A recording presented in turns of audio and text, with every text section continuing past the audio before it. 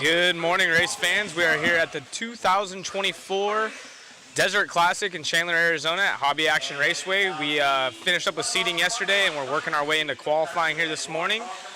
Beautiful weather outside. I think over 350 entries here. It is the first day of qualifying, Friday, March 1st, and we're excited to have you join us. You can see the green screen behind us. We'll have that up and going later on this weekend.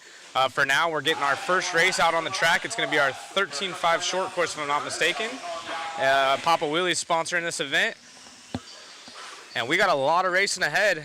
2 days of qualifying. They are taking 3 rounds of 4. So typically in IFMAR qualifying, they do 2 of 4 rounds, taking your best 2 rounds out of the 4. But the way Desert Classic is set up this year, they are going to take 3 of the 4 rounds. So qualifying going to be a little bit more important than normal. And then, of course, main events come Sunday. This is heat number 1, starting here at 9 a.m. local time. The track was full of traction this morning, so cars should be going quick. Really not a green track, if you will. There's already kind of you'll see it as the race kind of progresses, but there's already a tent on the race line, a little bit of a blue groove.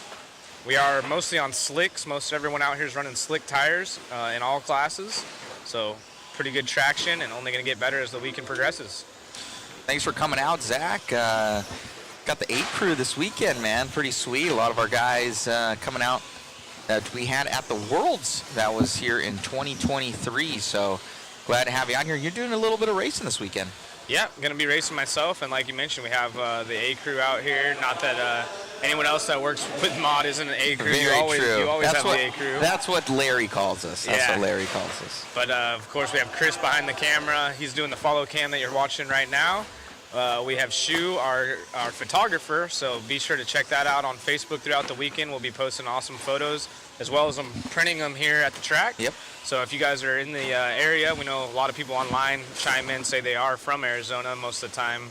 Got a lot of 8-scale guys and stuff cruise through, so come on by, check out the photo booth.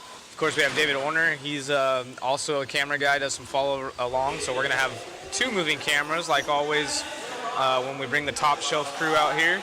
Matt behind the motherboard, if you will, for Mother Matt, and then me talking to you guys. So most definitely. Well, thank you, Zach, for coming on out, and it's going to be a very fun weekend here. Yeah, you guys are going to see a lot of cool photos going to be coming your way. Jason's getting everything set up. He flew in last night, so just wanted to. He's going to be dialing us in and getting that going. So thank you so much, guys, for tuning in. Be sure to share, like, and subscribe. John Walton, why 800 million classes? Don't get me started this early in the weekend. You already know I have my opinion about this. But nonetheless, smiles on most everyone's faces. kind of an interesting choice of wheel color right here for our race leader. Got green or the yellow wheels up front with the white in the back, but the paint scheme has the white in the back with the green in the rear. So Dawkins out front, Ryan in the 2 spot, Diego in the 3. This is the B sort, if you will, here in the Papa Willie's 13.5 2-wheel drive short course class. I believe Papa Willie's, they have tire sauce? Yes, it is. Yep. And what a cool name, Papa Willie's. Papa Willie's. I like that. So big thanks to all the sponsors making it happen. And we got the chat up and going now, so we'll be able to talk with y'all. John, yeah. Also, I'm going to hold my peace for the time being. I'm sure we'll talk about it throughout the weekend, but yeah, lots of classes, but huge shout out to RCGT and RCGarage.info. They just dropped their new rankings as well, so we'll be using those throughout the weekend, checking some stuff out, seeing some analytics for you guys. We'll also have probably one of the best waffles we've ever had. We're going to be getting that all set up. We have a couple car kits. We got the new Mugen car, Yep. 2-wheel drive. We have a B7 dirt, as well as a TLR. So like the 3 main chassis right now we have out, and Max Line bag, all sorts of goodies here. So you guys are going to be in for a treat. So thank you so much. We'll get that up here very, very soon for a link, and it'll help support the live stream, guys. yeah, it's going to be pretty cool. We'll try to get some signatures on those boxes for you, make it a little bit more special, but as always, I'm going to call this the blueberry waffle because it's pretty dialed.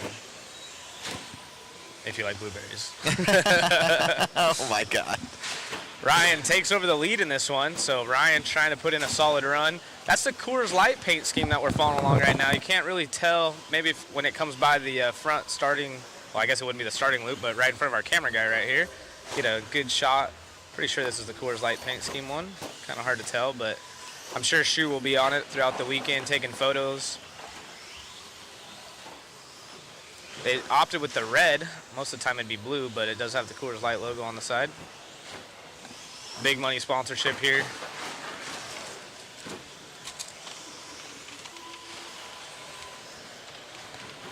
Down the straightaway. Track, like I mentioned, has a lot of traction. So you can check out Ryan's car gripping and ripping here in the Papa Willie's 13.5. Some of these guys going with the Papa Willie's tire sauce and actually using tire warmers. So don't see that at many off-road races, but I was walking around the pits, and one of the interesting takes, and what I had got a message saying that was kind of the dialed hookup for some of the locals here. They'll put the Papa Willie's tire sauce on, put tire heaters, and they are popping wheelies. Well, Ryan takes the W right there, making it happen.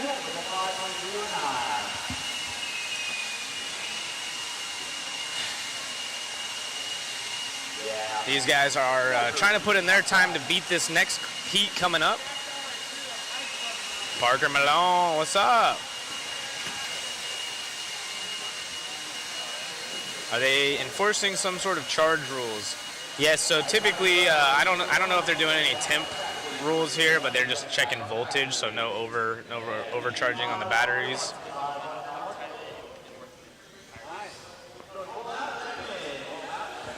And here is our second heat here in Papa Willie's 13.5 short course. This is our A resort, if you will.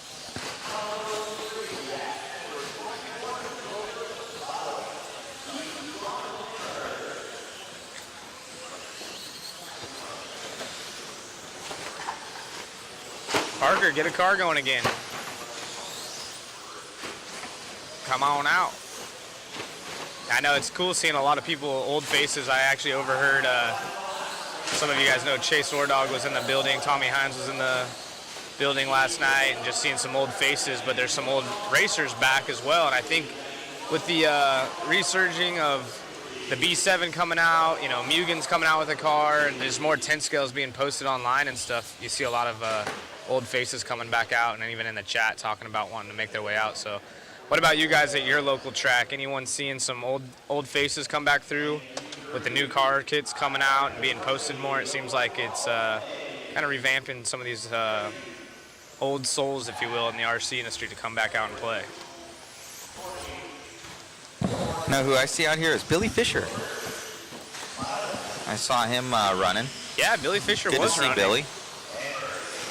And speaking of old school, our own David Orner is going to be running a rear motor truck this weekend, so we'll see how that fares out.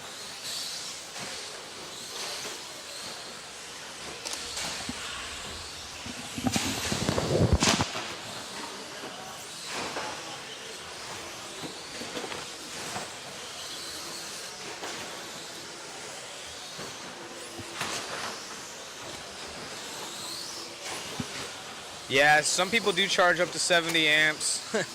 Yeah, there's no LiPo SAC rule, but you know, obviously it's suggested, to say the least. Team Camel in the house, thanks for joining us. Team Camel's always a big supporter. They always grab a couple tickets. Yeah, we appreciate you joining. Shout out always. to homie. He's won a couple goodies too. Kyle Ash, that's a local. That is our race leader. Brendan Edwards from SDRC, they call him Groot. In the 2 spot, I believe that's who we're following along. As he takes over the point, so good little battle up front with Matt in the 3. He was our 4th seed, so 3rd seed out front. Where's our 1st seed of Riley Tracy down in the 5 spot? Yep, Brendan Edwards out front leading the way. Anyone in the San Diego area knows Edwards. Hard to miss. Basketball career didn't go well, so he chose RC. Really tall guy, that's why they call him the Groot. Oh, nice. I believe those are our top 2 right there, if I'm not mistaken. See Kyle Ash and Brendan Edwards right there all together on the track, duking it out. So this is actually a cool little battle to follow. Edwards is the red, the white with the red. Kyle nose picking it right there. They come up on some traffic. And this track's a little bit difficult. Like, the layout itself isn't hard, but hobby action, it always feels like the pipes just kind of come out and grab you. The traction is really darty, and then it'll have like a little bit of a slide with the rear end. And being that there's some chicanes, as you can see, going into big jumps, you got to get full power. You'll see some of the better drivers even hitting the pipe here and there a little bit more often than not. So it's going to be challenging to say the least. Super fun layout to drive on. Good flow. Straightaway feels really long, being that the left hand's opened up. And they did a good job of just, you know, filling out the entire track. Tyler Berton in the house. What's up, Eric? Tyrone, yep, I'm old school, came back to race. Absolutely. What's the relationship between 110 scale and 8 scale? Does one impact the other? Referring to the old faces comment you made? Yes and no. I mean, growing up, there's a lot of people that stick to 8 scale or 10 scale only. And then you'll see them kind of dabble back and forth. But I just meant, like, in general here in Arizona, the 8 scale scene's really big by itself, and then also the 10 scale scene is really, pretty large by itself. With, of course, I would say probably roughly 20-25% crossing over doing both. But when one of the other events is in town, like last weekend there was a big Arizona race for Nitro, a lot of 10 scale guys that don't race 8 scale will go watch that, check it out, say what's up to their friends, and then vice versa. And then, of course, you have people that do both. Out front, our race leader taking a tumble right there, so Kyle Ash gets back by on the track. Let's see if it's enough. Oh, Edwards upside down twice. You can see him doing the quick twitch of the servo right there. Rumor, or I should say legend has it, the quicker that you can turn your wheels while you're upside down, the quicker the Marshall will get there.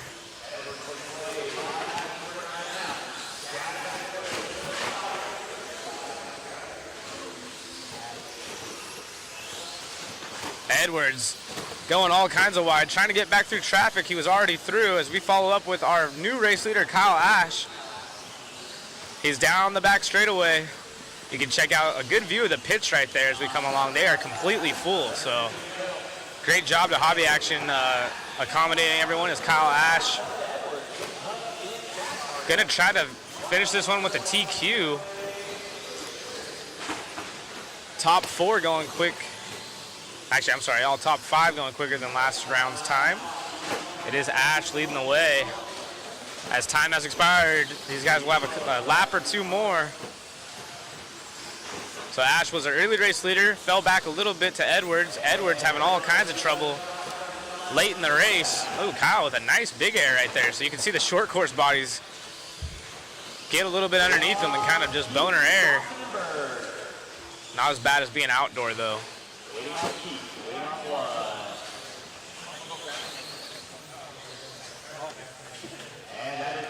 There's Edwards right there with the Reedy sweater on the left-hand side of the screen. Still takes second with Riley Tracy, our top seed in the 3 spot. He was down in the 5, so nice little comeback right there. Josh in the 4, Chase 5, Justin top 6. Racing here is dead, been out for 12 years. My boys are nearing age to show them this. Local Tinska off-road 75 money. Yeah, it wasn't invited. It sounds like backyard track is in order. Where's your local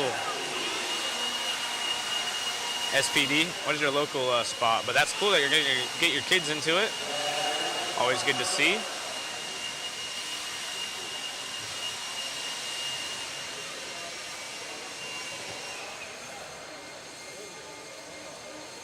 I fight with this as well. Obviously, like you said, you know, in spec racing, money always becomes an issue with trying to get the quickest, best stuff. But at the same time, there are other ways to look at it. You know, back in the day, it sounds like you raced a long time ago as well.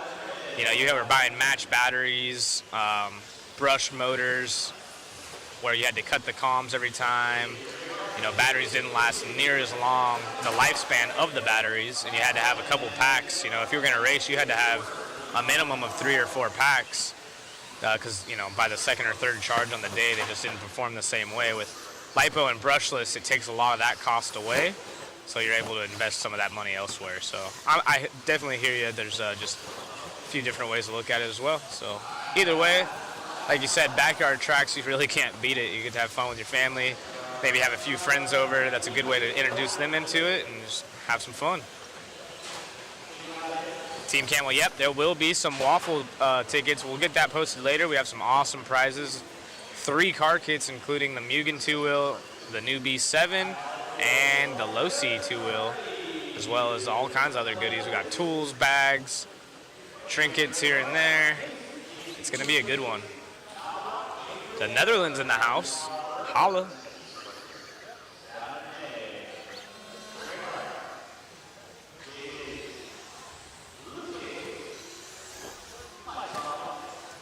Started racing in 84 with the Hornet.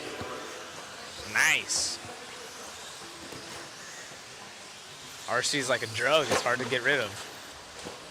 Even if you don't do it as much, you definitely like to watch it and stuff. It's always fun, entertaining. And nowadays with Mod Live Media and all the other media outlets, it's really cool to be able to watch all your friends and families and just any of the racers you want to cheer on online.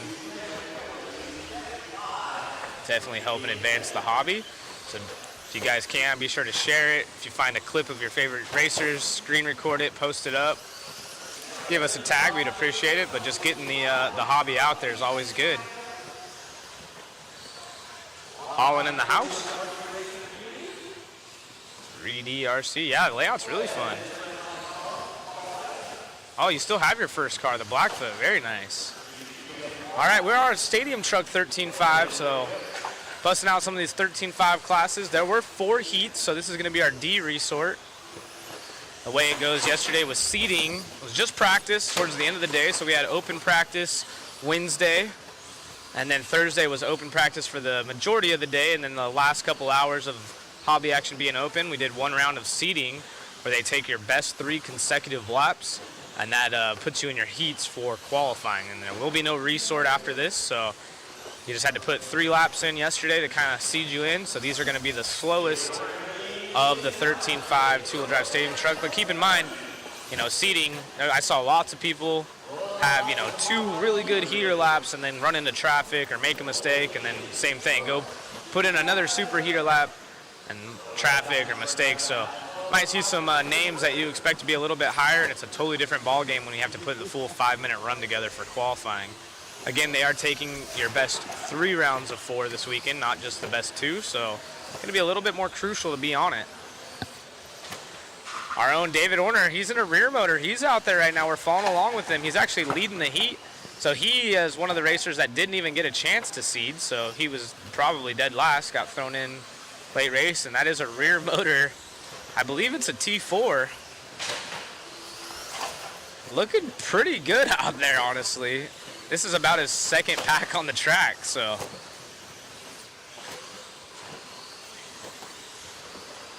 Got the yellow wheels, his signature paint scheme, silver with the flames up front.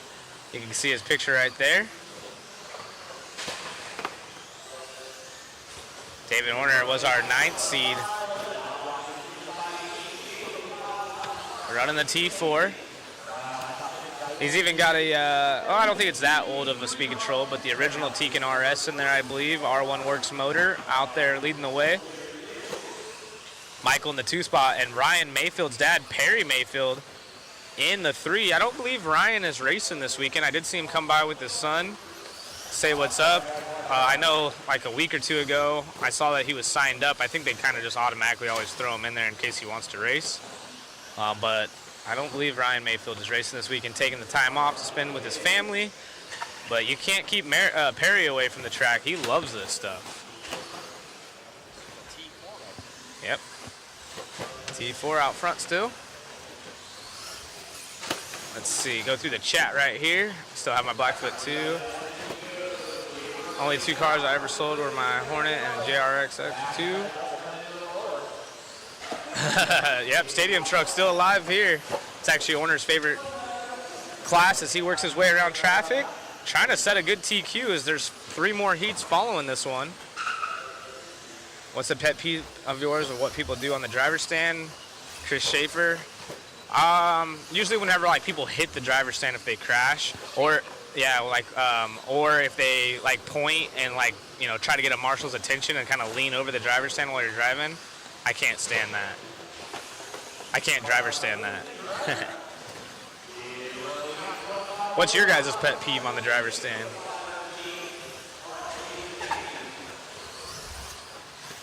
Yep, they ran short course, Jerry. 13.5 short course went there just a moment ago. 3D Racer saying, yep, yelling at the marshals. The Smoking Rat in the house, thanks for joining us. As Horner still leads the way in the old school T4. Ooh, getting hung up right there with some traffic. That was an odd way to get stuck.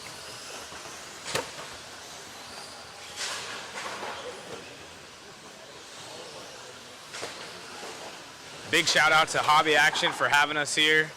Again, the pits are full. There was over 100, I think it was like 164 entries last I checked, and that was without Horner signed up. So I think we're over 364. So yeah, 365 at least. I'm sure we can check that and get an accurate number, but get a good shot of these guys walking off the driver's stand here. Horner gonna take the W, followed by Michael. And Perry Mayfield, Perry throwing up the double peace sign. Looking like he's part of ZZ Top right there.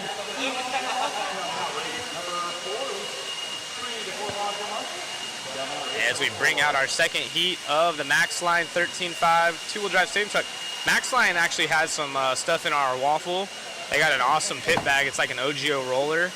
But the Maxline version with some cool tools are, honestly, they're some of the coolest tools I've seen. Carbon fiber look to them. If you haven't checked it out, go to Maxline. I don't know what their website, to be honest, is. I should probably get that, but just Google Maxline RC products, and I'm sure it'll come up. And speaking of the blowers, I don't know if Chris can't hear me, but the blower situation is kind of unique. They have arrows pointed where usually, you know, you grab your blower, you do your section, then you bring the blower back to your spot. They have it set up where you kind of follow the track and you drop your blower off in the next station, if you will. So if you're, you know, say for example, it's right there at cone 4, you take that blower, you walk over the triple all the way down to the next zone where there's another blower area, and you drop that blower off, and then the next guy behind you comes by and sets the blower down in that spot. It's pretty cool. Might be good if any of you track owners or track shop managers, any of those guys out there listening. Kind of a unique way of doing it.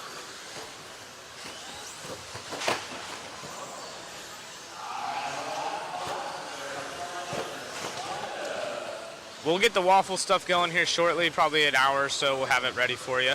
We'll be sure to let you know.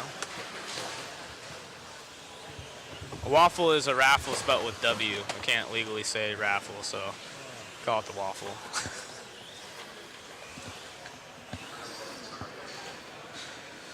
What's the best way to convert my RC10 Gold Pan to brushless? So the good thing is, outside of some of the stuff just being a little bit more fragile, it depends if it's an old one or the redone one, but you just got to find a brushless system and drop it in there. Essentially, it's the same. You're gonna have to change the gearing maybe a little bit. I'm sure there's forums you can check RC Tech or even ask a local or just find online what they're running for gearing. But all you got to do is just put a speed control and motor in that supports or that is brushless, and you're good to go. You don't really have to do anything else to the car except for maybe change the gearing some.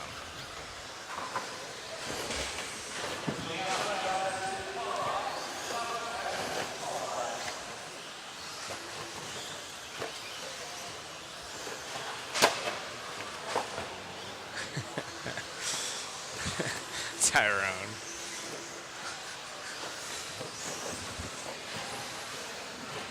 Heat 2 of 4, off and going. Good looking truck right here we're following along with. I think that's Dave, if I'm not mistaken.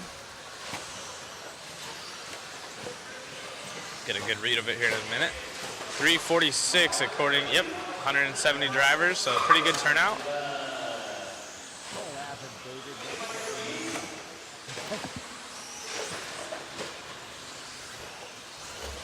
Tyrone, you running DNC?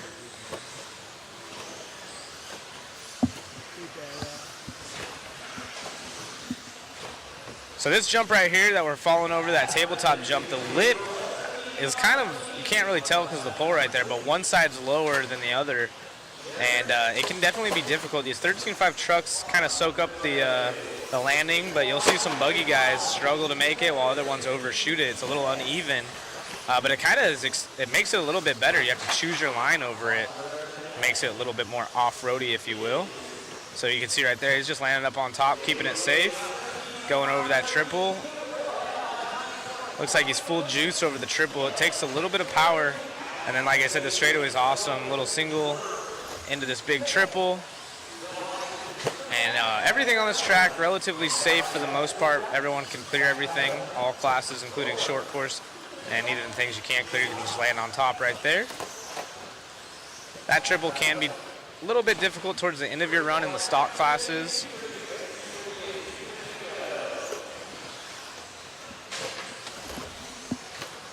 What are your guys' local tracks out there in Facebook and YouTube land? How's the local scene going?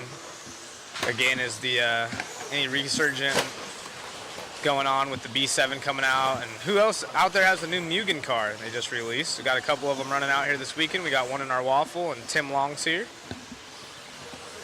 Longtime team manager.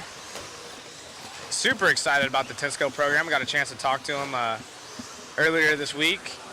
Saying, man, I'm absolutely loving that we have a Tensco car. He's been out there in the sun pitting guys for 20 plus years in the nitro scene, and now he just gets to sit back, relax, sit indoors, and play with this two-wheel buggy.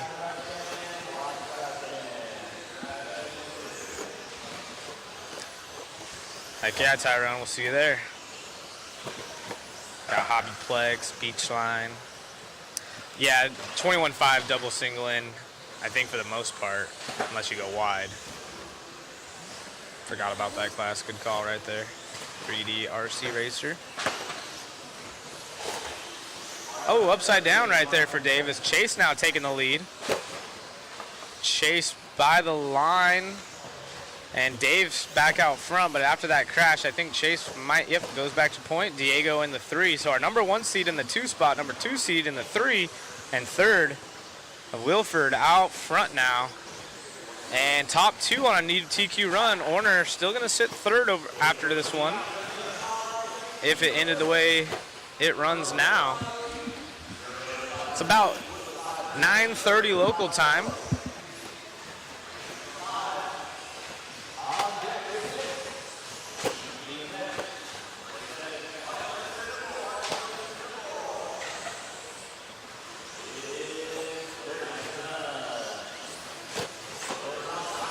Wilford still out front. Back's never raced before. Awesome. Thanks for joining us, checking it out. Get a good chance to see some of the world's best out here. It's one of the biggest 10-scale races in the U.S. at least. Chase still out front. Coming up on through some traffic. Chicanes around him. Oh, gets in the backside of one of them. Oh, man, these trucks look like turtles upside down. Time has expired. See who goes quick.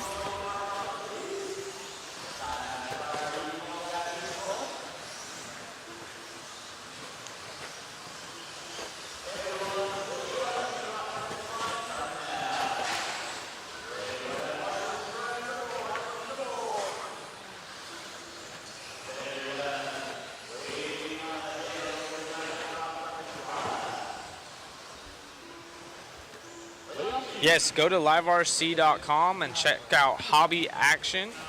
Type in Hobby Action, you'll be able to see all the links for all the heats and such.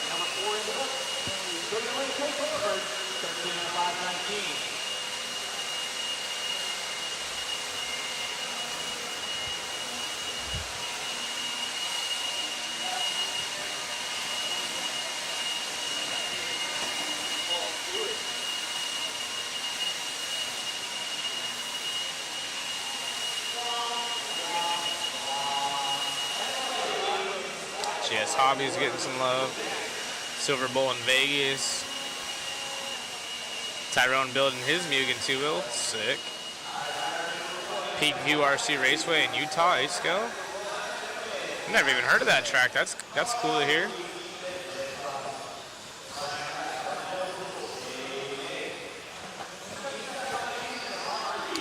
Tyrone got a list of tracks here. Yes, sir.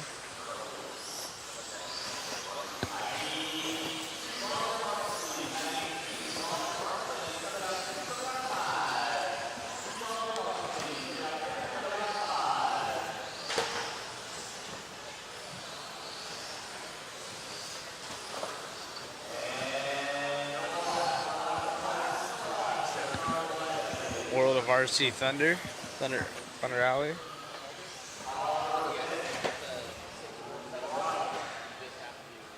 This is our B resort coming at you next.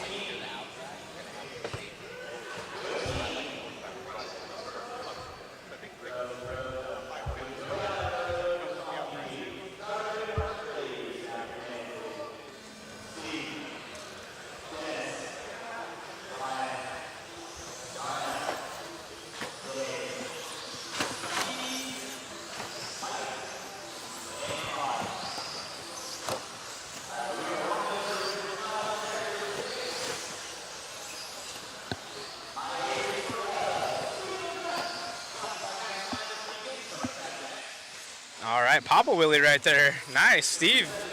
Got a similar looking paint scheme to Orner.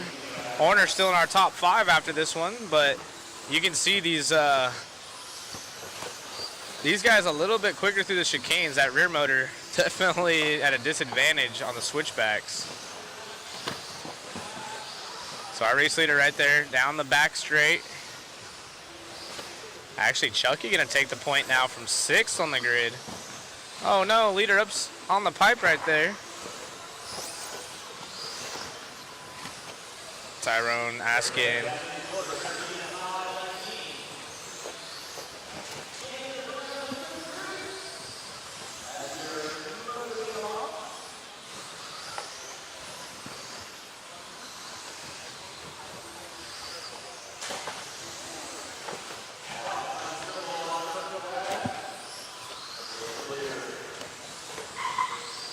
Got some of my boys texting me back home. They're racing the shootout at Rain Man's Hobby this weekend, so lots of 10-scale racing going on. Mod Live Media was at a big 8-scale race also in Arizona last weekend, so racing is going. RC Hobby alive and well, so entries all across the board everywhere. Good to see.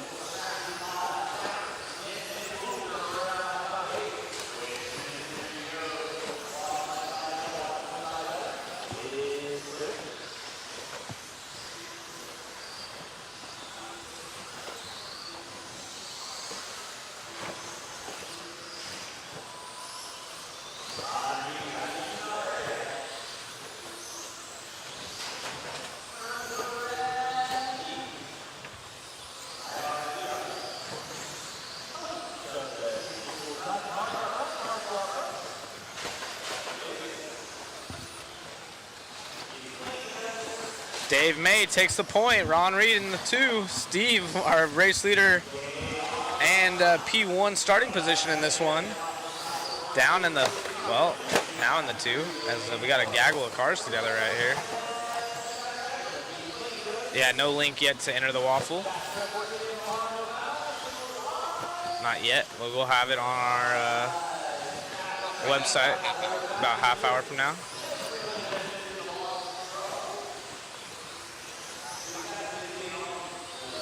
Yeah, Matt's a traveling man. No, 3D Racer. Anyone can enter online. We'll give more details as we get it posted, but you can enter online. You don't have to be here, and you don't have to be watching to win. Brian Kraft out front. He goes by the line, coming down over the big triple. A lot of guys running different color rims up front or in the rear, so people searching for different tire choice. You can see the ride height's really low on these trucks. That front grille almost on the ground. Ooh, as he gets around some traffic right there. Steve Benton, I believe, is behind him. That's first and second down the straightaway, so a good little battle. We've been kind of lucky on screen here to have multiple cars on screen at once that are battling for the top spot. Usually don't see that in IFMAR qualifying that often, but pretty sweet. We'll get the waffle entry stuff to you guys here whenever it's all posted. We'll drop links and stuff.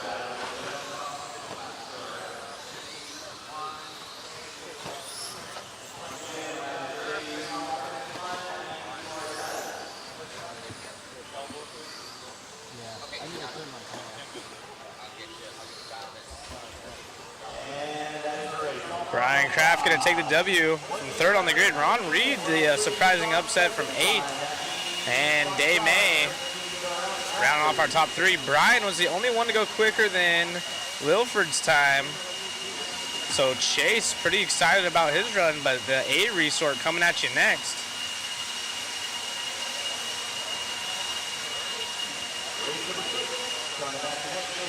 Race 6 coming at you next. Again, you guys go to liverc.com, check the hobby action tab. That'll have all of the, you can check out the race entries, the classes, what race number, all of your friends, family, fast guys you want to follow. Check out when they're coming up.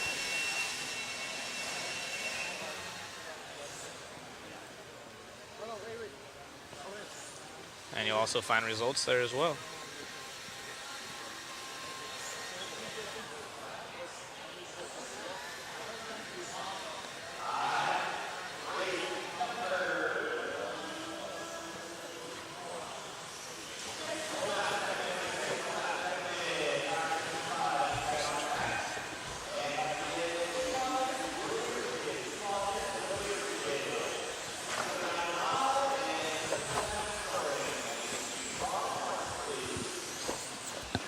So this will be the fast guys here at 13.5 Stadium Truck. I believe they had a 40 entry cap in most classes.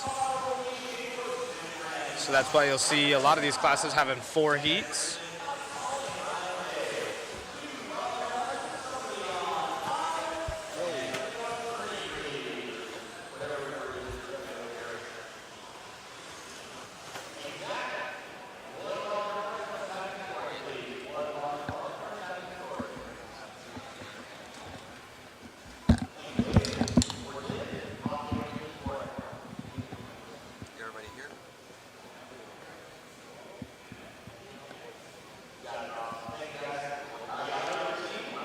Our top seed is going to be Shane Borden, Sammy Moran in this one.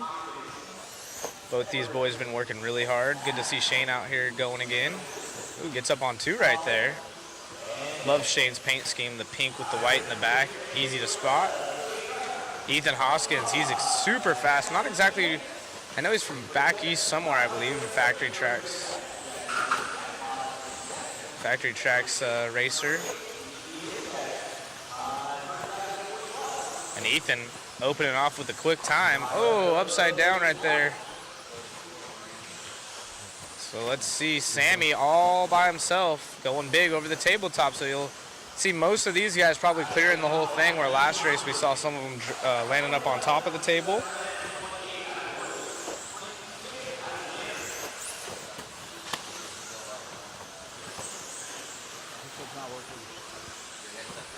Sammy Moran, our race leader. One up Associated R1 Works driver. I believe that we're following around Ethan right now as he goes by the line. He's in the 2 spot.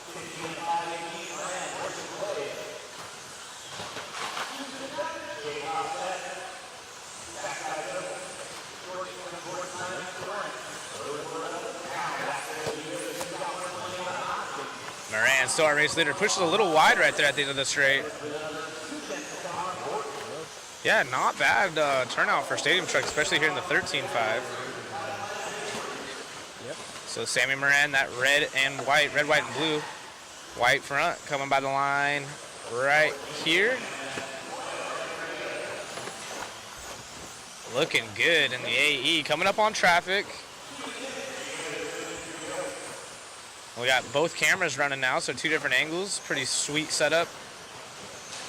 Gets an inside look. Covers the track almost perfectly. These 10 scale tracks, smaller footprint than 8 scale, so easy to cover the whole thing with 2 follow cams. Is our race leader.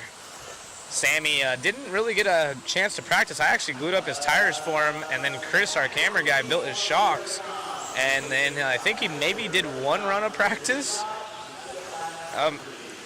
Actually, he didn't even do any practice. He just did his, well, I guess it's seeding practice, but his first run was seeding, but his truck looking good as he got top seed with it. So he must have known his truck's good. I'm going to focus on my 2-wheel and 4-wheel as he leads the way right now over Ethan Hoskins, Factory Track. Also, oh, Sammy getting up on the pipe right there. Going to cost him probably about half a second, if not more.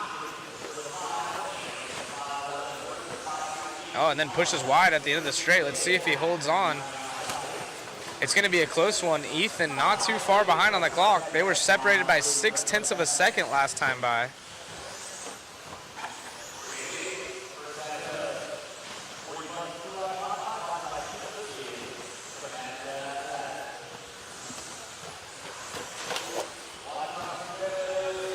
Tire choice. Ethan Hoskins in the top left corner right here. Sammy, the main screen, they are separated by 0.2 of a second. All these drivers, oh, Sammy getting lucky right there.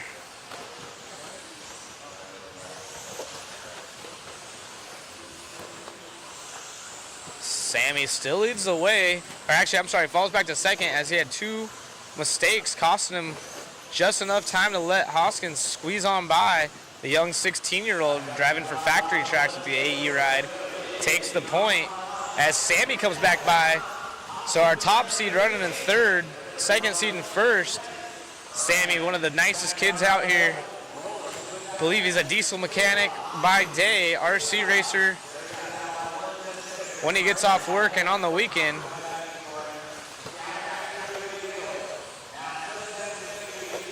Going good, picking up the pace, knowing what he's got to do. So he's been in this position many a time. And Hoskins, though. Oh, Hoskins up on the pipe right there. Lucky bounce. See, this is going to even things out as time running down. Not sure how much time we have left, but 20 seconds remaining in this one. It's going to come down to the wire, so Sammy up in the top left. Oh, there we go. Full screen of Sammy going big air. He's got to put a heater down. Comes around traffic. Ethan's still looking good. But that bounce off the pipe at the end cost him just enough time, and it evened it out. His time has expired, so both those drivers just looking to finish clean. As everyone going quicker than last TQ out of heat number 3 of these guys.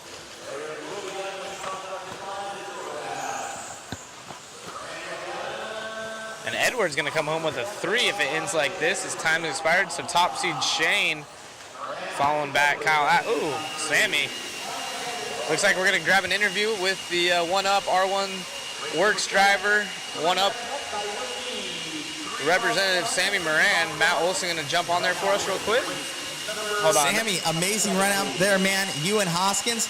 I heard kind of the Mod Live media crew helping you out, getting that truck ready for this race. Yeah, definitely. Big thanks to Chris for building the shocks and everything, helping me get going. And thanks to Matt with the puck systems and everything, and everything's been great.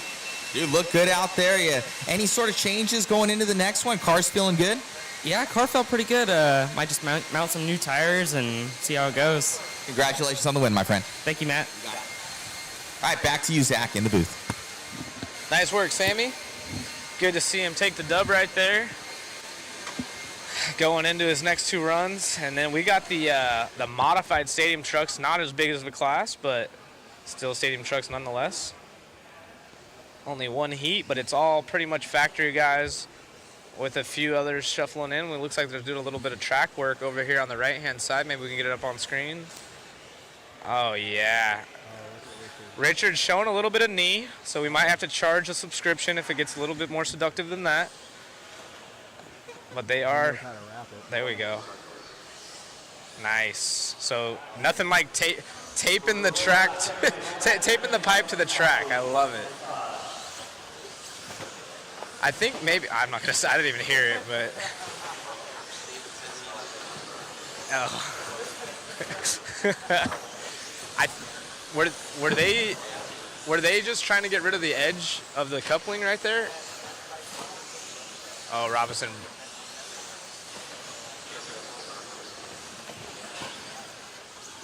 This is, oh, Davey's testing it out, the durability already popping off of it right there, so. Yep, looks like Kyle's here in the mod truck.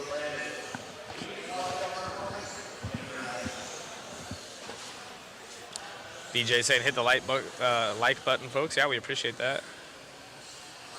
Yeah, that was a really good race right there at the end. So hopefully the mod guys can follow suit with the 13.5 drivers and make it interesting for us. Look at a good look at the pits right there. Completely full as we follow along.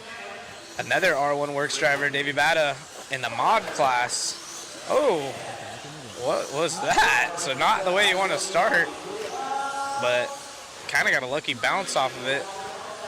Love Davey's paint scheme as well. The checkered back looks sweet. Oh, and Evans goes for a tumble too. We barely caught that on screen in time. So again, I told you guys early on in this stream, you're going to see even the top guys making mistakes. It seems like these pipes with the chicanes just come out and kind of grab you. And now we have the Schumacher driver of Brock Champlin.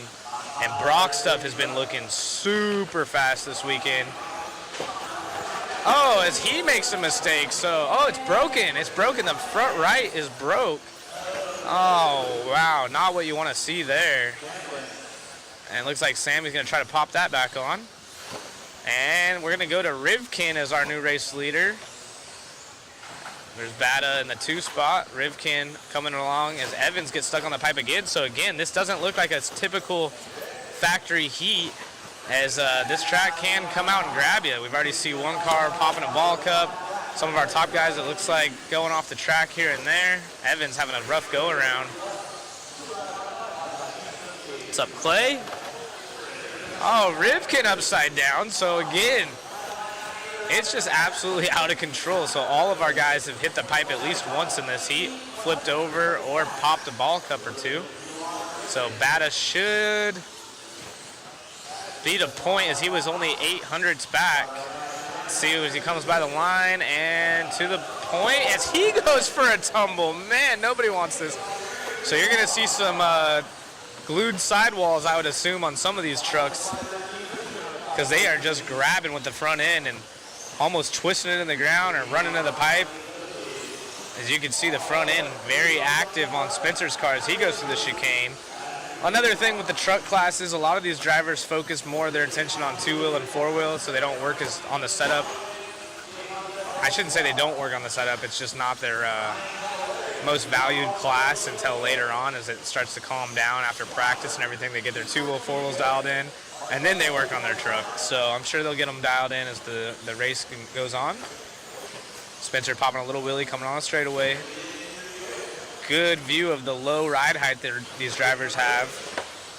As the follow cam down the back straightaway shows it almost on the ground. The track monster is alive and kicking.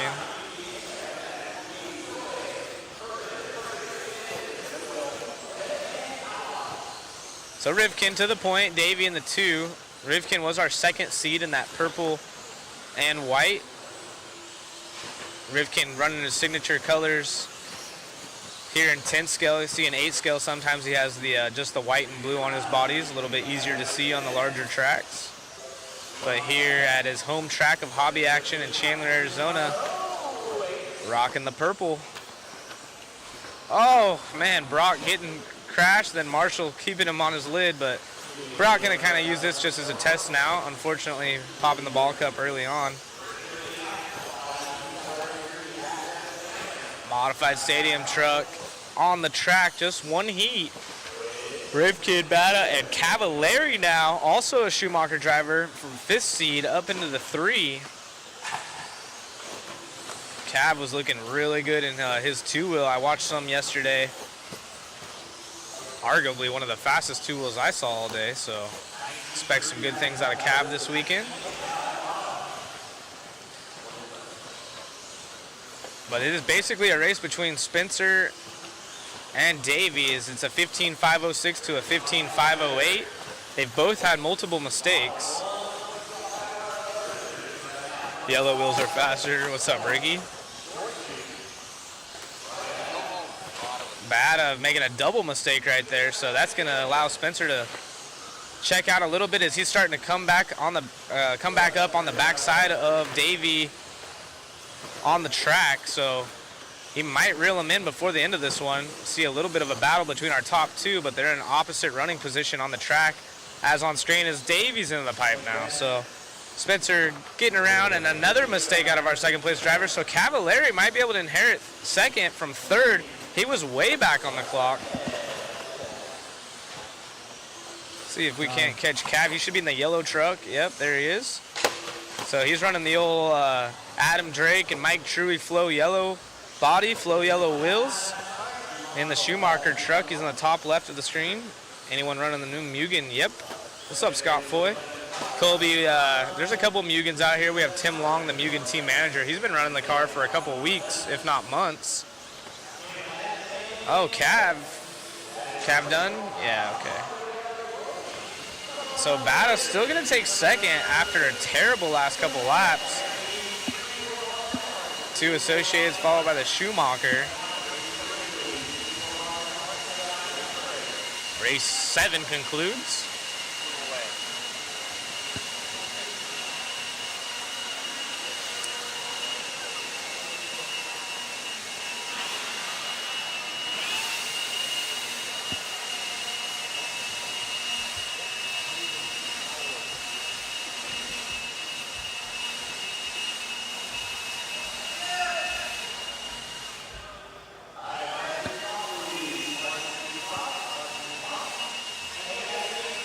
Again, we appreciate you guys sharing our stream, liking it, gets it out there. I have a great time covering this event for you guys.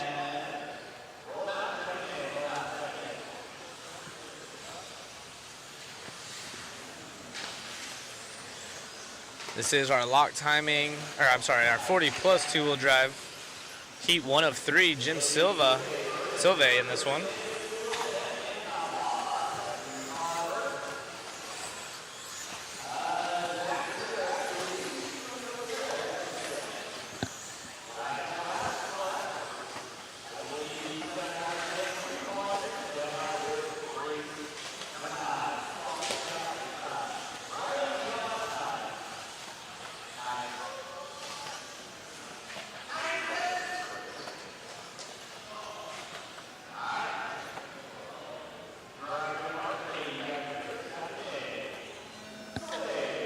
So they're gonna lead us through. This is our C resort of the 40 plus. This is first time we've seen some two-wheel buggies on the track today outside of practice this morning.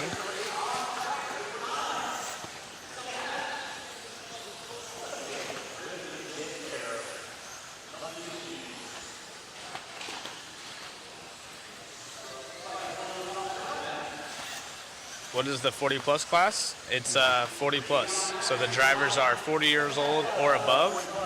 I'm not sure what motors they run. I know there's some places that run mods, some that run 13.5. These look kind of more like 13.5s. Might be open. I'm not sure. Chris Wheeler, yeah, I'm running solo for the commentary. You want to come up here and join us? Are you going to come by this weekend, Chris? So yeah, I'll have to figure out exactly what the motor limit is. It could be open. Like I said, I know different tracks throughout the states and different events have different motor rules, but some of these don't look like mod, but it could just be an open class where a lot of these guys, you see some that are faster than 17.5, so maybe 13.5 are open. But yeah, you just got to be 40 plus, most show ID. Otherwise, I would try to join it. There's some fast 40 plus drivers. They have a master's class for our double old bastards. Chris Wheeler running some 8 scale tomorrow. Nice. Slovakia in the house. What's going on? Open for mod? Well, yeah, I know the mod class is open. I'm the 40 plus class. Is the 40 plus class open?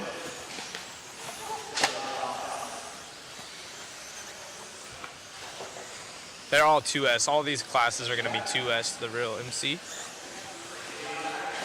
Yeah, I'd love to see Wheeler come join us in the booth. Got lots of knowledge in the industry. Come take over for a minute. I'll go grab some interviews or something in the pits, you know, never know. So Jim still leads the way out front. Evan in the 2. Sean Sanchez, local here, in the 3.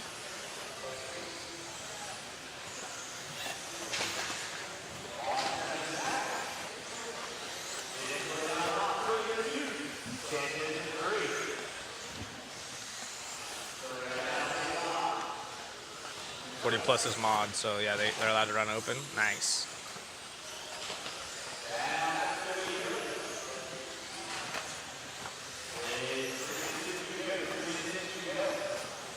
So yeah, being that this class is open, you can tell some drivers still opting to either turn their mod motors way down or maybe just running a 13.5. And then there's some other drivers you can clearly see they got some horsepower. And I'm sure as we get into some of the quicker heats, you'll really be able to tell that this is an open class, if that's the case. Red Cat manual maker extraordinaire.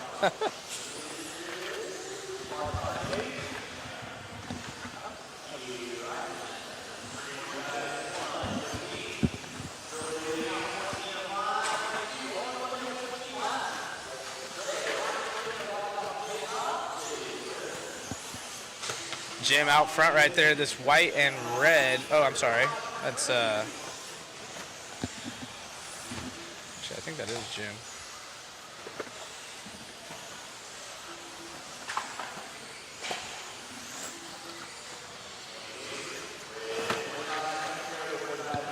"45 seconds left in this one. Jim is our race leader.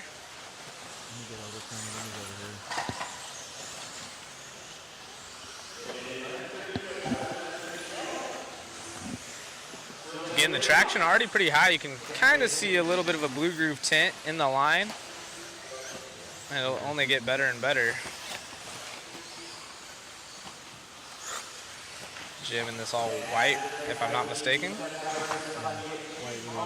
Yeah, with the yellow wheels, raw speed rubber out there. Over the big triple. Can you say Barop for electric, or is that a no? Is it Zoom? Hats off to the cameraman. You're getting some love over here, Orner.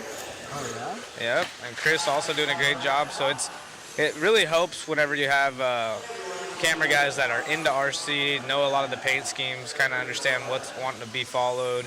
If a battle's on the track, they kind of know the names of racers and stuff. So, yeah, big shout out, nice catch right there for giving some love to our camera guys. They do a great job.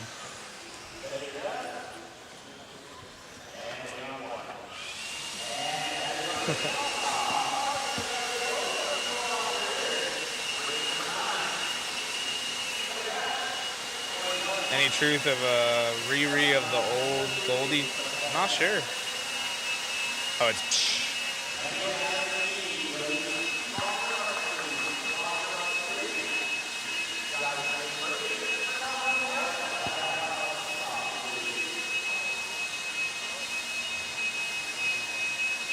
What's up, Jared?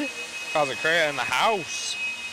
Man, track's actually pretty good, to be honest. Traction feels nice. Layout's fun to drive.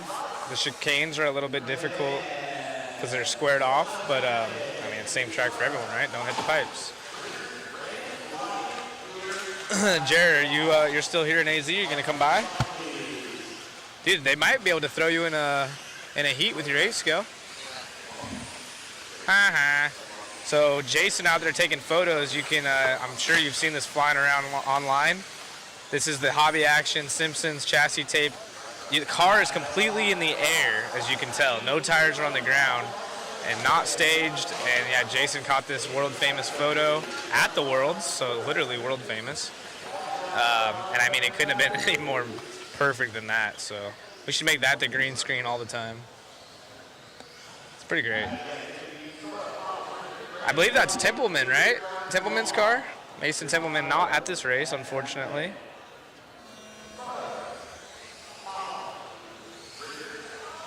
Oh, Jared's gonna come by. We gotta get Jared in the booth. We gotta definitely get Kazukraya in the booth. Oh, his name's Spicy Chicken Nugget. Nice. Tell him to bring the Wendy's. Bring the Wendy's, Jared. That's probably an inside joke I'm not aware of, but it sounds fun.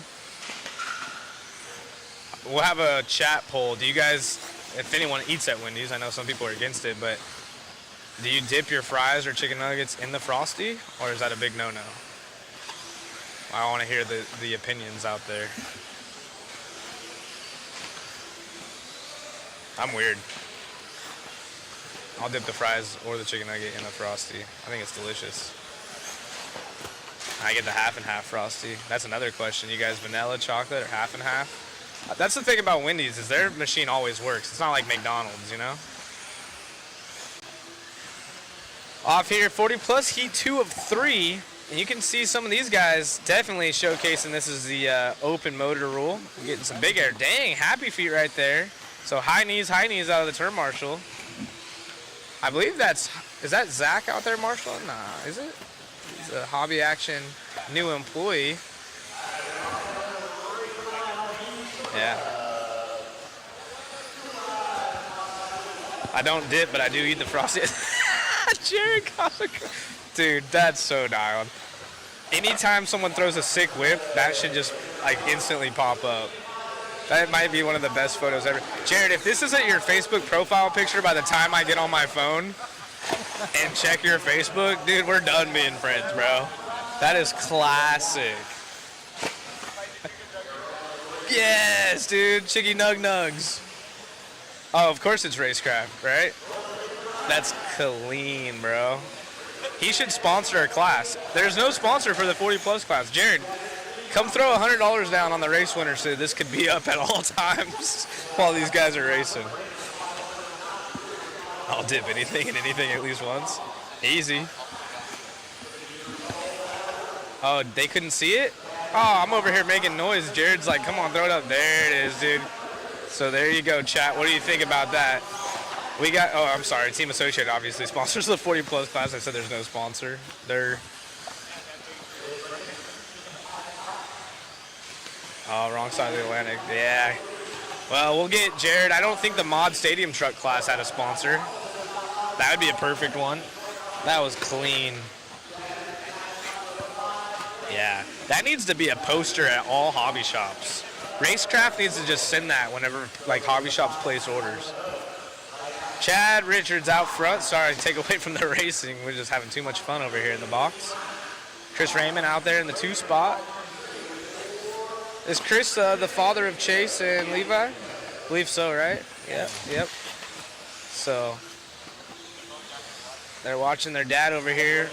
Matthew Gonzalez is basically their son as well, or his son as well. So all 3 of Chad's kids watching along. Chris now takes the point now. So Chris, and then like that, Chad takes over. So those 2 are duking it out, both on 14.521s. The twins watching their dad.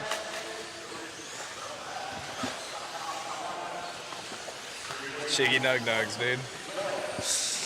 Tim Long in the Mugen in the 4 spot, getting some love by Tyrone in the chat.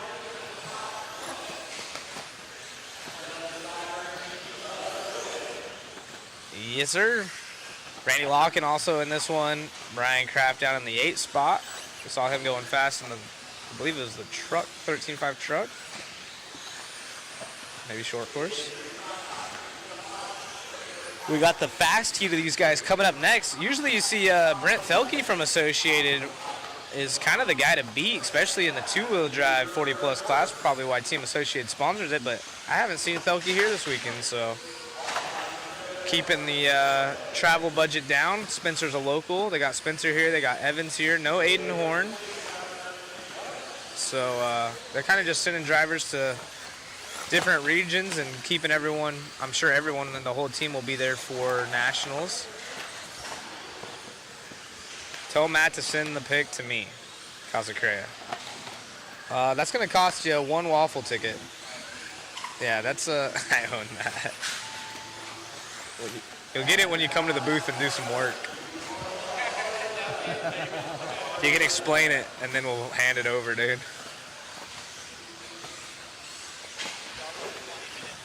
Yeah, he said he's going to come by. So Jim's time out of heat 1 looking good as Chad and Chris Paul, all 3 of those drivers going slower than Jim's times. Sean Sanchez still up in the top 5 as well as this heat expires. Time has expired. Wow. Someone making sure that cement's strong. Quick commercial break. We'll be right back with you for this A resort.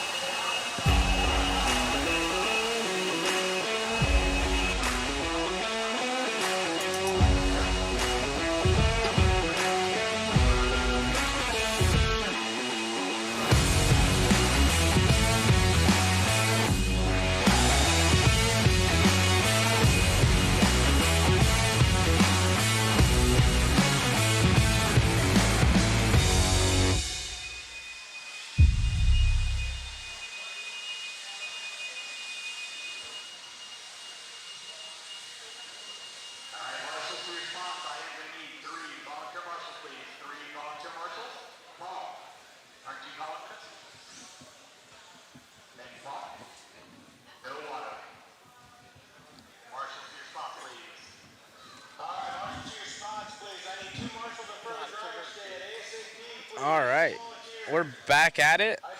Little sponsored commercial break as we're going into our A resort here.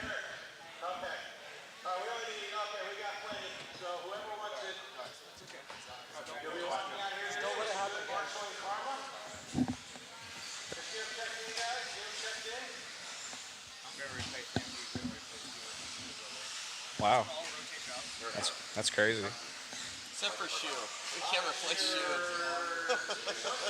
Yeah, we can't replace shoe. We're talking about playing musical chairs here up in the booth whenever it's my turn to race. All the camera crew scoots over, and then we got to shoe the real camera guy, our photographer, and we're like, yeah, no one can do what he does. Got Scott Spear, Richard Lake, Kurt Wanger, all legends here in the 40-plus class. 2 are locals. Yep, our announcer.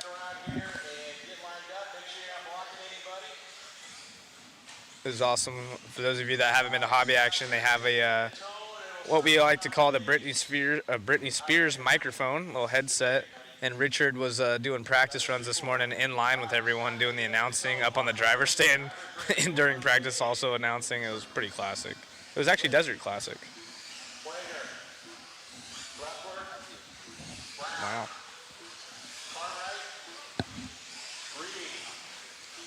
Scott Spears going to lead us off as we follow him along with the orange, blue, and yellow wheel car down the front side of the booth on the straightaway. Richard Lake going to be second with Kurt Wenger, an AE and Shell Racing Designs engineer in the 3.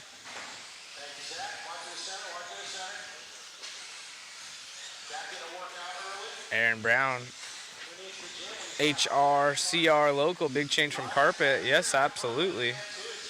Getting some love here in the chat.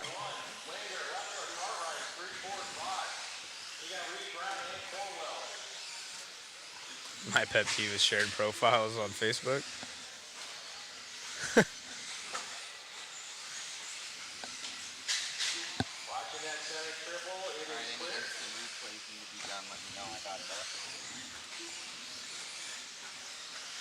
Race 10 on the track.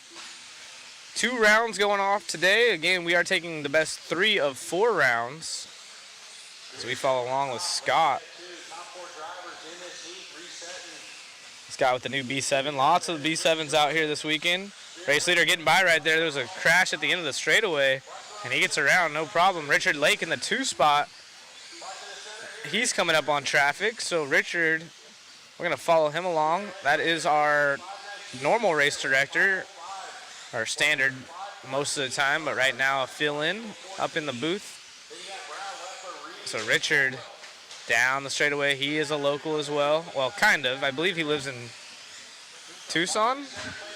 He's staying at Larry Tom's house, as well as all of the mod crew. So big shout out to Larry Tom. Oh, second place, bouncing off the pipe right there in the chicane. The second chicane, I should say. And Kurt Wenger, the associate engineer, he's got Spencer Rivkin out here watching him. They've been working together.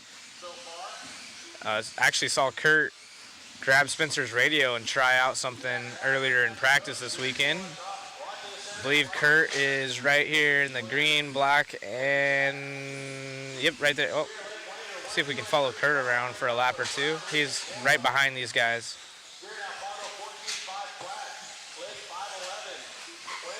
And there's Kurt. See what he looks like. You can see Spencer right here down at the end of the straightaway watching him with the with Matt Olson, or I'm sorry, not Matt Olson, Matt Gonzalez and the twins. And Scott is still our race leader. Wow, we had a gazelle on the track. Yeah, baby deer. And Scott still our race leader as he goes over the big tabletop jump, coming up on traffic, gets around right there. That could have been pretty bad, but Kurt now up in the 2 spot. We were following Kurt around for a little bit. He moved up from 3rd to 2nd. Yeah, the leap of faith. Ryan Reese in the house. It's Larry the Cuddle Panda.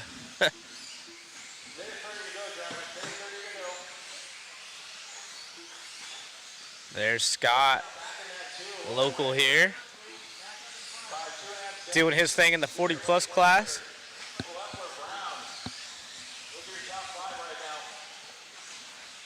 Top 4 going quick, but Jim out of the C reseed, or seeding round, still with a top 5 run, so Jim's got to be extremely happy with that.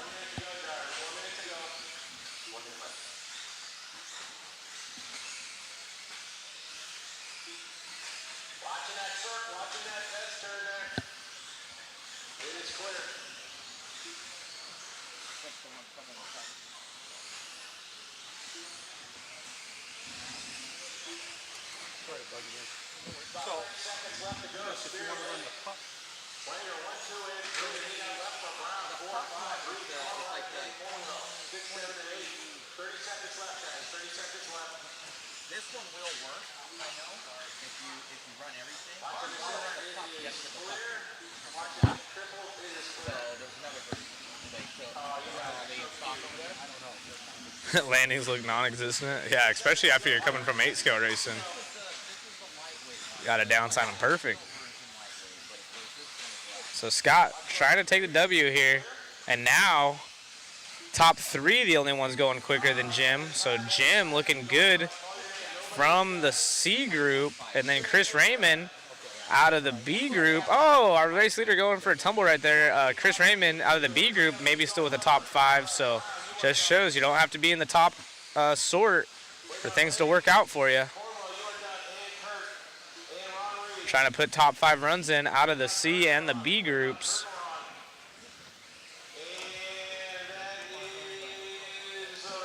So Scott takes the W. We're going to get a quick interview with him real quick. Gotcha. Here with Scott Spear. Dude, amazing run out there. Wasn't easy, made it happen. Yeah, just been working at the car for a while, new car, trying to figure it out. I think the team's throwing a lot of stuff at it, making it work. We're getting it down, just trying a few things, and hopefully we'll have some same luck going on. So. Right on, man. Congratulations. Cool, thanks, man.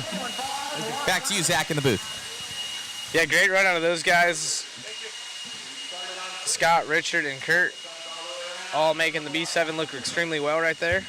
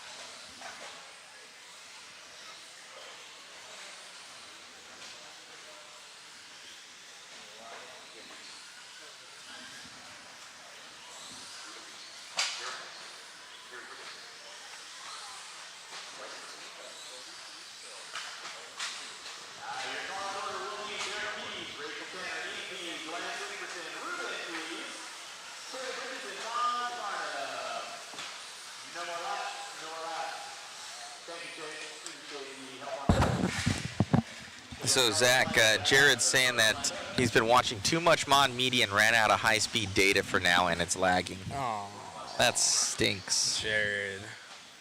He's going to have to go get his prepaid phone rejuiced. Go to Walmart, get a card. I wonder if he's hotspotting it. He shouldn't be a problem. But if you're out there, if you're chilling at what would it be, the Schumacher's track out there, there's like no reception out there, so that could be why it's lagging. There's really no reception in here, so thankfully you get the Starlink set up for us. Oh yeah, because it could be a dead zone in here. Look at this vintage car. This thing is sweet. Sick in the 21.5 lock timing class. David.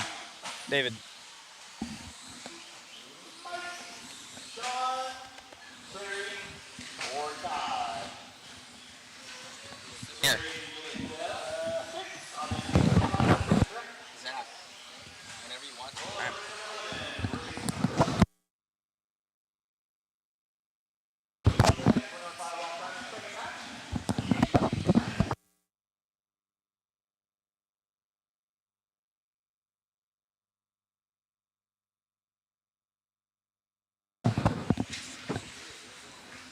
Yeah, the OG Losi out here looking sweet.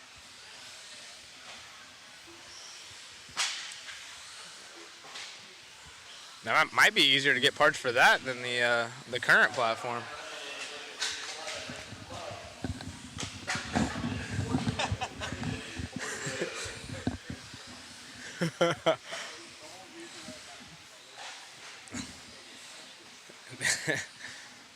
You're gonna get us fired. Right. Derek out front. Leads the way. He was the top seed in this heat. The old JRX2 looking pretty cool. They have the BK Classic usually does a vintage class where a lot of guys will bring out their old whips. The Kyosho Ultima, the RC10, Gold Pan, the JRX2. But he's opting to run it here at the Desert Classic. Coming up on some traffic, getting around. Oh! Scott Spear not only going top seed in 40 plus, but trying to earn the Turn Marshal trophy. which is a water. P's out front.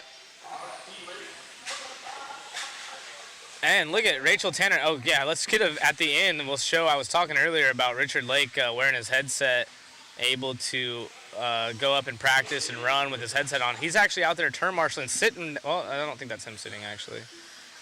Richard Lake somewhere with the headset, also turn marshaling. That title takes up half the screen. Yeah. The RC Raceworks Sportsman 21.5 lock timing two-wheel drive. Let's say that 10 times quick. Quite the class here. Oh, Richard's actually in his pits, probably working on his car. He might be watching Mod Live Media to do the announcing. Doesn't even have to look at the track. Yeah, Formula One, I know. I don't want to ruin anything, but just checked my Instagram feed to see what was going on, and normal suspects up front. I'm sure the chat's going to go crazy about F1 right now and tell us all about it. They cannot fire you for respecting the elder buggies. We can support you 100%. Appreciate that. I believe that's Derek. It was Derek, right? Derek's our race leader. He's the one running it. And it should be the JRX2. Yeah. It looks like it. I mean, it was before my time, but from what I know, I believe that's the vehicle. Todd in the 2 spot. Rachel Tanner, she's out here. She's a Fisco racer in the 3. Getting her 21.5 on. Isaac Dean, what's up? Are you going to come by and say what's up? I'm fairly sure the arms are 3D printed. Awesome.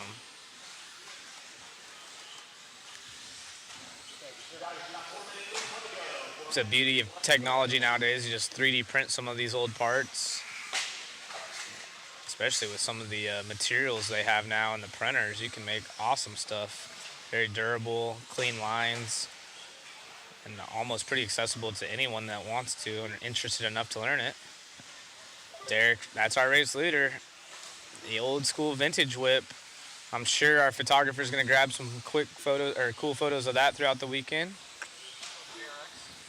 He already got some, he says. So the cool thing about, again, having people in the industry, they know what's like kind of cool to look out for. He's always getting interesting paint schemes, little trinkets, trinkets in the pits of sitting on people's pit spots and the old school classic cars. So be sure to check out our galleries, and you'll find some interesting stuff in there. Sometimes you even get some photoshops of Kazacreo with his chicken nugs from Wendy's. You never know. Yeah, that was Matt.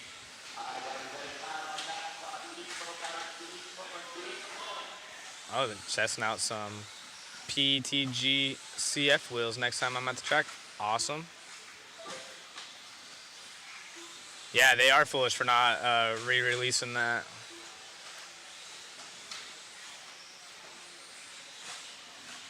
Yeah, it's definitely not stock. Got the mid motor in it. That's sick. So this is the guy driving it's right there in the must be his son. That's awesome. So Ian and Derek, maybe throughout the weekend we could get an interview with him, talk about it.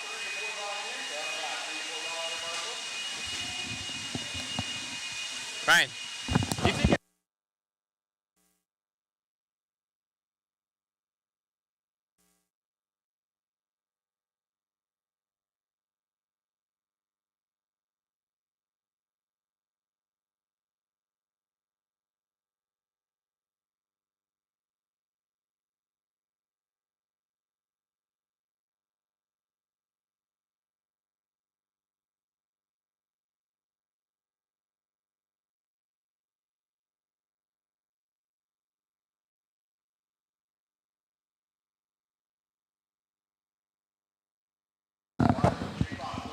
we're actually going to get Ryan here in the booth and talk about it real fast. We'll just bring him in for a quick moment, something different, as we have our B seed round right here coming up next in the 21.5 lock timing class, sponsored by RC Raceworks.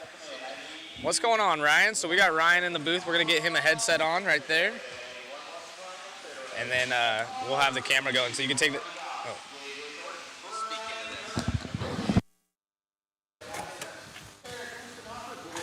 Test, test. You guys hear me out there in chat land? So here's if anyone asks any questions, here's our chat. And, okay, you can just talk in that one. Perfect. So basically everyone was just checking it out. It obviously doesn't have a rear motor on it. But, Yeah. So that's the biggest change I made. Let's flip the transmission around. Awesome. So you can do that pretty easy. It's just 4 screws on the bottom, and then a little bit of mod to the shock tower. You mind if we take the body off? Take it off. And I see you're up there with your son racing. He's Yeah. got a current platform car. Yeah, well, it's a 4.0. Oh, And he's actually, that's what I was racing. One of my dirt one, and I just got this one out. At the very first BK Classic, I ran it, but it didn't do good. We were talking about that. I figured you ran it. I got it working out better now. So It's really awesome. I mean, you were able to get the win. yeah, A lot of 3D printed parts, it looks like. that's kind of critical to keep it running. Got you guys- arms, the whole transmission's 3D printed. So all the gears, arms. And who does the 3D printing? Is it a brand or is this you? Oh, or? that's me and my sons do a lot of 3D printing. So. Awesome.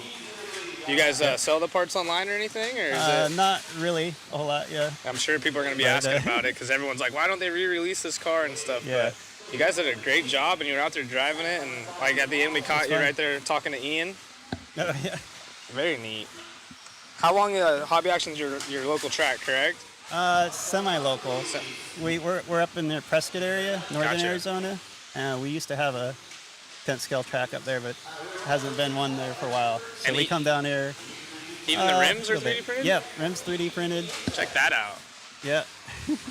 It's funny. About 3 weeks ago, I had my original, because this is my original car from the 90s, Right. and I had the old rims laying there, and I was like, man, those look so nice. I need to get some. Get some But I can't find them. the spoke so wheels. I just designed it and found some good filament for it. So. Awesome. Well, great job, and thanks for showcasing the car. We're going to get back to the racing, but good luck this weekend, Ryan, and it's good to see a father-son team out here. Thank you. So, pretty cool. Thank you again, Ryan. We'll be following you along in your races. Shout out to Matt making that happen for us real quick in the booth. So we got a chair up here and got the microphone going. You want me to just put it over here? And we will follow along with the current race as Ronnie leads this heat 2 of 4, 21.5. But awesome to get a chance to check that out, all the custom 3D printed parts, even the rims.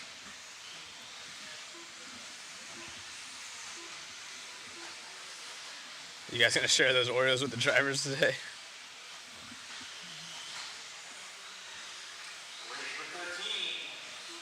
Yeah, thank you. Murillo Family Fishing giving us some love to the vintage stuff. We'd love to be able to cover any cool little stories like that. You know, we're already at the races, and I know whenever I'm watching at home, I want the inside details.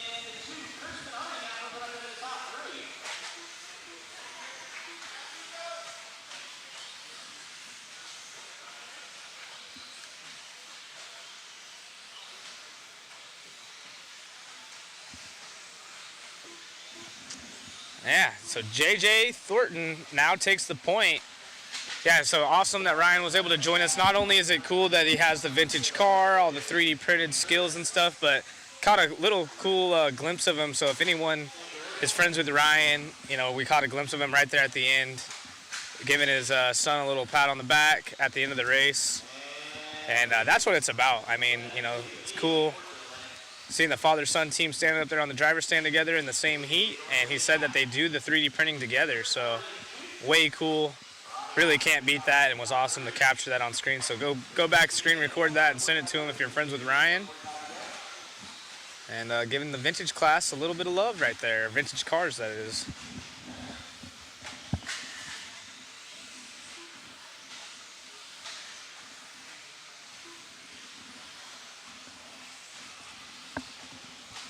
JJ, our race leader, race 12 on the track. It is 10:30 local time.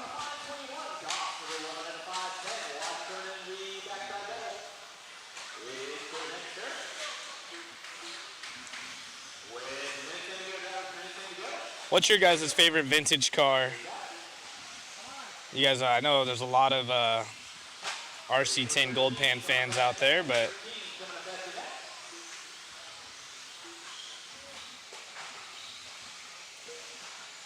Love to see if he starts releasing some of those parks and stuff. I'm sure a lot of the Losi fans would love that.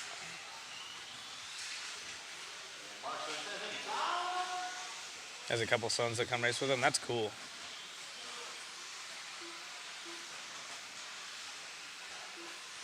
JC Racing Products in the UK sells JRX 2 wheels. He probably knows, being that he's that into that car, but I will definitely let him know. Good call, Scott.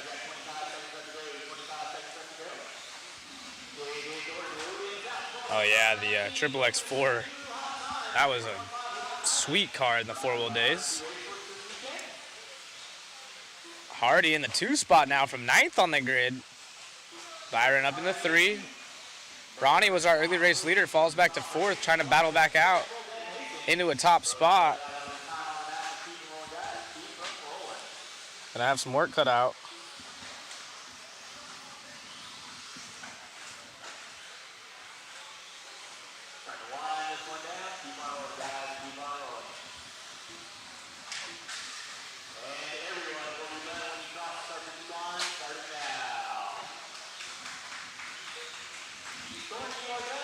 So it looks like Thornton's going to take the win. It looks like top 4.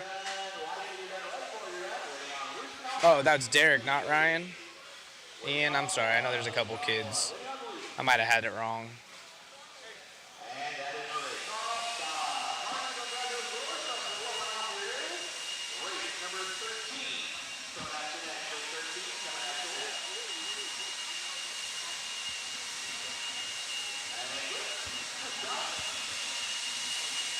Young JJ making that one happen. That was awesome to see. So lots of kids here in the 21.5 class. This is a slower lock timing motor.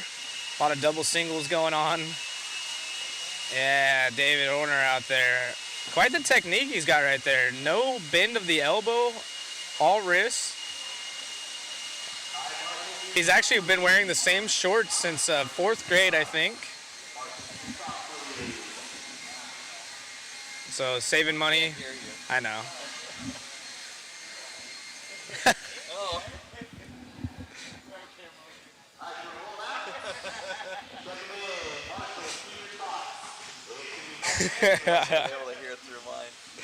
Classic. So, yeah. Dude, you have quite the blowing technique. Oh, that sounds bad, but. Oh. All right. So. We're just going to carry hot mics around, you know?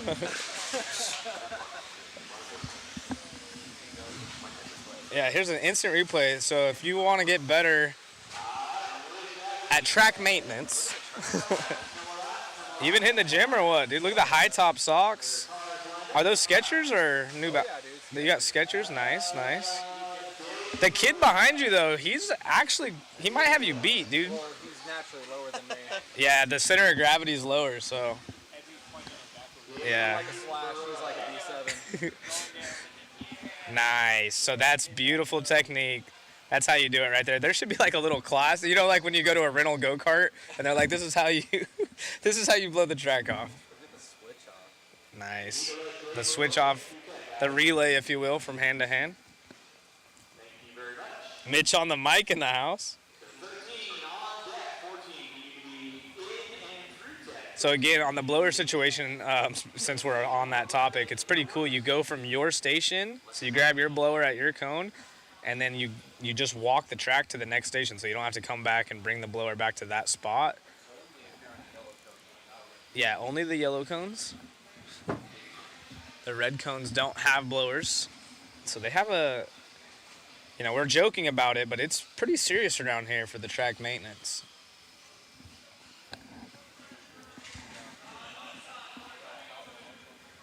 Oh, slight delay for the start of this one. Let's see what happens.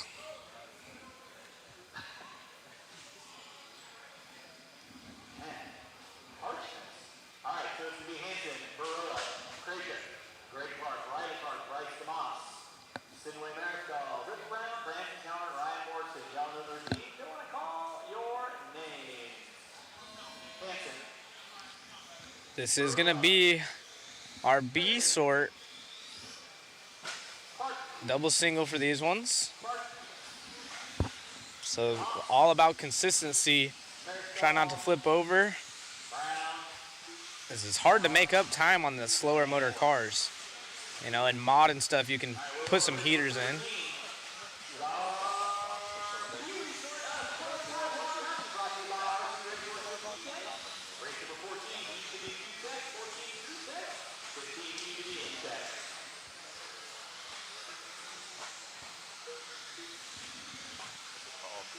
JRX2.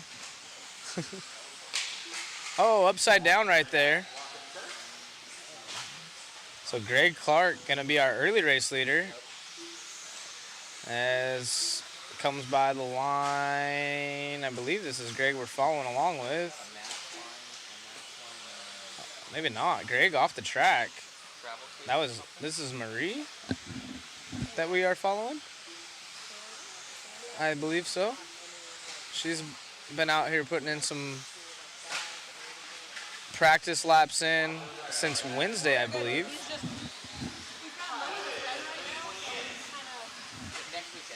So Greg Clark out front. So I'm not sure what happened with his timing, but maybe his transponder didn't count. We'll try to pick up. Oh no, now it's showing off again. I'm not sure what's happening with Greg. He goes from first to last. So Dave is our race leader. Yeah, he could have missed a lap and they're trying to plug him back in, but Gorilla by the line right there. One of these cars. Oh, yeah, I think it's this yellow and red.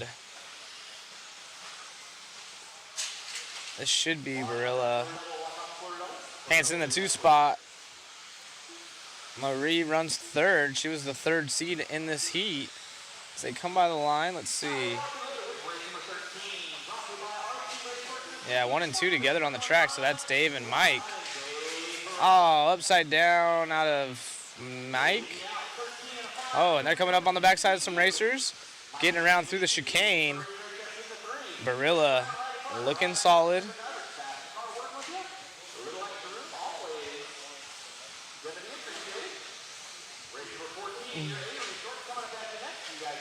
There's Dave coming up on the backside of traffic. A lot of drivers missing the timing of that double single.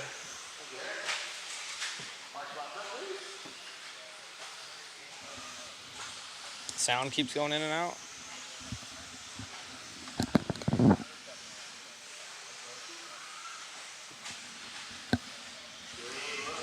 So Dave still leads top 3 on a new TQ run over JJ Thornton out of the last one.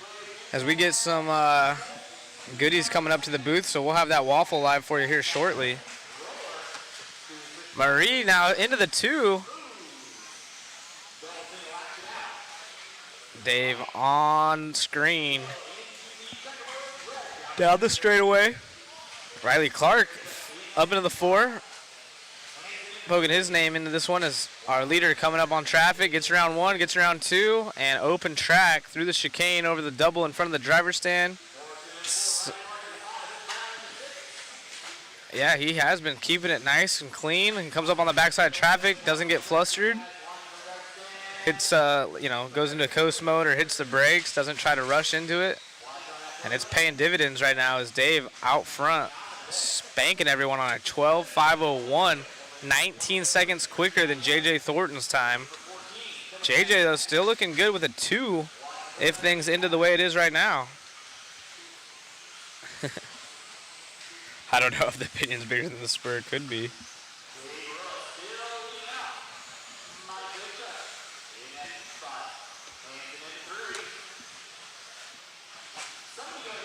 Some of these classes actually have fixed gearing. I'm not sure if this is one of them, but it could be.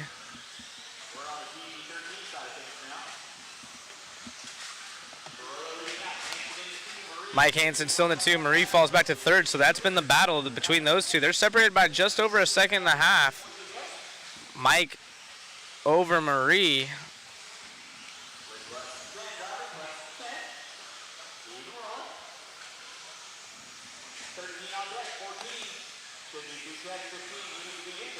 Oh, someone nose picking right there behind our race leader on screen.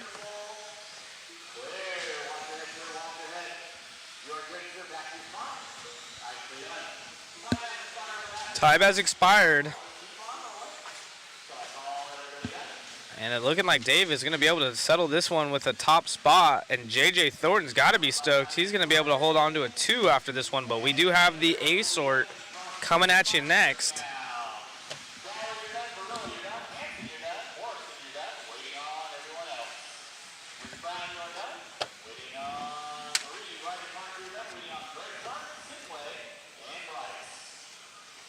Yeah, there's some classes that have fixed gearing. They have it posted at the hobby shop. What you have to run in some of these classes. I'll have to confirm which classes are what, but there are some.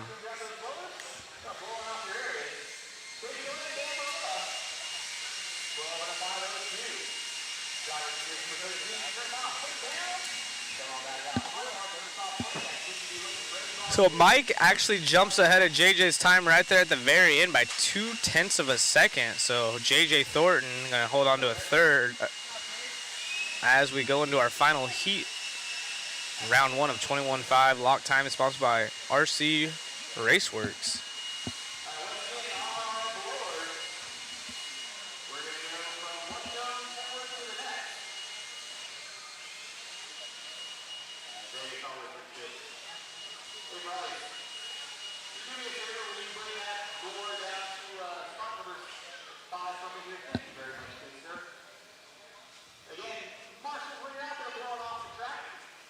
If you're at a cone number, 21.5 is more the speed of the RC cars for me.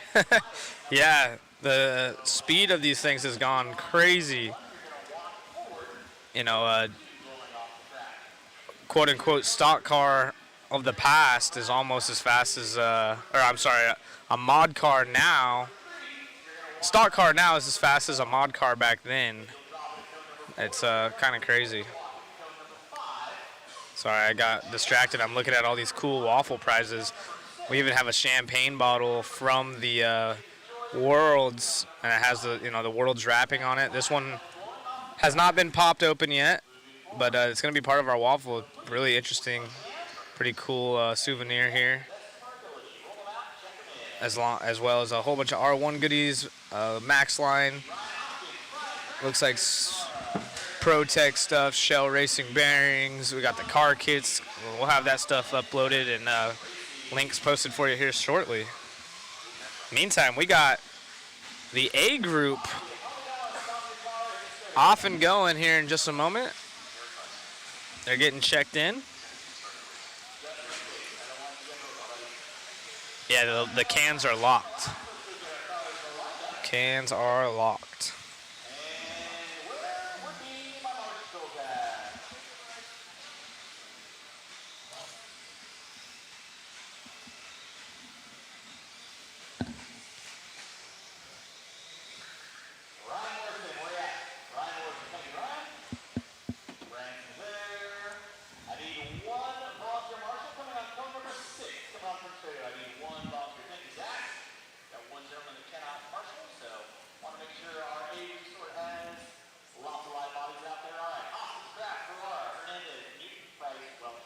Looking forward to the SCT and stadium truck races, and of course the waffle. Yeah, there was some really good racing in the short course and truck classes. The 13.5 truck A heat was super exciting at the end, and so was the 13.5 stadium or short course class. That stuff was going crazy.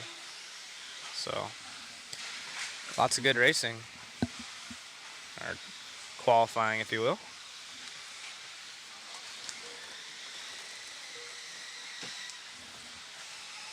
Ryan Kraft started us off early in this one. Everyone come by their first lap, though, so that could be changing as we get a couple minutes into this one.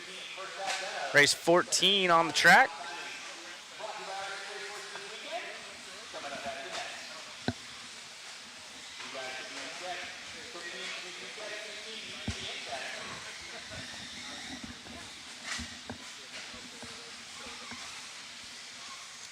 Brian Hoskins going to take over the point.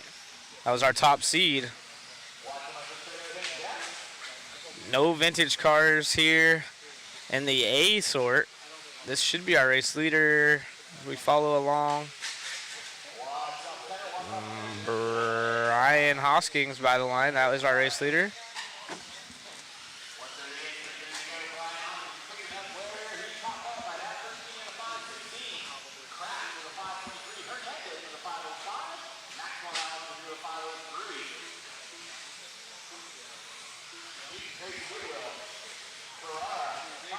James Maxwell from 8th to 3rd. Derek Tracy from 10th to 6th. So a lot of these bottom drivers in this A resort looking to go to the top.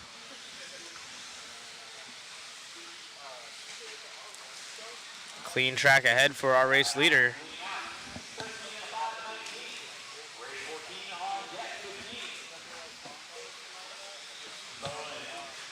It is top 2 going quicker than Dave Barilla. Barilla hoping for some mistakes out of Brian and Brian.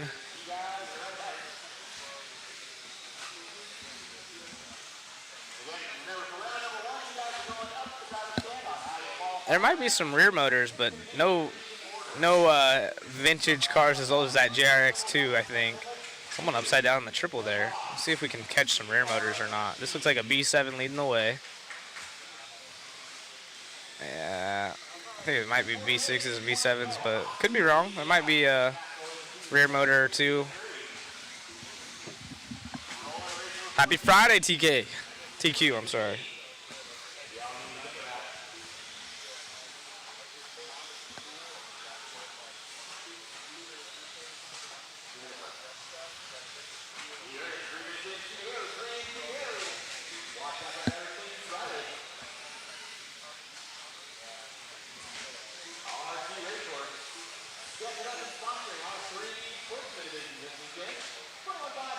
Race leader looking solid here.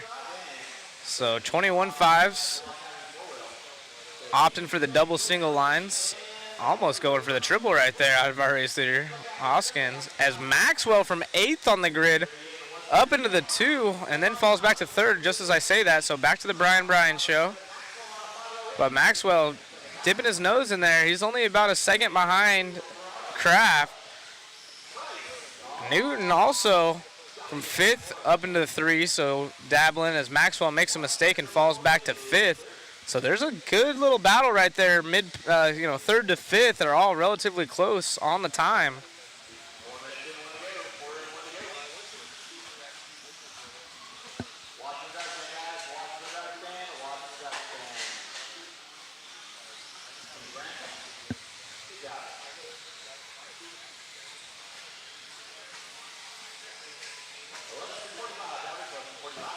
We got 45 seconds left in this one.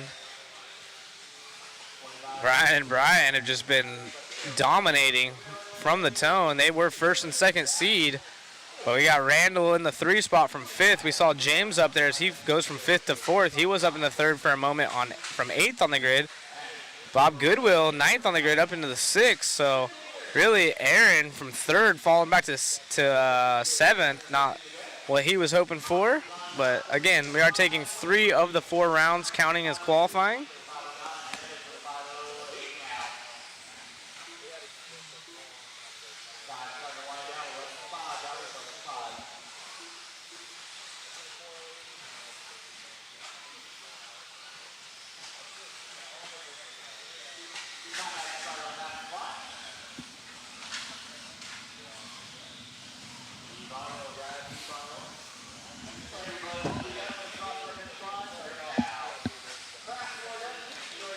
As time expires, it looks like Brian Hoskins going to be the only one to beat Barilla's time. So Barilla, awesome run out of that last qualifier. Going to be able to hold a top 3 run. Hoskins going to get the dub. Are we going to... Brian Hoskins? We'll get him in the next one. So Hoskins takes the W. Kraft in the 2, and James Maxwell from 8th gonna get 3rd. Nice run.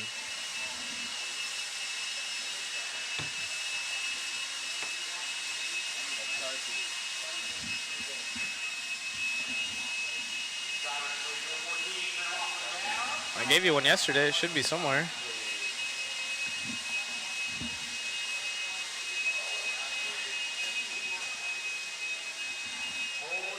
bringing out the 17.5 lock time and two-wheel drive class. This is one of our bigger classes with 5 heats.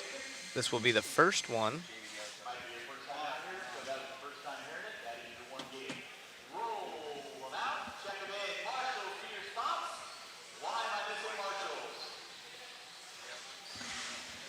I gave it to you yesterday. I don't know where it went.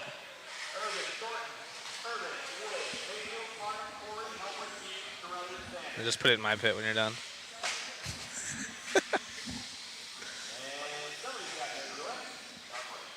Looks like we're going to probably have Rivkin sign that champagne bottle, maybe. Yep, they were. Look at Champlin, Tater, and Rivkin to sign it. That would be sweet.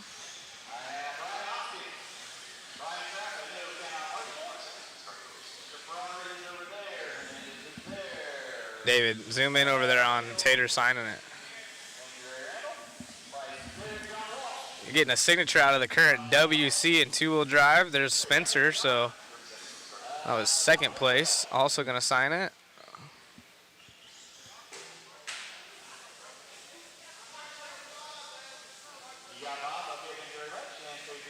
That is the current two-wheel drive world champion.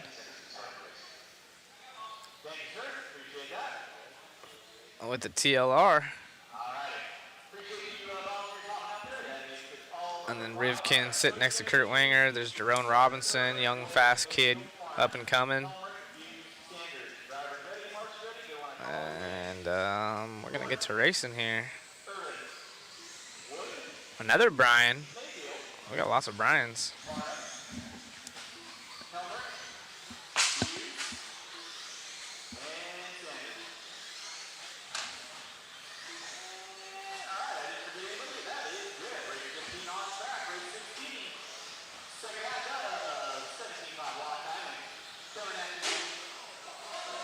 Dang, someone hitting the pole. Car dead on the straight. Marshall's gone, can't get help.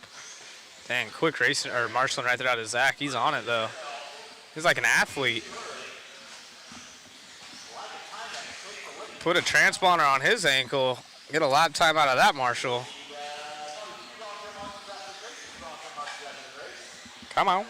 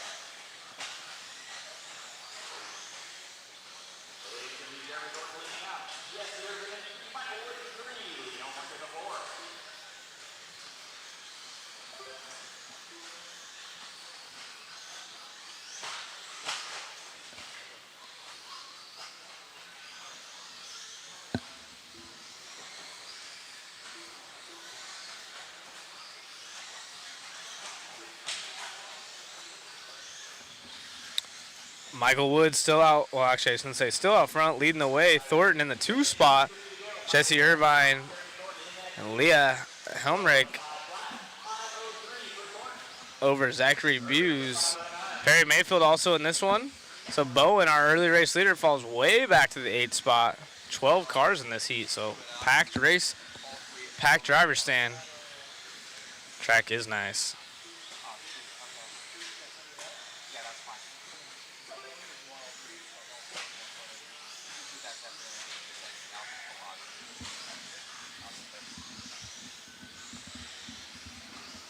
Get the signatures.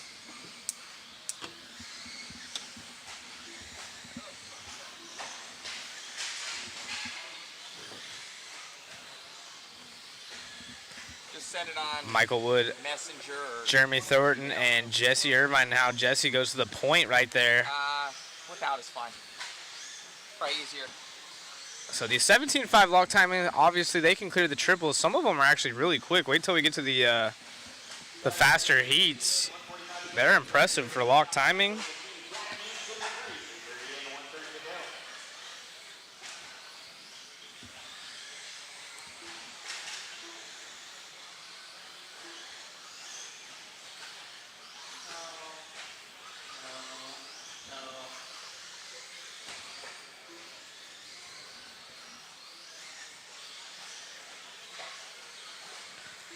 Jesse Irvine on a 12.505. All these drivers are the first ones on the track in this class, so they will be the times to beat as we move in. One of our biggest classes here, 17.5 lock timing. There's 5 heats of these buggies. Ooh, coming up on traffic is our race leader.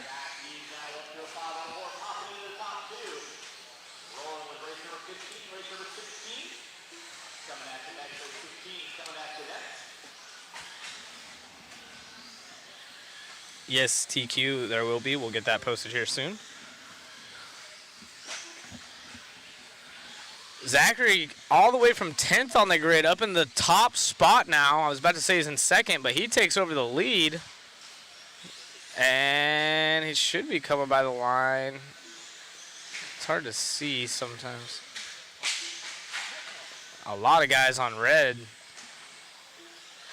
Nope, that's Jeremy.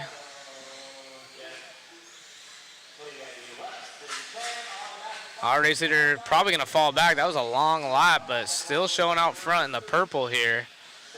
So Zachary Booz took over the lead from 10th on the ground. Upside down right there, Marshall on it. See if Jeremy Thornton can respond, as they were separated by about a second and a half. And Michael Wood also in the mix, so it's a 5:03, 5:03, and a 5:04 as time has expired. See if Zach hangs on to it. I'm not sure what the lock timing motor is.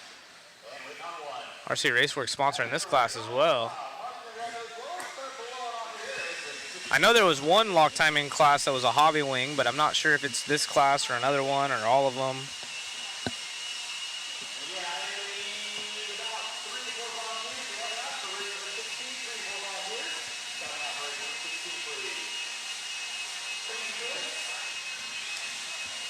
Do you know if the lock timing, this class is the hobby wing motor? Yeah, so this, and the 21.5? I know, but do you know which class, the 21 or 17.5 is the hobby wing? Oh, they both are? Gotcha. So they're saying that both classes are the hobby wing. Lock timing. And like I said, I know there's some gearing, locked gearing combos that you have to run as well. They have them posted in the hobby shop. I was checking that out. Very interesting. I'm sure maybe Jason could get a picture of that. That'd be cool.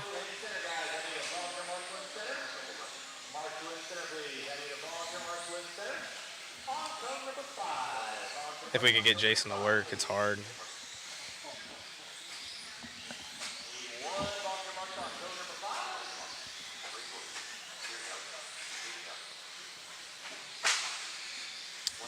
They don't have to buy them at the race.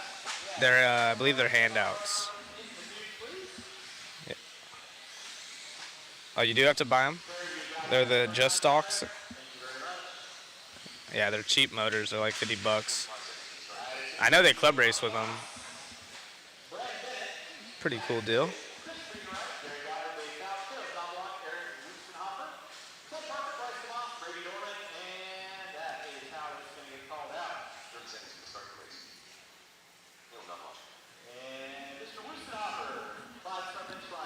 Yeah, Mark, I believe it is the same motor. 32% on timing. The motors are plenty quick. Yeah, they are pretty quick for a lock timing.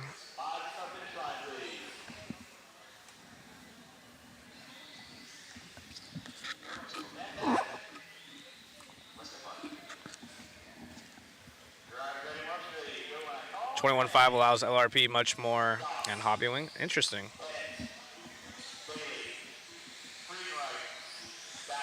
The hobby action house rules. Thank you for the update, Robert.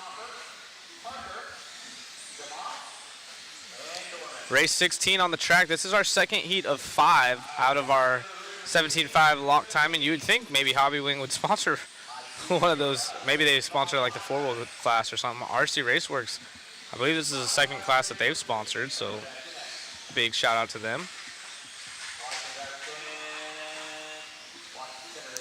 Jackson gonna lead us around early on, but we'll let these guys get a few laps sorted and see who's going quick.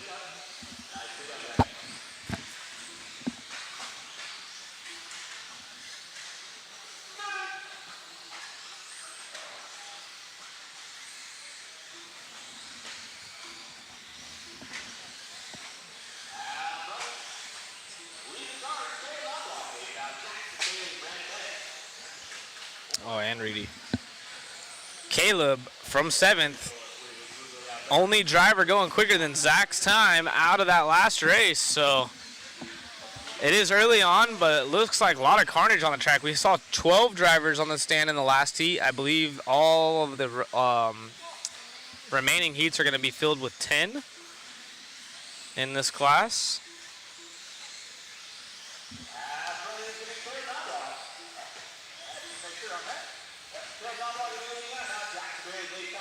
So Zach now gonna hold the TQ from the last run. Actually, the top 3 drivers from the last one still going quicker than these ones. So heat 2 needs to clean it up as they're all running into each other here, bouncing off the pipe. You can hear the chirping. Current leader is on screen, Jackson Bailey. Jackson was quick enough early on to go TQ pace-wise. Right now he's on a 12.505, so I'd assume if he can keep it clean, he should be able to jump ahead of Zach and the other 2 drivers that are beating Jackson's current time. As he comes up on traffic, does a donut. And he's still on a 505, but he's got huge margins between himself and the next driver of Ronnie Goss and David in the 3. So Ted Parker not too far out of that one. Battle for 3rd happening on screen. Yeah, Mark, how have you been? Good to see you in here. Love seeing some of the old names in the chat. Appreciate you joining in. Not everyone that watches chimes in on the chat, but it's always good to have you guys here. Ooh, race leader coming up on the backside of traffic. Let's see how they work together. Jackson still sitting 4th overall on the board if it ended this way. So you can see on the right-hand side of the screen, right above the Desert Classic logo, that is the top 5 overall pace, including the races that have already been ran in this class. So as of now, we've only had 1 heat before this heat. So those other names that aren't highlighted green were from the previous race, and so on as we go through these rounds. You know, race 5 will have all of the 4 previous races posted up of the top 5 times. So right now, Jackson, who just got, oh, help him out, Chris. Upside down again.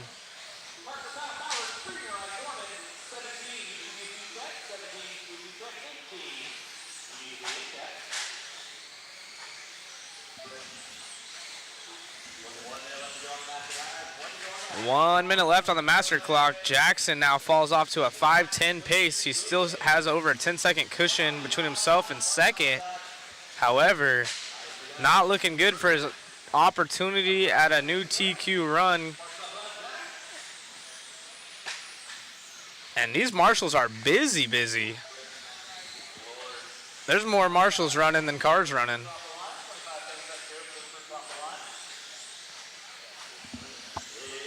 Yeah, Chris looking good. He put his running shoes on.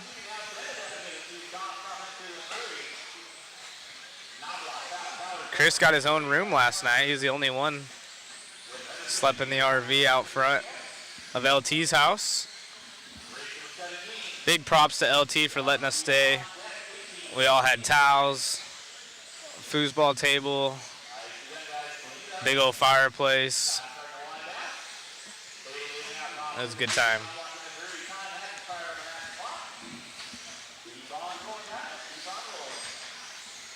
Yeah, marshals are getting their workout in.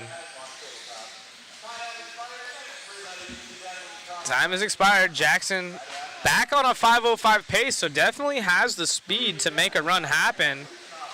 And Ronnie Goss, who was the quick guy going into this one out of seating, gonna fall back to 4th right there at the end. So you provide warm towels. Oh, Ricky. There's a good look at Chris, if there's such thing. I'm just kidding. Wave to your fans, Chris. Nice. Yep.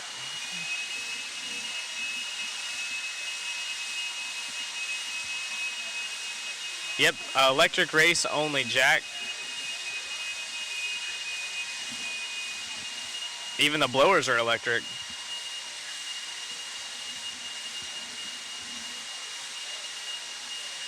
Hey, you guys were getting it. Race 17. Hey, Chris. Chris, will you cycle my battery? Will you put it on cycle? Actually, hold on. I don't know which one I'm going to run. I'm going to run down there real quick. We'll bring him up here real quick.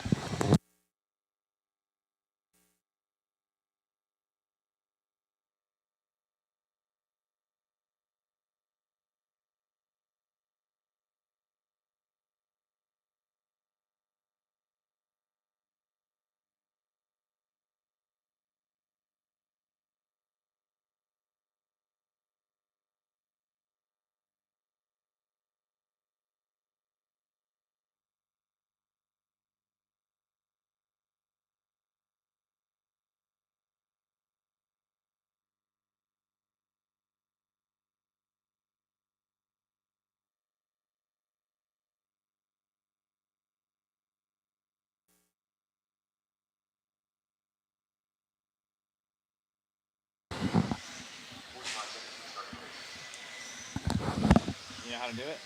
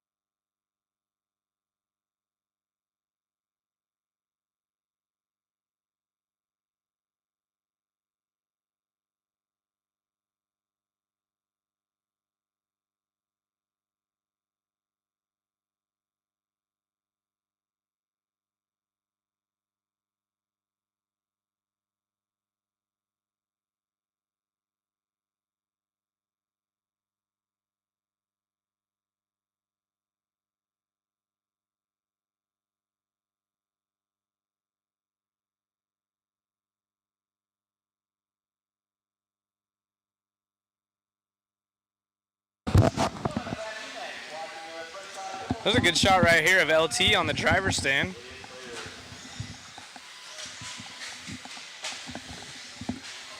And we're off back into the racing here. This is the 3rd heat of 5 here in the 17.5 lock timing 2-wheel drive class.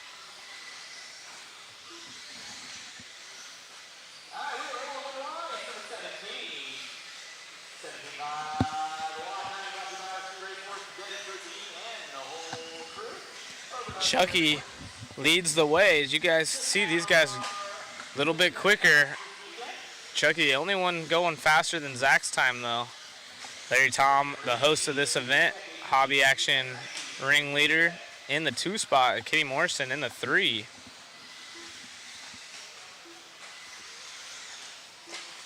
Second seed, Diego, was down in 6th, moves up to 5th, so looking for a quicker run. So again, all these 17.5 lock timing, they can clear all the jumps, no problem. Looking solid.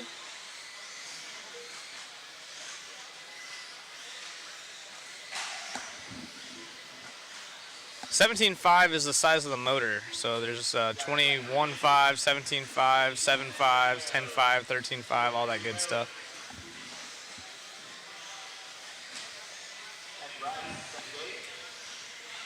What's up, Jay Smith? Still have my wallet. Appreciate you.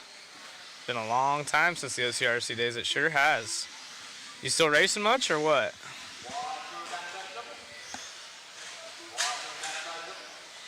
Huckleberry? Nice. Jay was always a cool guy at OCRC days. Chucky's still out front. Larry Tom trying to pick up the pace. Those two are the only ones going quicker than Zach's time. Inside move, trying to get around traffic. Traffic passing him back, though.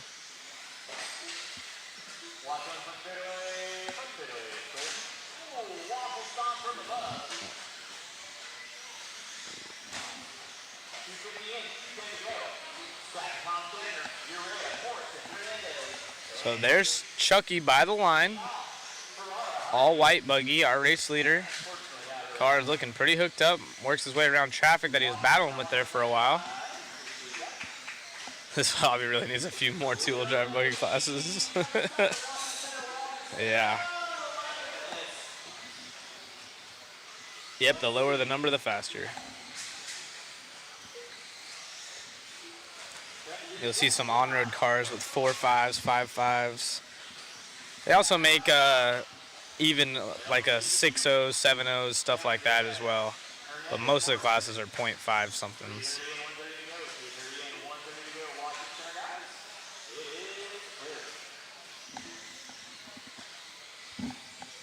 Race leader by the line. Larry still in the 2 spot. Chucky the only one on a 13-lap run, and he's barely hanging on to it. It's a 5:18. Well, no, I shouldn't say barely hanging on to it. That's a decent margin there, actually. Oh, and as I say that, makes a small mistake, so he might slow it down after this, as now he has to work his way around traffic one last time. There's our race leader of Chucky. Goes to the inside, 180, and nice pass right there. Gonna make it hold.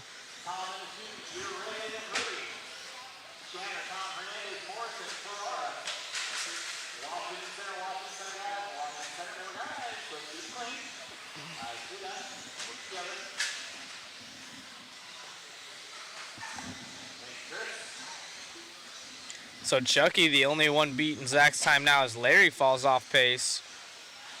So Larry was on a 5:02, 12:5:02 that is. And now Chucky on a 5:20, 13 lapper. Larry on a 5:04, so he needs some solid final laps here. His time is starting to expire.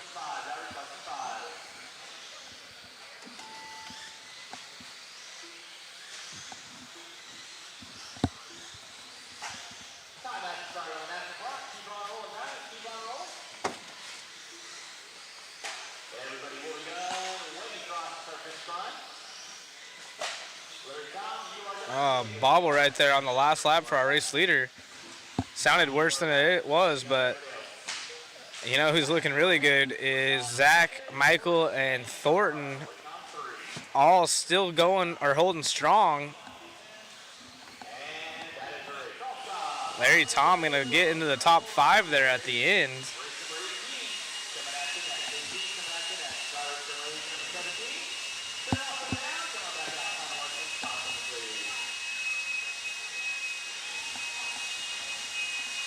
That's a good picture of Larry right there on screen.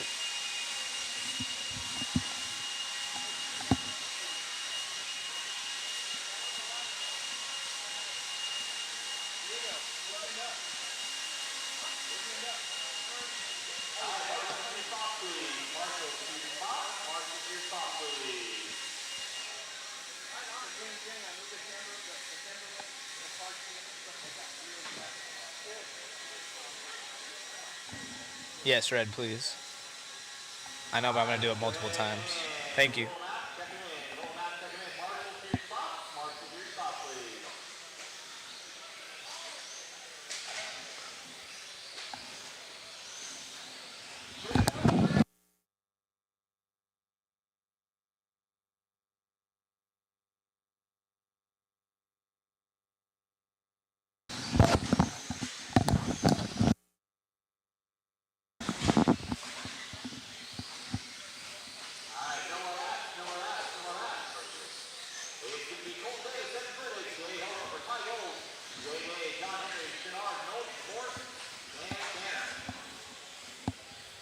So we're getting closer to the fast guys here in this heat.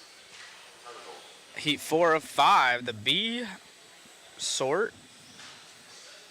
Everyone's bundled up over here in the corner before the straightaway, which means it's almost time. There's a good visual of the panda on the wall, the sauce room. Waffle link posted. And we got the waffle link live for y'all, so go be sure to support the waffle and check out the long list of waffle prizes we have for you, including 3 car kits, really cool tools, all kinds of goodies. It's one of the better ones yet, but we got the Mugen, the TLR, and the associated 2-wheel all in there for you.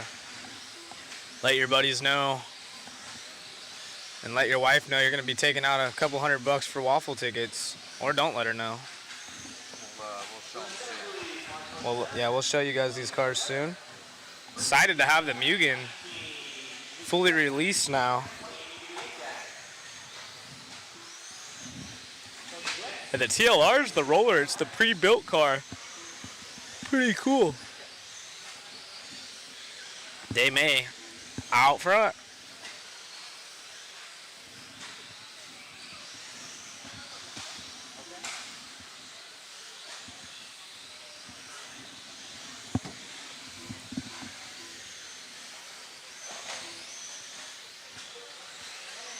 Oh, upside down right there for one of our racers. Marshall there to help. Lots of high knees out of these racers. Doing a good job not stepping on cars. Little bunny hops. Knowlton out front. Chris leads the way on a new TQ run. So wasn't there we go. There's the leader right there. Yellow and red. This section that they're on right here, both of those chicanes are actually kind of difficult. A little bit more difficult than they look. Just because when you're trying to go as fast as possible through them and the pipe is squared off like that, all it takes is barely bumping it. And you could rip something off, or it just gets you super upset for the next corner as our race leader. 2 bobbles in a row. And has traffic all over the backside as Dave May takes the lead. Oh, and jumps into another car, and yeah, that was an instant replay. So jumps over the pipe, runs into a competitor, and they both go upside down. Here we are with our race leader. That is Dave May. So we already got Robert in and Matt Mendez in the waffle, so orders are coming in. Go check out that link or go to modspeedshop.com and mod live media, and you can check it out. Go check out the list of prizes we have.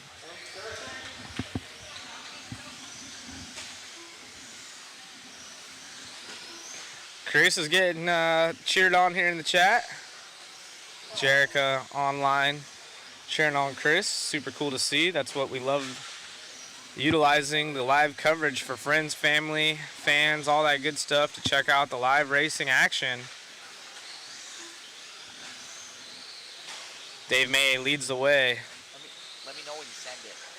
John Henry out there in the 2, and Colton now top seed in this heat, down in the 3 spot.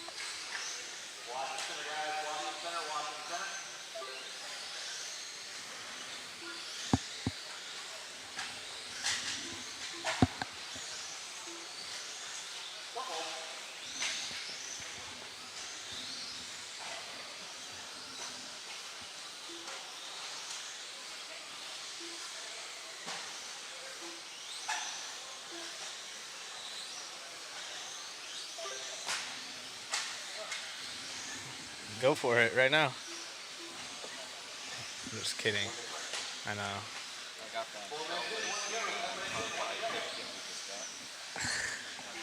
Oh, you guys carry it.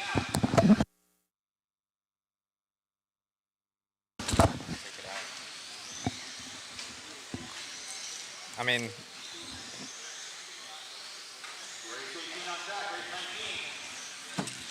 maybe. Yeah, it's whoever built it doesn't know what he's doing. AKA me. Oh, Marshall, help him out right there on the wall or on the pipe. in front of the chicane, unfortunately, got stuck right there. How much time left would it be? I know. Is it possible to get the overlay of the time, or is that like how much time is left in a race? People have been asking.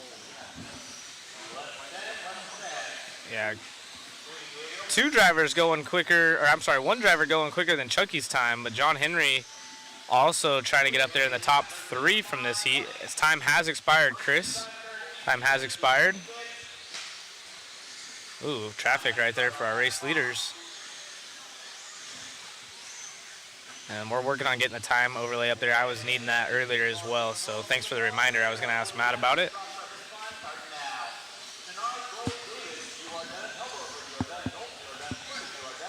I forgot to ask about it. I know we normally have it. That's why I was like,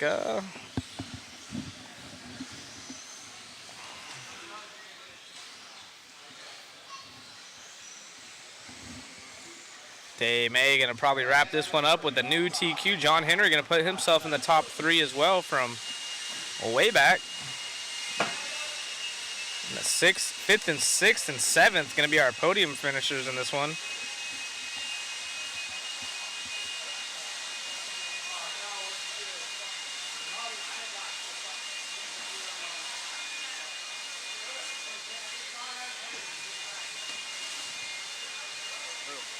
Got it. Thank you. So we should have the overlay right there on the top of the RCGT logo, so you can check it out. Good old race clock. Chris, is that thing cycling now? Is it? Perfect. Should be good, I think. I hope. What race is this? 18? Yeah, I'm just trying to time it right.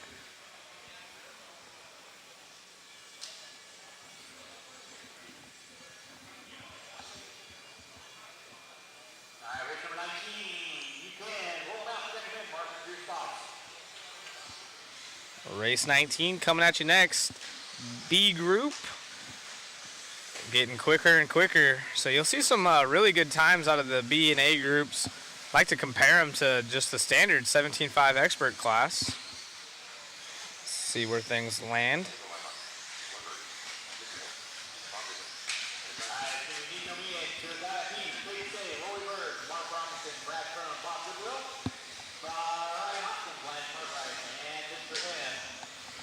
Got Mark Robinson in the house in this one. Nice to see. Nico gonna be leading us off pole for this heat.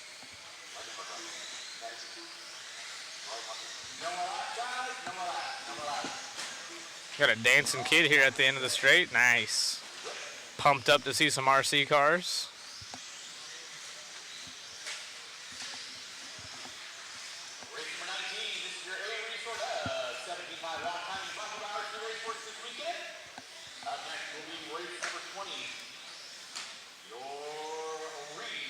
Hey, appreciate the kind words. Yeah, it's awesome to be able to do this production. Matt puts a lot of time, money, energy, effort into it. So big shout out to Matt and the rest of the crew. It's definitely a lot of work, but well worth it, especially like you said, when you get to watch your buddies or just see the racing happen live like this. And even bigger shout out to Hobby Action for having us. I believe I overheard Matt and Larry talking about it. This is year 5. So really cool. Production just gets better and better. Multiple follow cams. You know, right now we just have one follow cam going. Got me up in the booth talking. We have a photographer here. And then Matt photoshopping some stuff together here for the waffle. So you guys can check out all the goodies we have. Shout out to Tater, current world champ in the chat from Limitless RC, Jeremy. Early on in this one, Nico, who was starting P1, leads the way, and you can see the line choice. You can tell who's getting quicker and quicker as these heats go on. The drivers get better, and as I say that, he does a double kickflip going for the RCX games here. Mr. M from 10th on the grid. Gonna go to the first spot, so that's the beauty of IFMAR. You're on your own individual clock.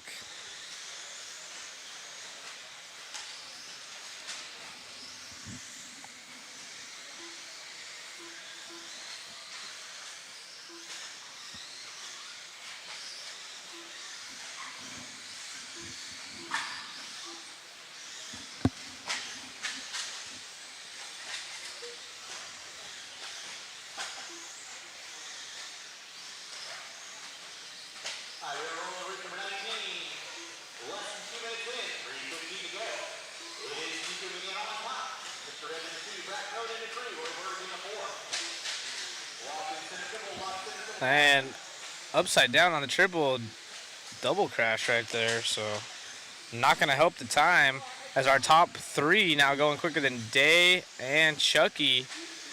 So Mr. M, oh, another bobble right there. Mr. M, Nico, and Brad.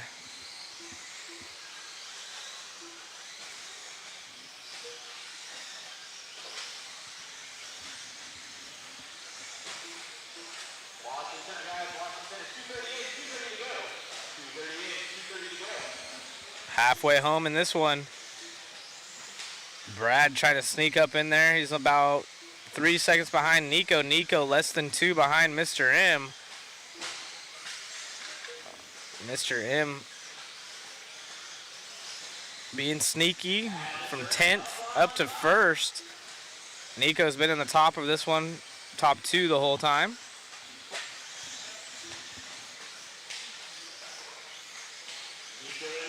And Brad down there in the 3 spot. Oh man, really fast through the chicane right there, but then clipping the pipe, doing another kickflip for the orange and yellow. Cost him just a little bit of time, but fast line through the chicane.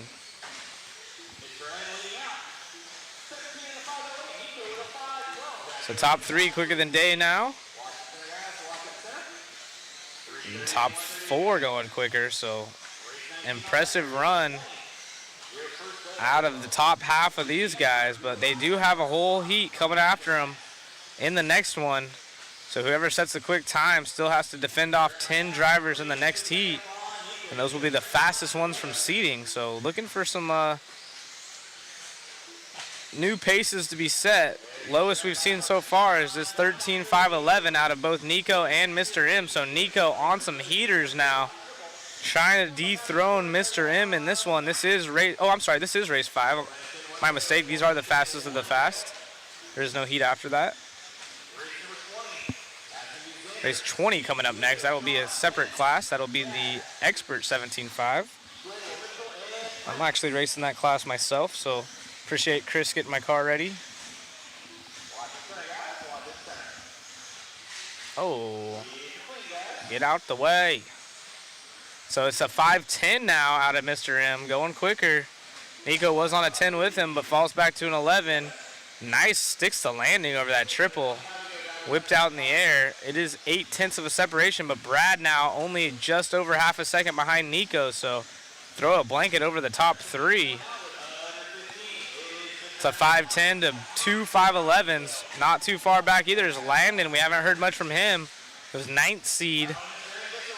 Up in the 4th spot as our race leader does a little extra squiggle line. Makes his own chicane as time has expired. So Mr. M going to go up to the point.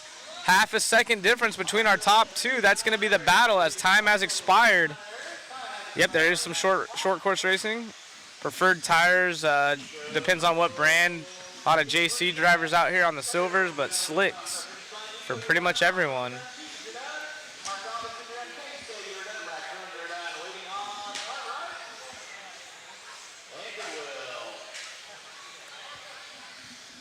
Wow.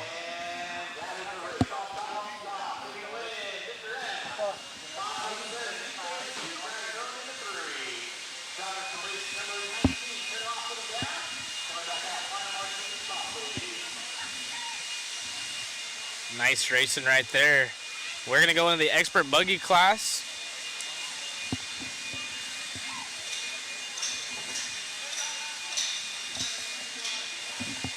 Chris, you want to switch out with David? And David can do this?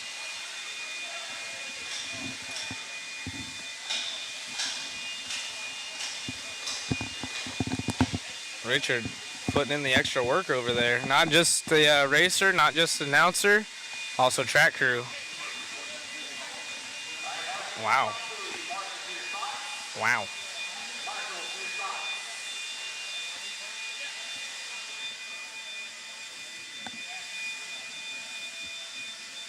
Hey, you can run some ghost tread if you'd like.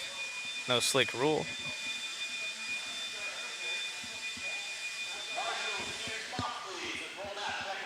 Warner, you want to do this?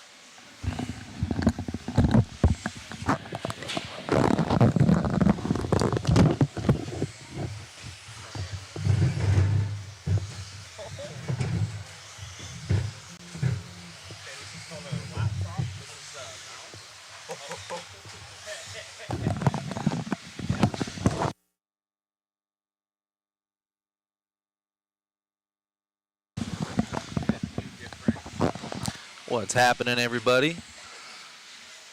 Mr. Rogers is going out there here in just a little bit, so I'll be with you guys for a few of these heats.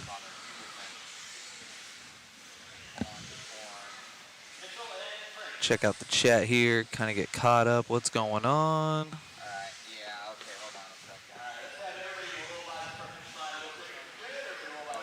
Short buses are racing. They're the first 2 heats today. I don't know if Zach answered that, but yes, races 1 and 2 are short bus. And then there's 4 rounds of stadium truck. I'm in one of those. I'm in the D sort, hauler. But now we're getting to the fast guys of stock, the experts. Zach will be up in race 23, and here comes 20.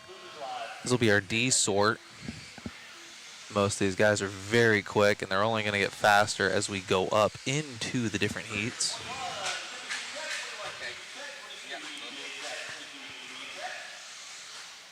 Hopefully in about 3 weeks. All right, thanks, buddy. All right, talk soon. Both of you, bud. See who's going quick after a few laps. Got RP the Prince right now. I don't know why he's in the D sort. Maybe he didn't seed yesterday. I don't know. I know I didn't seed either. That's why I'm in the D sort. So definitely going to be keeping an eye out on Prince here. He's going to be going quick. Cameraman Chris. What's going on, Scoutfoy? No fixed timing on these. I believe that was the class before. These guys are full-blown tuners. This is the fastest of the slow with expert stock. Ernest Franklin. I'm just messing around with my drag car right now. Very cool, very cool. Drag cars are no joke, man. You can make a lot of money with those things.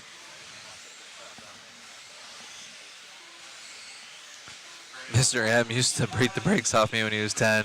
He was moving that around. We'll see how the Q1 sorts out, but I bet a lot of these guys in this class are going to be right up there with the mod class with the same cars. But we'll see. These D-Sort guys already ripping. Ryan Prince out there on a 15.515. He is almost, dropping down to a 14.505 on that one. Let's see if he can bring it back up. Must have missed a bobble here. Cameraman Chris got him on the cam here. Ryan Prince, actually a 10 scale world's competitor in 2-wheel. He was getting saucy in the worlds out there, having fun.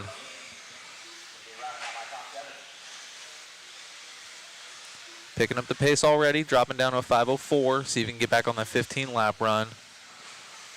Looks like the car's coming in, settling down a little bit, not as icy. Ooh, double single.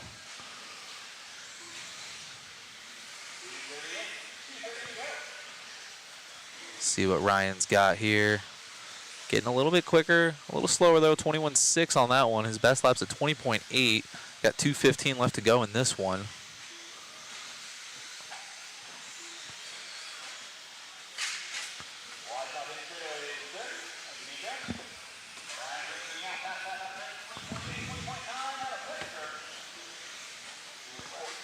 Less than two. Ryan Prince working on his 8th lap. Slicing and dicing through traffic in this D-sort. There it is. That was nice coming off the double. And as I say that, casing the triple for Prince, but making it look good. Dropping down to a 503. Let's see if that case hurts. It doesn't. Still a great lap for Ryan. But Diego there on a 13.5 flat. He's wanting to go 14. Ryan Prince wanting to go back up to 15. He had the pace earlier. Less than a minute and a half, and as I say that, a bobble for Prince, getting a little squirrely there. 22.8, that is an eternity in the stock class. Almost 2 seconds off of his fast lap here. Back down to a 504. We'll see though. We got a little bit different for qualifying. It's 4 rounds and it's 3 of 4. So we'll see how that shakes out. Consistency is going to be key. Lots of qualifying here. Oh, there we go. Monster trucking over there for Prince. Nice and buttery over the tabletop, going a little wide, making sure he can get that triple.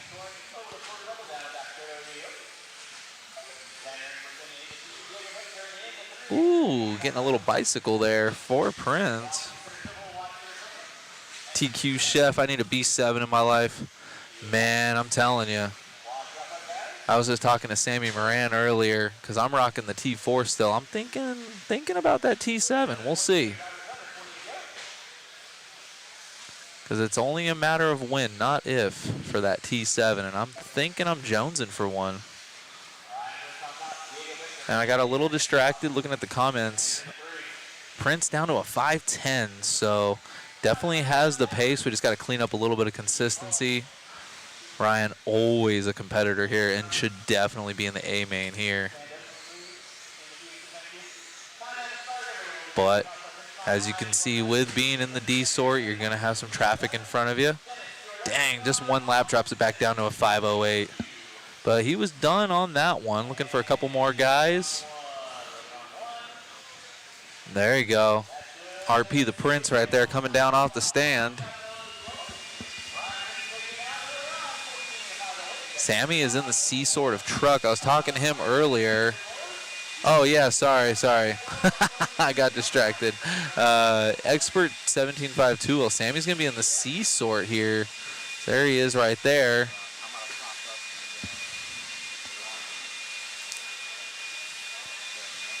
All right, guys, check it out on cam. We got the waffle popping up here. Matt's been slaving away on the Photoshop. Look at that. Signed champagne. Got the Mugen, the TLR, and the Associated.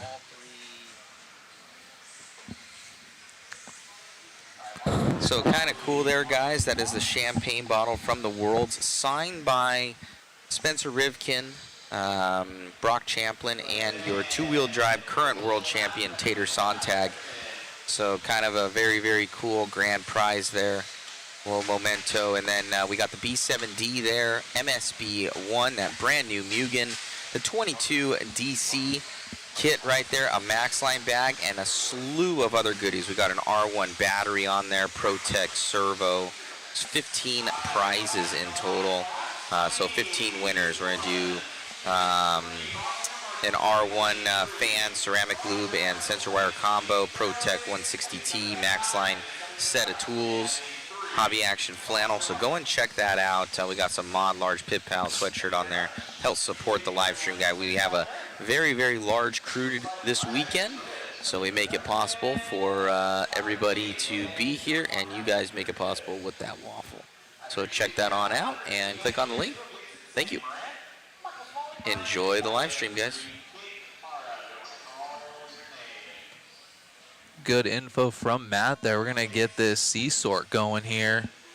Chris taking off with our first seater in the C-sort, Andrew Davis. Back on in the chat real quick while these guys go ahead and sort themselves out the first couple of laps. TQ Chef, yep. Need a B7. Altegra, think they'll do a new ST? I'm thinking so. I mean, with the B7, I would say, I'm not going to put a timeline guess on it, but I know a T7's coming. And I think I might be jonesing for one. We'll see. And we got Ryan Harris should be in this race. I agree. That dude's always fast, very entertaining, good insight. Very good for the industry.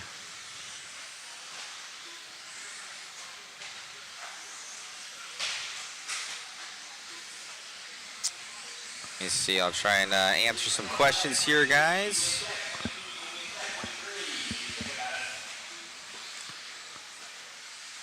Matt, can you find out what color that car is and just keep 2 or 4 the magenta purple looking car? I don't know what that means. Yes, the answer is yes. But back to the racing. We got Sammy Moran over here, 21-3. Yes, Sammy in the lead. Looking quick, looking to go 15. Ryan Prince was on a 15 lap pace earlier, but dropped it down. Sammy Moran starting off a little cold, but warming up here with that B7.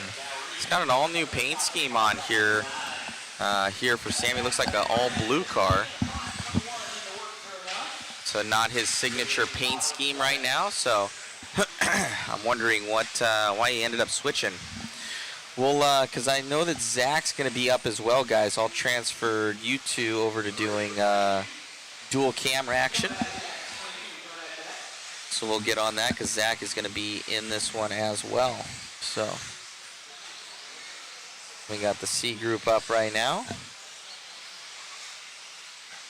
Thank you all for tuning in. Hopefully, you guys loving the live stream. Sammy going to be crashing out right now. Just as he got back on a 15, he's going to lose that. Back on a 14.505. All that work just lost with one quick bobble. Like Zach was talking about earlier, I don't know what Larry did with this pipe, but man, it is like Velcro. It just grabs you and it is game over. Must just be the layout and the way it rolls.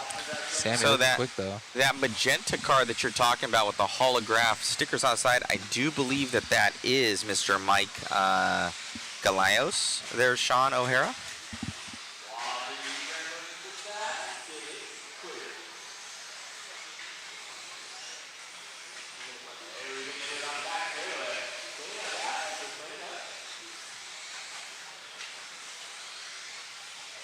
Answer a couple questions here. We got Altegra back in the chat. Yeah, you would want to run the dirt car here. The grip is high, but it's nothing like carpet. So definitely want to rock the dirt car out here.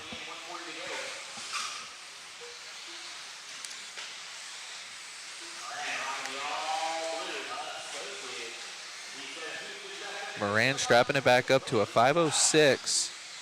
Getting his way through traffic over the tabletop. Super buttery. Coming down a little sideways, making it look good.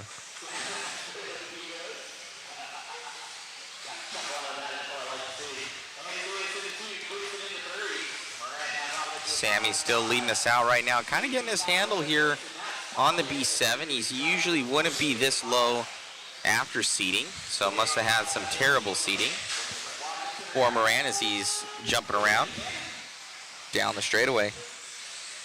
Already down to a 505. Under a minute left to go, so a few more laps in for Sammy. See if he can strap it up. Looking good out there. Those J-Cons looking absolutely glued to the track right now. Getting through some lap traffic here.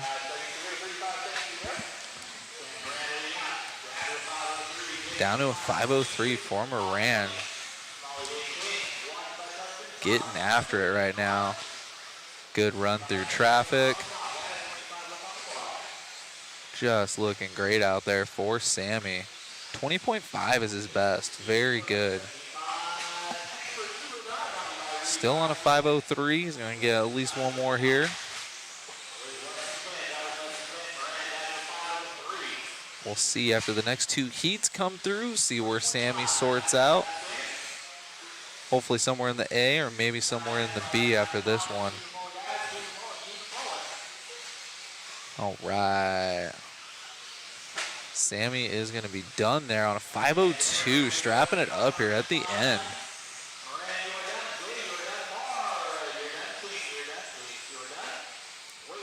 And Andrew Davis on a 14.515. Philip with a 519.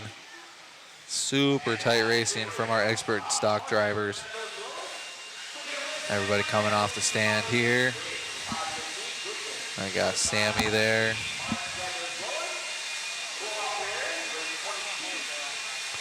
We're gonna have our B sort coming out here.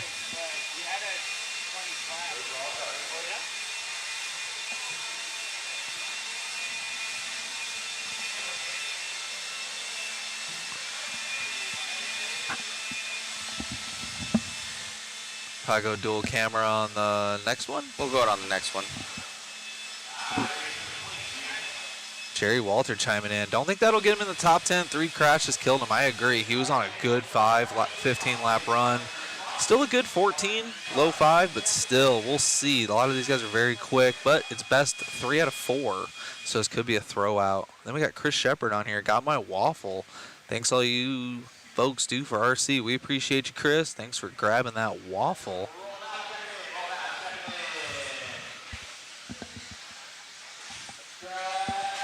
All right.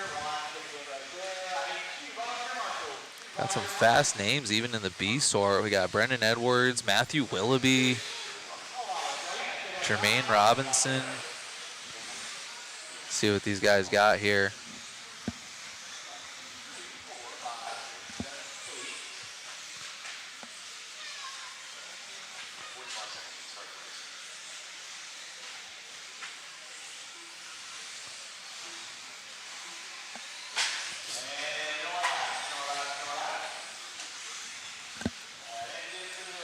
All right, guys, thanks for tuning in and hanging out with us here. We're going to get this B-sort going here with Richard Lake telling these guys what to do.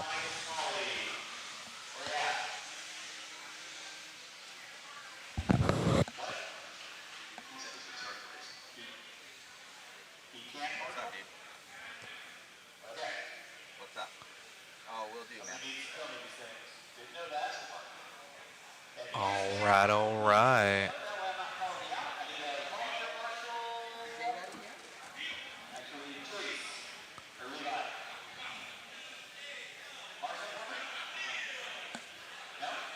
Just waiting on a marshal.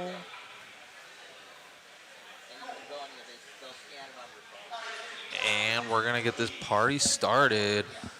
Cameraman Chris out there gonna follow our first car.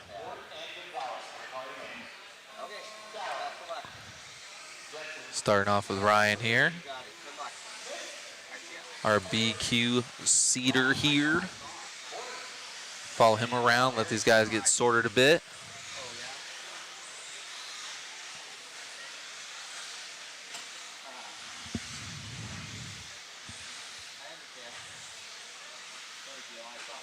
What's going on, Mike Gonzalez? Follow Matt, please. We will probably end up catching up with Willoughby here. He's always fast.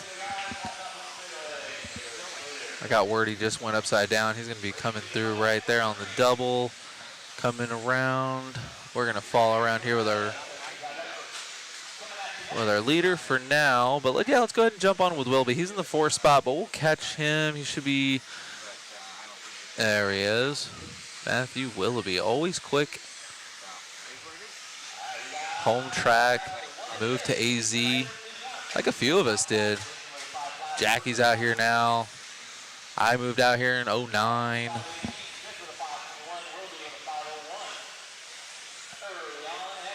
Willoughby ripping down the back straight. Still in the 4th place spot for Willoughby. Brendan Edwards, though, on top. Chris is already on him. The white rig going over the tabletop. Everyone on a 21 so far is their best lap. No 20s yet, but Brendan is on a 15. 15.5, 18. So this is our first 15 lapper out of this class. He's got Willoughby right behind him, though. So see if he can just latch on to him. See if he can get bumped out of the 4th place spot and see if Willoughby can get right up there with him. Already reeling him in just a little bit there.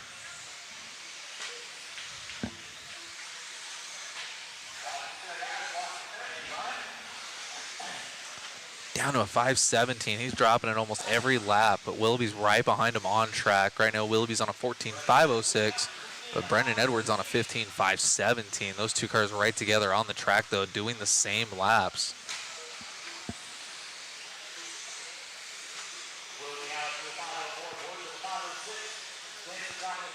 Both of them on their 6th lap. Both of them with a 20.8 fast lap. Getting word both these guys should be mod-sponsored drivers. Per cameraman Chris. Edwards trying something new. Going off track and letting Willoughby by on the track. So now Edwards drops down to a 5.02 and Willoughby's up to a 5.03. So we'll see now. Willoughby's in front of Edwards on the track, but Edwards is in front of him on the time. But after that last bobble, getting caught between the pipes, we'll see. Just a couple mistakes, and that hero run is gone. 24.4 for Edwards. Cameraman Chris finding Willoughby on track there. Our new leader, both these guys. Willoughby's down to a 5.02, and Edwards is up to a 5.04 after that second mistake. Oh, let's see. Both these guys on 14ers. No one's getting a 15 yet. But Willoughby is picking up the pace, still on a 14.502. This will actually put him 2/10 behind Sammy's time. So Sammy's still looking to TQ out from the C sort with that run. So we'll see what Willoughby's got for him. I would say the announcer curse, yes, DQ chef. I almost feel bad sometimes between the camera and the announcer. At least these guys can't hear us. It's the RDs when you can hear them, you start shaking and then you're making bobbles. And just like that, Willoughby's upside down. No. He got down to a 501, 2 bobbles and 2 turns. Oh my goodness. Willoughby just got in front of Sammy's time for a new TQ, and he's going to lose it on that one. Edwards down to a 506 by the line, and Willoughby down to a 510. So Sammy Moran's still your TQ from the C sort. No one in this B sort's going quicker than Sammy Moran right now. Edwards is 4 seconds back on a 506. Doesn't matter for those, but Got these two guys on track together again. And Edwards makes a bobble, letting Willoughby by on the track. Willoughby's got a couple of traffic cars in front of him, a couple of back markers. See what happens here. See if you can get a clean run through these guys. By now, they should probably recognize that super fast car that's coming up on them. Let's see. Oh, no. Perfect freestyle move from Willoughby down the back straight.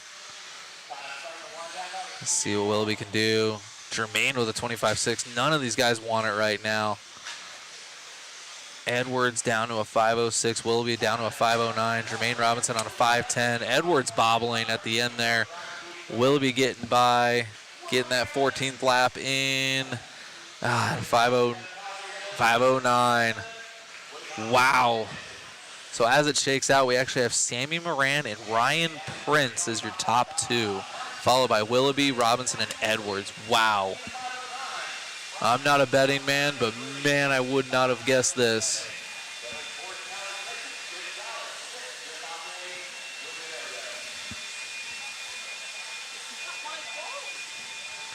Wow. Drama there. I am going to be jumping on cam. Matt is going to be jumping in, doing double duty, producing and announcing. We'll be back in just a bit. Listen for Matt's voice. what's happening, guys? Thank you all for tuning in. Fast dudes are coming up in this one. We're going to try and be doing a little bit of dual cam action.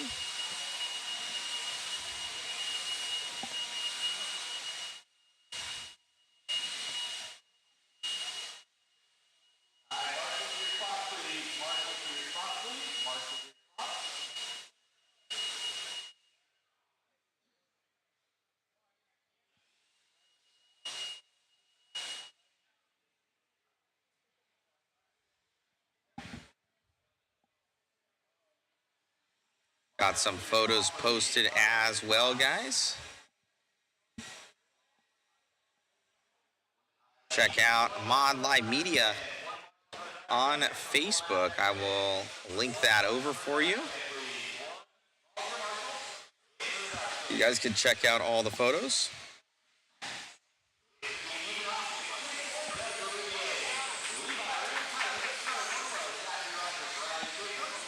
Check that out, guys. All the photos will be there. We'll be uploading more throughout the weekend. Also, we got that waffle up as well. I will link that over. Probably our biggest one ever, so be sure to get in on it. That brand new Mugen up for grabs, pretty sweet. Check that out.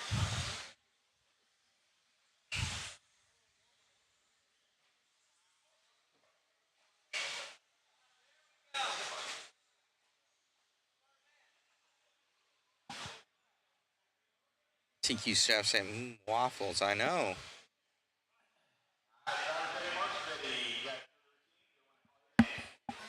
All right, we're getting this one going. We got our dual camera action happening.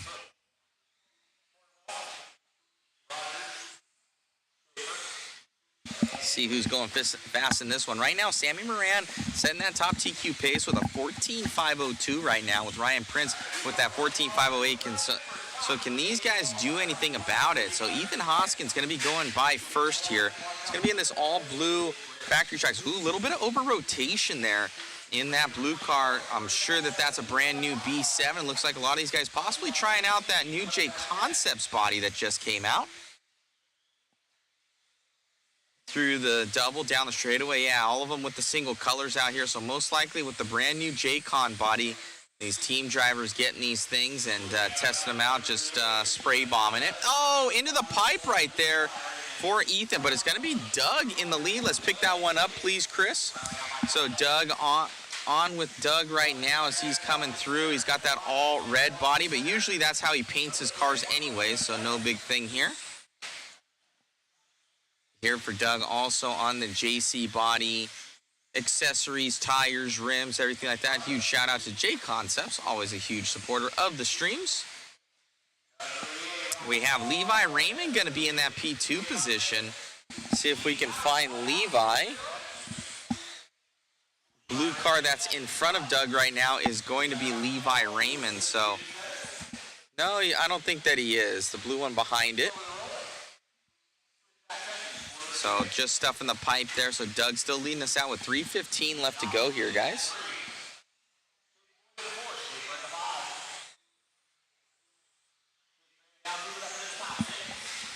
Maybe there's another, our other microphone. Hopefully this is coming in okay for you guys.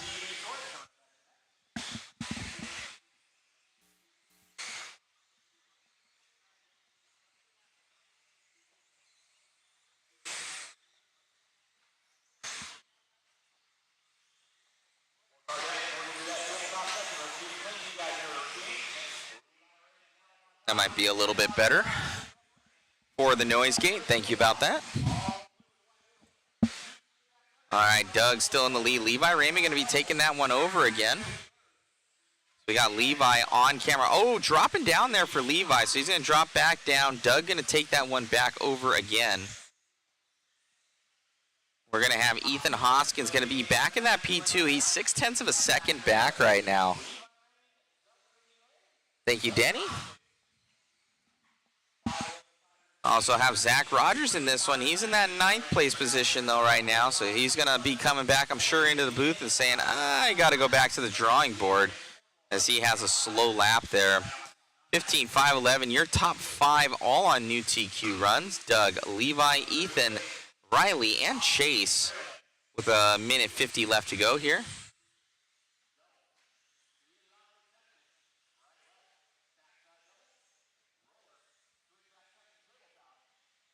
At top left-hand corner here is going to be, I do believe, Levi down the straightaway.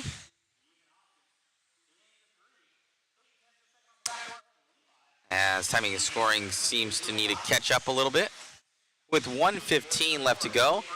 A little bit harder to track these guys now, as we usually know their paint schemes, but now that they all have one color bodies, we're trying to check them out as Doug comes on by the line on that main screen down that straightaway. I believe this is Levi, and I do believe that's Levi. So Levi on, but it's going to be Ethan Hoskins going to take over that P2 position. He is trailing on pace, it looks, by about 2 seconds.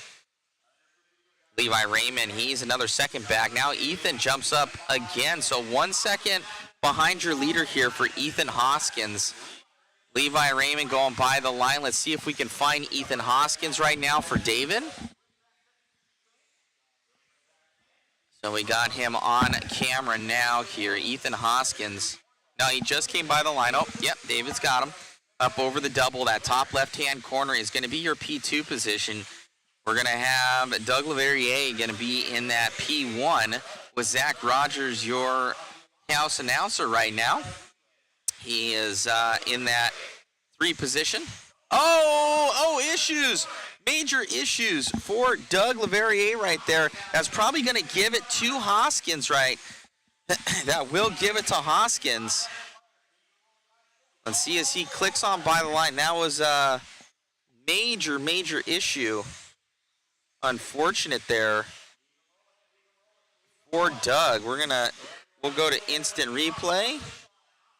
After we'll get with Hoskins. Hoskins Looks like he's gonna take that one. Doug going down to that 3rd place position. Man, oh man. So Ethan gonna grab that one.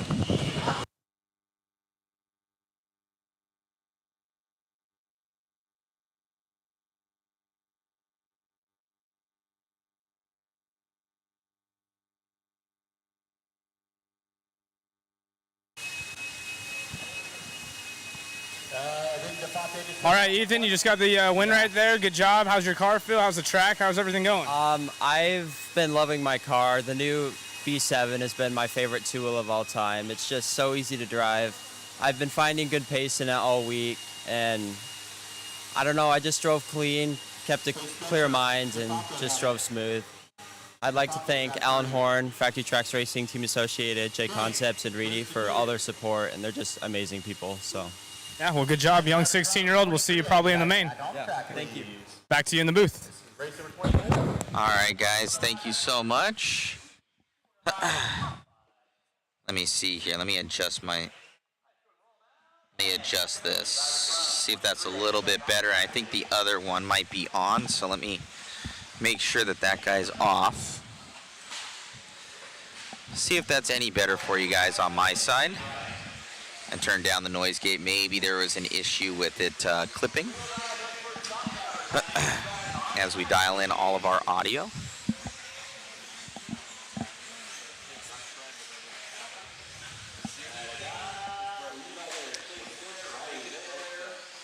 No, it's not, because he has it too close to the edge.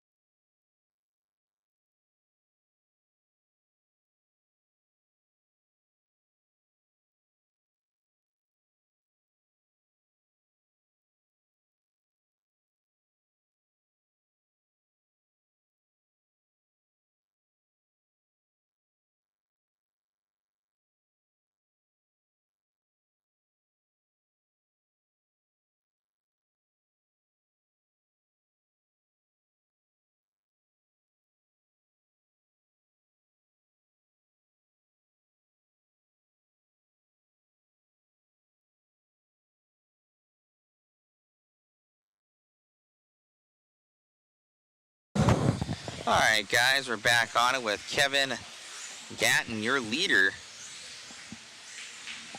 Let's see how this audio is coming in.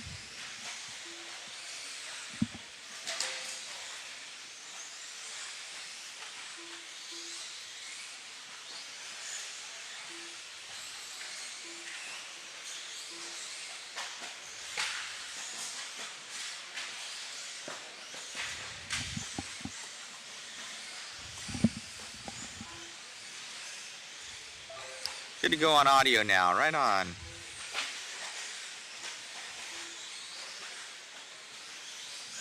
We should have, here we go. Maybe there's some ambient there for you guys. We had that, we had some other issues.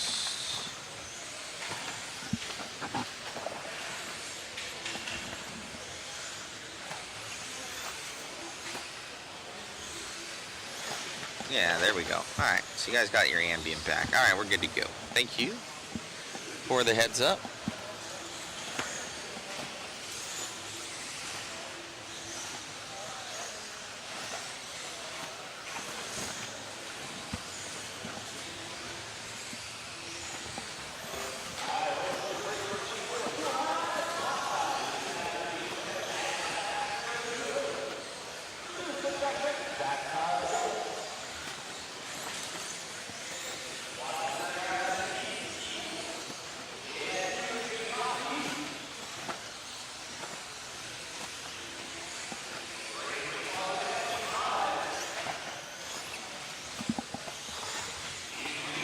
Up and over that double for Kevin Gatton.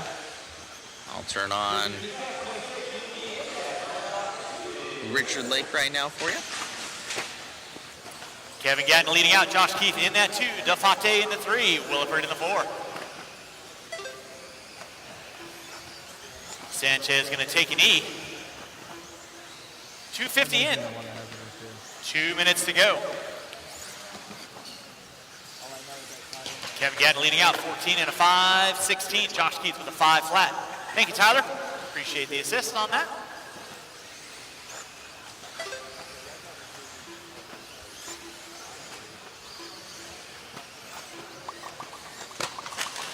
Watch from the driver's stand, guys. Watch from the driver's stand. It is clear.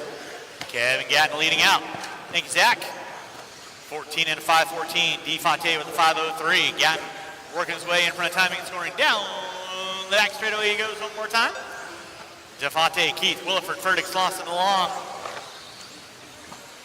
No Joy out of Sanchez. Corcoran is a no-show. And Adolph not making the call on this.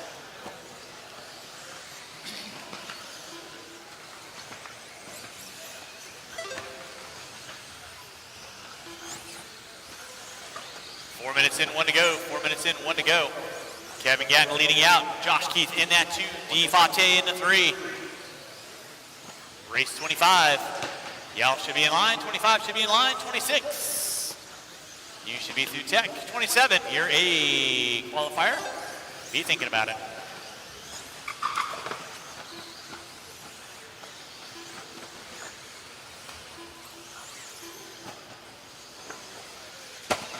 Pop a wheelie out of Slauson.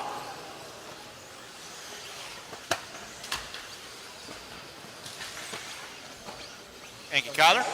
Appreciate it. All right, back with you guys. Anybody racing that MSB1 out there? I know that Tim Long is, and a bunch of people are building them up. We're also giving away one this weekend as well.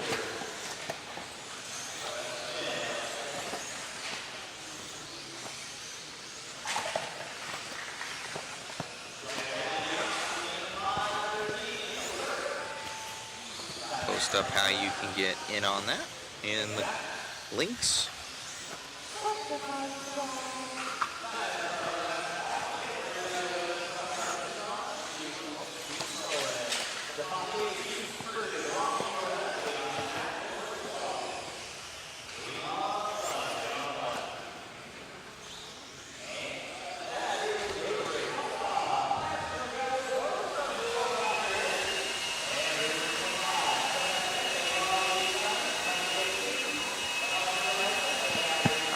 Fix camera 1, guys.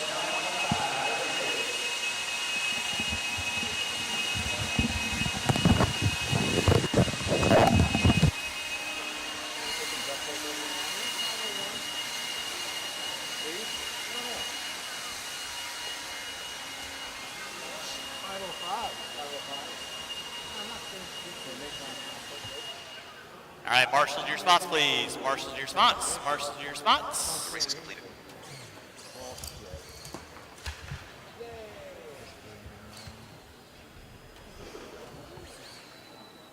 All right, let's go ahead and roll them out. Check them in. Roll them out. Check them in.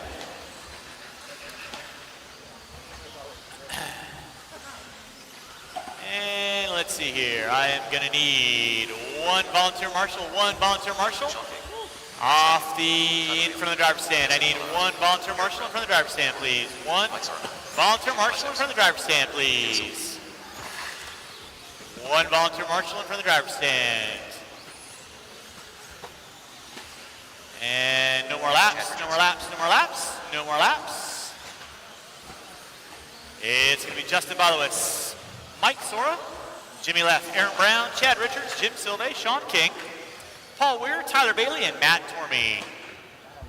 Right over there by Mr. Slauson Marie. Thank you very much. All right, y'all know the routine. Drivers ready, marshals ready to go when I call your names. Justin, Mike, Jimmy Leff, Aaron Brown, Chad Richards, Jim Silve, Paul Weir, Tyler Bailey. All right, I'm back at it, and Matt guys. Tormey. Kevin Waller, maybe Zach needs to put the 5 gear back in this car. I wish that was the issue. I think I had a sensor wire not plugged in. I don't get to work on my car. I'm up in the booth. So I was thrashing, trying to get it going earlier this morning, and it felt like almost like I didn't put the sensor wire all the way in, like I left a side out or something. But thanks for the kind words, Kevin. I'm actually pretty happy. I don't ever race. I haven't raced in years competitively, and I just borrow a car and put it in the A resort. So I think the 3 gears is great. I think the 5 gears is great. Just like putting ceramic bearings in your car or tie screws. Just another little hop-up part. It was dialed for me. Like I said, I didn't even own an RC car 2 weeks ago. Will Dell ever get out of stock?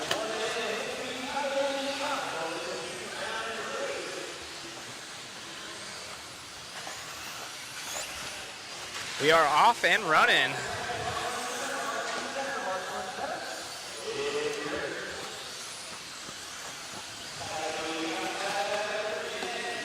Got the clubhouse in the chat. What's going on?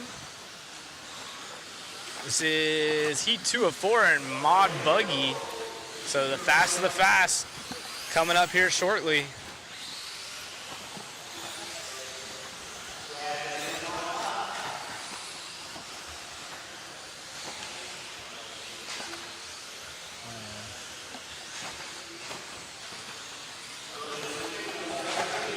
Chad Richards out front leading the way. Got a mug shot up there on the screen of him. Looks like leader coming by the line. Him and Aaron right there together on the track. Black and green is the leader. What's up, Jerry? Yeah, 38 heats, 4 rounds of qualifying. Yeah, it's going to be a long one. Or, I'm sorry, yeah.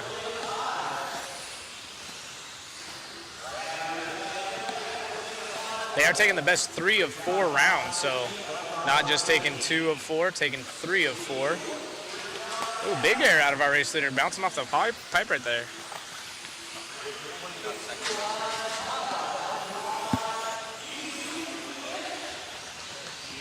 James up in the 2 spot now. So Chad from 5th on the grid, going up to the P1.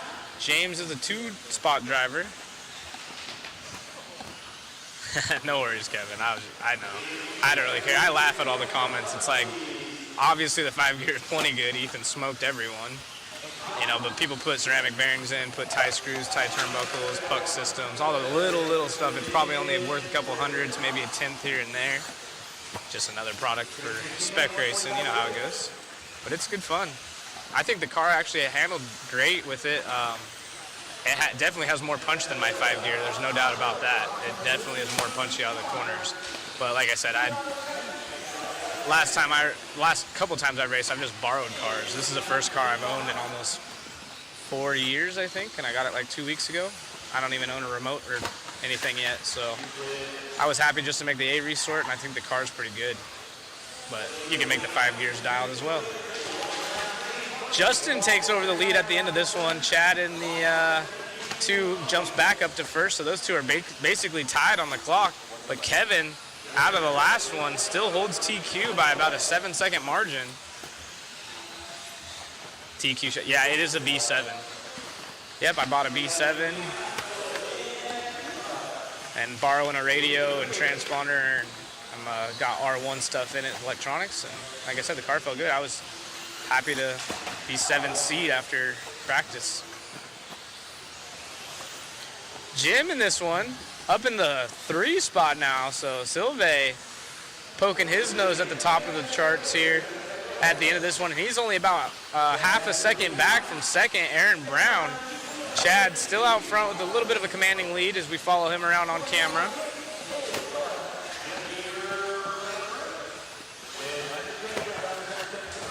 Yeah.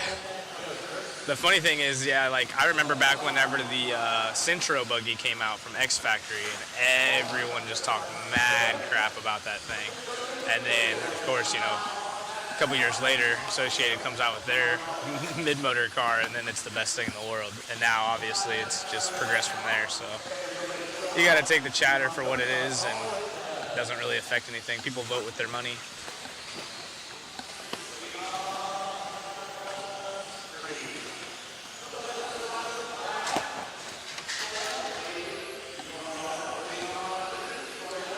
keep trying to tell them they need to make a 30-plus class for me. Yeah. I'm just a old retired racer.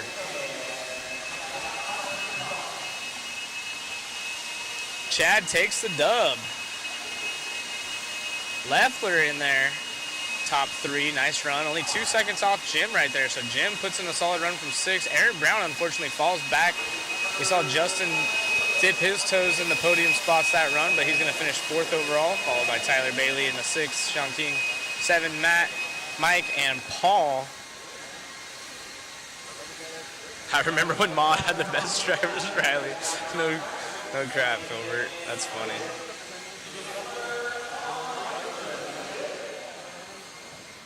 Oh, that's right. Yeah, not the Centro. I'm sorry. You're right. It's the X Factory X6, and then the Centro came out. Yeah, I remember when X Factory came out with their car, and everyone just talked mad crap, and now it's funny. Oh, shoot. What's up, Mike? I forgot to text you.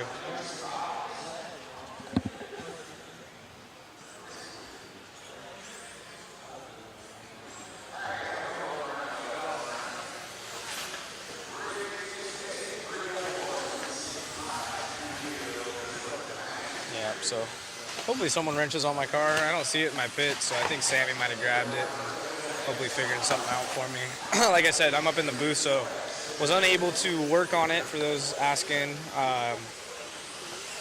Yeah, I'm pretty bummed about that because, yeah, with 3 rounds counting, it is a shame. I'd really like to showcase the 3 gear. Like I said, being in the A resort made me stoked. I feel like I had a good chance at maybe a podium.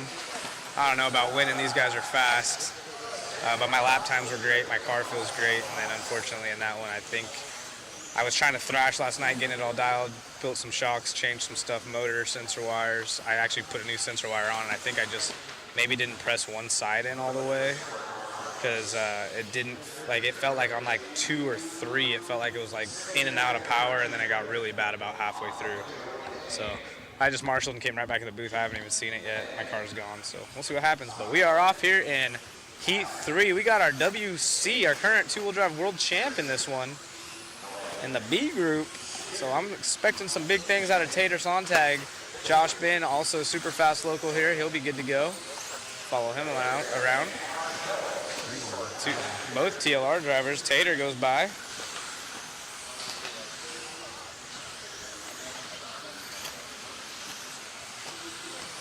I'm on Tater.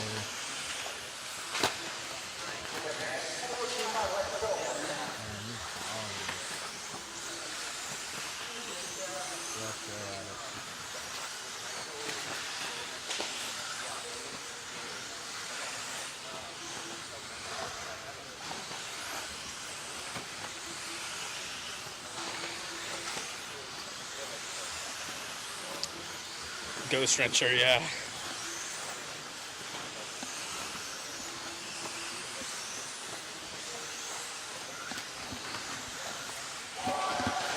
Tater leads the way here in the B sort. Zach, a newest employee here at Hobby Action in the 2 spot. Kyle Davis in the 3. Let's see if we can pick up Tater, our race leader. Oh no! Oh, poor Tater. Looks like he popped something off, so not what we were hoping for. And Tater back out there, so let's see if he can put in some fast laps. Obviously, this is probably going to be a throwaway. I would assume he's sure hoping so. Hopefully it doesn't get worse than this. But Zach, Scott, Kyle, that is our running order. So Hobby Action employee Zach, turn marshal extraordinaire out there, leads the way in this one. We are following around Tater. He's down in the 8 spot, but again, this is our current 2-wheel drive world champ from this track. So, I don't know. Tater comes down the straightaway. Tater goes up to 6 now, even pulling off with that ball cup fix. And trying to put in some heaters now is our current WC. Obviously, probably driving a little bit frustrated right now.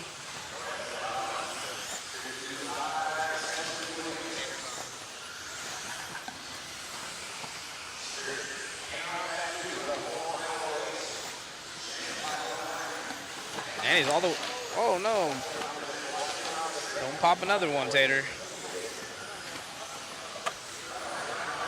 Pretty sick shot of the triple coming right at you when they throw a little whip like that. It was cool to see Tater get his car sideways, buck around right there.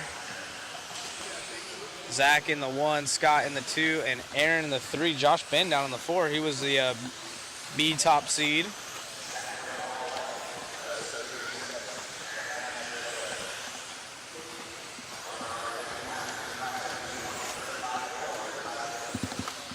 Oh no, Tater with another bobble, so this is just not his run. I believe that's the race leader right behind him.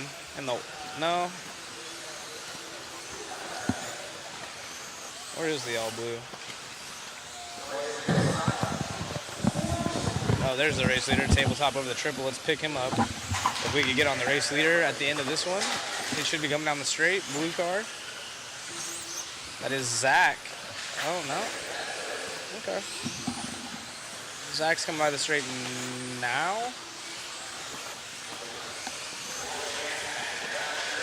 Dial, there we go.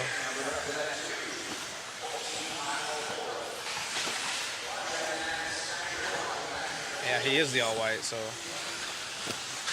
Oh, and he's upside down. I thought that was our race leader, so sorry about that with the camera angles there.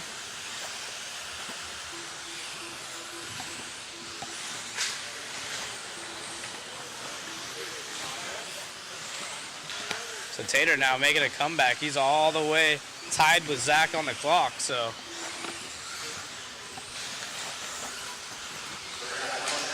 Tater definitely should be going quicker here as the day goes on. Oh, jumping over right there. I think that was Scott Spears who clears out. TLR pink and purplish color over the triple here, coming straight towards us. Had a heck of a run, but still able to try to get a W. And still going to go quicker than everyone in the heats behind him. So even with all that carnage, trying to get at least like a top 10 if he could salvage it. If anyone has issues in the next heat, because the next heat is going to be full of heavy hitters.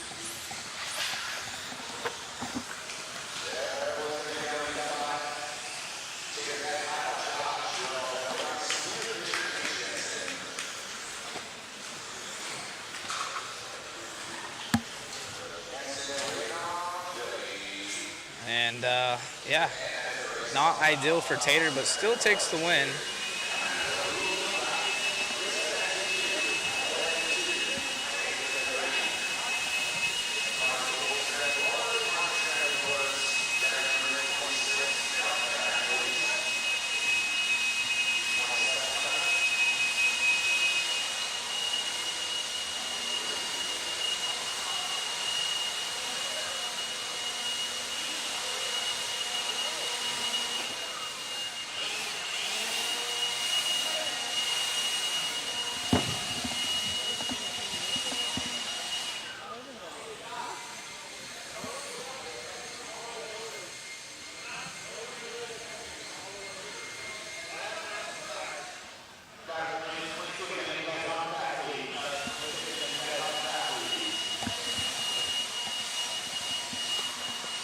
And there's a good view of all of the top seed drivers. A lot of familiar faces. You got Shim Shady over there on the far left-hand side. He actually was, I believe he won the B main in two-wheel drive at Worlds. There's Matty Gonzalez, Ryan Cavallari, Camden Lime, Spencer Rivkin, Brock Champlin, Dakota Finn, Davey Batta, Dustin Evans, Cole Tollard, and there's David Orner, and there's me.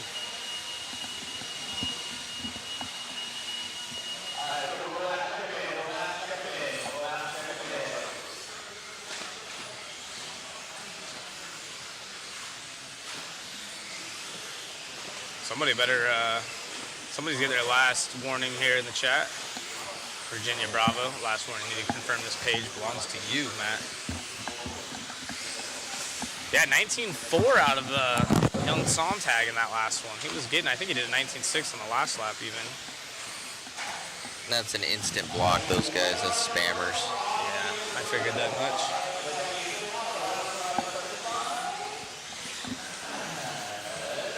So Sontag, 15.518, obviously He probably was trying to get that ball cut popped on for, I'd say, at least 10 seconds. Then he had a mistake or two, so.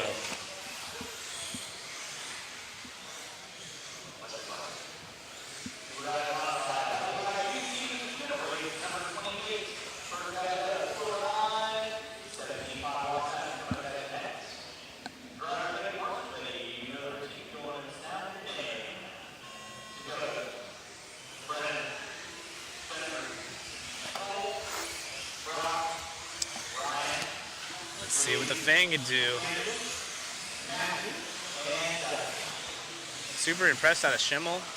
He was flying. Those guys, and Taller right there. So 3 of the top 5, including first and second out of seating, are TLR cars. Oh, Finn upside down coming up short. So looks like Rivkin up in the top left of the screen is going to be our race leader, I would assume. Yep, and they are. Oh, no. Sorry, our contact fell out.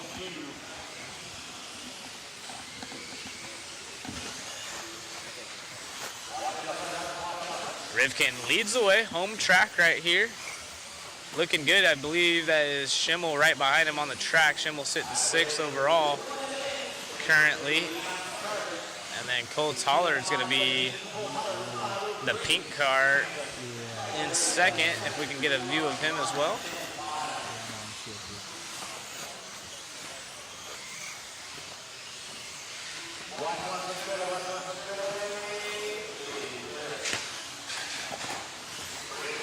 So top left is Spencer, and we're following around second, Cole Tollard. That's the TLR driver of Tollard.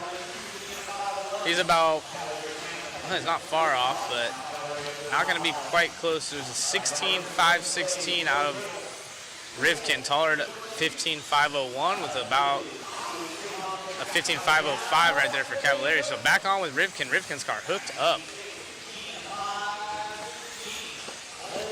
He's been putting in some work. I saw him and Kurt Winger switching off remotes a few times. Kurt's watching on standby here, checking it out.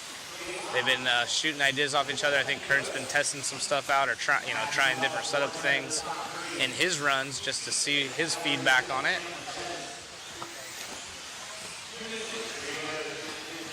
And Tollard up there in the top left, still running second. And Matt Gonzalez in the 3, trying to win the worlds, as he would say. So Matty G, the one-up driver, Team Associated Hobby Wing, here representing. He is in the 3 spot, so what an upset that would be if he could pull off a TQ as somebody going for a tumble there. I think that might have been Champlin. Oh, and Spencer off the pipe. That might be just enough for Tollard. I believe Tollard's right there behind him. So Tollard has a good view of what he's chasing down, which always helps. So he's closing in. So Tollard should take the point potentially, and he does. And unfortunately, Gonzalez is going to fall back, and that's going to put Cavalieri, who's looked extremely well in his 2-wheel drive, in the 3 spot. And another mistake right there out of Rivkin. So, oh, and then a big one at the end of the straight. So Tollard, yeah, Tollard's been leading. Rivkin in the 2, Ryan Cavalieri in the 3. Schimmel still in the top 5 of 4 at Bata. Bounds off top 5. So let's see if Rivkin falls back any further after that bobble.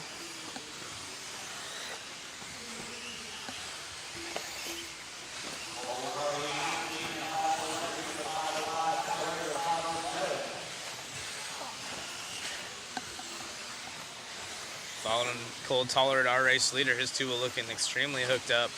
Coming up on some traffic on the backside here on the straight, there's Cavalieri at the bottom of the screen. He was, or still in 3rd.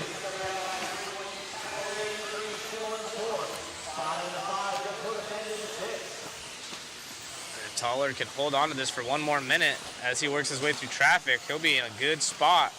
He's got a commanding lead now up on Rivkin. Rivkin, though, was on a 16-lap pace. Everyone is on a 15 or slower now. Dakota trying to fight back. Oh, there's a bobble right there out of our race leader, and he's has to get back by traffic, and that is Rivkin. So, and Schimmel. So actually, our 3 of our top 4 drivers all there together. Oh boy, and this is going to be a tough one because Tollard, obviously wants to get by Rivkin, but Rivkin's right here in the fight, so all three of these guys are going to have to just work together like it's a main event. Up on 2 right there for Tollard, so they get around traffic. That's Matty G, who was right up in the mix early on. Oh, and Tollard, oh no, all kinds of issues. Rivkin, they're all just jumping back and forth. Not sure who the white car is. They're trying to get out of that's Schimmel, actually, so he wants to stay in it, but also be out of the way.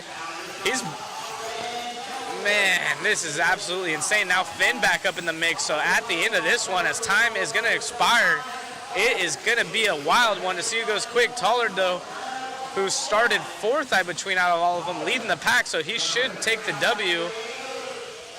This is wild at the end. Cavallari sneaks up into the top. Bata up there in the top 4. So CFT, baby. Cav with the 2 and Bata to the 3 right there. So Rivkin going to be extremely upset at the end of this one. Wow, we got to get an interview with Cole right there. Dang, that was a wild one. Good job, Cole. We'll get a quick interview. Right there behind the box.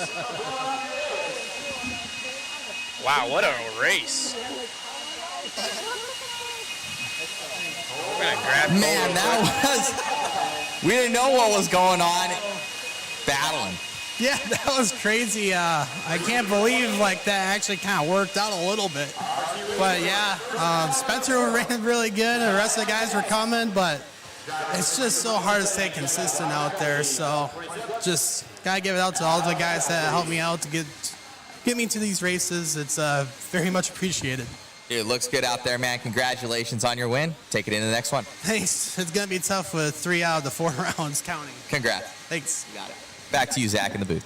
Well, that was awesome. Can't believe, like he said, it kind of worked out. I mean, obviously, it depends on what side of the fence you are on, but what a race right there. They kept it relatively clean for as much carnage as they were going on. We saw Spencer have to do the double single. Tater's obviously trying not to wreck either of them, especially his teammate Cole. And they made it work out somehow.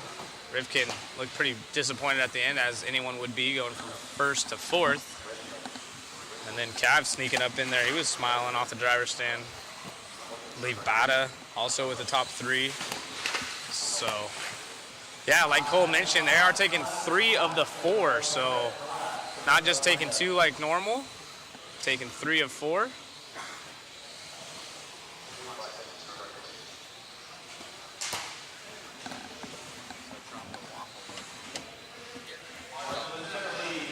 Yeah, it's always been this format. You're right, Jerry. Check this out. We'll just dropped a waffle link, and you guys can check out some of these goodies. Pudge Luck strikes again. So here we go. I'm up here. I'm the green screen, but it kind of blends in with the box. Very cool. That is the Mugen two-wheel drive. Will be part of the waffle. We got the B7D, also part of the waffle. And the TLR, which they just got the dub in this one. So TLR, this is the roller kit, also part of the waffle. Here's something a little bit unique. It's all signed as well, but this is one of the champagne bottles from Worlds.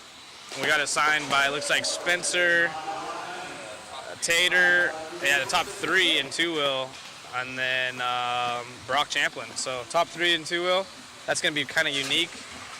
Pretty awesome to have that.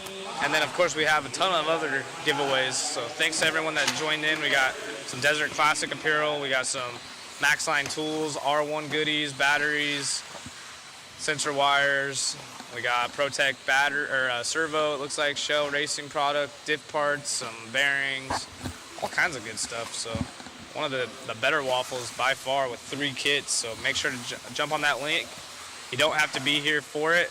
You don't even have to be watching. We will contact you, and yeah, it's free shipping. So we'll ship international. Appreciate everyone that supports us. So 17.5 lock time in here.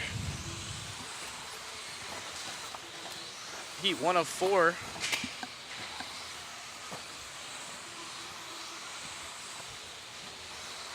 Yeah, so one waffle entry gets you in for all the prizes. Basically, we usually take 10. Most of the time, Matt will take some bonuses, but It's first come, or I guess first choice, first serve. So if you are the first ticket or name drawn, we'll do a little spinny wheel live so everyone can see it. And if your name is drawn first, then you get first dibs on whatever you want, so on down the list.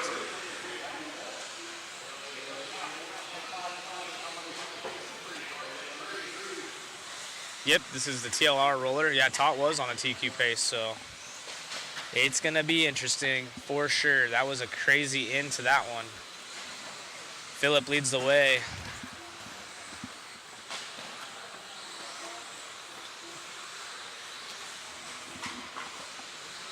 The waffle will be on Sunday after the event, so you can get tickets all weekend long via that link, or go to modspeedshop.com.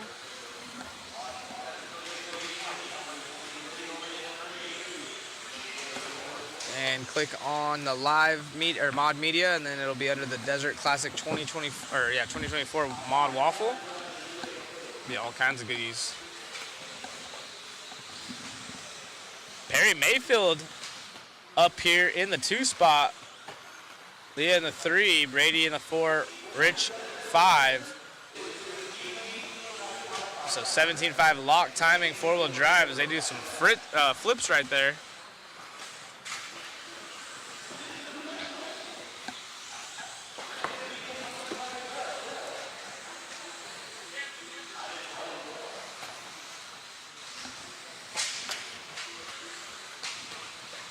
Got the Cavalieri looking paint scheme down the front of the driver's stand, triple, going big.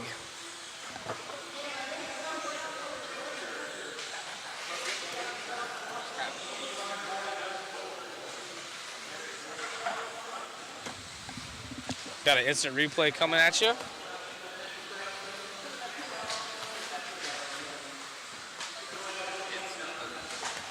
Oh man, they hit midair. And perfect front flip, and then he takes him back out like, hey, bud. And then, boomer, crash. Philip out front from 10th all the way up in P1. So 10th, 7th, 8th, and 11th up here at the top of the charts. Brian, who was the quick starter in this one, all the way down in 6th.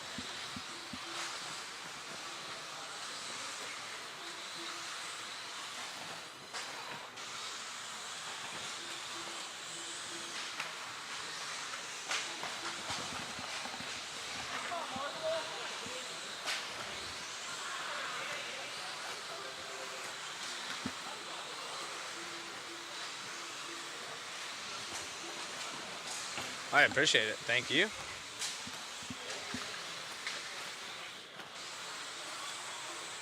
Cavalieri mimic paint scheme, almost taking an A-arm off right there, but looking pretty good.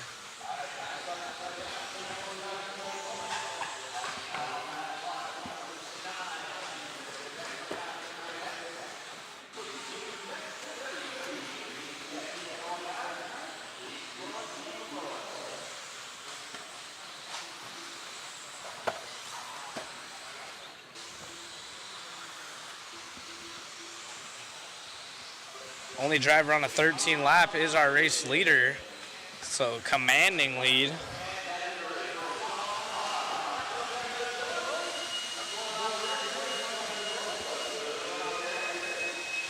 Gonna take the W right there with Perry Mayfield in the 3. Helmrich takes over second, or I should say takes second. Good little run out of them.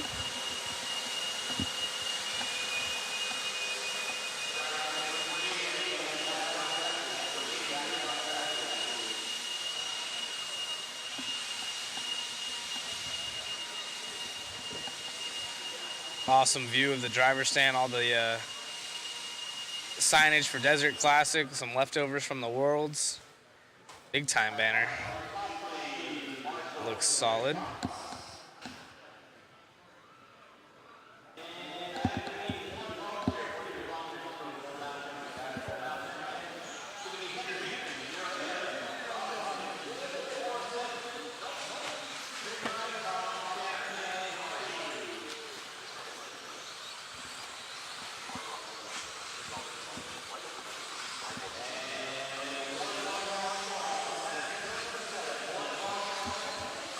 Working our way here through round number 1, 12:40 local time.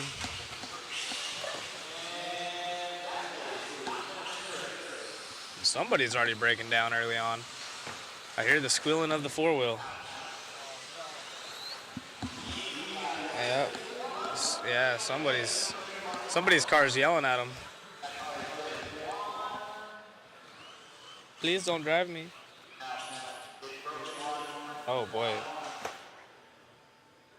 Yep. Please don't keep gassing it.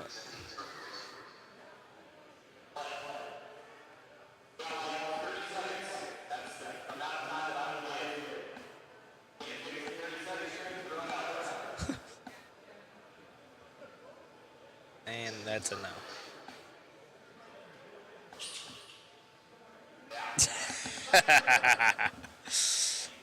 You guys missed it, but his spur gear is clearly stripped, and it's a four-wheel drive, and he thought he was going to be able to fix it. They're like, if you can get it fixed in 30 seconds, he goes to look at it, and then he gasses it one more time and just shakes his head no. Good fun.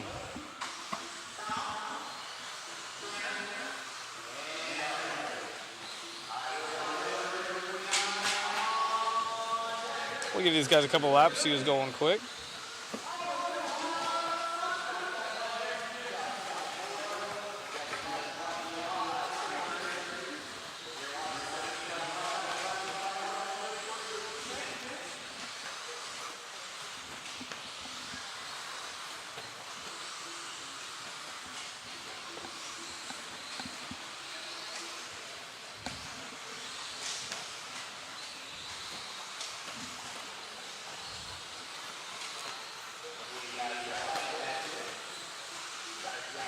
Mark Robinson, our early race leader. That AE ride. Blue and yellow looking dialed.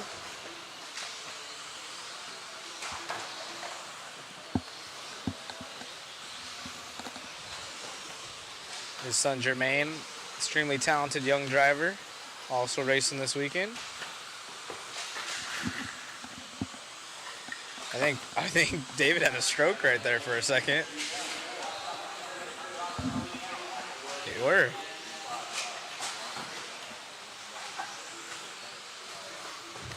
And we're back on with our race leader here, Mark Robinson over Michael Wood, Tommy Tom. And Chris is in this one as well. Chris had some fans.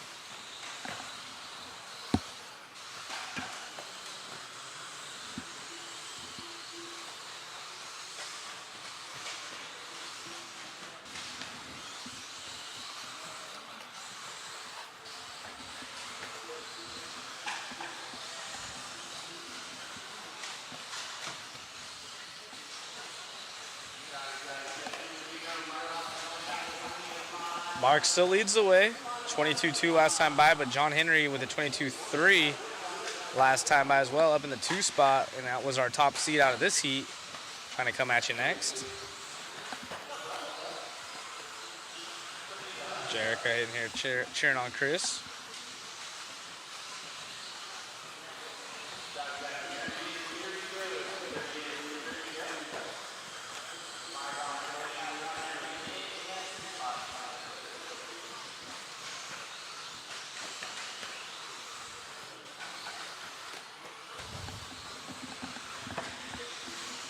Robinson coming up on traffic, trying to make his way through. That is the AE ride.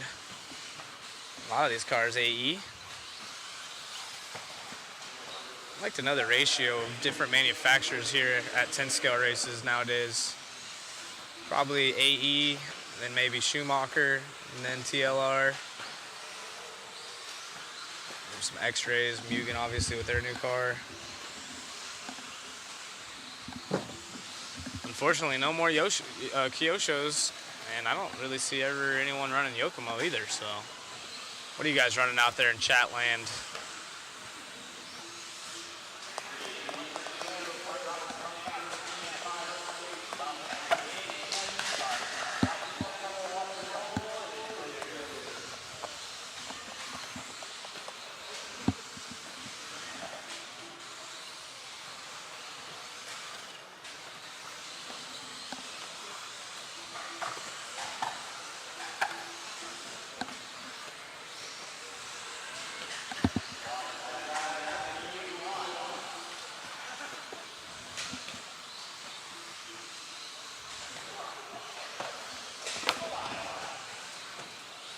Techno is like 80% of our local track. This is true 8-scale stuff for sure. X-ray.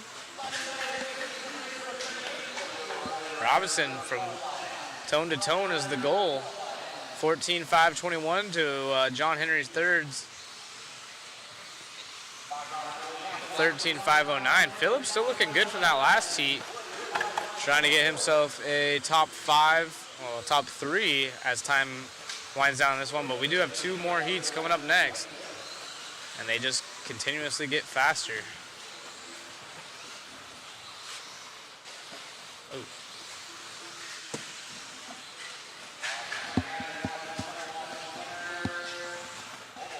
Our race leader having to go single, single, single there. Yikes.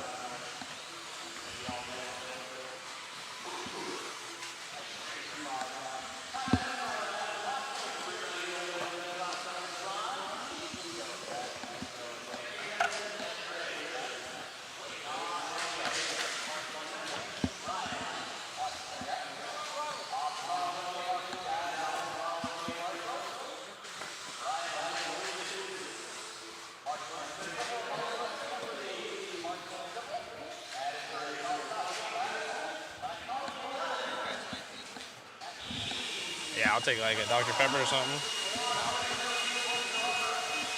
I'll take a DP. Dr. Pepper if you don't mind. Oh, yeah, that's fine.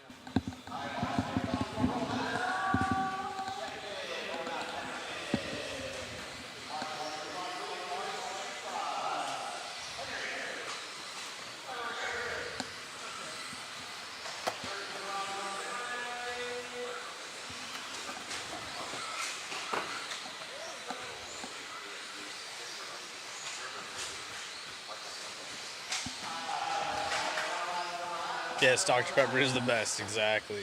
Thanks, Chris. Support. Look at these, upside down. Somebody help this car out. Somebody help me. Uh-oh. Somebody lost their body? Uh-oh. Yep, we're going to have to charge a subscription for this naked one. Looks like purple, purple, purple, and then a green turnbuckle. The old four-wheel drive. Off and going.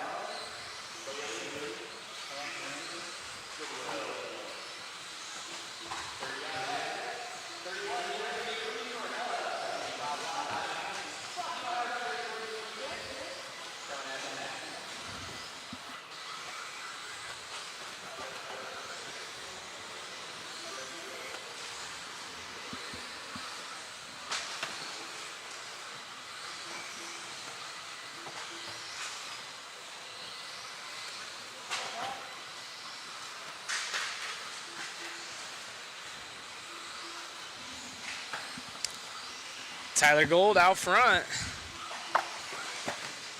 And see if we can pick him up. Should be coming by the line. Yep, right by there. Is this one Tyler, the purple and green? They're both kind of purple and green. Yeah, Rich now takes over the lead.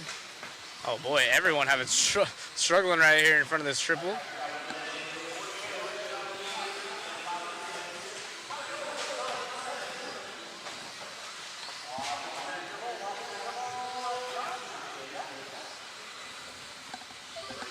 So Mark Robinson's time, the only one, 14 Still out front.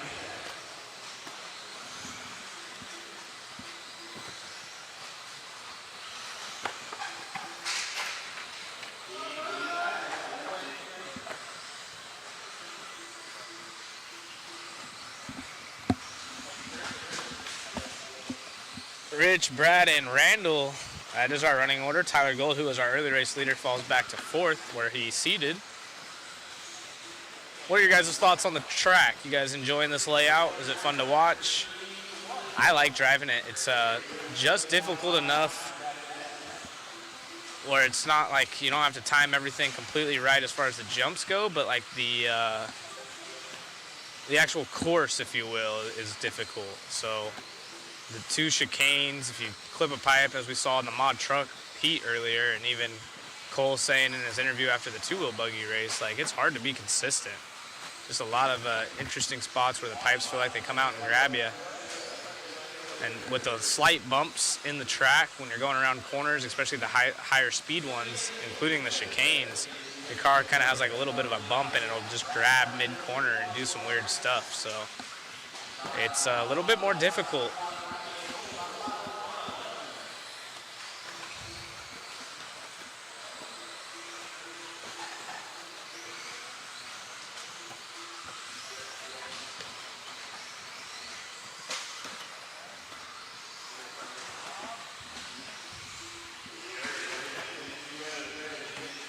Oh, kind sir, thank you. We got the 40-ounce DPs up here.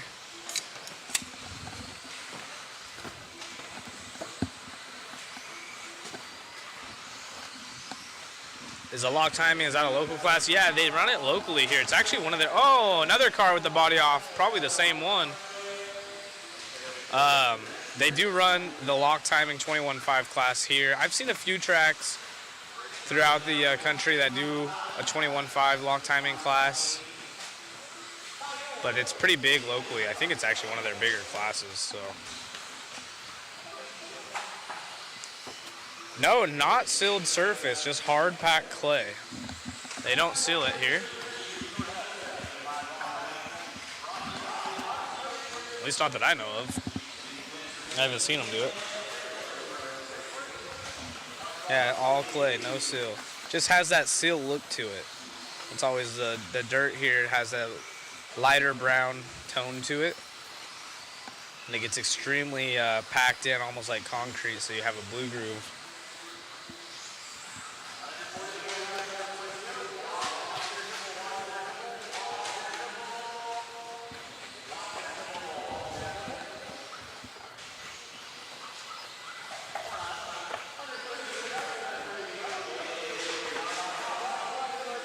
Rich takes over the lead with 20 seconds left on the master clock. Tyler back up in the 2 spot. Day May wanting to join the fight.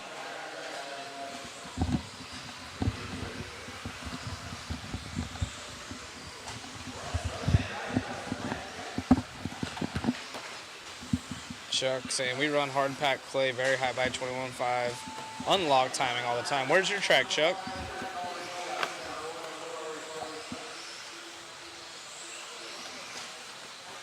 As this one comes to a close, nobody going quicker than Mark's time. Actually, the top 3 times from the last heat are safe. As Rich gonna be good enough for 4th, but that's about it. Oh, runs in the back of someone there at the end. Race 30 concluded.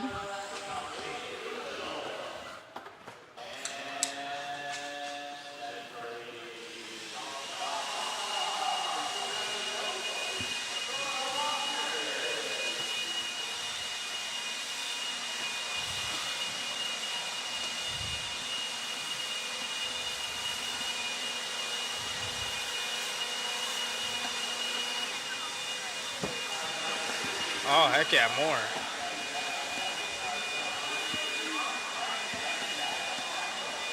More's awesome.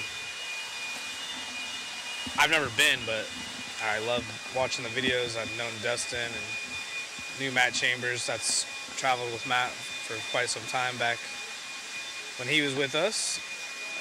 Rest in peace to a legend.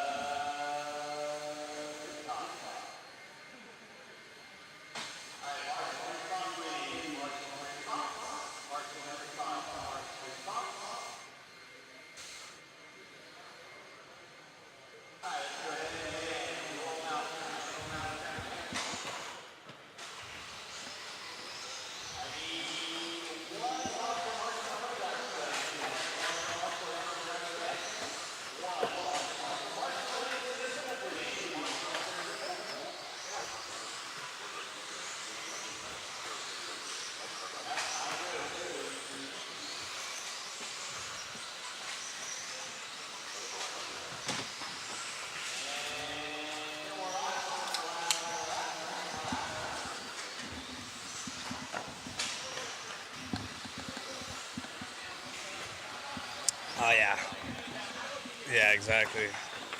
Bring it back to life, a good old Dr. Pepper.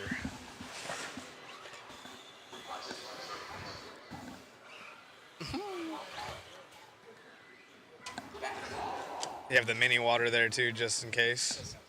Just in case a doctor walks in. Me so hydrated.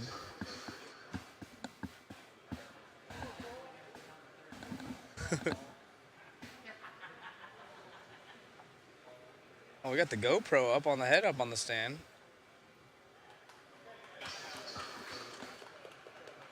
I was gonna say something, but I'm not gonna say nothing.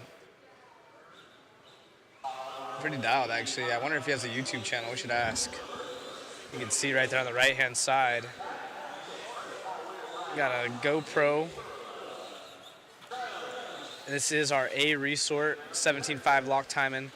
Oh, here's a good shot of it. Nice. See if maybe he has a YouTube channel or if he just uses that to go over his race lines and critique himself.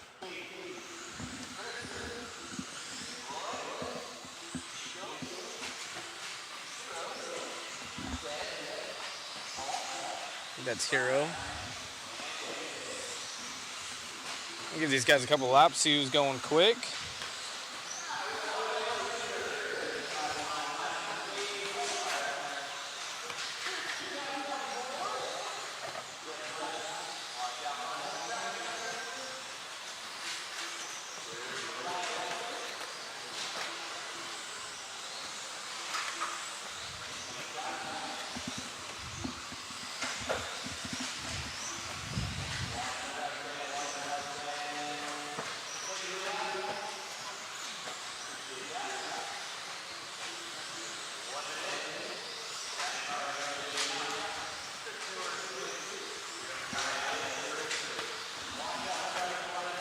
Let's go, Chris Mueller. That's our cameraman, Chris, as we call him. That's an empty seat. Oh, no, upside down right there for someone.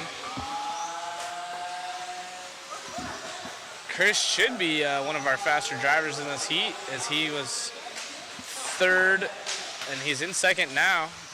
He's in a Techno car.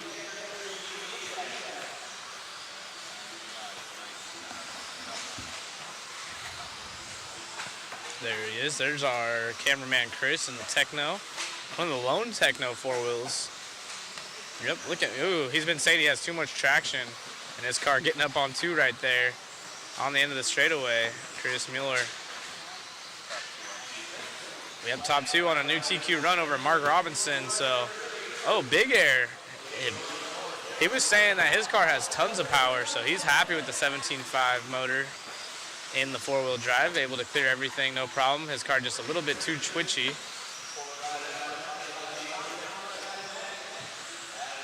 Chris Mueller up to the point now. So Chris, ooh, getting around traffic right there. That is our race leader. Oh no. And his car is really fast, so that Techno with some free drivetrain. And he gets around and clears traffic now, down the straightaway. Kind of looks like it rides on the nose, but extremely quick through the corners, no doubt. He's just driving nice and safe. Backs off right there. Smart driving out of Chris. One of the nicest dudes in RC. Willing to help anyone. Help me get my car ready. Help Sammy get his car ready with some shocks. His car turns though.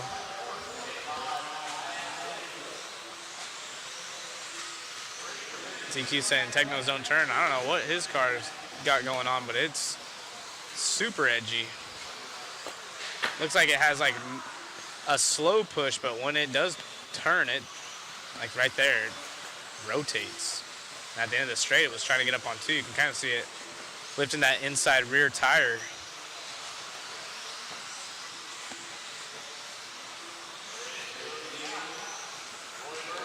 Chris with a 1.8 second lead on Roy. They're both off of the TQ run now though, so Chris has to pick up the pace just a bit. He was on a 14 lap run, which was a new TQ pace. And now he's got a driver in front of him, but he does a good job of checking up. So Chris driving extremely well right now. Car's got tons of power.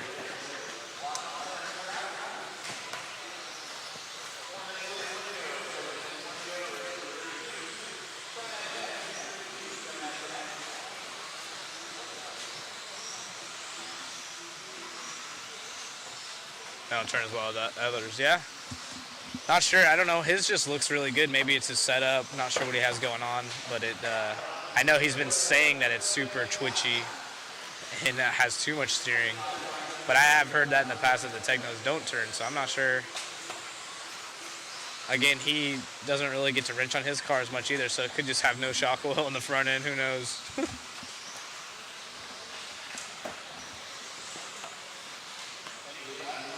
Gets over the tabletop, no problem. That is our race leader. He's usually the one behind the camera doing exactly what Warner's doing right now. But in the meantime, with 20 seconds left, he's looking to try to get a TQ as he's now ahead of Mark Robinson's time by just over half a second. So come on, cameraman Chris. Let's get him cheered up in the chat. If you guys are fans of Chris, let him know. I'll let him know that he had some people, rooting him on. He goes upside down. He's doing the wheel twitch. So he's still trying to get a W, but that might have taken him off TQ pace, and it does. Oh, his time expires, and he runs into more traffic, more problems. Come on, Chris. Hold it together. Trying to get around. And Roy now takes over the lead. Oh, man. Roy's probably going to take it. What a bummer at the end of this one as he has more problems. Chris Mueller going to be sad about that one. So Roy, I'm not sure.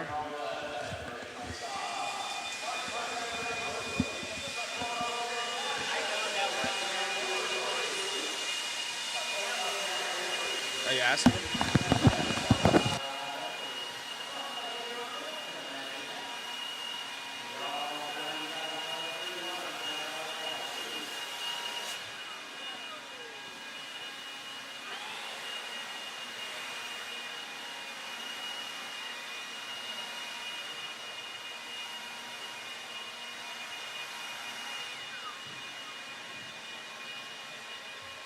Sorry, we were trying to figure out who you were. That's why I waited.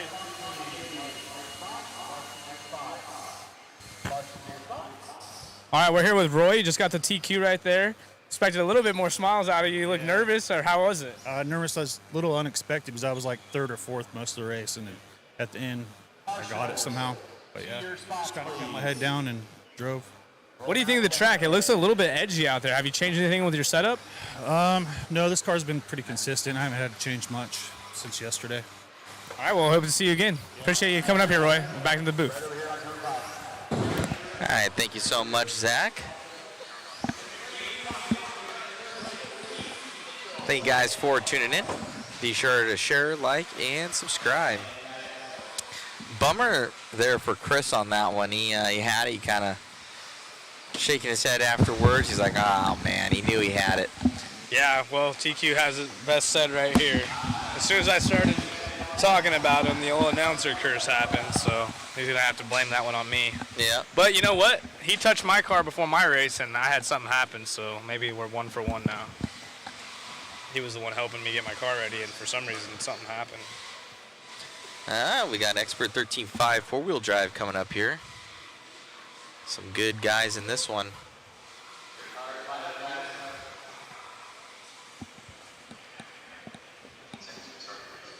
I'm going to try and go get some profile pictures.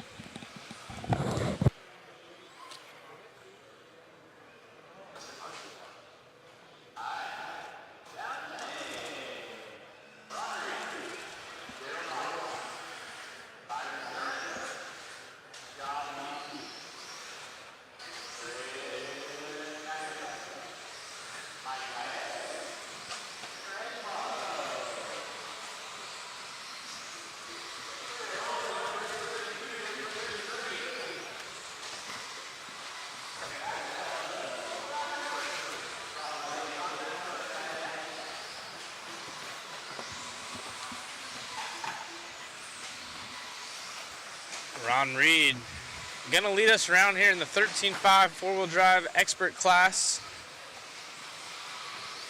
1 of 5, so another big class here. Only a couple of these guys, or a couple of these divisions having 5 heats. This one of them.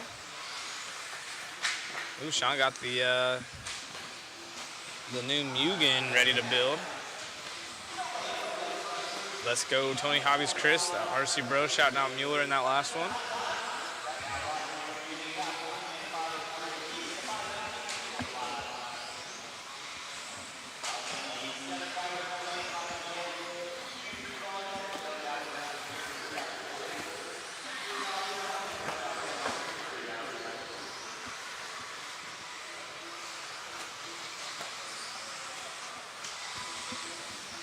Mac Mitchell, local here up in the 2 spot. Usually don't see him down in this low of heats. He's a fast driver himself. Expect some big things out of him in the 13.5 four-wheel drive expert division.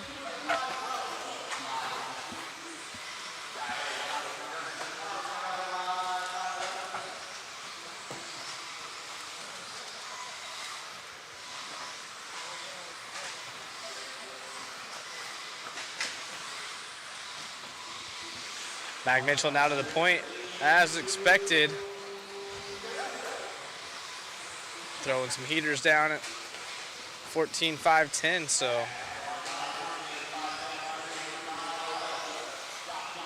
Interesting watching the 17.5 lock timing guys going back to back here with the expert 13.5 four-wheel drives.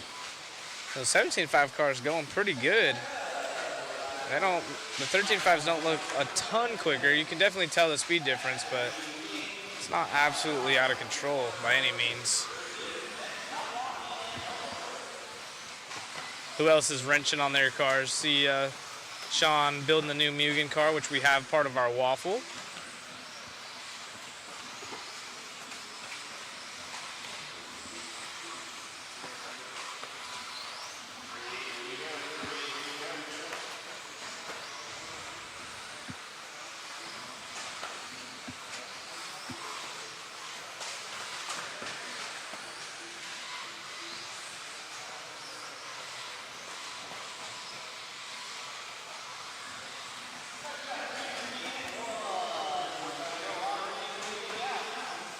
.145 left in this one. Ron Reed trying to catch up to Mac Mitchell, but Mac's been flying. Those two are on 14-lap runs, the only drivers on 14-lap runs. About a 5-second spread on the overall pace between the two.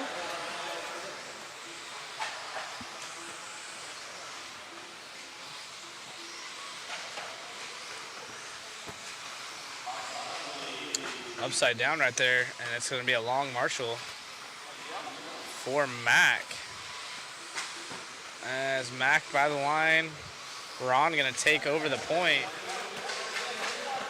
Oh no, all kinds of bad news. Ron by the line.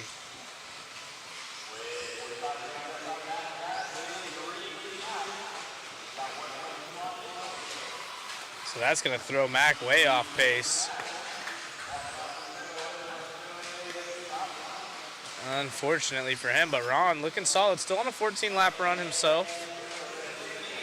With 25 seconds left on the master clock.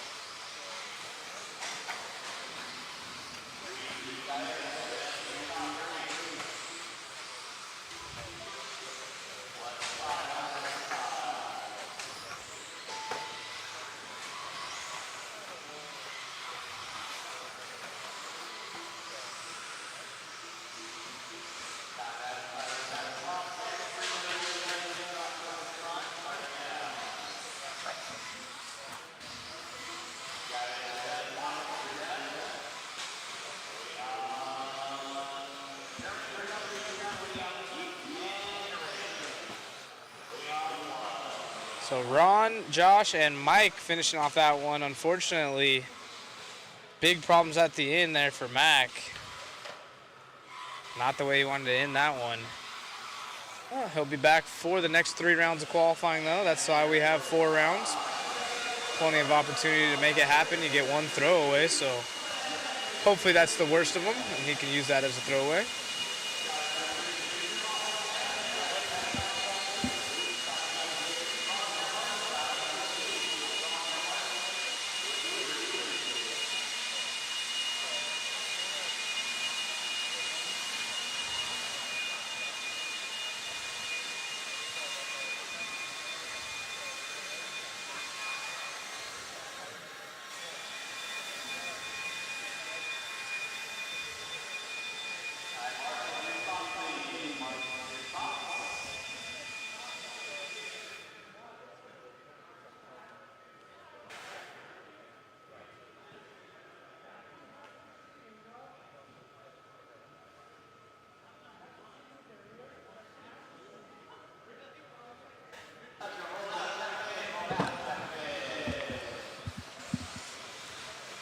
these guys checked in, see who's going quick.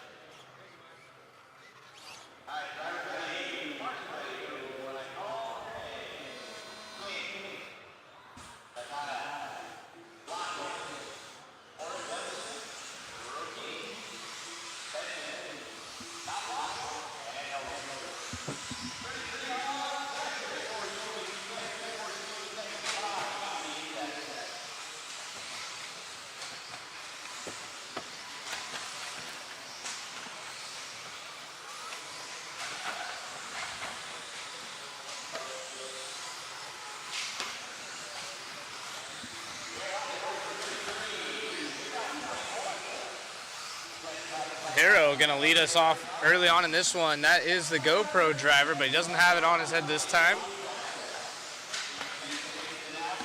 Maybe distracting, maybe just over it. Oh, and then breaking out of this one. Ah. No. He's trying to get the marshal to fix it, but the marshal's a young kid, so that's probably not gonna happen. Yikes. Yeah, unfortunately, not going to be able to get that one going. And Jay is going to be our race leader early on in this one.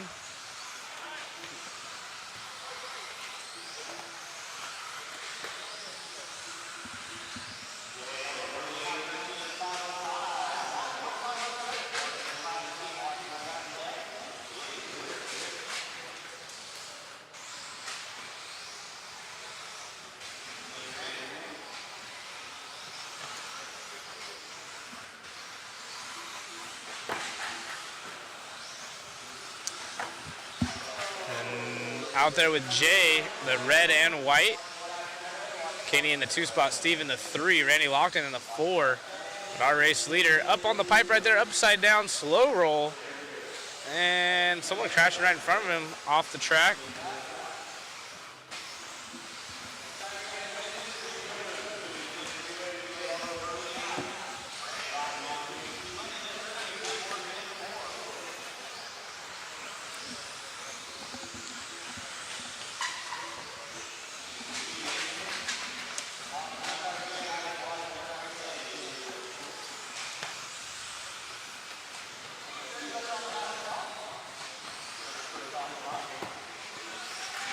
And new leader, Randy Locken. That's a local fast guy here. Checking it out. Oh, upside down right there. Going big over the triple.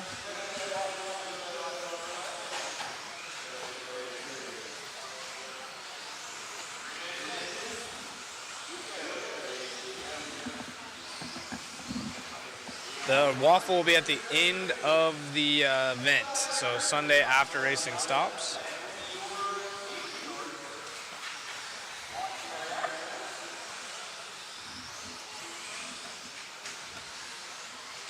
Appreciate you, the real MCJ.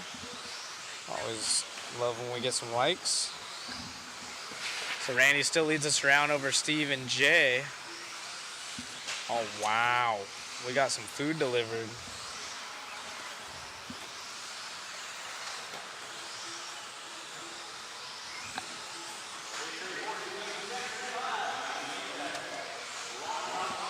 I don't know. We put that brand new one in.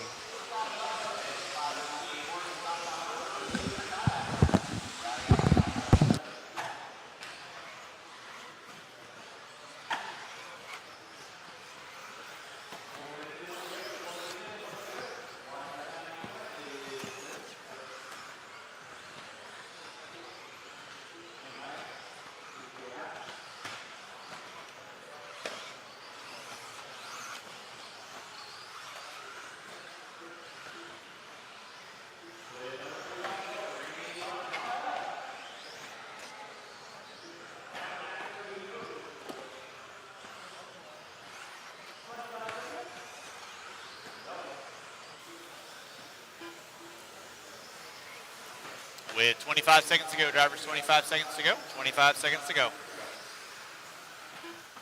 He's Race still leading the 34. way here with You should less be on. than 20 seconds left on the master clock. Ron Reed, Josh Keith, Mike Galalos still hold the faster time out of the last heat. So Randy and Jay would be 4th and 5th if it ends like this.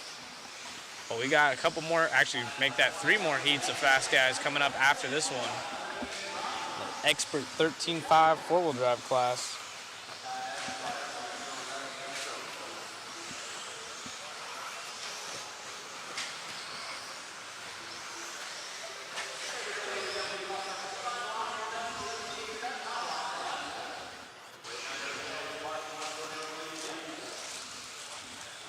So thankfully he was done right there, but still nobody going to go quicker than those 3 drivers out of the last one.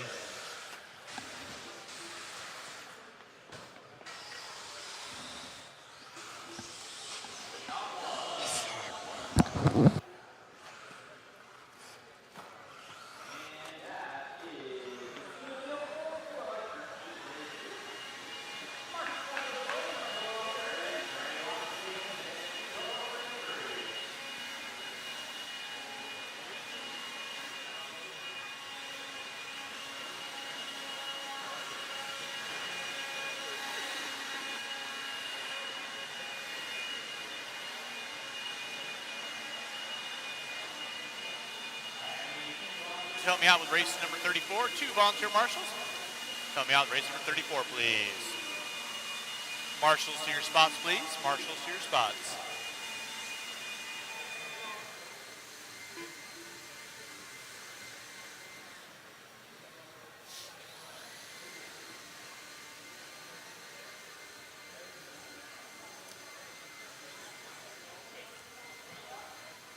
All right, let's go ahead and roll them out. Check them in. Marshals to your spots. Marshals to your spots. It's going to be Winger, Noya, Cartwright, Smalley, Smith, Richards, Adolph, Popham, and Brule.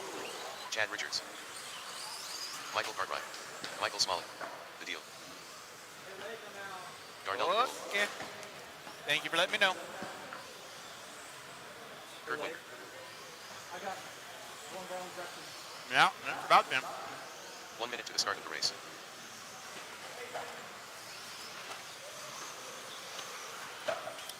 All right, no more laps, no more laps, no more laps. We got our cars lined up, no more laps. 45 seconds to the start of the race. And Zach Noya, we gonna make a call on this one?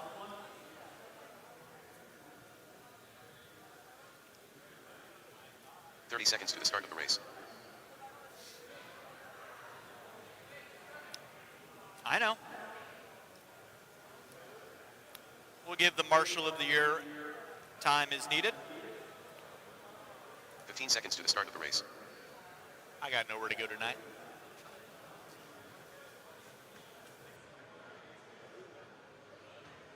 Five. Your B Resort four-wheel drive expert. You guys should be through tech. 36. You Got need to be the in waffle tech. link down in the chat for you guys. This one should be coming soon. I don't know what we're waiting on quite yet.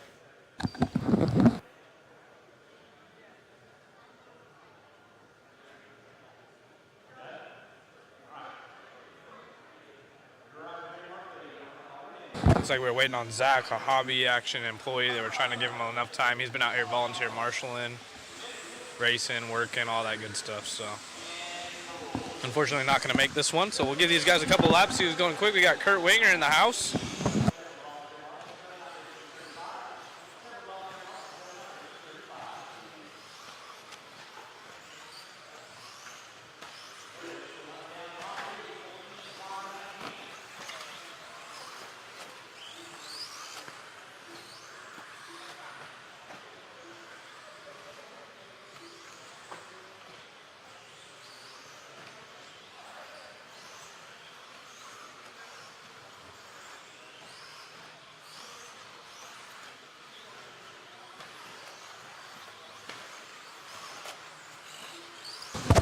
Falling around with Coach. Got some love in the chat. Kurt Wanger in the house. There he is on screen. Kurt, super cool cat.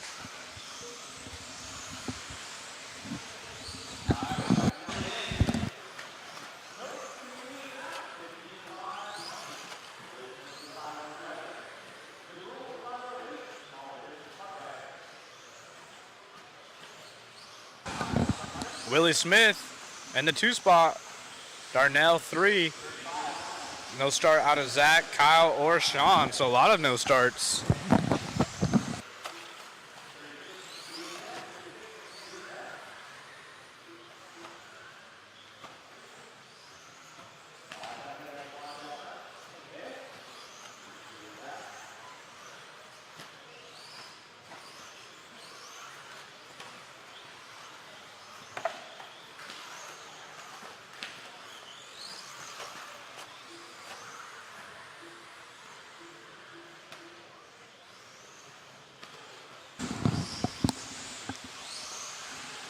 Winger with open track ahead of him. Not very many cars on the track. Only 6 making the start of this one. Oh no. Somebody going upside down after the tabletop there, as our race leader has no one around him, so taking full advantage of the empty heat.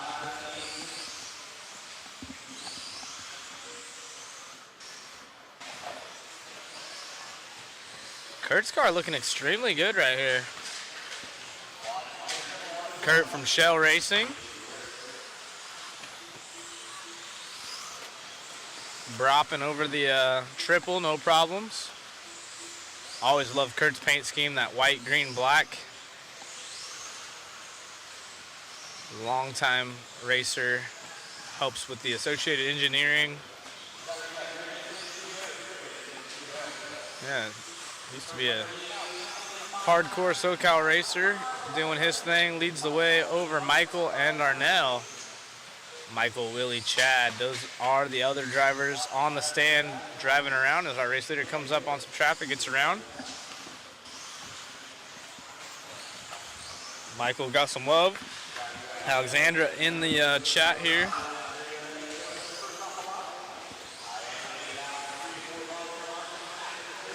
Always cool to see friends and family back home cheering on their loved ones.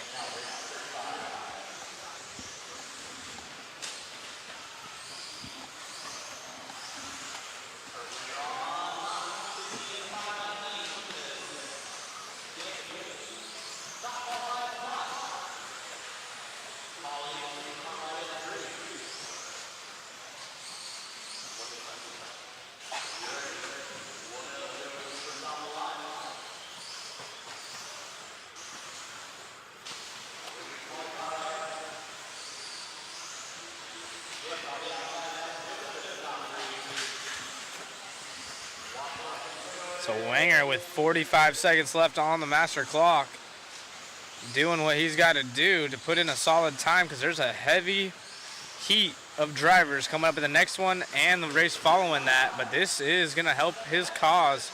Only driver on a 15 lap, 15.520. Michael on a 14.508.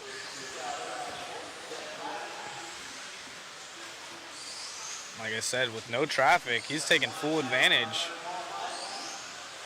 Yeah, he's looking solid.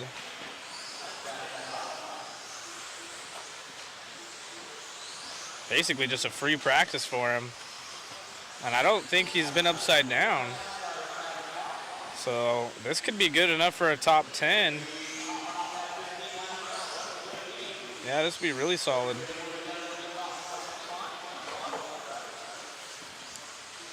Time has expired. He's only got to get by the line here, and I think he shall be done.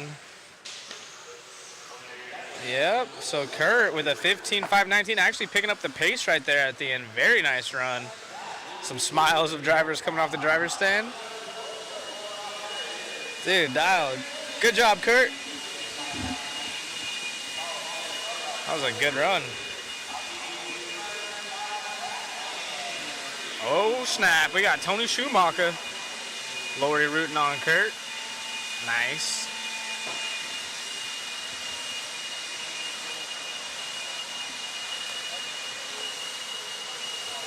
Tony Schumacher, man, wish I would have been able to make it out to your race. That thing looked super fun. Kudos to everything you guys pulled off. Saw there was quite a few drivers staying there after checking out the racing.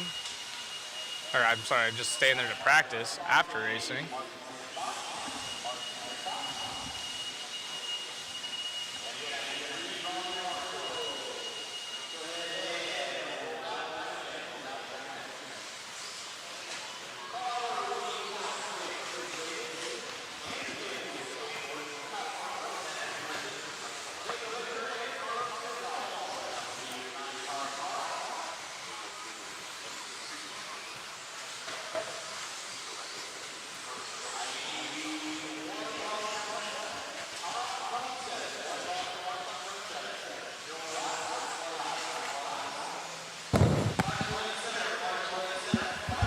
Tony Schumacher chiming in. We missed you for sure. Next time. We tried to get you out there, Zach. That's tight. I just read that as you were saying that. That's That's dope. Oh, that's gone. Just like that.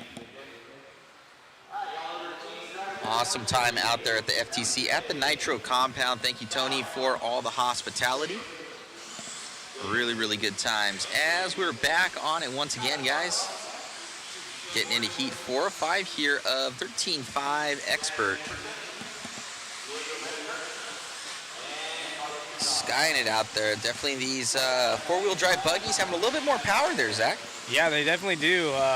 Got Schaefer in here, Kyle Davis, all kinds of fast guys. Shane Borden, I think he was top seed in the 13.5 truck class. So lots of talent, and like you mentioned, these cars are pretty fast. You put a 13.5 in a small box like this for any sort of indoor racing, it's plenty of power. Oh, most definitely. You'll see these guys were in 13.5 four-wheel drive. If pretty much like on this track alone, there isn't a jump that 13.5 can't make. So you almost have more usable bottom end power. Ooh, with a mistake right there for your leader. A long one. That was Ryan. Oh, no. Man. Oh, man. Shoes untied, too. Uh-oh.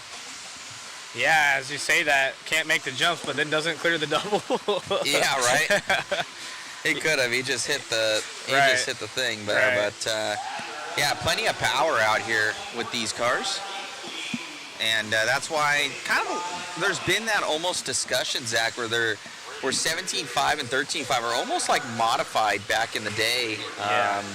And it's almost where they're too powerful for just the normal Joe. So guys have talked about, going to 21.5 as the new 17.5 class, and then 17.5 in four-wheel drive. So, 21.5 two-wheel, 17.5 four-wheel. It's funny you mentioned that. I've actually been working on a project for work, and I'm having to go through every track on Live RC throughout the country and broader. And there's actually quite a few local tracks, like you mentioned, running the 21.5 two-wheels. Haven't seen as much four-wheel because it's just not a bigger class, but as you can see here, 17.5 four-wheel is a thing, 21.5 lock timing.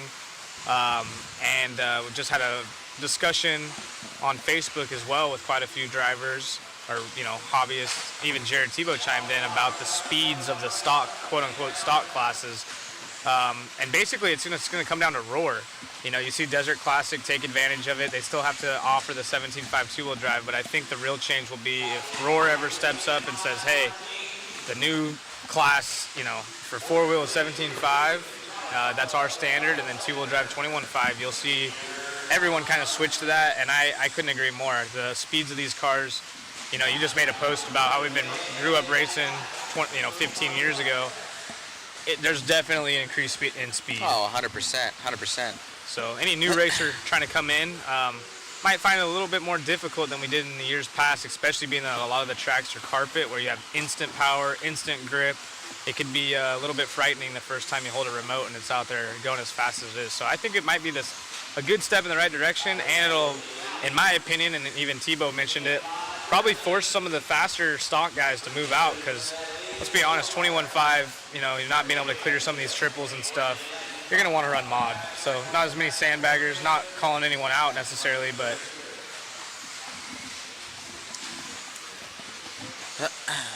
right on. We have Kyle Davis here in the lead in that all blue car down that straightaway. Shane Borden comes on by. Shane Borden going to be in that P2, yep. And Kyler, he's extremely fast as well. He was in the A-Reese sort of two-wheel drive. He is sitting down in second now, right behind Kyle Davis, so I expect some big things out of him. He knows how to wheel. What's up, Jason? Thanks for joining us here in the chat. Drop that link for you guys, too, if you want to get in on the waffle. Yeah, again, we have some awesome prizes. 3 car kits, all two-wheel drive electric buggies. That Max Line bag, too. That thing is sick. I never even know they made those. Yeah, no, I didn't know either. They're really nice. It's like the size of an OGO, kind of, similar shape and everything. So if you're looking for a nice bag, definitely check out Max Line or grab a waffle ticket and cross your fingers. One. Yeah, they got some awesome-looking tools, too. Carbon fiber handles, and pretty stoked on all the the waffle prizes. Pretty much everything we got is awesome. Well, most definitely. Thank you to Larry Tomlin, Hobby Action, all of our sponsors. Up over that double right now, Kyle Davis at 15.515. That would put him up above Wenger as well as Shane Borden on a 17, trailing by 2 seconds on pace. Yep, so as we mentioned, Kyler with a 19.5 hot lap, over half a second quicker than anyone else, but he's down in third. Like you mentioned, Kyle Davis leads the way, being consistent, and that's what it pays off, especially on a track like this. You know, you heard Cole Tollard, our current TQ and Tool modified over everyone, as a marshal trying to help someone out, saying how hard it is to be consistent on this track. So nothing too crazy jump-wise, but more of just the high-speed corners. Very good run there from Kyle Davis. Shane Borden go that P2. And we're bringing out the fast dudes. This is the A sort. We got Jermaine walking up, Dougie Fresh, the Raymond twins. See Tyler Hooks down there. Tyler getting all his racing in nowadays, huh? Yeah, Jay Concept's always a huge part of it. He's kind of their man on the road right now and supporting the team. I don't think he's team manager, but he's kind of like event representator type of thing. Makes sense. Looks like we need Shane Borden's photo. We got Mr. PCH himself over here. I was about to say, Theo, he's been traveling. He was in Bakersfield last week for we got Theo over here. Awesomatics racing. That's David's #1 sponsor right there. You should show him the PCH, the PCH sticker on the back of your T4. Yeah, I know. It's good to see them on. Looks like they just came from a Dodgers game, so. I think there's like spring training or something going on. Something going on. Point that over there, David, and check out Theo from A-Main Hobbies. Oh yeah. So that's him, his wife, and his son. Theo. He's on the phone right now. He's doing a live stream.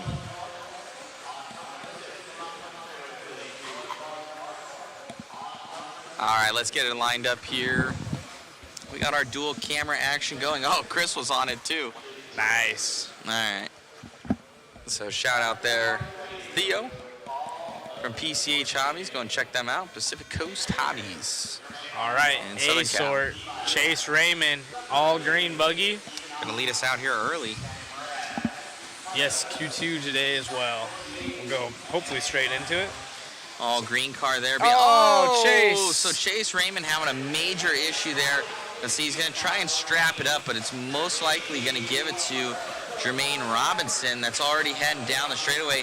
Now Levi into the lead. Yeah, Levi. So that's going to be the blue car, David. Can you jump onto the blue car, David? Got it. So we got that Matthew Willoughby up in the 2 spot. Levi Raymond, followed by Willoughby, local Sammy Moran, the killer. And onto the straightaway here, the twins, as they call them. Yep. His dad and Matty G, basically their older brother, watching on the sidelines right here as we have young Levi in the blue car. Those boys always within a couple positions of each other. They're extremely quick.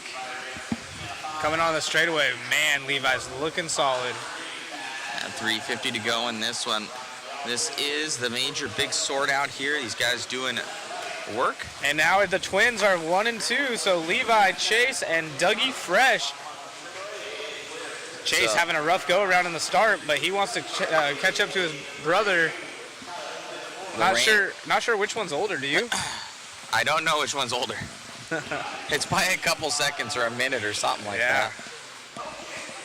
So Chase Raymond going to be chasing down his brother Levi. 2.5 difference. Oh, nice inside move right there. And a little bit wide for our race leader, and he has traffic behind him, so this is going to allow Chase, right on, who is right in front of him on screen. So the problem is Levi knows who has to chase down, literally chase down, and Doug into the 2 spot. Into the 2. Go to 2, Doug, for me, Chris, please. We are on with Doug LeVerrier right now, going to be in that team associated J Concepts as well. Yeah. Chase makes a mistake, so Doug all over the backside. Dropping down, yep. Jermaine Robinson trying to sneak his way, and we were just talking about Tyler Hooks. up in the 3 spot for JC. He's going to all the events, dropping off tires to all his drivers, and then also trying to put on a performance in his respective classes. And someone upside down. I heard a little squeak off the pipe and a wing go crunch. Doug Leverrier, he's actually considered the #1 stock driver in the nation right now, according to RCGrankings.com. Wow, that's impressive. So, yep. Doug, #1 stock guy, is that pulling data from 4-wheel and 2-wheel? Yep. There you go. So, and there's 2 different. So it's there's a 2-wheel drive division and single four-wheel out of the best. So a little bit of issues. So I don't think that's going to drop him below Tyler Hooks there, but Levi Raymond going to still be pretty solid in this one as we grab him on the track. So when will we have, speaking of the statistics, when will you have that available to kind of... It is already available. If you go to rcgarage.info and go to rankings, I will link it for you guys. Awesome. I'd actually like to check that out. We're still, you can look up yourself and it'll show a little bit, as well as there is a small subscription, so it helps with everything to get all of your analytics, but it will show you some of them. Does it pull from Live RC? It pulls from everywhere. Everywhere. That was my question. If it pulls for everything. Awesome. I will link that for you guys so you can check it out and check your rankings. Hey, thanks, Jason. Appreciate you holding it down as always. Always in the chat showing love. Levi still leads the way. Oh! Almost an issue. Doug now needs to pick up the pace, but it might be a little too late as we have just over a minute left. All these guys going quicker than the current TQ set. Ethan Hoskins down in the 4 spot. He was our TQ in the 2-wheel drive stock class. And these boys are Dyson. Willoughby off the track. Ryan Prince off the track. But Moran, Robinson, Raymonds, Hoskin, Hooks, and Dougie Fresh. So I linked some links there for you guys. The first one, you can see the top 30 in the nation. And you can check world classes, and then as well as for the second link there, go on there, click on it, so you can search your personal name, and then it will show your rankings there. Also claim your profile. Oscar, yeah, unfortunately Cameron Ayers doesn't race anymore. I haven't heard or seen anything out of her in a long time, but she no longer races that I know of. On with Levi Raymond right now.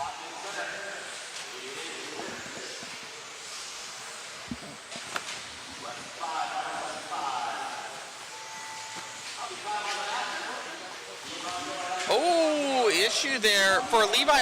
Levi he's not done. And Tyler also was on his lid. He is not done. Last lap here, so Doug may be able to take this one. Oh, Doug bobble. Ethan right there. And Tyler made a bobble too on the backside, so all of these guys. You know what? He's got a victory lap. He went on 16 laps. He does have a victory lap. Ethan up to the 2 spot though with Tyler and the other problem there. So Doug and Tyler having issues allowed Ethan to sneak up in the 2. Levi gonna grab that one. Congratulations to little dude. We'll try and grab him for an interview.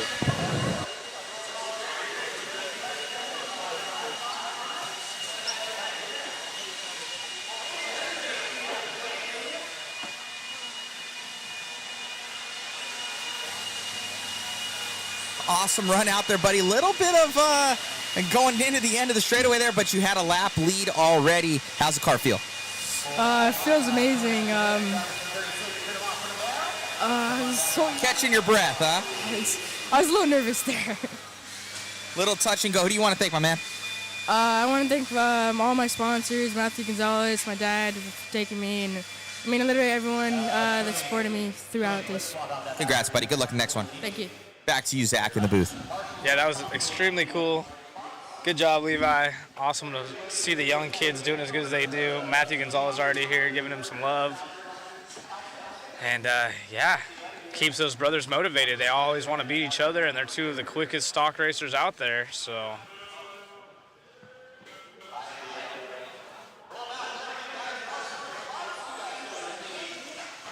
that was exciting. Those boys putting on a show, and yeah, checking out this driver's ranking thing is pretty cool. Missing a few of the top dogs, Skyler, Jovi, Nate Sutherland, all these guys, Kyle Homburg. But we got Sammy Moran here, we got Doug Leverrier, Matthew Gonzalez, who's here but running mod. There's some fast dudes.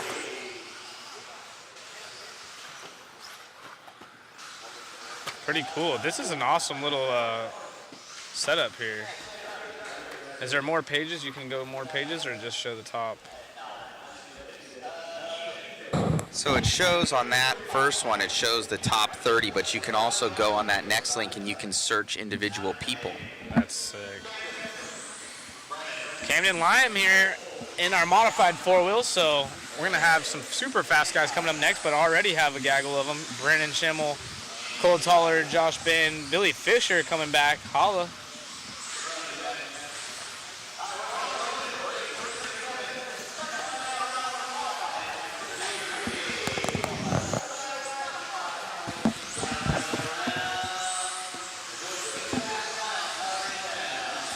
Does it have a way if you've signed up as two different names, like if if your name's Matt and Matthew? We can combine the two. Does it automatically do that, or does that have to be done? That has to be done. So if you guys have profiles that are on there, like a dual profile, you spell your name differently or something like that, we have to combine those profiles, which I can do. Just have to know. Very cool, very cool.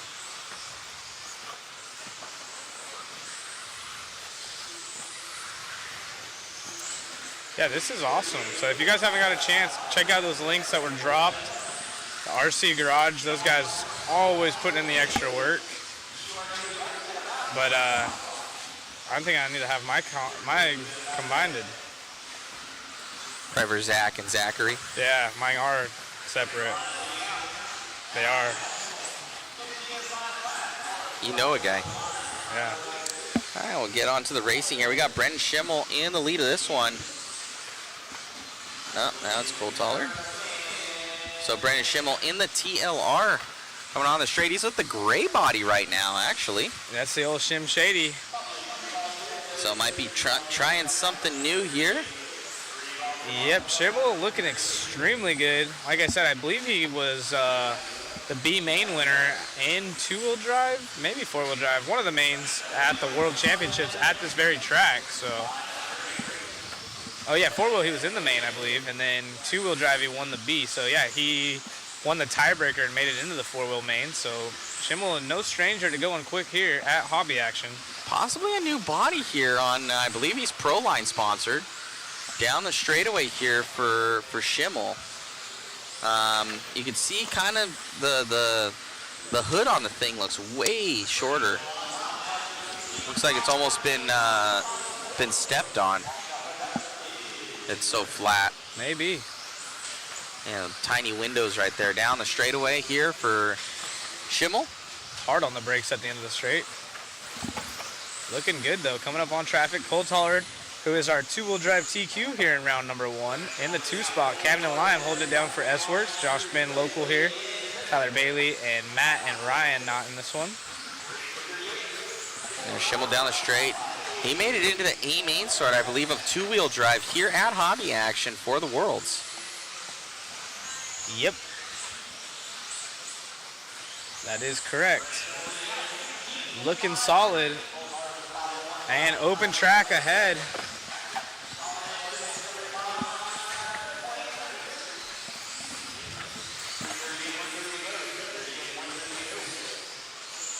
Race leader Schimmel still out front. 19.0 is his hot lap. Cole Tollard with an 18.9 though. However, Tollard with some mistakes going to be quite a ways off the pace here.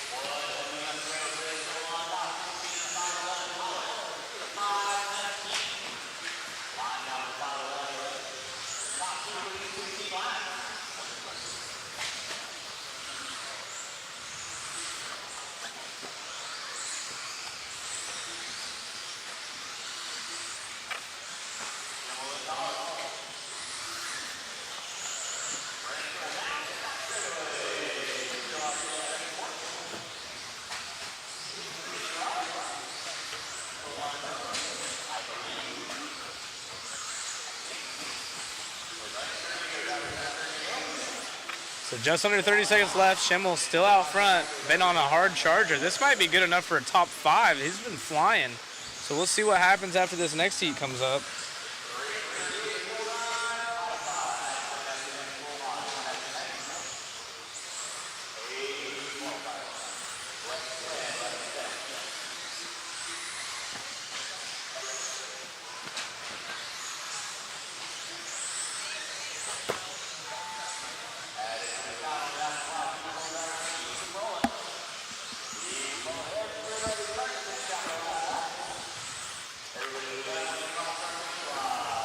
and coming up on traffic, but this will be right by the line. So great run out of Schimmel, 16.510.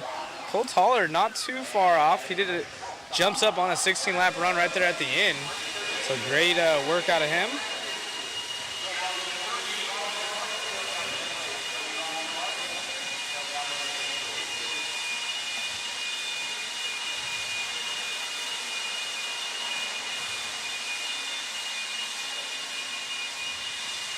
Only a couple seconds faster than the 13.5 TQ. Aaron Cobman in the house. What's up?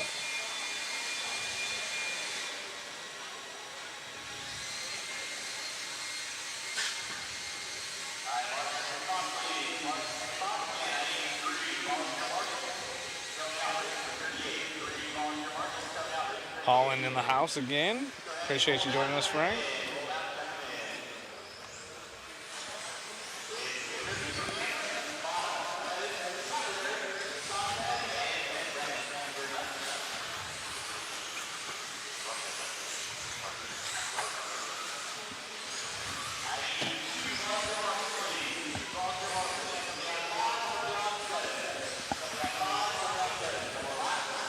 Checking in the fast guys. We got Rivkin, Champlin, Davey Batta in this one. Evans, Cavallari, Sontag, and Finn. So only 7 cars. Four-wheel drive mod, a little bit of a smaller class. Crazy. It's not. I remember when this would be like, 50 cars deep.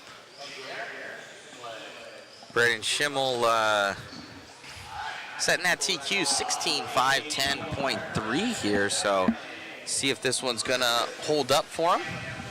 Jared Kazakria, the cause, saying money's on Bada. Bada's been going quick, there's no doubt about it. It's been going very, very fast.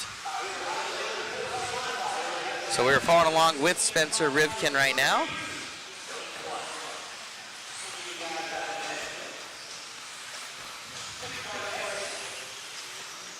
Let's see. And Brock Champlin going to be in that P2 position. Oh, now in that P3, Tater Sontag, your current two-wheel drive reigning world champion in that one. And he could definitely use this after that rough two-wheel run. So, Tater's going to want a good four-wheel run to make round one not all that bad as he's up on the back door of Cavallari on the track. It's funny, too, that those top three right there, Rivkin, Sontag, and Champlin, are your two-wheel drive world champions. And also that champagne bottle that we're giving away has their signatures here for 2023. Yeah, you're right. Mar Worlds. Podium finishers. And yeah, looking at the 13.5 times, as Jared Consecratia mentioned, Levi Raymond did a 16.519. So these guys are quicker, but just shows you there's not a huge separation between those guys. As Schimmel TQ'd with a 5.10, and Rivkin jumps to the point now, takes over at a 5.10 as well. On with Rivkin coming around the right-hand side of the track. Looking smooth as he hits that apex of that corner. Yeah, coming off that little single before the second chicane, he was able to get the tire to set down so he's on the ground quicker. And little stuff like that is what matters whenever you're trying to fend off guys like Tater's time, Brock's time, all these guys that are flying as well. Hey, David, please catch up with Tater Sontag. Brock Champlin on camera right now and just takes over that lead. Yeah, unfortunately. So, mistake upside there down for Champlin. He's going to drop below those 3. We got Tater Sontag. Spencer should take back over. Probably going to advance above. Champlin should drop down at least probably 3 to 4 positions with that mistake alone. Let's see as he comes by. Wow, Champlin only dropping down 1. That's actually very surprising with that crash.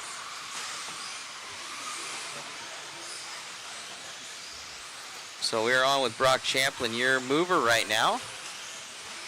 Possibly just putting in that heater. Now he's on a 12, absolutely pushing it here as David will get back on with Spencer Rivkin. Yeah, Rivkin in the AE versus Champlin in the Schumacher. They're virtually tied on the clock. Brock did have that mistake. Haven't seen a mistake out of Rivkin, but I could have missed it. On with Spencer Rivkin once again as he comes around. Taking a look at fast laps, we got identical fast laps out of Rivkin and Tater, actually make that champion at 19.0s, but Tater with the hot lap of the race, I believe it said 18.8. So look at this, coming from Schimmel still on that TQ, so is still retaining it here from Champlin. It's still a second and a half back. And Tater Sontag goes to the lead with an 18.8. Yeah, so he's done 2 of those this race. So last time by he did one, and he had one before. So Tater, that Losi absolutely dialed over the triple, coming down the front straight. Oh, he gets on the pipe just a bit. No harm, no foul. Let's see if he can hang on to this again. He had terrible luck in two-wheel drive. Davey pulls out of his way as we have 1:15 left. These guys are in an absolute dogfight here in round 1 of qualifying. 2024 Desert Classic hobby action. Beautiful facility and some beautiful drives out of these guys. The young world champion out front leading the way for TLR. Last 1 minute to go here. Brock Champlin, Spencer Rivkin, they've been flip-flopping positions. You can see on pace, they're 0.3 of a second differentiation right now between those two. 45 seconds left to go. Yeah, great run. Brock still in the mix. Spencer also right there. Less than a second between our top 3. Schimmel's time now falls back to 3rd overall. He'll still be extremely happy. Brock is absolutely throwing some heaters. Let's see what Brock's time that last time by. He actually falls back and then gets it back. Oh, Tater makes a mistake. That could be enough. They were only separated by 0.3 of a second, so it's going to be Tater, Brock, and Spencer, but Tater bouncing off the pipe here. Let's see. We're back on with Brock Champlin. Brock should inherit the lead. Oh, and then Brock does a little grind on the pipe there. So let's see if Spencer goes to the point, and he does 18.7. Last lap by, new hot lap of the race for the AE driver of Rivkin. So he knows that he has to pick up the pace. Let's see what he can do here. Time has expired. These guys absolutely flying. Spencer knew that he had to dig deep, and it looks like he does. A great exit out of the double onto the straightaway. That's going to be good enough for TQ. Spencer Rivkin, Brock Champlin, Tater Sontag, and then Brennan and Cole out of the last heat. Able to finish off in the top 5, but wow, what runs. We're going to go get a quick interview with Spencer. Wow. Well, absolute dogfight right there. You 3 were just clicking up and down the entire time. Yeah, that's what Brock and I were just talking about. Yeah, the whole run. Honestly, I felt like we were driving a 30-minute main right there, to be quite honest with you. Yeah, there was a couple bobbles from Tater, a couple bobbles from Brock, a couple bobbles from me. I mean, God, we all finished within several tenths. That's how it always is here at Hobby Action. The track's probably the most difficult layout that I've ever been a part of here at Hobby Action. It's very difficult and challenging because of the bumps, and the jumps here are a little strange this weekend. But yeah, the car's been feeling really good. We're working really hard as a team in the pits. We have a lot of racers here this weekend here at the Desert Classic. It's nice to see Mod here doing the media. And yeah, it's nice to be back here racing on race tires here at the Hobby Action Raceway. Right on. Congratulations, man, on the win. And any sort of changes, or what do you think the track may be doing going into the next one? Yeah, I think just kind of making sure that you have a fresh set of tires, kind of gluing the sidewall maybe would help with kind of making it not so difficult to drive. But car-wise, I don't really want to make any changes. I feel like driving-wise, I can still kind of hit my marks a little bit better, and see how it plays out. Most definitely, man. Best of luck in your next one. Yeah, thanks. Back to you, Zach, in the booth. Yeah, so great run out of Spencer right there. Super fun to watch. I mean, it's absolute art what they're doing at that speed. Like I said, it was cool seeing Spencer, just keep his car as low as possible, even off that little single before the chicane. It's super difficult to go through there. Just like, moderate speed, and then going at the speed they're going, and then to add in that extra layer of just tapping the brakes or letting off just a hair early to get your car lower to the ground and back on the gas. That's the difference between doing an 18.7, to an 18.8. And Spencer knew hearing his name down in 3rd is not what he wanted, and stepped on it towards the end of his run and was able to get a win. So nice TQ here in round one. And we got to be excited about that going into round 2, as we are starting off with race number 1 of 38. We got Mr. PCH celebrity. himself. We had you up on the screen, dude. Did you? Yeah. You should come in and talk. Hopefully I had my mouth closed. You were filming. Oh. You're doing the live stream thing. Yeah, I like it. Instagram works really good. Were you at a spring training or something? Yeah. Alrighty, guys. Got Theo over here from PCH Hobbies. Very cool.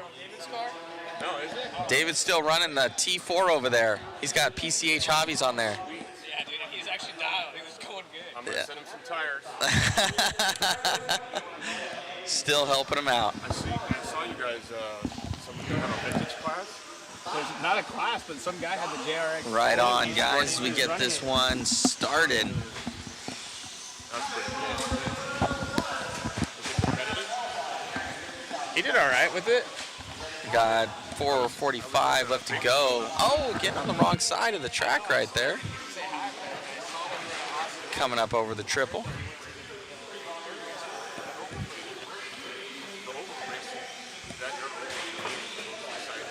Because they're always side by side. It's boring to drive, fun to watch. The bowl part of it. Go right here, guys. So we've got David Fout in the lead right now. With 4:10 left to go, guys. 4:10 to go. Have Q2. Heat 1 of 38. Oh, man. So we're able to they're able to get that done quick here, getting into that Q2 for setting up all those heat sheets. Props to Richard Lake, moving this program along quickly. I think we have 2 qualifiers today and 2 tomorrow, and mains on Sunday. Yeah, I don't know if Richard- they're going to have any lowers on Saturday. I'm not sure either, but Richard's so busy, he has to go to the restroom for a second. He just keeps his headset, walks in there, leaves the booth. Might be watching Mod Live Media. He could still announce if You were wanted. tracking him. David Fout in the lead. Diego in the 2. Ryan Morrison in the 3. Thank you to Theo coming down. Yep, good seeing Theo. Good to see him over there. Down here for spring training. So 25.8, the hot lap out of our race leader. It's quite the spread on fast lap in this class. We do have 2 heats. A lot of fast guys coming up in the next one. You can see some of those times that were set in round number 1. So we are going directly into round 2. Absolutely no break, which is what I like to see. Plenty of time in between these heats. It's 2 o'clock local time for anyone that's tracking.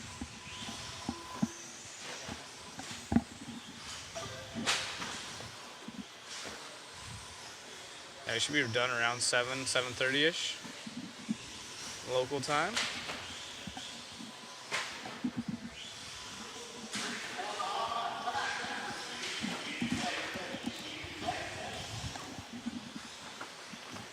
Again, thank you all for joining us here.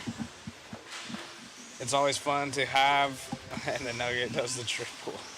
It's always fun to have you guys in the chat, able to, you know, bounce some funny jokes off each other, see what your guys' questions are, if we can answer them. Maybe, you know, Theo was asking, hey, I saw that old buggy.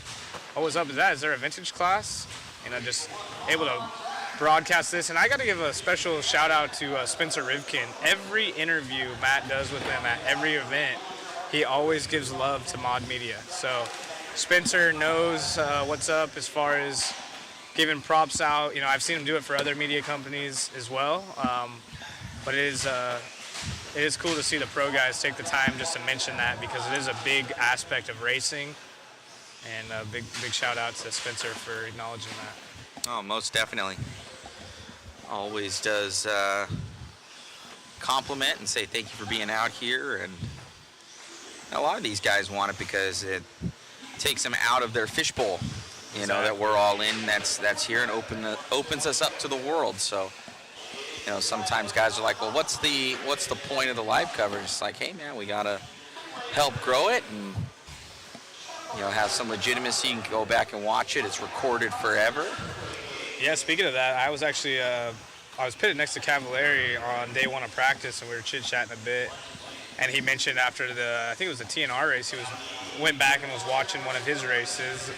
And it's just cool hearing that because it's like, yeah, you know, he is able to go back and like even critique himself and check out different lines and see some of his mistakes. So very awesome to watch or hear that of them watching, and then having all of you guys in the chat. Zach should have been the 2012 Marshal of the Year. You already know it.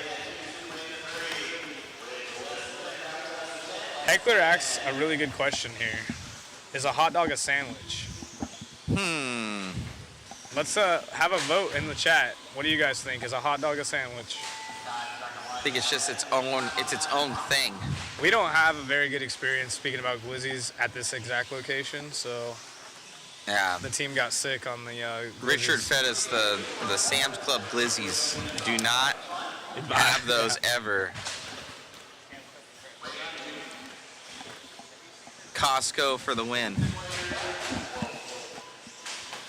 And Ryan Morrison got that Coors Light paint scheme double dialed. You can zoom into that one. See if you can grab a little side profile. Oh, it's okay. Hold on. Ryan Reese, you here? There we go. Somebody screenshot it. Somebody screenshot it. I wonder, we should have got him the Mayfield signed Coors Light. Yeah, we should have. Tony Schumacher says no, it's not. He's the only vote so far, so as of now, it's a no.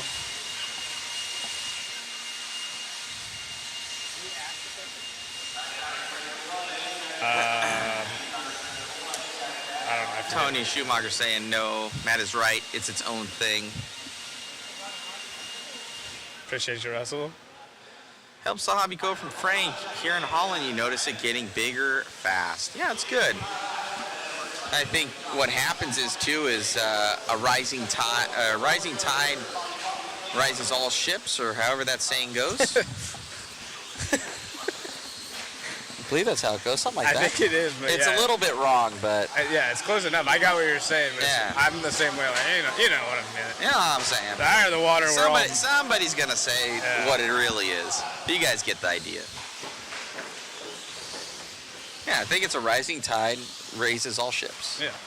That's what it is. So competition and unless the ship gets water in it. Well, yeah. That's when people are greedy.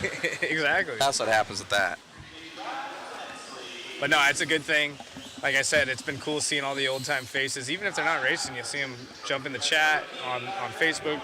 All these new cars coming out, the Mugen 2-wheel, the B7. I think it really helps things. Yeah, and definitely everybody wants the new, right? Yep. It's like car companies. They always have, the 25 model, the 26 model, the 27 model. Speaking of new, will Kyle Ash be able to set a new TQ as he goes upside down? Over. Yeah, Edwards. He just moved in. Oh, man. Pile up right there before the triple.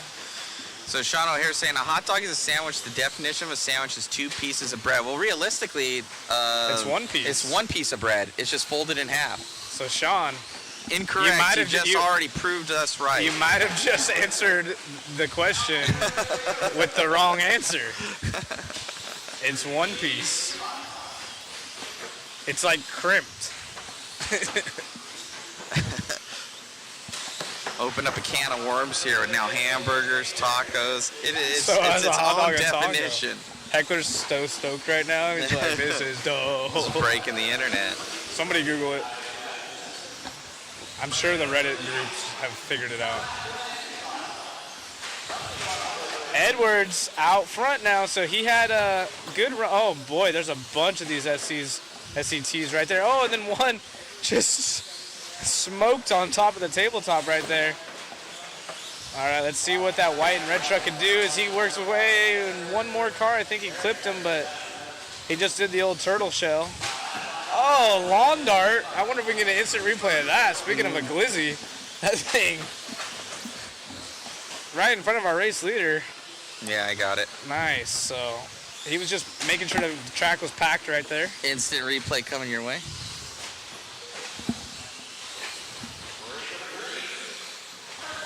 And kadonk. Denied. That almost looks like when we watch Matt on BattleBots.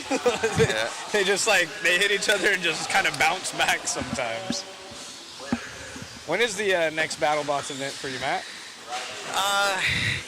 I was going to be going to Robo Games, but I actually have an RC event, actually Wally's event that I have to attend. So it's a busy weekend. It is a busy weekend, so I unfortunately will not be able to go.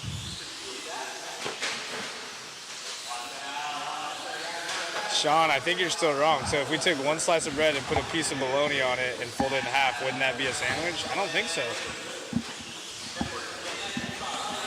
I think a sandwich has deli meats and stuff like that. No, he said the definition is 2 pieces. So when you say if you put one and fold it in half, then no.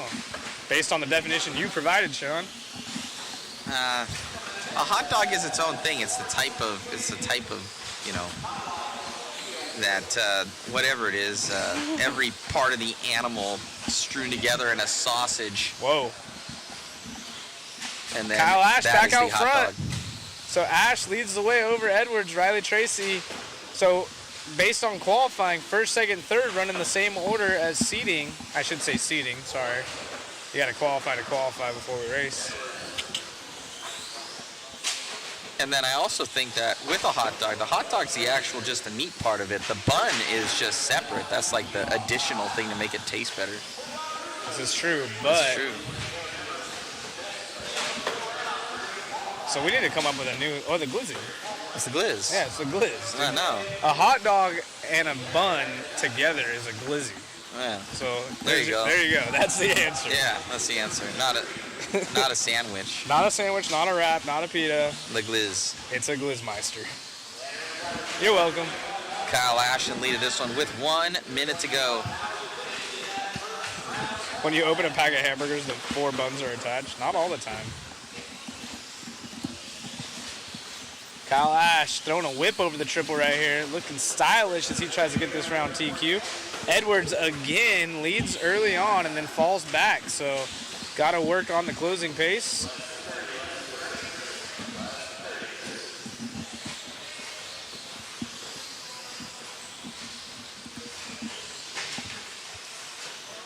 $20 seconds to go in this one.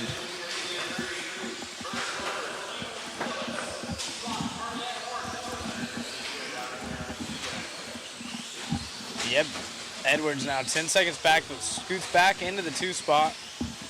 Riley still runs third. Roy Berg in the 4. Chase Williford in the 5.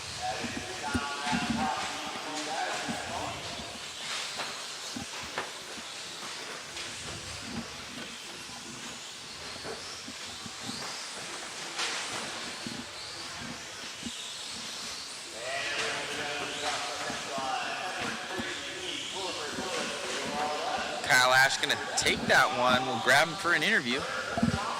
And Kyle walking up here real quick. Stoked to see his name on top of the board. Kyle.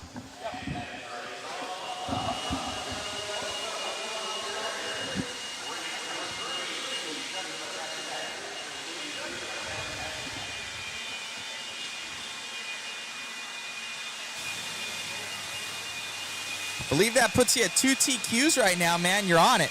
It does. The truck's feeling really good. First round, it had a little less steering than normal. That round, I put a little bit too much steering in it, so I'm going to back it down a little bit for tomorrow. Truck's running good, no lack of power. Track's fun. It's sucking up everything I'm throwing at it, so... Congrats, man. Good stuff. We even saw you kind of had a little bit of a bobble to begin with there. You're able to come back from that. We know Brennan Edwards out there, so it's going to be a hard-fought battle throughout this entire thing. Congratulations on the win. Now you need to wrap it up with one more. Yep. Thank you very much. Congrats, buddy. Thank you. You got it. Back to you, Zach, in the booth. Got a great run out of him as we move into our 13.5 stadium truck. We got Mod Media's David Warner. He's working on his Santa Claus physique, but got the old school radio, the old school truck. He's running the module in the back of that thing. You can see double antenna. Tell him to pull, tell him to pull the antenna out. Keep it real classic. It's crazy to think that we drove with all the antennas in front of everyone.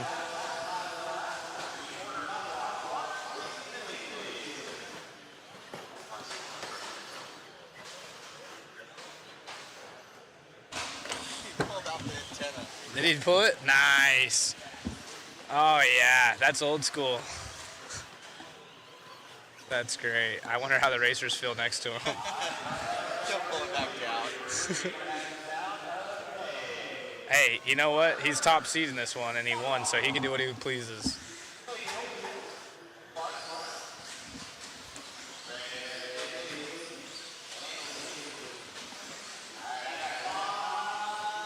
Jason saying, is it 3 qualifiers, 3 main event format? So 4 rounds of qualifying, taking the best 3 of 4.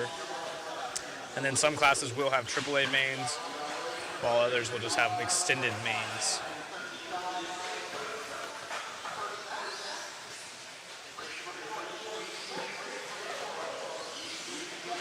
AM, FM.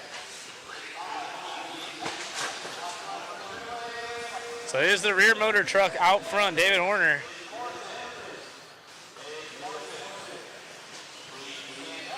Yeah, it's funny how different they fly. So out of respect of the other drivers, he did put his antenna back in. Even the rear motor twisting on the front end through the chicane there. The old T4.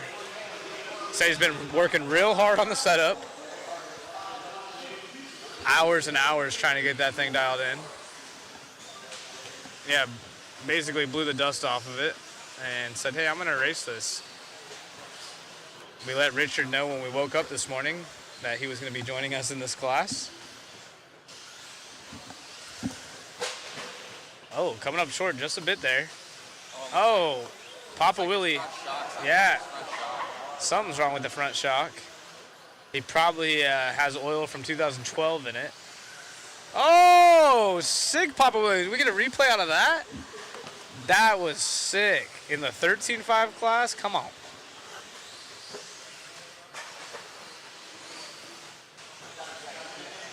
That was sweet, yeah. So, that's a ripper right there. You got to check this out. Yeah, we got to... Somebody videotape this and send it to him. Screen record. Right here, hits the nitrous shot. Dude. Right there. He hit the NOS button right there. Just Let's straight go. getting it, and then sets it back down. Only a rear motor would do that. And then spins out at the end. I love it. Are you sure it's a 13.5? Yeah. Somebody check that boy. Oh, classic. He gets a handicap. He could put a modified in there since he's running a T4. It's barely even brushless. Oh, getting competition trying to take him out, saying we're not a fan of this vintage car in our heat. Come on. It's a rear motor, man. He's putting down that traction. Oh, and you can see right there. That's his radio with both antennas hanging in. He's got the module in the back. Yeah, it's actually Airtronics, not Sanwa.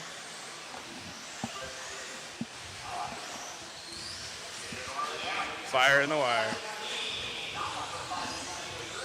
That's fun. I feel like the vintage class races should have vintage radios and stuff as well. Tony Schumacher says Toretto. Toretto. Ripping off the line like in Fast and the Furious 1. Yeah, the scene between him and Paul Walker. That's classic. Yeah, look at the rear tires too. That fool went to the moon. We could put the two together. We'll do a side-by-side shot of him and Dom Toretto of their cars. Exactly. He needs to stop trying to do that entire jump. I actually like when he crashes. It makes me happy. Is Michael going to be taking over that lead? Yep, Michael.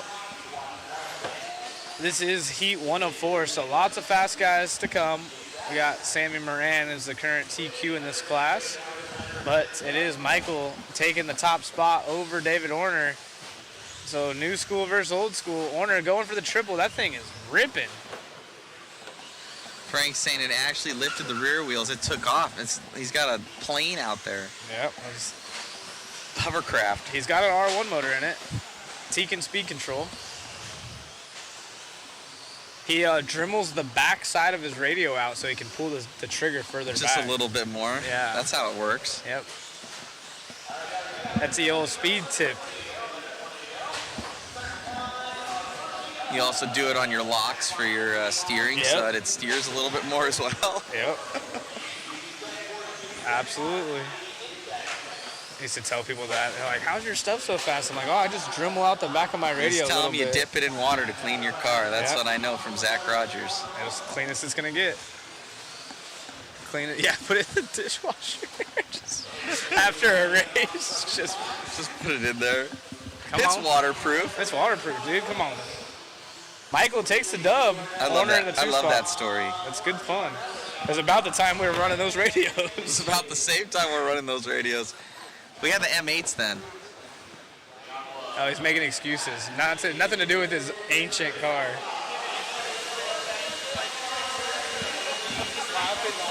Good job. That was a good run. That was sick.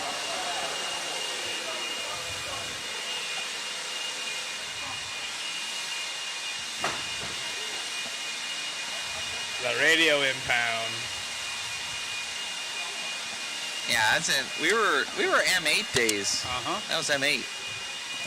I started with, what was it? I started with the XL2P. Mine was the Airtronics.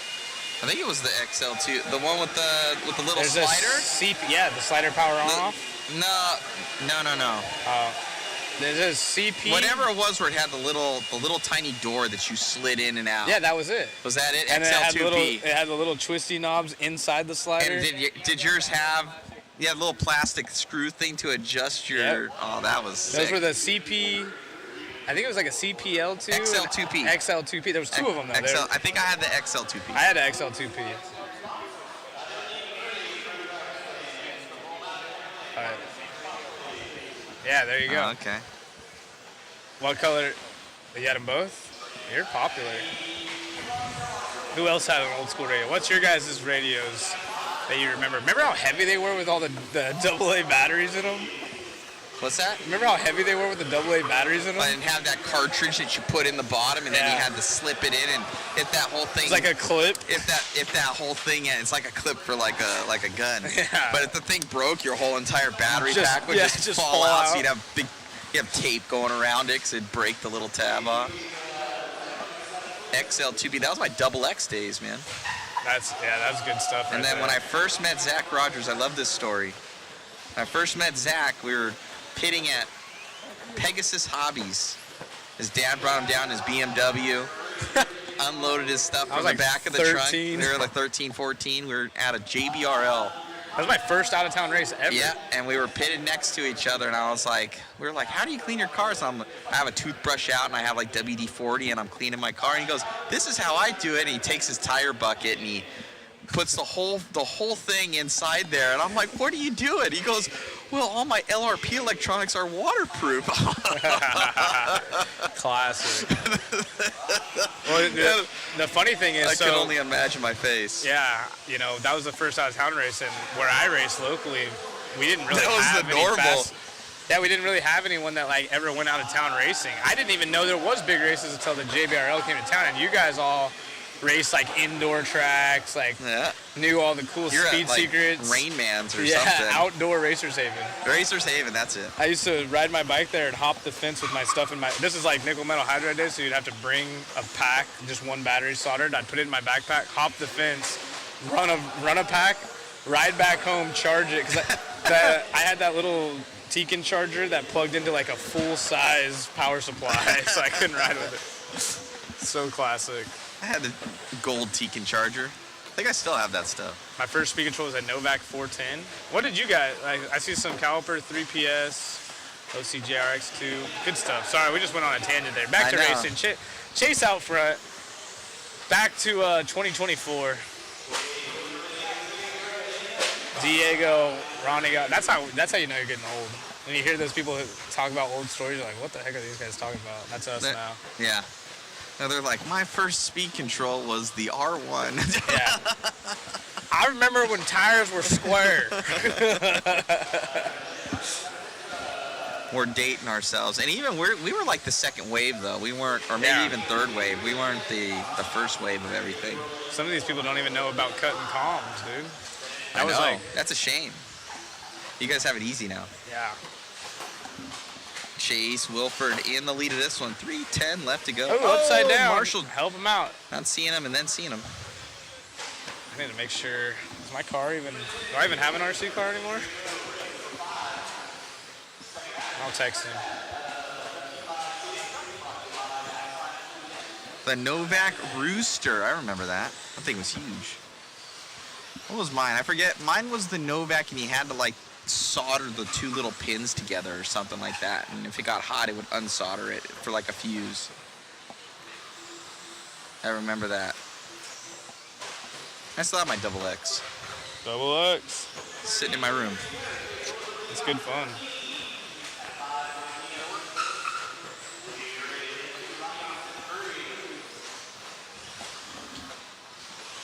What is the lap tracker I would need to race called? My Laps transponder.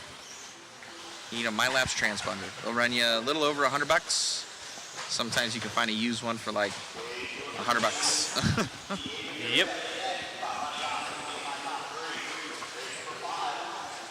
Ryan Dunford in the chat. The tires used to be so hard that they didn't use foams. A little fiberglass pen to clean the comm. That's tight. Like stick it in there. Oh yeah, remember the that. comm cleaner. Comm cleaner. They were like $7.99 or something. Yeah, I remember that. Yeah. You're also rich if you could afford those. What was those Orion silver brushes? Dude, yeah, or the ones the Checkpoint and Orion motors that came out. They had the circular angled. brushes. Those were like. That was like trick. Oh yeah. You had monies if you could afford that. That's good fun. I used to hop the fence at like Hot Rod Shootout. Truey and all those guys would leave their like one runs there and everything. I'd hop over the fence and I'd take them.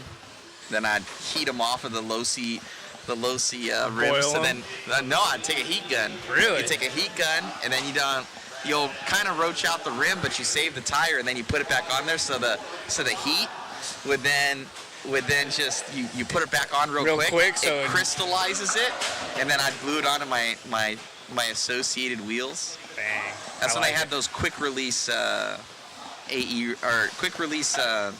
low-C rims. Yep, good times. With the little snap things. Yeah. Uh-oh. Oh, Marshall. Somebody help him. And then Chase another one. Wilford's, Oh, man, boy, it's it's major just a carnage. parking lot right here in front of the Chase driver's Wilford, stand. your leader. 20 seconds left to go. Yep. Remember the Cobalt motors from Trinity? Oh, yeah. And where you had to look at the little numbers.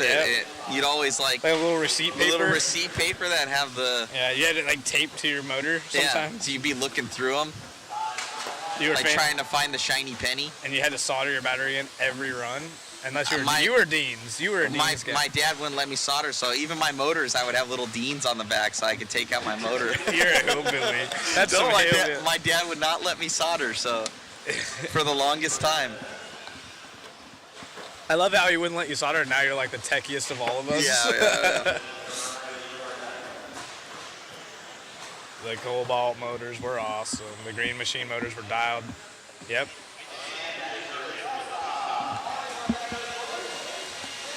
You would go through them.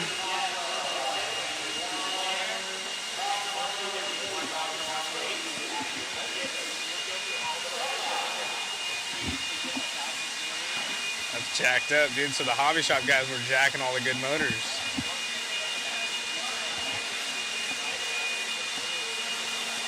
Right, I remember that.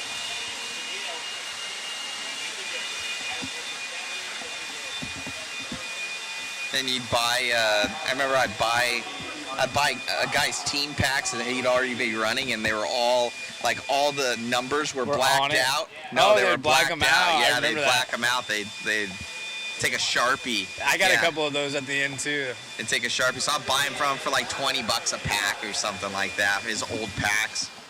It's dope. I'm going to drop that waffle link, guys. If you do want to support the live stream, that's the best way to do it. You guys are enjoying the stream with a ton of goodies that you can grab. I just dropped the link for you. We should give away a brushed motor. I think I have some. Well, I might have some in my house.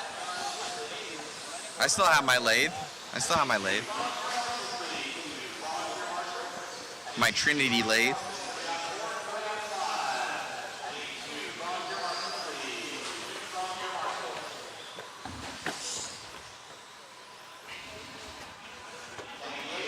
$100 pack back in the day was a lot of money. Yeah, there's still that much today, so that really hasn't changed. I remember them being like $123 for like a nice like match pack. But you remember how like shiny those cells were? Super shiny. Super shiny. So like you sick. you just see it. Dude. You're just like, I want one. And they didn't even come built. You have to have a battery jig. Yeah, that was good fun. Oh man. I don't know if I ever. And then you get it soldered wrong and it'd be like all cattywampus. Yep. I don't know if I ever really soldered them up. I think I went from like buying used packs to lipos. Dang. I was never that fancy. Ron Reed taking over the lead right now. Day May now into the lead. These guys are tossing and turning right now. Currently that TQ that's at least set right now is a 15.515. I don't know how they're taking it because I don't believe, is it qual points? It's got to be qual points. Yeah, so it's qual points best 3 of 4. Yeah, so I would think that it would actually reset right now with Sammy Moran's time, but maybe they have something different in the computer. I may go talk to him about that for the estimated position. Oh, I get what you're saying. Yeah, because you would think that it would reset, but maybe not. Is that on our end or? No, it's not on our end. Steve Benton going to be in the lead now.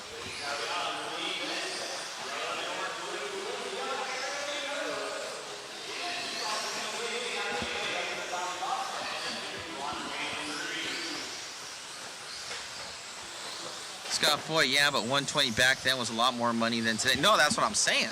Like, packs are cheaper today than they were back then. And like, you don't have to get 5 of them. Remember, you can only do 1 run a pack, maybe 2 a day if you were serious about racing.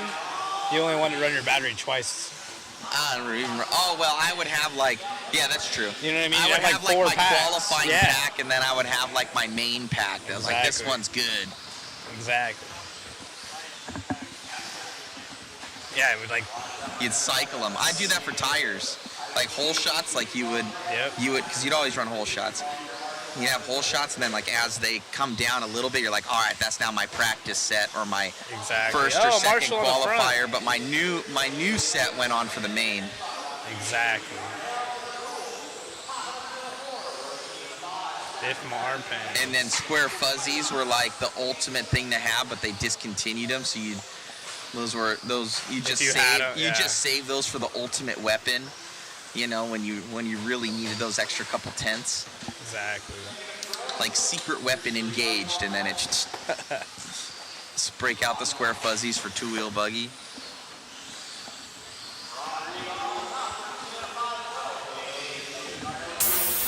Oh, whoa! What is that? Whoa!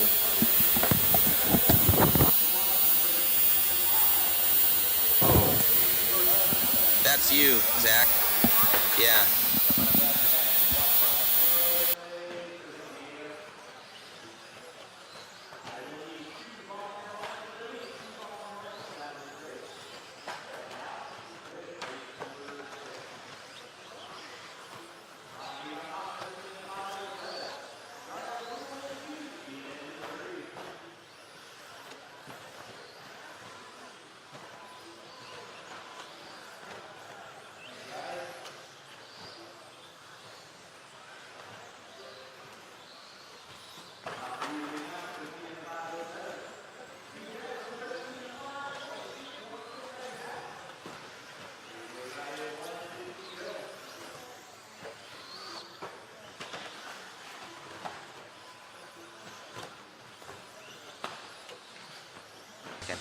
Hey guys, having a technical difficulty. No, I shut it down.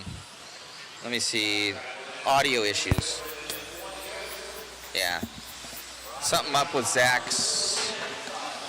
Check. Steel? Yeah, something's up with that. We're going to shut his down. All right, I'm going to switch him over to mine, guys. Sorry about that. Let me do some diagnostics real quick. We're going to turn on Richard. Hey, nicely done, Mr. M.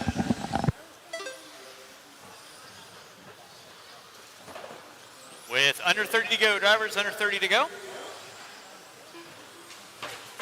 Race number 6. Coming up at you next. Again, I'm going to need a couple volunteer marshals to help me out for race number 6. Ron Reed on top, 13 and a 5:10. Darnell DeBrule with a 5:20. All right, check. I'm going to try Zach again. Watch it out front, guys. Watch it out front. A little bit better. Thank you, Diego. Nah, something's still off. Time on the master. Keep on rolling, Yeah, guys. Keep on rolling. Seems okay in my ear. Hello, hello. Yeah, I think that's a little bit better. And yours is working? Everyone That's will fine be done for when me. you cross I think the it's finish just line. wherever Everyone the will be done wires when were you cross the crossing. finish line. Okay. Whoa. Ron I Reed, turned you yours are up. done. Rotini, Sorry you about are that, done. guys. Benton, you are done. We're back. May, you are done. Waiting on. Good thing the DeBrule, chat has Kraft. been doing its thing. Yeah, I had some interference issues there, but we're back up and going again.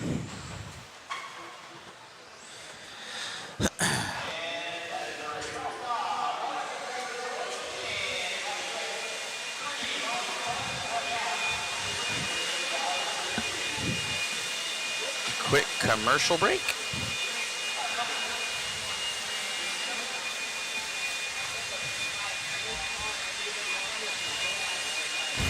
Whether it be chasing checkered flags, blasting through berms, or navigating the trail, AE has you covered. Team Associated, Element RC, Reedy Power, and Factory Team, vehicles, parts, accessories, and information can all be found in one place. So blast, slide, soar, and crawl with us at AssociatedElectrics.com.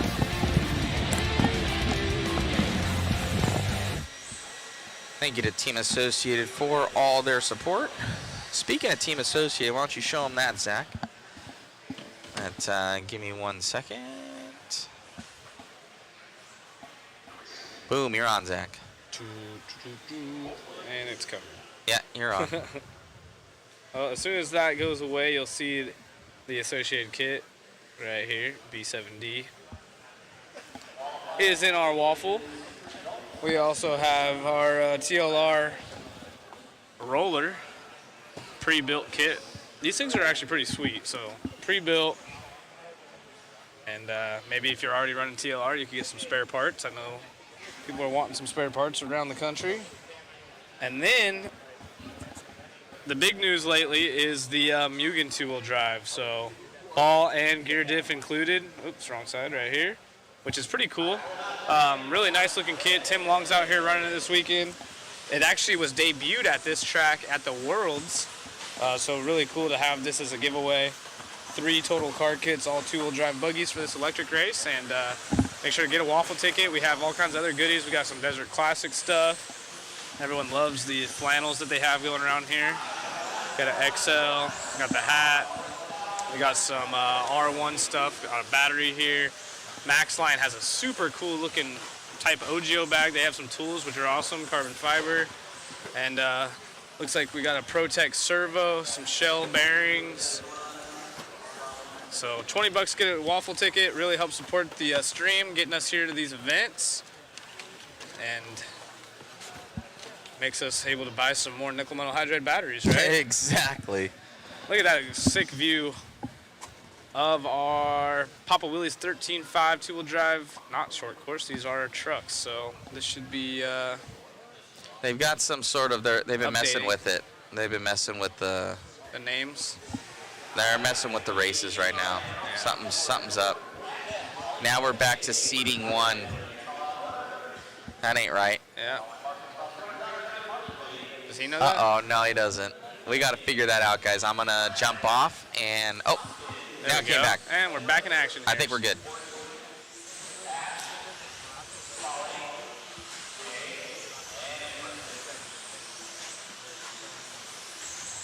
Looks like they got it figured out. Oh, big air out of Sammy. So Sammy TQ'd round 1. Running that mod puck systems in there, heading down the straightaway. Yep, mod driver. Going good. Again, he didn't do any sort of open practice, just seeding round practice yesterday. Was able to top seed, then TQ, and now out here trying to get another one. Yeah. Mod driver and mod mechanic. Got a T6 this year before Christmas. It's been amazing and fun to drive all carbon season. Heck yeah. Joseph asking about the waffle. We just dropped a link for you. Go check that out. We can still hear the track. Yeah, you're gonna hear it. You should be able to hear the track. Shouldn't be? They should. Yeah, he said we can still Oh, hear it. okay, I said, cool, yeah, cool. you'll be able to hear it. Got it. Sammy Moran leading us out right now. In the lead, we are following. Oh, no, that was Brennan Brennan upside Edwards down. flipping over. So I think And Ethan's going to on be the one with to watch. Sammy. Ethan is going to be the one on a hard charge. Doesn't want Sammy to get yet another TQ, but Sammy been absolutely flying. That is the white, blue, and red. One up driver, team associated truck. Got the mod puck system in it with the R1 power plant, and his truck looks sick. It is on point, man. I have, almost getting it wrong there. He's got the announcer's curse as soon as we start talking about him, so let He him get doesn't. around. He can't even hear us either. It's just the curse. In essence. It's just a thing. Coming around here for Moran, looking absolutely killer, as they call him, Sammy the Killer Moran, up and over the double, that white and red machine. On point, as he never even really liked this class, and now this is probably his best one right now, as he's switched over from TLR to Associated right now. I think he's still kind of been getting his feet, kind of wet with this, figuring out those cars. He was so in tune with the TLR stuff, and he's such a punch driver that I think that Associateds need a little bit more finesse, so he's going to be figuring that out. But definitely with truck with those wide tires, it creates traction, and he's able to grip it and rip it. Yeah, looking great. Definitely has plenty of power. Again, that 13.5 motor R1 dialed in. And Kyle Ash in the 2 spot. Kyle's been going quick in short course. Sammy not spending much time on this class, but obviously feels super confident in his program down the straightaway. Doing great. When you come into Apex to run some touring car, ooh. I don't know about that one, Russell. That'd be nice. Get me out there. I'd love to.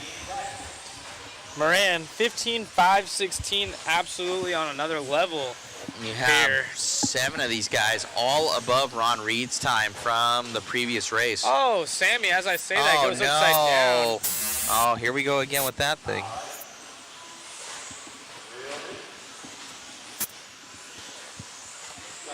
I don't know. Something's up with Zach's. Sorry, guys. I'm taking that one off. All right, we're going to have to figure out that audio issue there. I'll figure it out on the next one.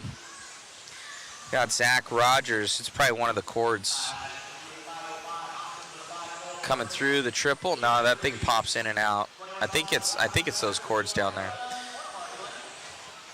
We have Sammy going to be killing it. Sammy the Killer Moran. Come around up over the double. There's always something, guys. There's always some sort of gremlin. It can't just go well. Down the straight here for Moran. As even with that mistake that he had, he's still in the lead, so it's kind of just showing that dominance that he's having right now.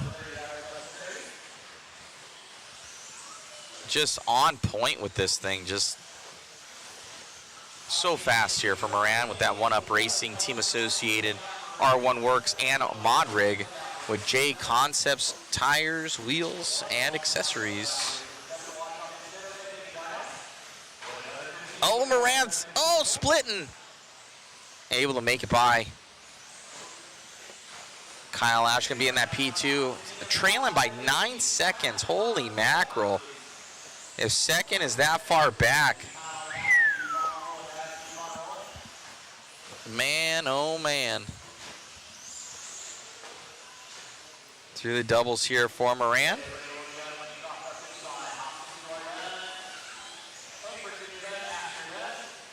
Looking good. Ethan Hoskins already done. Moran gonna absolutely just crush him with that run. Sammy the Killer killing it with that one. Zach's gonna go and grab an interview with Sammy.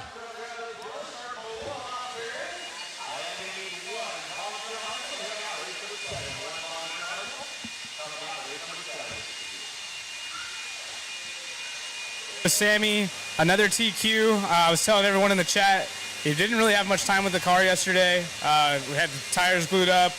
You had to rebuild the shocks. All you did was seating, and you're out here just dominating. How's it feel? Yeah, truck feels great. Big thanks to you and Chris for helping me get my truck going. Yeah, truck's feeling really good. We gonna see you in the mod class next year running with these boys or what? I sure hope so. That's the plan. Awesome. Well, hopefully we get to interview you a few more times, and we'll catch you in the next one. So Sammy out here just absolutely flying in that truck, and we'll see if we get to interview him a few more times.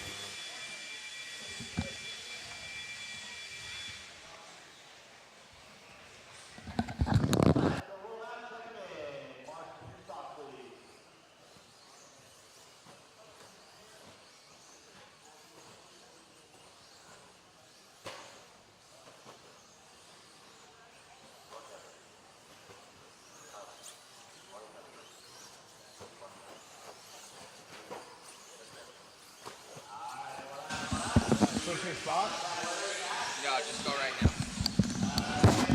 All right, mod truck coming up next. So hopefully we see Sammy moving up into the mod divisions here soon, because he is on a tear in the stock class, especially in that truck. So I think he did. I'll have to relook at his time compared to these guys, but he was sure moving.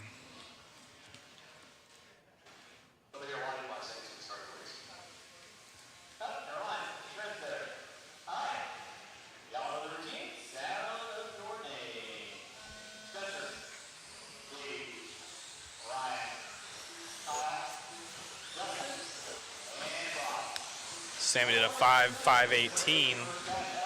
Let's see what these guys do here in mod truck.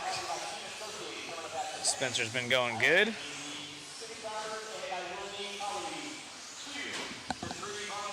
Ooh, Papa Willie right there out of Rivkin. Dialed. Oh, and then off the pipe. Oh, up on 2 right there. So stadium truck pretty edgy.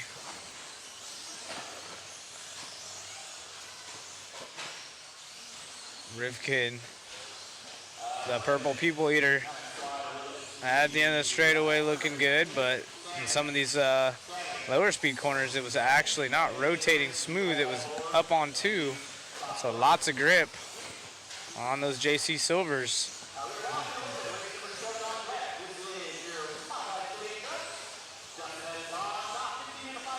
Dustin Evans, our race leader, coming down the back straightaway on the backside of Ryan Cavallari.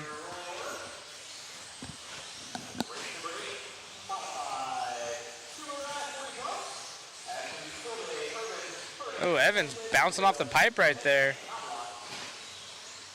And overshooting the jump is Davey Bata on the backside of him on the track, but unfortunately too far off the pace on the overall time.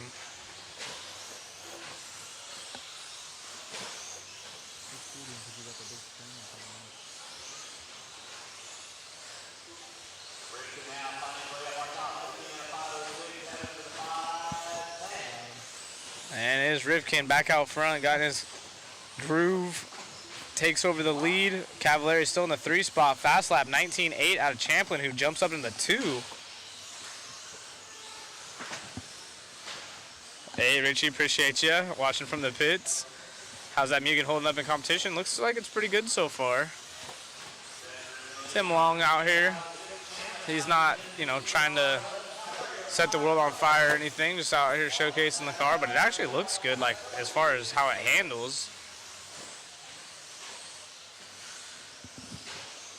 Rivkin down the back straightaway, every lap able to get the front wheels off the ground, sets it back down before the sweeper, but he's got plenty of power, and we're going to pick up Brock Champlin, our new race leader, in the white, green, and black Schumacher.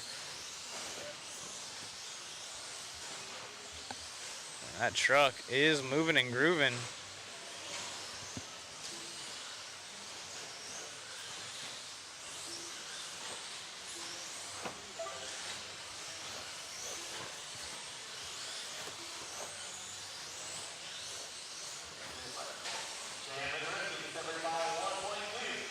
A 1.2 separation between our top 2. So Rivkin has to pick up the pace if he wants to catch Brock, but Brock looking extremely smooth. All one flowy motion through these corners. Doing a great job showcasing that Schumacher car.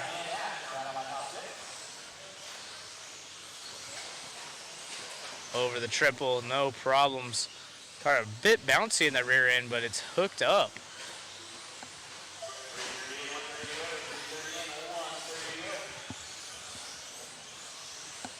Extremely talented driver. These top two, actually, now Cavallari in the 2, Evans in the 3. Evans led this one early on. He has the same fast lap as our race leader, but Cav also in the Schumacher, so they run 1 and 2. Cav, the yellow, Adam Drake looking paint scheme. Oh, and Spencer crashes right in front of him, trying to go to the inside, going to cost him time. So Cav not going to be stoked on that.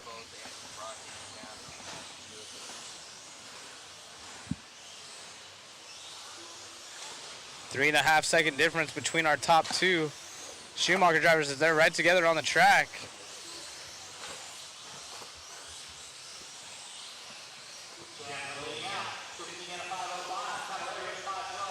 They get around some traffic right there. A little slap wheelie out of our race leader of Champlin. White, green, and black truck.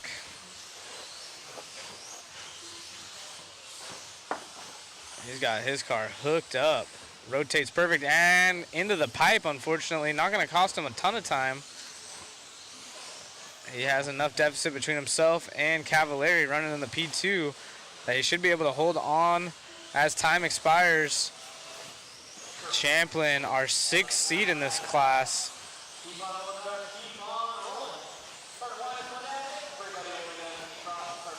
Might be taking a TQ in this round. All he has to do is finish strong as Evans goes up into the 2 spot. Wow. Cavallari falling off with that mistake with Rivkin and then having another one after that. Rivkin gonna get 3rd. So taking it away from Cav. See if we get a quick interview maybe with Brock.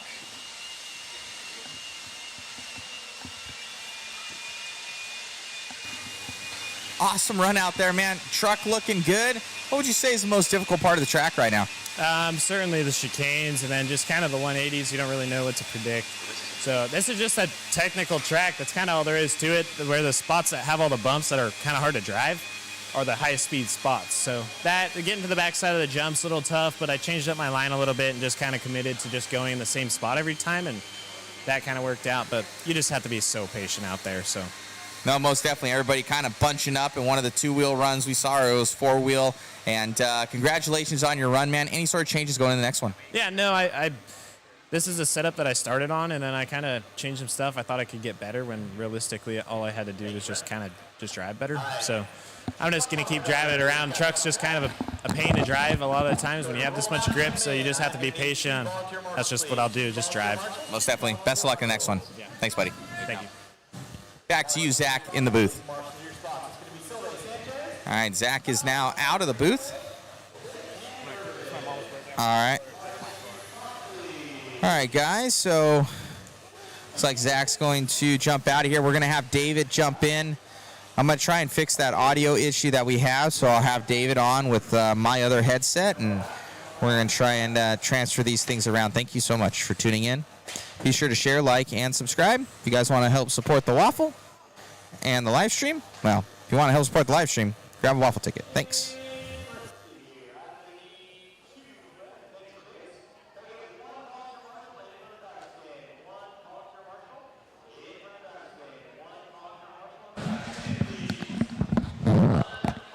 All right, guys. Crazy stuff from Stadium Truck. We're going to start getting into our 40-plus 2-wheel modified. We're going to start off with Jim here. It's going to be our CQ after seating and taking first after that first round. 40-plus 2-wheel modified. So you can run whatever you want.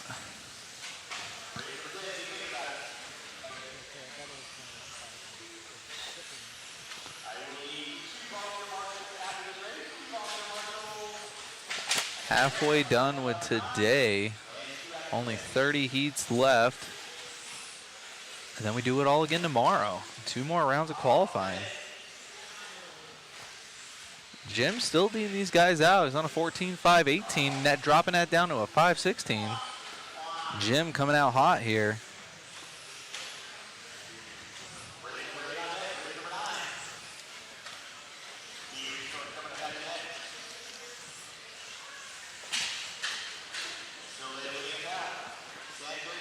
Appreciate all you guys in the comments.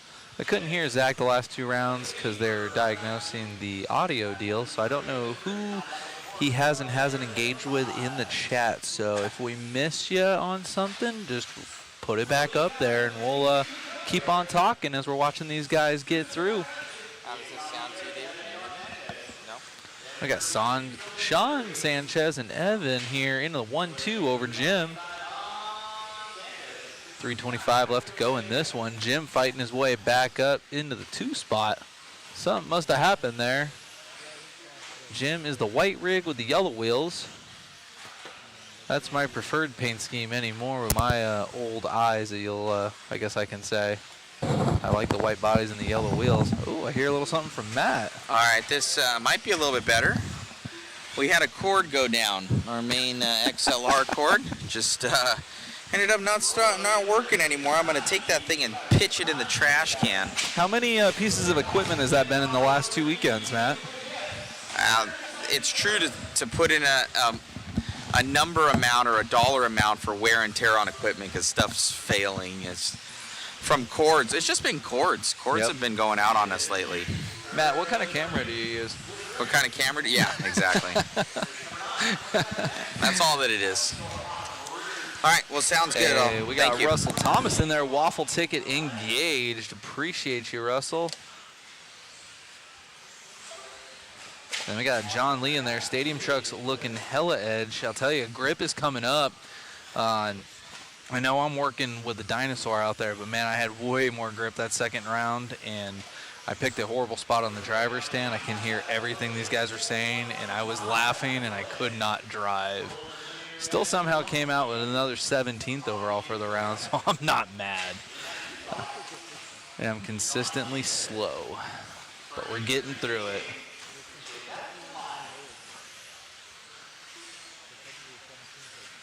Jim back up to that 1 spot with a 14.521 with 1:30 left to go.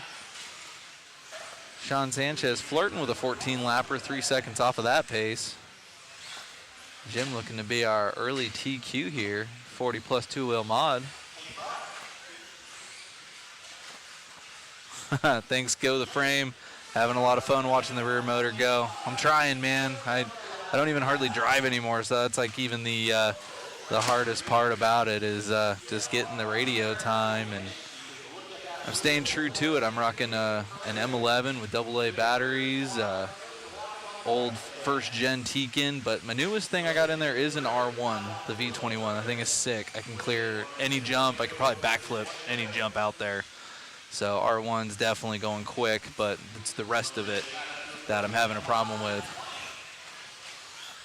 And we're watching Jim here, still hanging on to that 14-lap run. Sean losing the pace off of that 13.503. Oh, back up to a 5.06. But we are watching Jim here, white buggy, yellow wheels, trying to get through a back marker here, going down the back straight. Got a couple more laps he can put in. He's got a best lap of a 21.5, and his last one was a 22.4. Having a little bit of issue there with the back marker, but taking another second off of his pace. Oh, see if we can get him by the line in one more, see if we can get that 14er.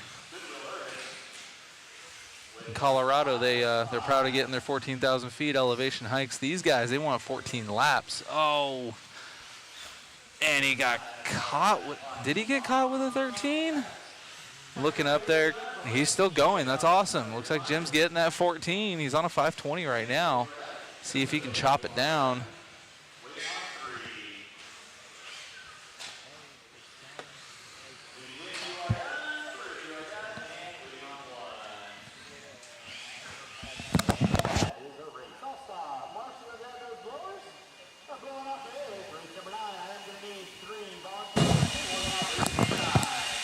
All right. Jim right there going to be our first TQ in this second round of 40 plus two-wheel drive modified with a 14.519. Jim hanging it on there with a TLR. See how his time holds up against the B in the A sort. It's got some fast guys coming up here. And I got some more comments coming in. Matthew Ward, I'm new to this RC level of competition. Is this race 40 plus meaning the age group? Yes, Matthew. You must be, I guess what, born 1984 or older to be in this class. And age is not a number anymore. These guys are fast as heck, and a lot of these 40 plus guys put in some really good times. Got a couple more here. Got Matt Bargo. What town is this in? This is in Chandler, Arizona, subdivision of Phoenix, about southeast a little bit.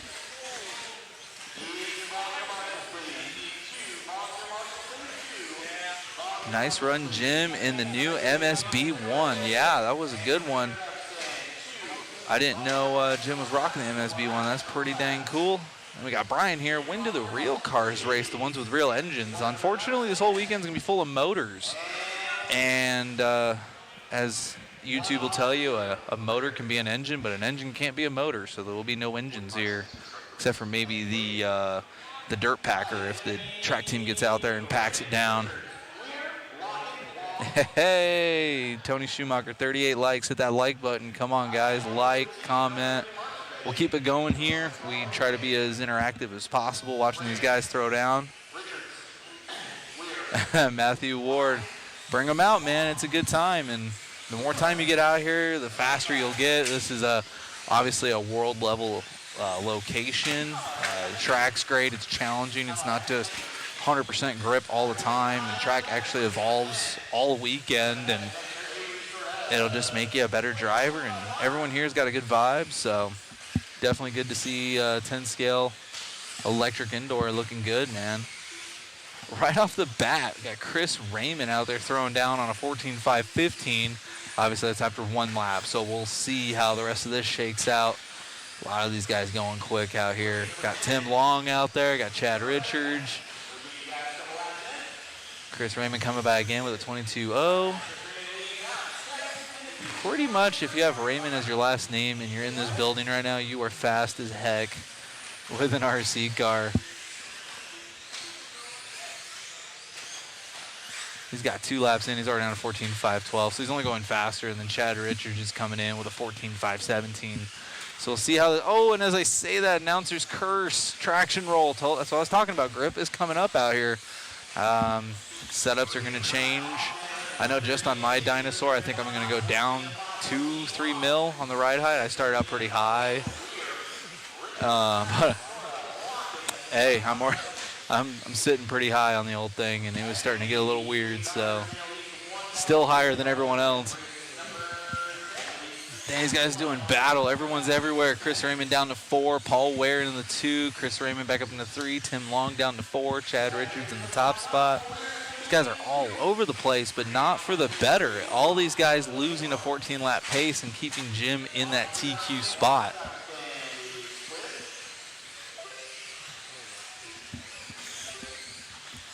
Got Kenny Silvers in the chat. The track is a beautiful beast. No wasted track. Yes, these are some of the longest lap times I think I've seen here from Hobby Action. Worlds, I think we were down in the 16s and 17s, and they're doing 18, 19s on this track. So it's still amazing how fast they can get around, but every inch of this track is being used. 180s everywhere, and nice technical jumps. Everyone's talking about the technicality of the track, and you're racing the track as well as the competitors. So trying to lay down a consistent run is the challenge here. Back on. Chris Raymond to the top spot. 2:15 left to go. These guys were shaking it up there for a little bit. All these guys' fast laps are pretty much there. Chris Raymond's back on a 14er on a 5.21, 2 seconds off of Jim Silve's time. We'll see how this goes down. And just like that, Chris Raymond chopping it up a little bit. Now he's only a 1/10 of a second behind Jim Silve's time. Under 2 to go.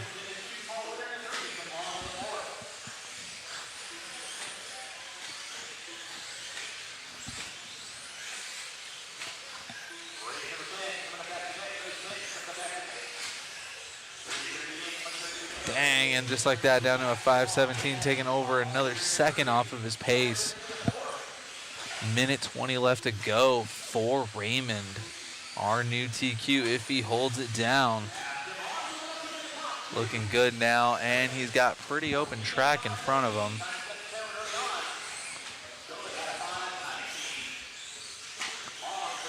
Following around here with Raymond. Keeping it tight, keeping it clean, staying off the pipe. That's the key here on this layout. Really settling in here. Whoop. Happy feet from the Marshall. Dang, and drops it down to a 16.8. So he's just chopping it up more and more. 45 seconds left to go for Chris.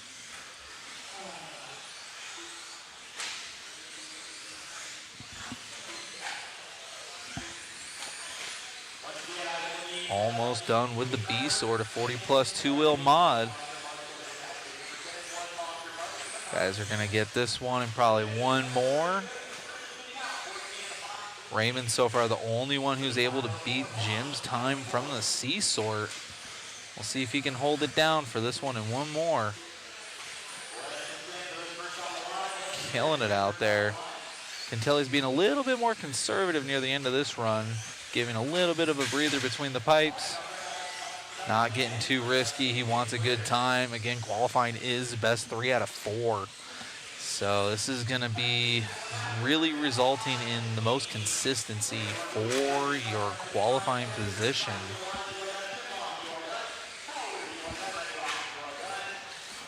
And Raymond lays it down on a 5:15 at the end there.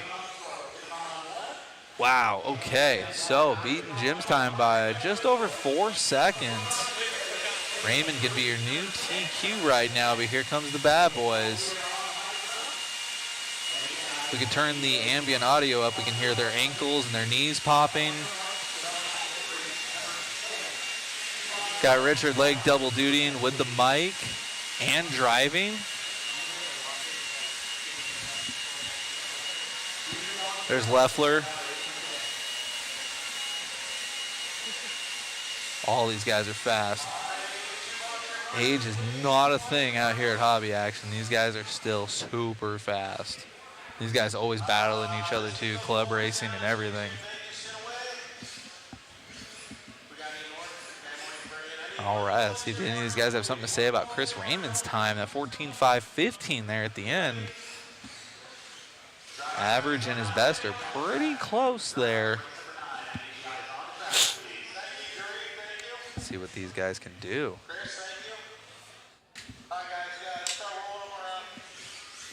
All right, go the frame. How to Google 1984. I was thinking it was John Belushi movie.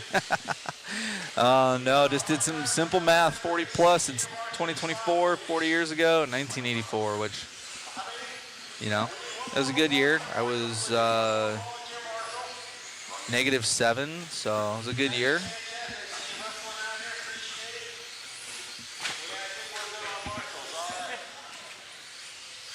We got Matthew Ward, LOL, that may have been to the knee and ankle popping. And I can say that because my knees and ankles pop like crazy. So I'm only 32 going on 33, so I can say it as much as I want. Then we got Brady Whitson in there. Good race, absolutely.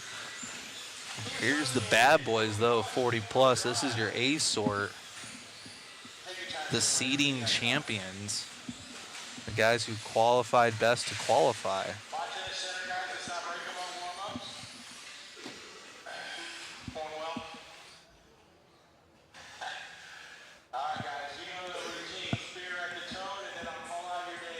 We're going to start this one off and follow Scott around, our TQ from the last round.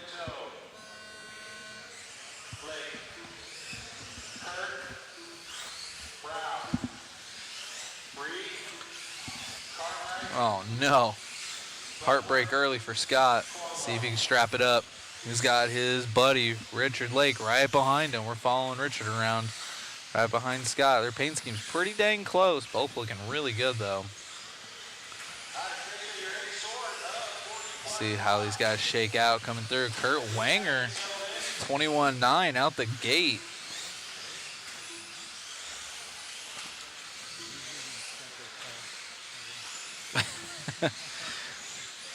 Kurt out there.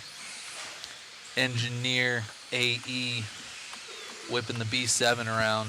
Sounds like that car is a hit. Everybody's been talking about it. Oh, getting it wrong.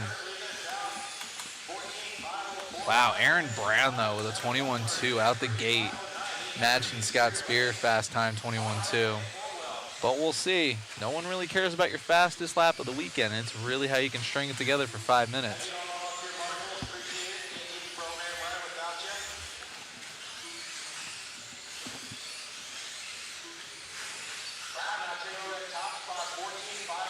All right, got a shout out in the chat. Follow around with Aaron Brown. I think we can do that. He is in the lead.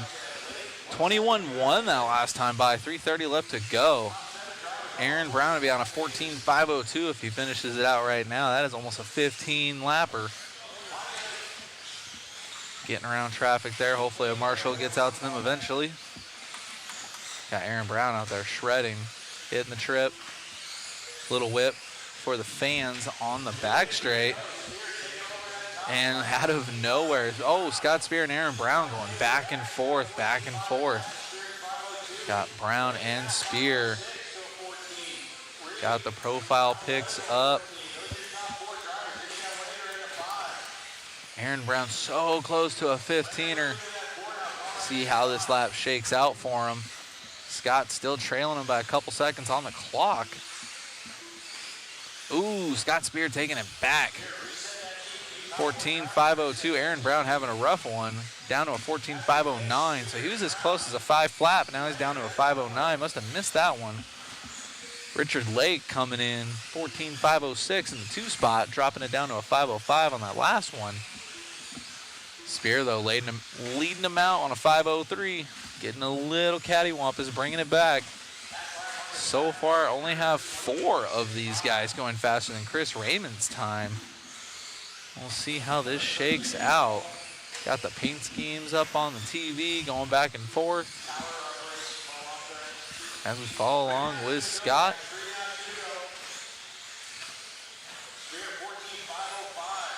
Less than 2 to go. Spear and Lake, less than a 1/10 of a second between them two. Spear starting off his 9th lap with Richard Lake. Wow. On the track, they're almost together, but on the clock, they are basically on top of each other. These two always doing battle together. Perfect class for both of them ripping the Associateds.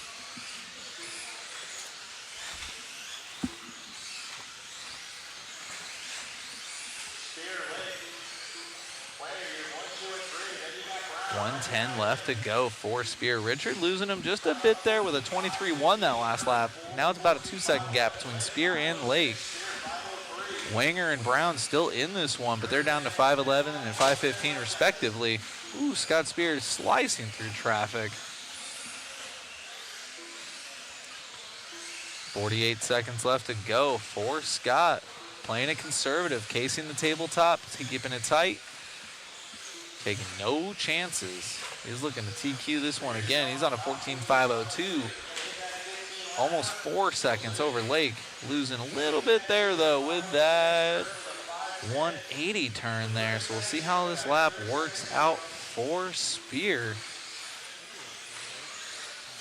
Looks like he is on cruise control right now. Putting that B7 wherever he wants. Dropping it down to a 5:03, still 3 seconds over Lake. As these guys finish out, we'll see how it shakes out. Ooh, Spear getting collected with lap traffic. We'll see what that does. It's gonna be tight. We got Spear by the line. He's gonna have a 5:04, and Lake looks to have a 5:06. So shaked out okay. So far, double TQ for Scott Spear. We want to catch up with Scott Spear real quick for an interview. Oh, hit the brakes on that one.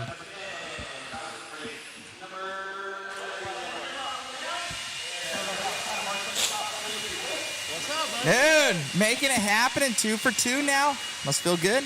Yeah, you know, for the old guys, we're holding it down all right. Me and the old man Lake, race director #1, so we're getting her done. Having some fun. Congrats, man, on the win, and you got one more. Uno mas, baby. One more. Congrats. Back to you, David, in the booth. All right, Uno mas it is for Spear. Pretty good Friday for that guy right there. Checking back in on the chat.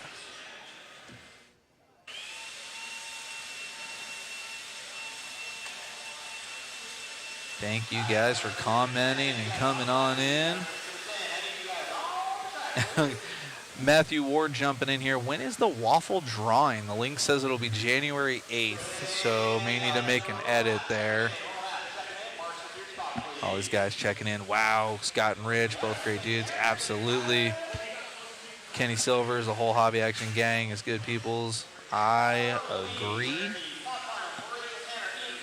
Some of the best parts are after the events, catching up, getting dinner, hanging out, the banter. Always a good time with these guys.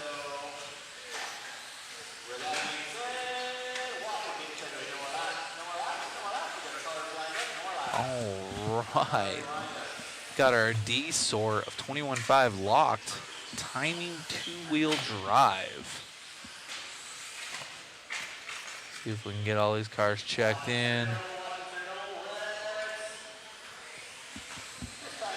Richard Lake back in the booth after his drive, keeping the show moving. Captain of the ship. He estimated we're thinking to be done about 7, and he's almost always on point.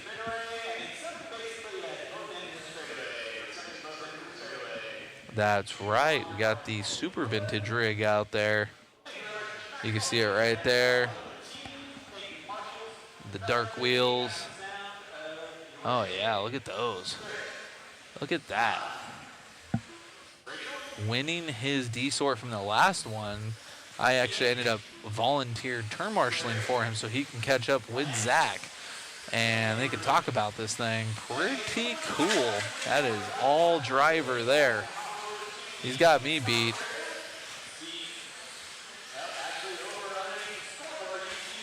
My camera guy, Chris, might actually know what year did this car come out. Cameraman Chris is thinking 89 or 90, so he's got my T4 beat by about 13 years, and my T4 is 20 years old, so pretty cool. He's just getting around there, cruising.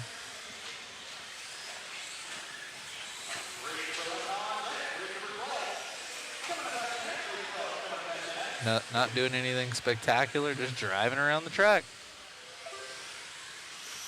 Got Derek out there.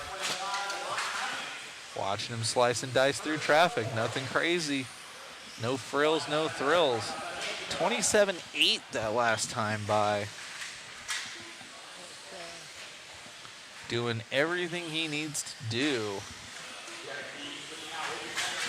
Want to see here. If I can get my phone to work fast enough. Oh, I had it right in front of me. I wanted to see where he ended up overall, because I know he won the D sort, but I don't know how he ended up overall. So let's go to round 1 rankings, and then where is the longest named class? 21.5 lock timing 2-wheel drive, brought to you by RC Raceworks.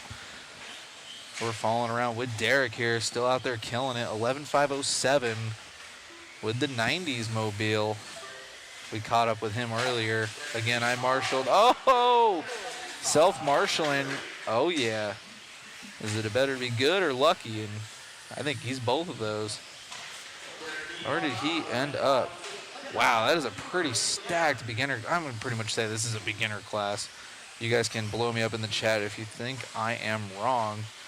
But our D-sort winner last time by, he did an 11.518, and right now he's going way faster than that. But even with 11.518, that put Derek 22nd out of 41 rigs. That is pretty cool.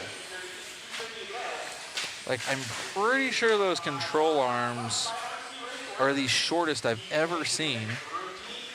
And it's somehow getting around the track well and getting hung up by a brand new buggy. But he's like, later, dude. Back to doing his thing. So we're falling around with Derek. Oh my goodness.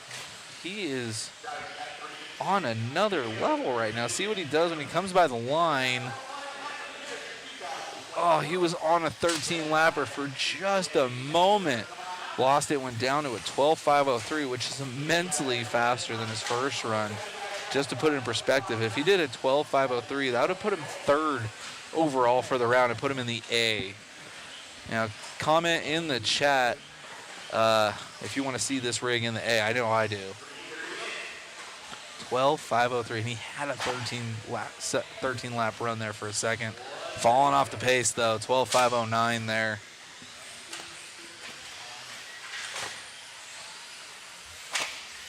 Got people checking in here. Shows how good the GRX2 was back in the day. That's right.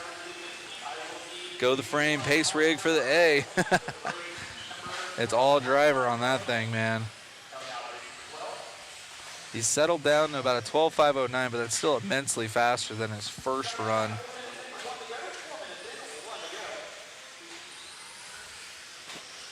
Take him down to the line in 2 rows. I'm down, man. And then go the frame checking back in. Who is RD? Well, we got Richard Lake on the mic steering this Carnival cruise ship that we call Hobby Action, getting through this Desert Classic. He runs a tight ship, and he's getting this thing going. And my name's Dave. I'm just a dude babbling on the mic for the media stream. But Richard is out there keeping these kids in line. Some of the best races are held here. He makes sure you get out there to Marshall. He makes sure there's no messing around. Yeah, we're going to have to check the timing and scoring there because it looks like for our JRX2, it looks like his fast lap's at 9.4. Now, as much as I want to say that was real, I don't think it was. So there might be something going on because he's been doing about 25s and 26s. Oh, there we go. Looks like Lake already fixed it. Rich is the man fixing it. Okay, so that 13 lap was because of a 9.4 second lap. So Richard already fixed it. Now he's back to an 11.517, which makes him pretty consistent. That's 1 second off of his last run. Oh, and he loses it down to an 11.525. Still good enough to TQ this one out, but we'll see because we have 3 more heats in this class.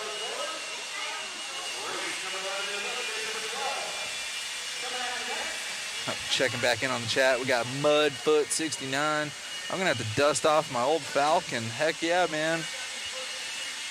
And we got Frito coming in. Did he not have a 9-second lap? It's flashing. Man, I'd love to see a 9-second lap, but I don't think anybody here is gonna be doing that. So Lake already got him fixed. Looks like he went down to 11.525. That will probably put him in the mid-20s depending on the rest of these. But still an excellent drive from Derek. Definitely still out qualifying a bunch of people out there.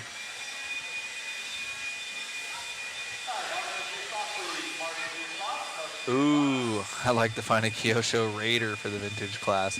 I'll tell you, when they come back here in October for the BK Classic, they have a vintage class.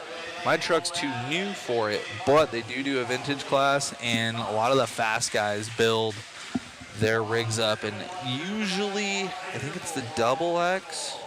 It's one of the low C 2-wheel buggies, and Mike Truey was the first one that I remember.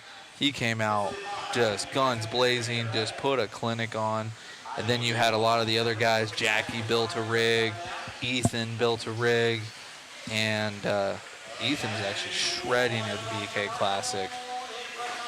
Super good dude, and man, these vintage guys can throw down. So when we come back here in October, definitely check that out, or if you find a sweet rig on eBay, build it up and come on out, because the BK Classic's probably one of the more fun races I think you can do with RC cars. It's not as serious as this. This is another level.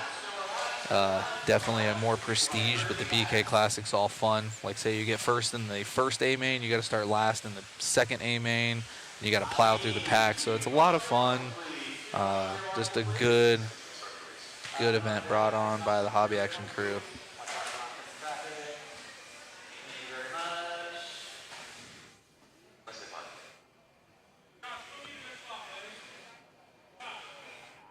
And we got Ray here, or is it a sub? I don't know what that is referring to. Maybe a sandwich? I don't know. I may be missing something. But we're going to get going here with this C-sort of RC Raceworks Sportsman 21.5 lock timing two-wheel drive.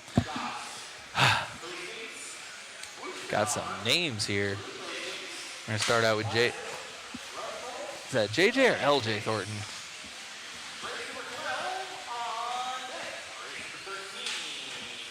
We're following along with Thornton here, winning this one in the first round. Coming out with a pretty solid first lap. Followed by Hardy and Byron. Let these guys get a couple laps and see how it shakes out.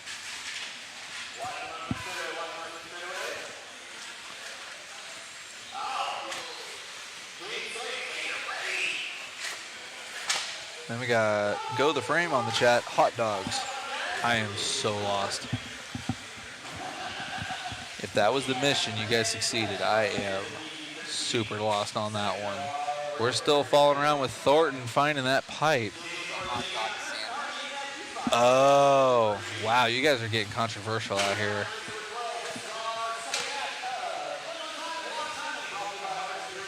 All I could say is please no one go to Sam's Club and give us any glizzies because that would make my stomach just flip. No, no, no. 3:30 left to go into this one. Thornton's still leading them out.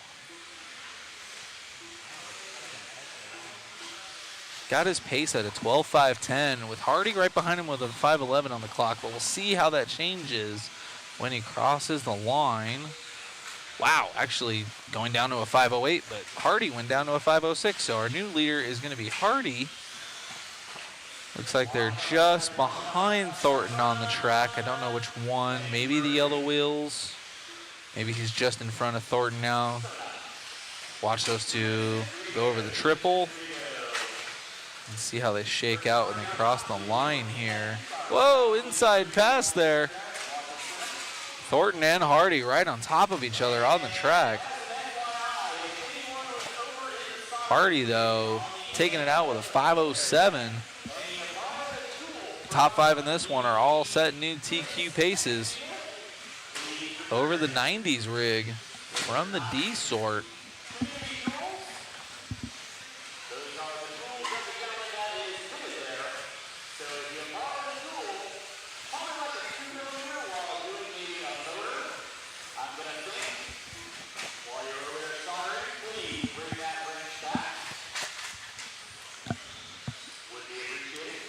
Two minutes left to go in this one. Hardy and Thornton just going back and forth here, both on their sixth lap. Thornton had the lead, but now he's about 6.5 seconds back. Both of them doing 24s. 24.4 and 24.1 respectively, but Thornton had a 32nd that last time by, wow, dropping down to a 5:20, so Hardy way out front on a 5:07. See these guys' times get a little better throughout the weekend. Definitely more grip in the second round compared to the first. As we're falling around with Hardy. Almost getting it wrong there. Battling hard with lap traffic there. Wow. Oh, White Wheels really gave him the business.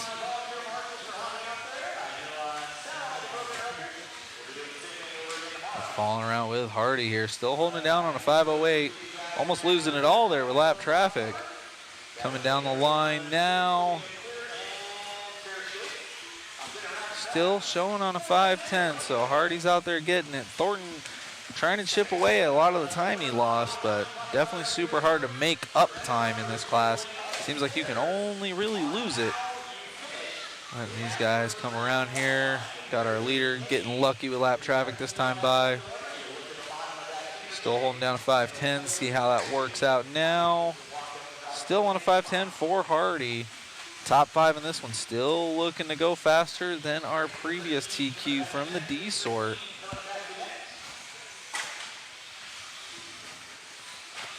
Watching these guys get around here. 20 seconds left to go. Watch our leader get this one and one more.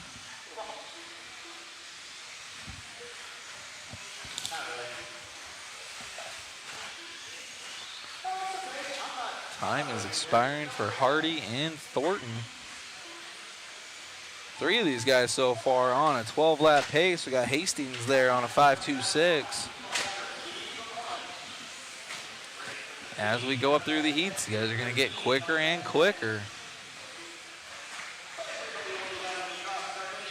Hardy's done, keeping it right at a 5:10 the entire time. Hardy was he done? Looks like he was done.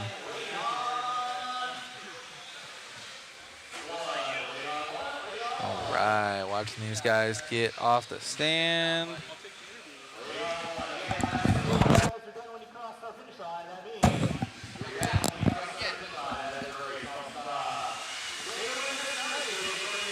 All right. Race 13 coming up next year. Ooh, looks like we need a couple profile pics. Looking for Hardy and Hastings. If you guys are here and you guys heard that, we need profile pics from Hardy and Hastings. Have them come on up to the mod booth here on the driver's stand. Get their profile pics. Checking back in here. BJ Williams coming in, 21.5. Sounds like the class to get back into racing after a couple years away. Absolutely, man. Just seems like a good sportsman class. Obviously, when you get into the higher A mains, guys will be doing everything they can to get that little bit of edge. It is spec racing, but it is really close and good racing. And yeah, grab yourself a rig and come on out. Then we got Frank here, almost midnight out here, and since there's work tomorrow, gotta go. Good night, Frank, and we will see you tomorrow. Check in here for our 3rd and 4th rounds of qualifying.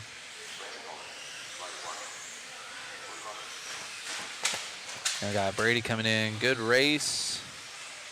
Bye for Tennessee.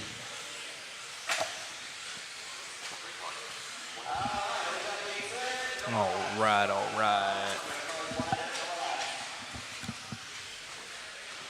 Got our B sort here. 21.5 lock timing.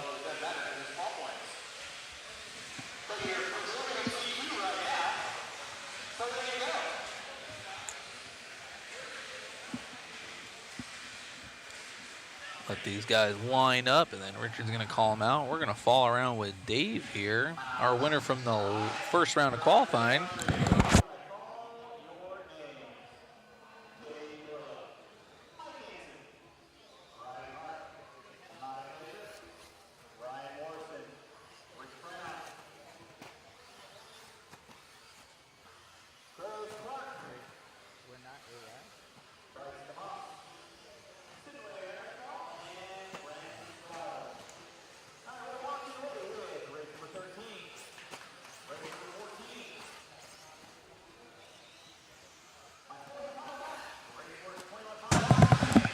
All right, first lap's in for Dave, our winner from the first round.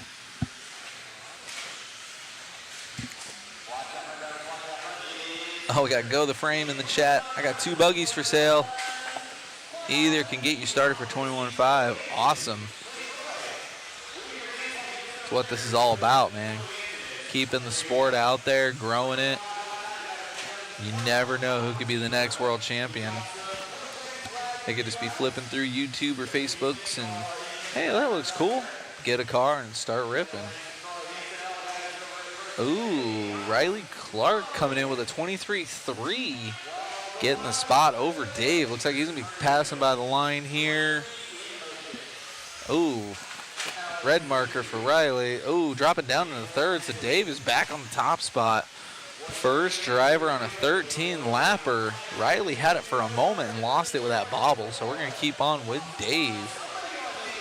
Getting crazy with lap traffic. Man, no love. Watching these sportsman drivers. We got Riley back up into the top spot after that. Dave's going to be in the 2. Everyone losing their 13-lap pace. You can see the ha-ha skin underneath that one. Let's see. It looks like Riley will be coming by the line here soon. Him and Dave are going back and forth. Dave by the line in the 2. Riley having a long lap again, dropping down. Riley keeps getting there, but then having a long lap afterwards. So Dave is still leading this one out. His last and best lap there with a 24.2.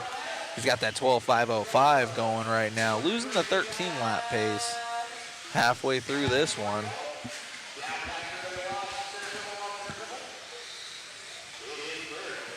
Dave and Riley by the line. Riley taking that spot. It looks like it's going to be both those cars on the track together. Chris is on it.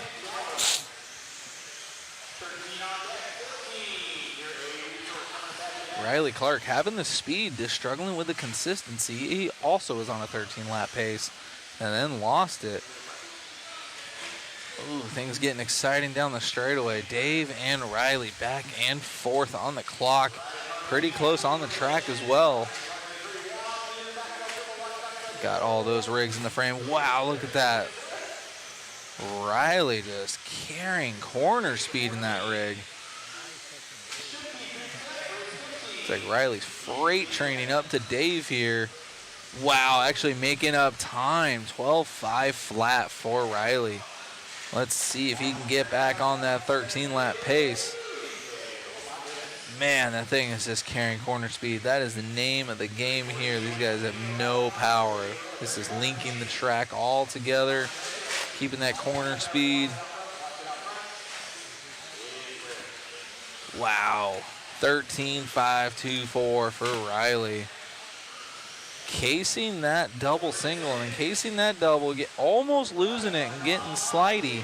Now he's got a gaggle of traffic, and that is all she wrote for the 13er. Wow.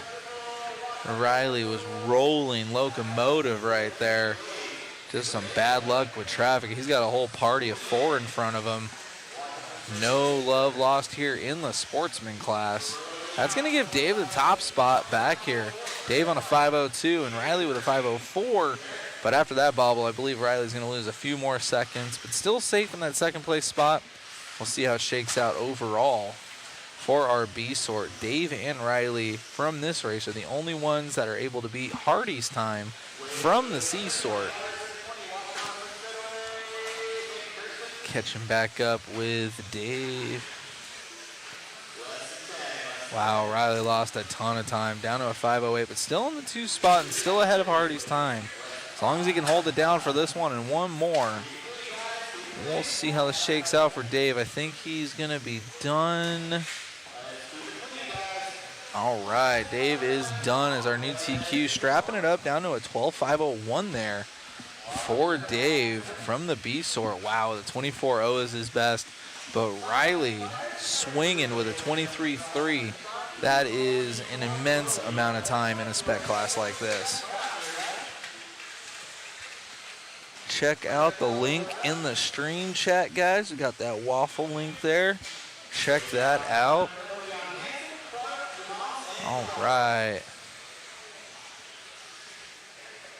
Good job, everybody. Good racing from our B sort of the sportsman class.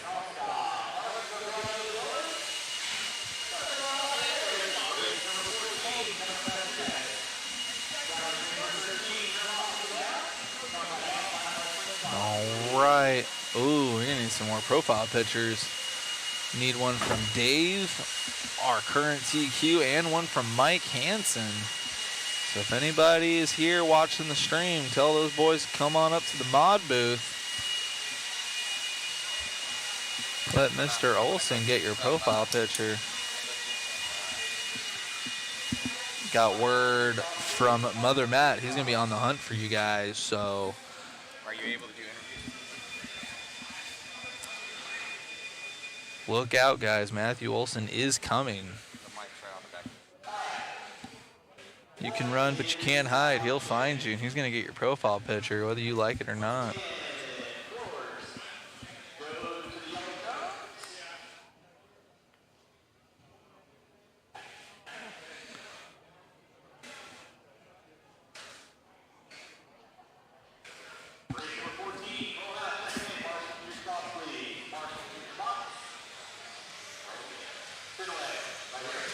All right, got Matthew Ward on the chat. Looks good now. Thank you for correcting. We appreciate you guys chiming in, helping us out, trying to make everything as good as it can be.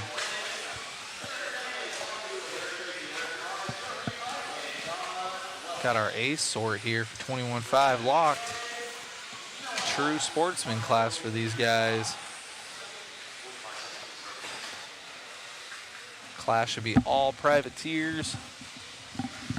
No stock heroes, nothing like that. Pure hobbyists out here, sportsman guys.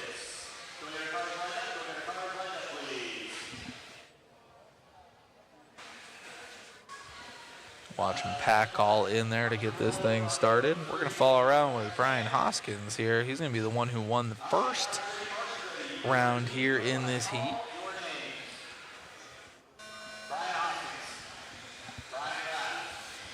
Following Brian here off the straightaway into the triple. So far, I don't see anyone going for the triple. Looks like you'd have to go too wide in this class. It's not even worth it.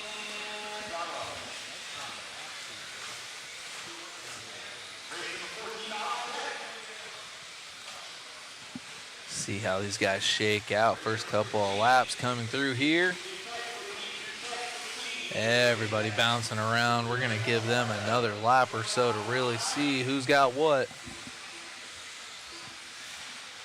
Matthew Ward back in the chat. Let's go Randall Newton. All right, Randall Newton in the 5 spot right now. Wow, we got 4 guys that would be on 13 lap paces. Let's see if any of them can hang on to it.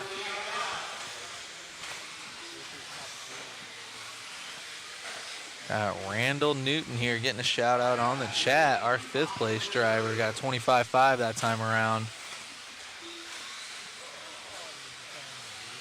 Wow. Looks like some of these guys are going to be losing some time here, having some issues with traffic.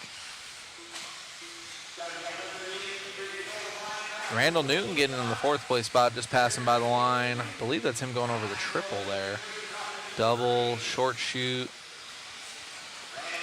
And we're going to be catching back up here with our leader.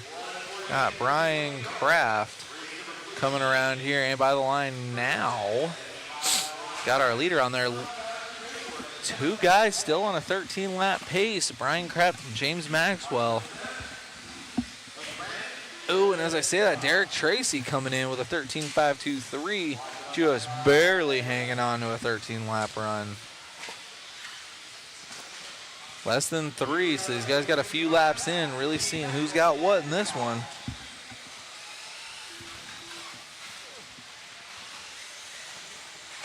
Ooh, lap traffic getting a little dicey there.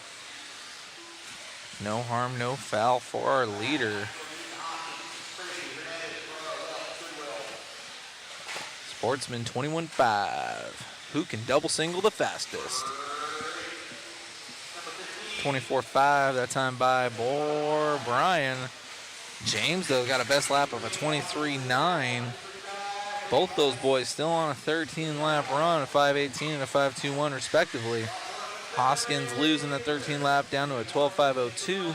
Randall Newton, though, with the shout out in the 4th spot. He's seated 4th and he's running 4th. That's pretty dang consistent right there for Randall.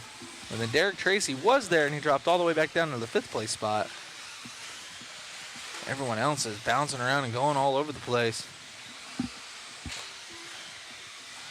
Derek Tracy bouncing back up into the 4th spot. All these guys, couple seconds between all of them.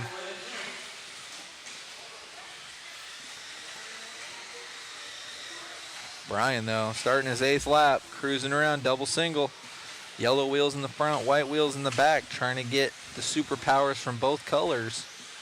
A lot of guys opting for all yellow or all white. Brian wants both. It's working for him, though. He's got that 13.518. Showing these guys how to get around this track. Let's see how that shakes out from the first round.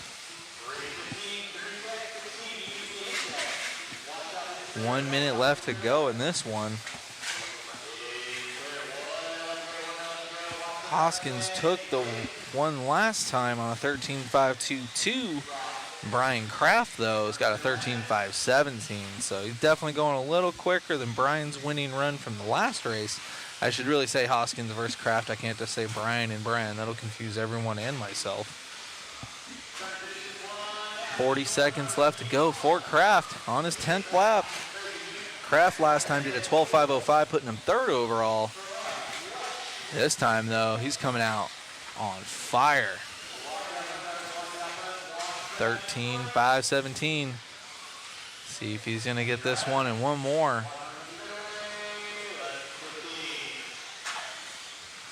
10 seconds left to go. Let's see if Kraft can get by. He's got a ton of traffic in front of him.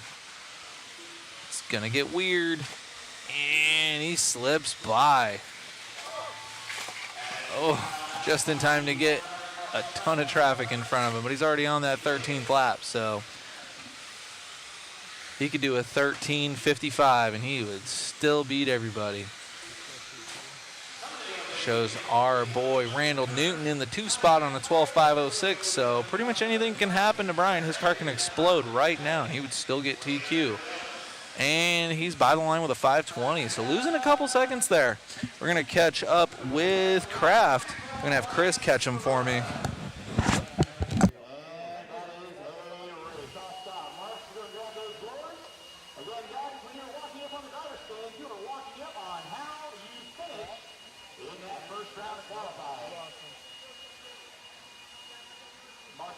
Some guys try to catch him. Elusive TQ.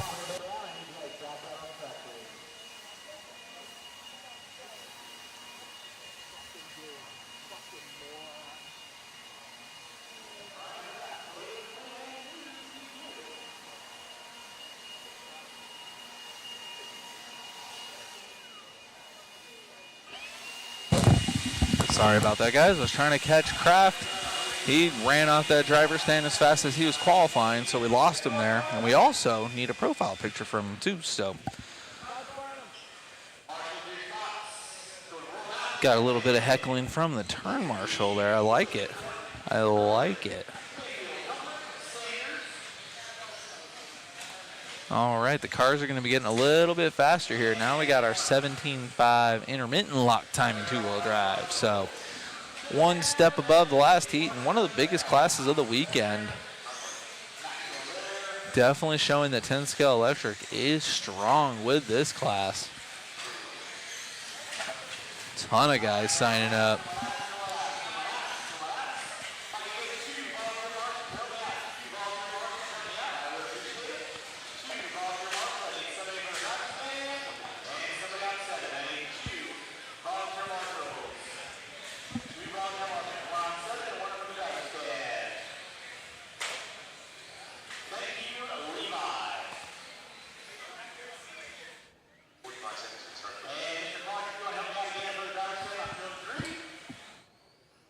Let's see what the E-Sort has got to say. Race 15 of 38, almost halfway through our second round of qualifying and finishing out this Friday.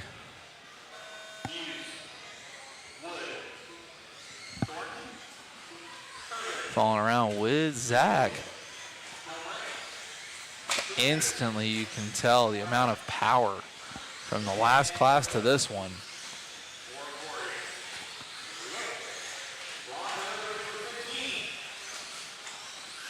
In this class, we got Jeremy Thornton.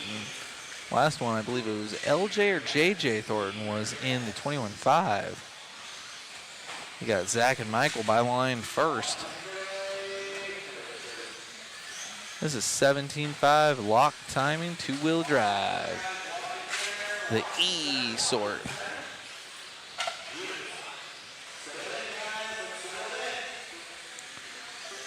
Perry Mayfield out there in the 4 spot.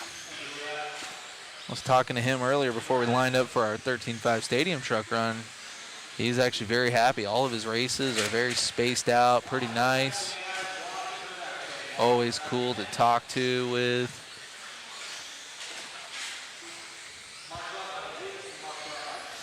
Zach, though, still holding it down. 22.4. Wow. Ripping right here.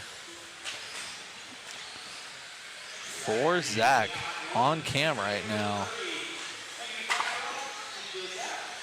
Getting through lap traffic pretty clean here. He's on a 14.521. That is a good pace right now for Zach. We're going to check in here on our Q1 results.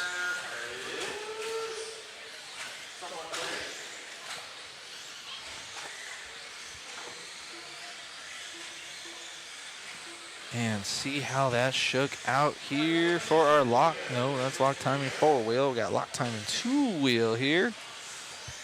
This class brought to you by RC Raceworks. Check those guys out. I got one of their mats. It is awesome.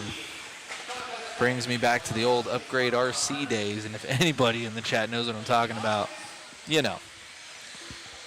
Wow. Look at all the entries in this class. 53 entries. 17.5 lock timing. Love to see the sport. Looking healthy here. Girthy amount of entries here at the Desert Classic. Perry Mayfield there bumping up into the 3 spot, fall behind Michael Wood and Zach. Zach's been holding it down tone to tone though from the start of this one. He won the Q1 of this one.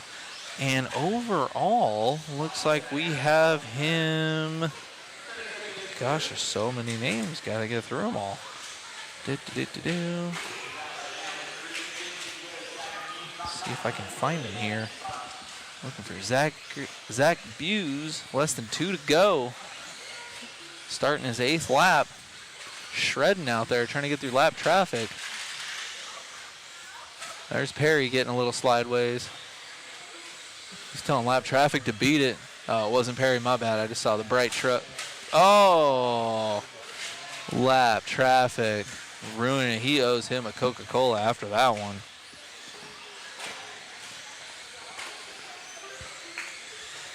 Maybe I'm having a senior moment. I don't see Zach Buse in the results. 17.5 lock timing 2-wheel drive. Me. Yeah, we got Perry Mayfield on cam. We got the yellow and white, or green and white. I don't actually know. Chris will correct me. Yeah, yellow, green, and white. Well, that's just a setup for failure. For those who don't get the inside joke, I'm not colorblind, but I'm color deficient. So the bright greens and yellows, it's basically the same thing to me. So if I call the wrong color, be sure to let me know in the comments. Zach, though, just laying it down. Less than a minute left to go. He's on a 13.508. Was on a 14, but had some bad luck with lap traffic there. Absolutely brutal. Round 1 overall ranking. We're going to refresh this here. See how Zach did in Q1.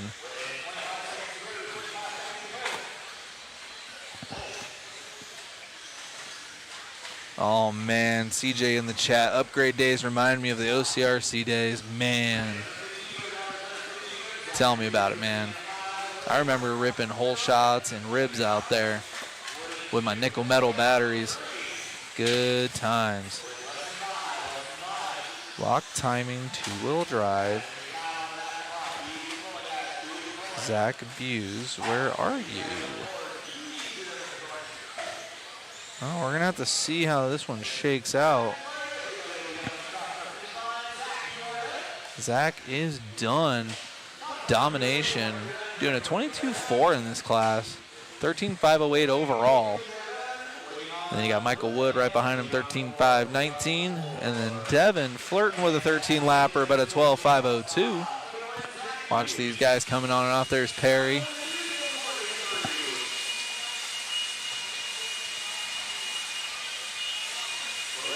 Oh, we need some more profile pictures. None of these guys have profile pictures. Man, oh man. Looking through this class. Got LT, El Capitan, 15th overall in that last one. Perry Mayfield, 23rd overall in that last one. We'll see how that goes. That was our E sword. Now we're up to the D sword of 17.5 lock timing 2-wheel drive. And I still can't find Zach Bu's name. I don't know what's going on.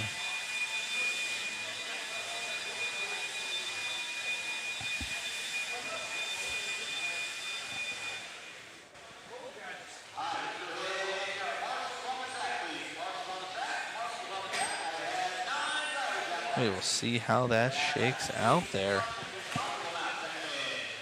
Maybe cameraman Chris is thinking that he just added him, but he was car number 1, which is weird. Like if he was the last car, like I was a last second entry this morning. Shout out to Richard Lake. He was not happy to hear he had to do another last second entry for me, but you know, much love. And it showed him as car number 1, so I don't know if Zach Buse was a last second entry. Maybe there's something going on with the results here. Double check, I refreshed everything. He did do a 13-lapper, 5:08.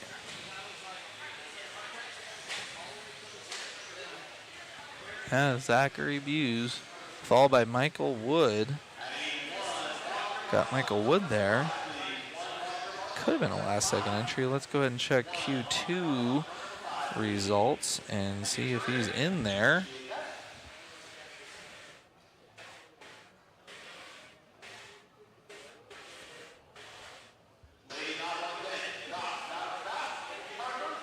Okay, so it looks like they actually have him in here as Zachary Sean Tyler. Okay, so a little bit of different. Yep. So he actually did a pretty good one. I think it was top 11 or 12 from that first round. So showing him with 2 names, which is common. So sorry about that. He was right in front of me the whole time. But we're following around with Jackson Bailey. And then Caleb Knobloch. Jackson by the line, Caleb by the line. These guys are going to be bouncing around, going all over the place. Leader is upside down. Jaree with the flip. Double Marshall job. All right, so now that I know that, I'll go back to Q1, and I'm going to look up these things again. So Zachary Sean Tyler got 12th last round with a 12.503. So his 13.508, shoot, that would have put him 3rd overall last round. So either that was a stellar run or the track is also getting a little faster too. So we'll see, but definitely a great run from Zach. We'll see how this holds out with these guys from the D sort.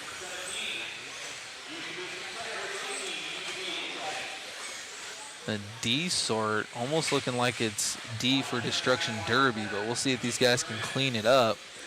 Caleb coming out with a 23.7 and Brandon with a 23.8. And we got Gary Ballard, 12.523, and then Chris jumping up into the 3 spot. Chris super active on Facebook, always commenting and posting.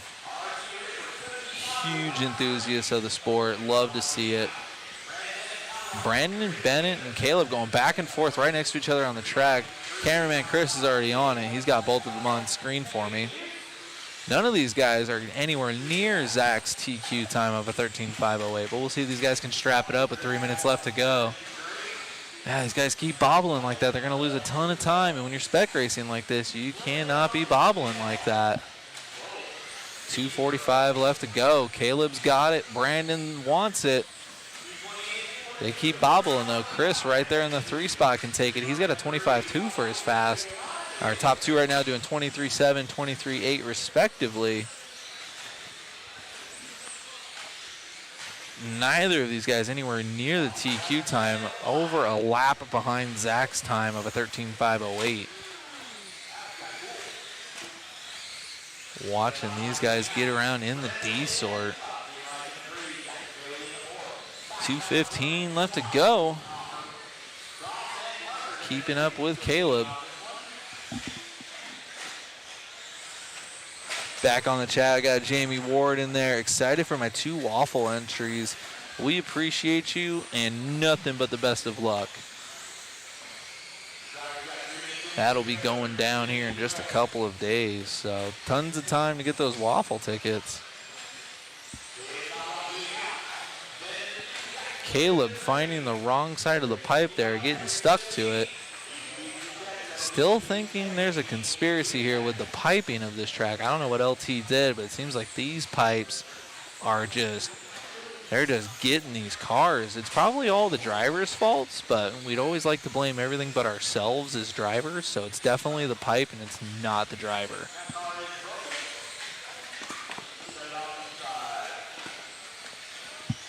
As we're watching Caleb come around, finishing up his 8th lap, starting his 9th with 1:09 left to go. Picking up the pace, but still would be a 4th overall for Caleb. Brandon Bennett having some rough laps there, dropping down to a 5:14 and Jackson down to a 5:17. And we got David Fout and Chris bouncing around. Chris down to the 5th spot. Losing a little bit of pace out there, but this has definitely been a pretty rough heat for everybody. Drury having a marshal again. All these turn marshals getting a workout in.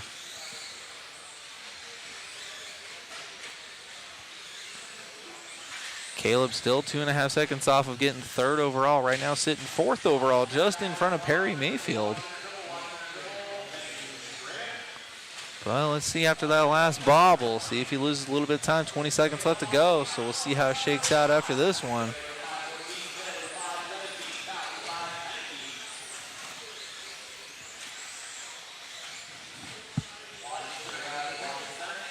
Oh, Caleb getting it wrong again. Lap traffic all over him. Out of nowhere, I don't know what happened there. Clipped a pipe or something. Got to finish this one out. It's going to be a rough one for Caleb. He was on a 5:05, but man, after that, he's going to drop down to a 5:11 behind Perry Mayfield. Jackson Bailey out of nowhere coming in for a 5th overall with a 12.511. Caleb dropping down from winning this one into the 2 spot, going down to a 12.513. So the top 4 from the E sort still holding it down. Shout out to those guys from the E sort, getting it done, still holding top 4 right now. Gonna need a profile picture for Jackson Bailey.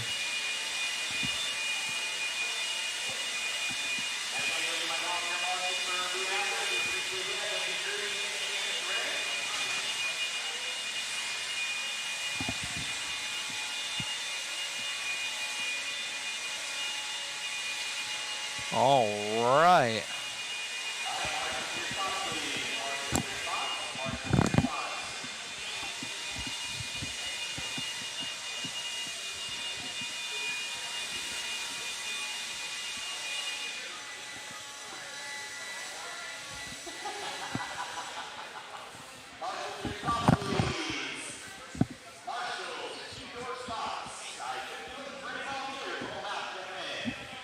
Letting these guys come on out and get checked in.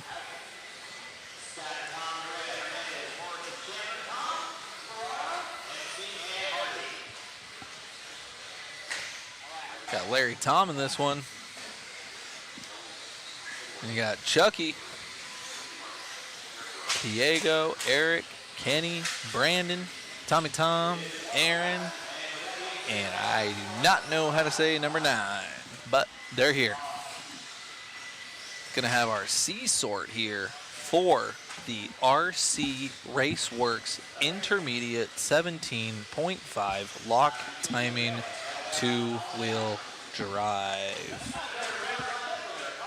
Let's see if anybody has anything for Zach's TQ time so far, 13.508.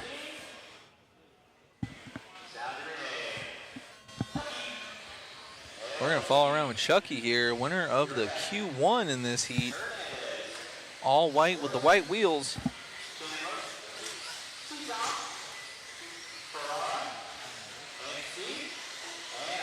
And we got LT, El Capitan, the Panda, sending it into Chucky. Tripling off the track. Marshall puts him back on the right side of the track. Hurt box first lap for LT, but that's okay. He's gonna strap it up here. Just shake it out, get it over with. As we're falling around with somebody. Cameraman Chris is better than me at finding the leader, so we'll see as he comes by the line. No one wants to win this one.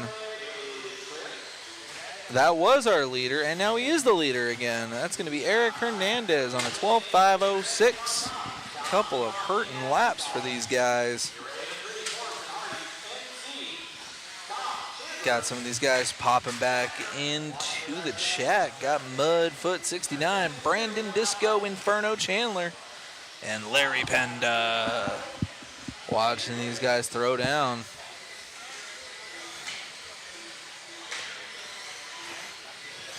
Everyone is everywhere. Now I got Hardy to the lead.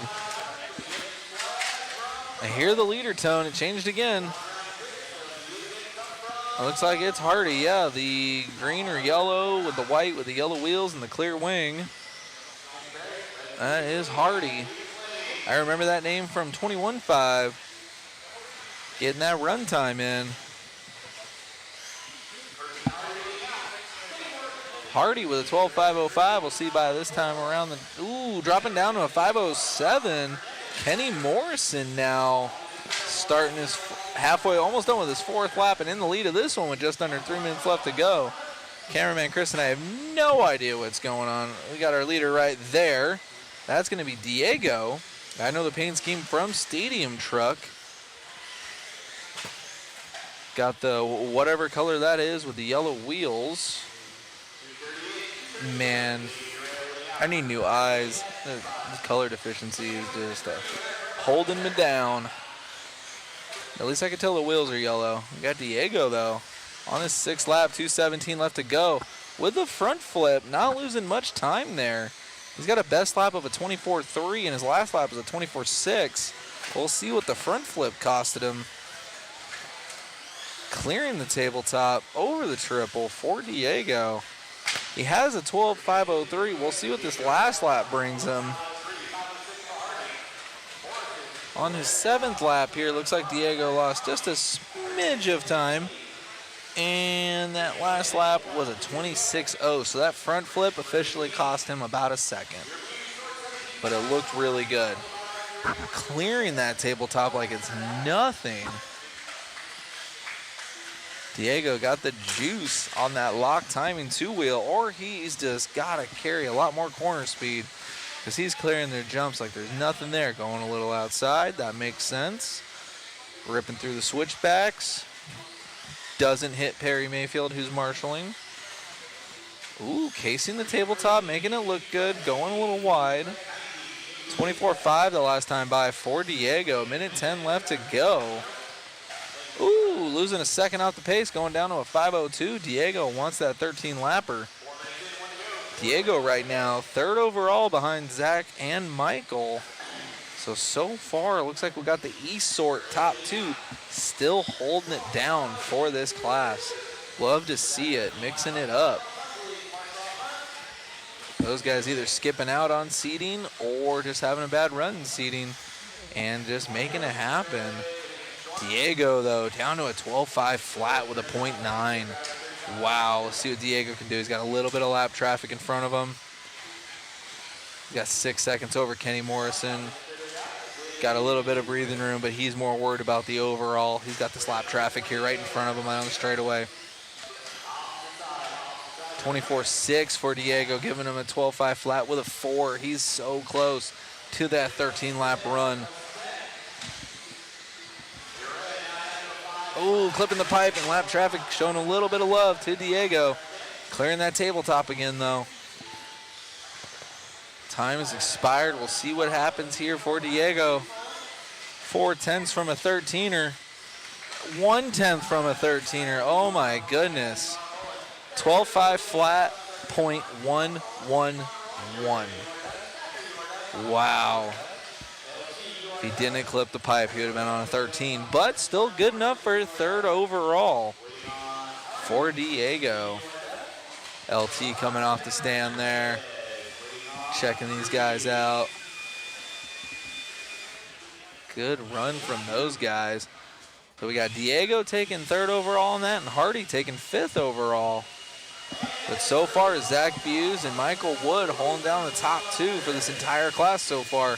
And we've gotten all the way down through the C sort and into the B. And compared to Q1, those guys would have done great. And again, a whole flock of profile pictures we don't have. I don't know why we don't have Diego's. I know I've seen that name before here. Let's see here. Let's hit the refresh on the thing.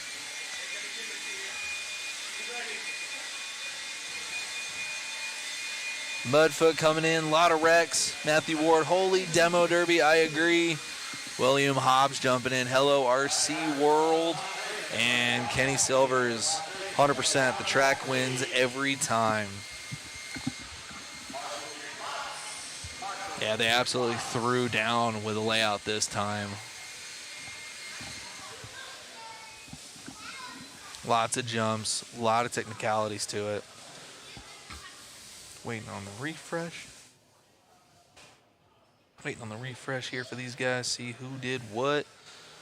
And this would have been, I believe this was Q1. See if I got times for everybody. Yep, okay. So from Q1, wow, Zach Buse, that time would have given him, I believe I already said that, a third overall compared to the first heat. But the track has gotten a little grippier, so we'll see if the pace picks up for this class. We're already into the B sort of the RC Raceworks Intermediate 17.5 lock timing two-wheel drive. And we'll see what these guys can do here.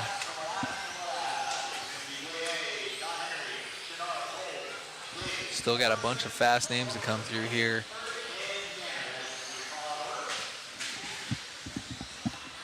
Checking out the 10 car, Sam Tanner. Big name in 5th scale RC racing. Been doing a little bit of 10 scale with the wifey. Having fun.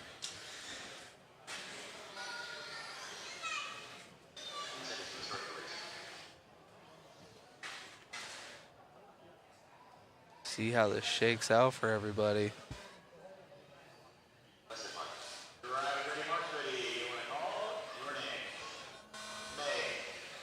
I'm gonna start out with Day May over here.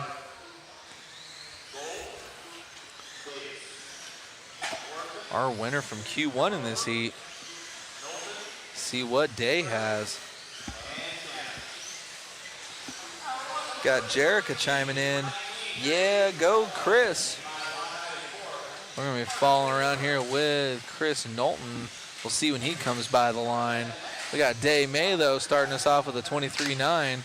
Everyone putting in times in though. Our winner from Q1 getting that triple wrong. That'll cost you. We'll see here when Chris Knowlton comes by the line. Still got a couple cars across the line here. Got Chris Knowlton's going to be in the 6th place.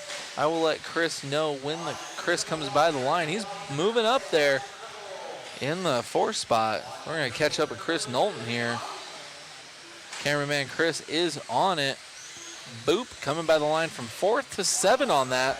We'll call that the cameraman curse. And another bobble. getting the 15 seconds of fame, but costing him at least 4 positions with the camera curse. And as I say that, just more and more bad luck. We're going to finish this lap out and maybe leave Chris alone. Let him throw down. Definitely fast. Oh, my goodness. All right, we are going to get off of Chris Knowlton. I almost feel partially responsible for this run. Oh, yeah, that's right. Yep, that cameraman Chris reminded me of Chris Knowlton, OCRC fam, just before the closure, moving on out to Arizona. I feel like a lot of us have done that at this point.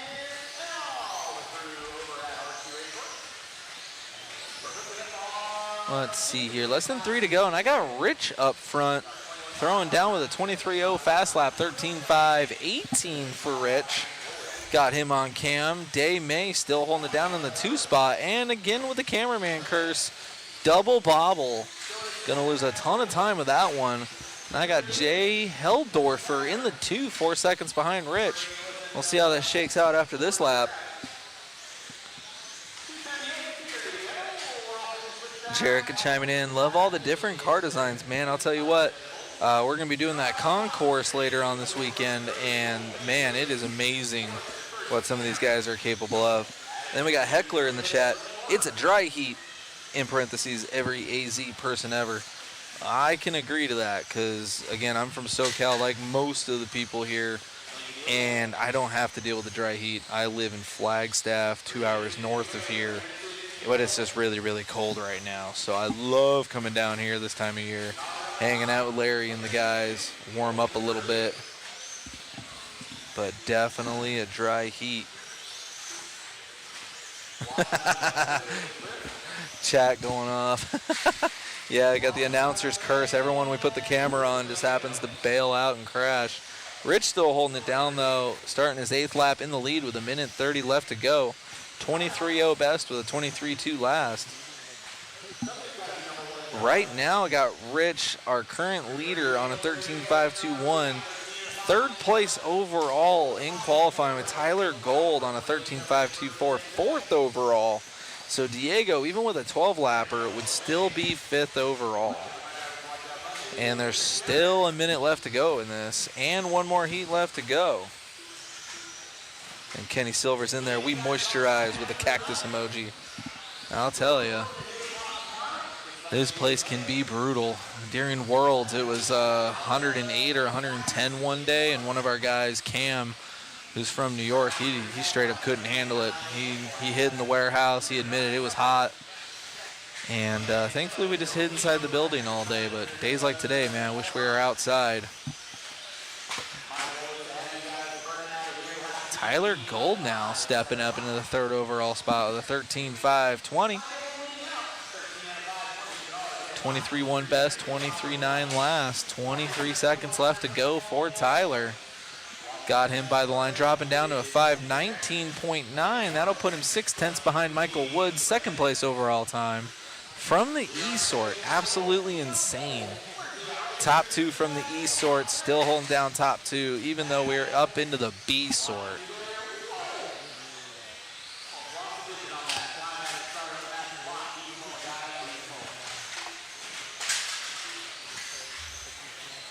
Cameraman Chris trying to juice me up, saying I could TQ even though I'm in the D sort. I don't think I have anything for Sammy or any of those guys. Now maybe if Sammy gets the overall here in this next one, maybe I can get a renter ride. I don't know, we'll see.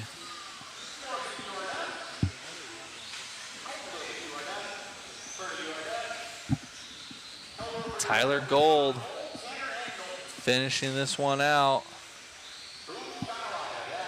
Ooh, hurt box last lap for Tyler Gold with a long lap going down to a 13.528. Still good enough for third overall because Diego is only able to do a 12.5 flat. Absolutely crazy, insane tight racing. Got Sam Tanner coming off the driver's stand.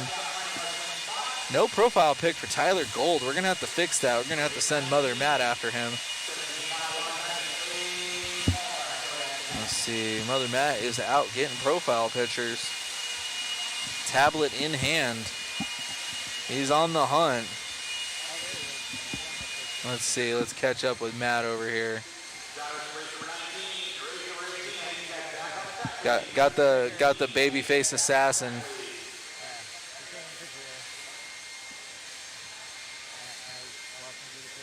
He's like, you. I need your picture right now. I believe that's Chris.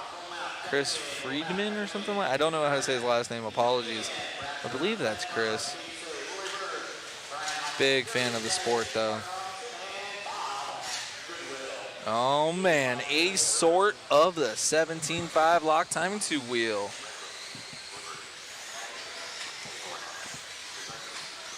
Catching back up with the chat. TQ Chef running 3 quals today? No. We're going to be doing 2 today, 2 tomorrow. 4 rounds overall. Best 3 of 4. So consistency is going to be key.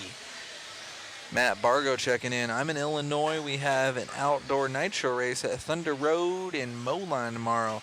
Good luck to you, Matt. Hopefully you can still catch up on the stream while you're out there having fun. And he's saying supposed to be 60 degrees. That is pretty good for Illinois in, I guess it's now March. It was February yesterday, so that's still pretty good. And Kenny Silvers, that's why we live in the dry heat. I'll tell you, it's okay here for about 6 months out of the year. And TQ Chef out here in Mass, we are praying for heat. Yeah, Kenny, I agree. He did not have much of a winter. I'm in the mountains, and there was only one day where we got, or 1 week, we got a good amount of snow. I got 3 feet of snow in 2 days, which meant 4 days of shoveling. And yeah, I'm already over winter, so. But we'll check this one out, letting these guys get a couple laps in as I'm bannering with the chat. At this point, I'm just rooting for Zach Buse to see if he can get TQ from the E-Sort. That would be a great story right there. But right now, currently, these guys are bouncing all over the place. I got Landon Cartwright in the 1, coming out of nowhere with a 22.7. And as we do that, he does a freaking front flip. So that's going to hurt Landon there. He was all the way down to a 13.5 flat. Now he's glued to a pipe. Oh, my goodness. Cameraman curse is real. Our TQ from the first round of qualifying, Mr. M is down in the 4th place spot. So far, top 2 with Nico and Caden on 13.507s. That's going to leave Zach Buse 3rd overall right now. But if this keeps up, Zach Buse might get overall TQ from the E-Sort. At this point, man, I'm just looking for a story. That'll be crazy. Oh my goodness, no love lost between any of these cars on camera right now. White body, white wheels, clear wing is our leader right now. Caden by the line, 13.506. And then Nico flirting with danger, only 2/10 in front of Zach Buse time. And as I say that, oh my goodness, we lose Nico with a huge mistake. And now I apologize if I butcher your name, Josiah Peace? Out of nowhere in the 2nd place spot, getting 8th in the first round. 1 second over Zach's time with Caden pulling away a little bit on a 13.504. So far, our E-Sort victor, top 3 overall. That's insane. Caden just barely squeezing by lap traffic there, entering the straightaway.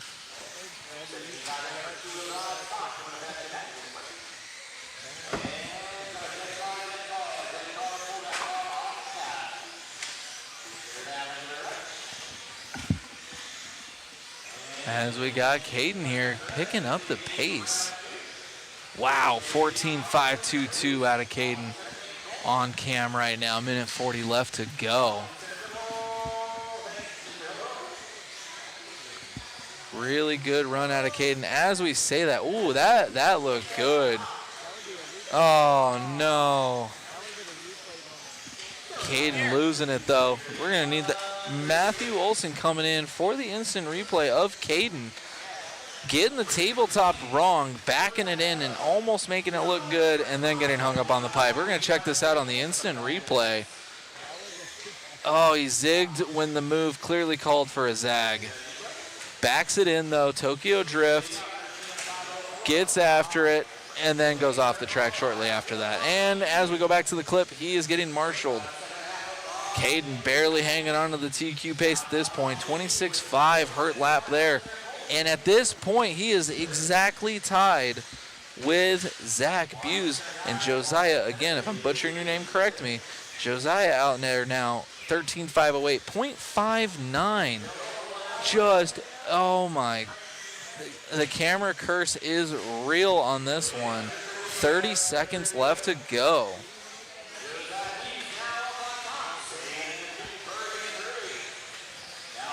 Wow, you couldn't script this even if you wanted to.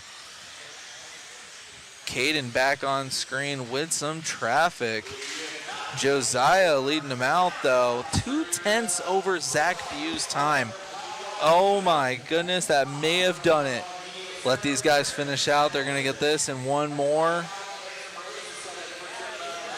Oh my gosh. Is Josiah done now or he's gotta finish this? All right, we're gonna see, guys. Let's see what this last lap brings us for Josiah. Currently 13.509.2, 0.6 behind Zach Bue's TQ time from the E-Sort. We'll see how this works out down the straightaway. Oh my goodness. Josiah. Oh no, let's see if we can catch him real quick.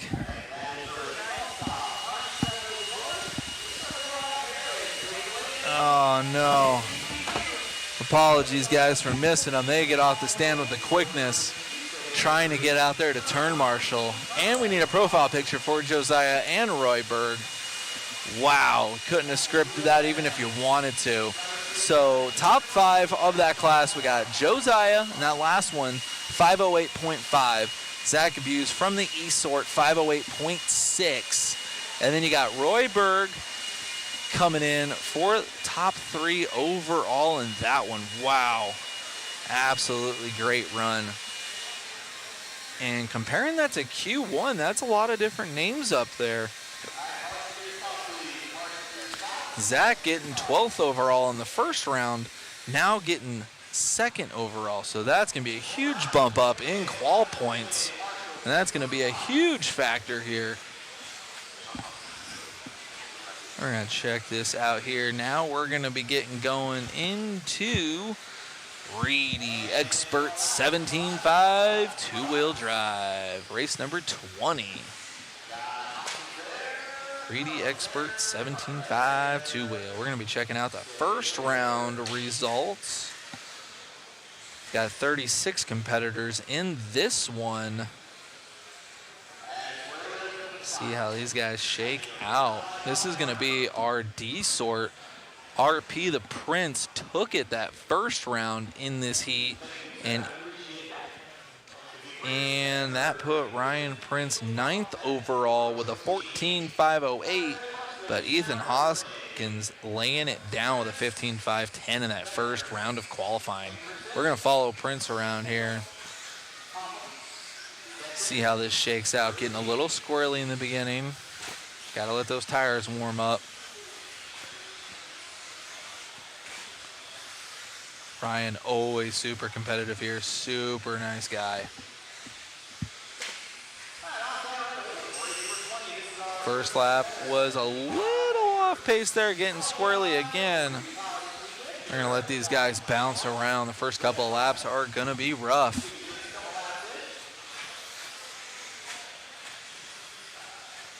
Thank you, chat, for letting me know that I'm not butchering Josiah's name. I would have felt horrible.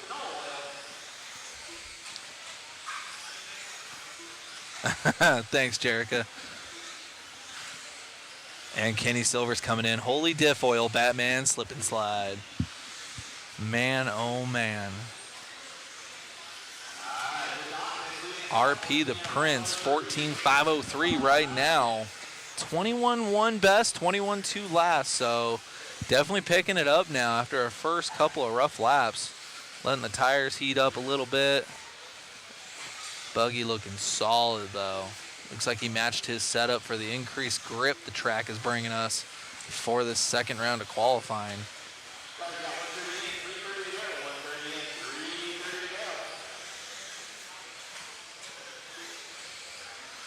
Wow. Prince 15.5.19. 20.5. 3:20 left to go. Wow. Ryan with the pace. Down to a 5:17 now.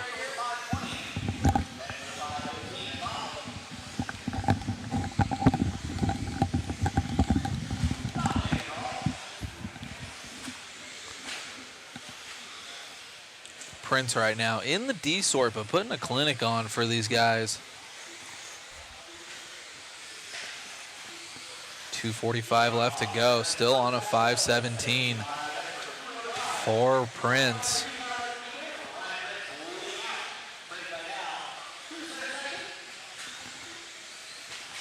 Going down the back straight there. Whoo, picking it up even more. Another half second on the pace. 15.517.4 for Prince halfway through this one.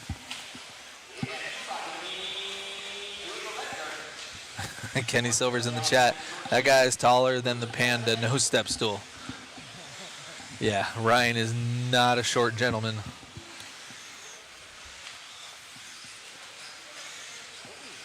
Getting a little squirrely there, but making it look good.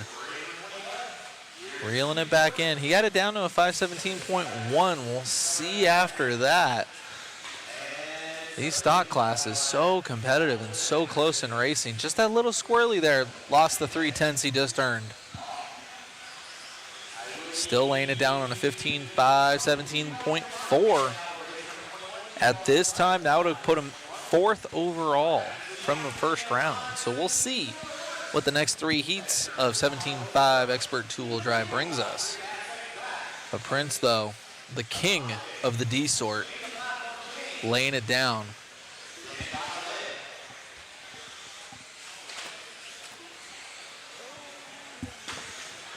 And as we say that, we got to check that pipe for magnets or something.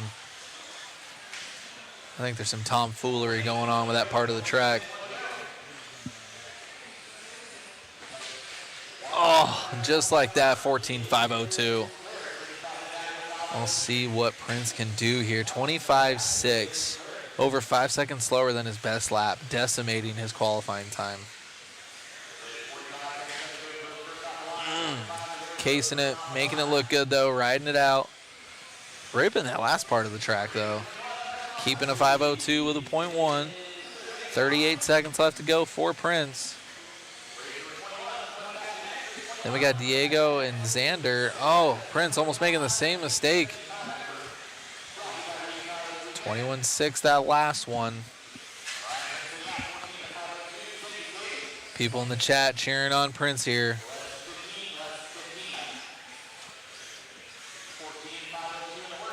He's got the speed. Just a couple of mistakes is all it takes. Oh. Man, oh man. Oh, 24.3 for that last one, dropping him down to a 14.505. Let's see, compared to Q1, that puts him, wow, so he had a 14.508 in that first one, and this time he had a 505, even with those bobbles. Got RP the Prince right there on screen. Almost 7 feet tall or something like that. Disappointed with that one. Still going faster than Q1. He had a 14.508, and that put him 9th overall. So we'll see here. We're going to need a profile picture from Xander, our second place driver. Wow, let's see how this shakes out.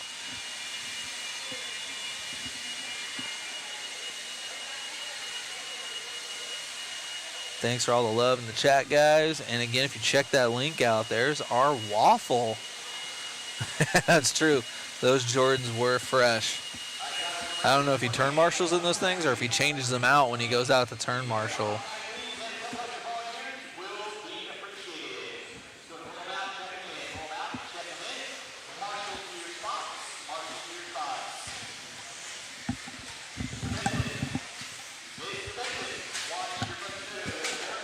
All right, guys, we got our C-sort coming up here.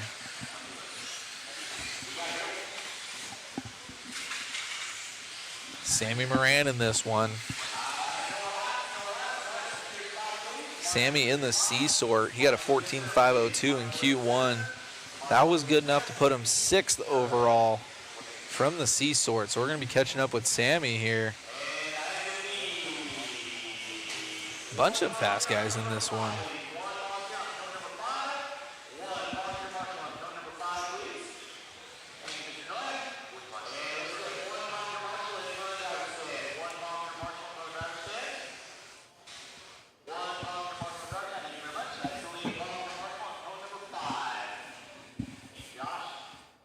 All right, guys, we're going to be getting this C-sort going. TQ Chef chiming in. Love for Prince and love for Sammy. We're going to be following him around here, at least on the first lap. He won the first round in this heat, and that gave him a 6th overall. So we'll see what Sammy's got this time around. Sammy decimating everybody in 13.5 Stadium Truck. See what his two wheels got. Exactly.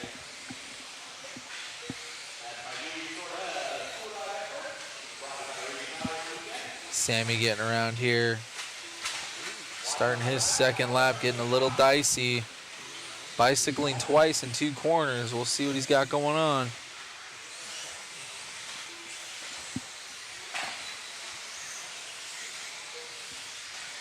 Sammy by the line. So far in a 15.517. Getting it out there. Getting that B7 dialed in over the triple. Coming up on some lap traffic already. See if Sammy can get some good luck with traffic. 1 down, 1 to go here. Into the switchbacks. Gotta watch yourself here, especially when you come up on traffic super fast. Sammy getting lucky with traffic again over the triple. 3:30 left to go in this one for Sammy Moran on his 4th lap. Right now still on a 15.518, only losing a second of pace after going through lap traffic. But here we go again. We got 3 more cars to get through for Sammy. 1 down, 2 to go for Sammy there. 2 down, 1 to go. We'll see what he's got. That's the only risky part about being in these slower sorts.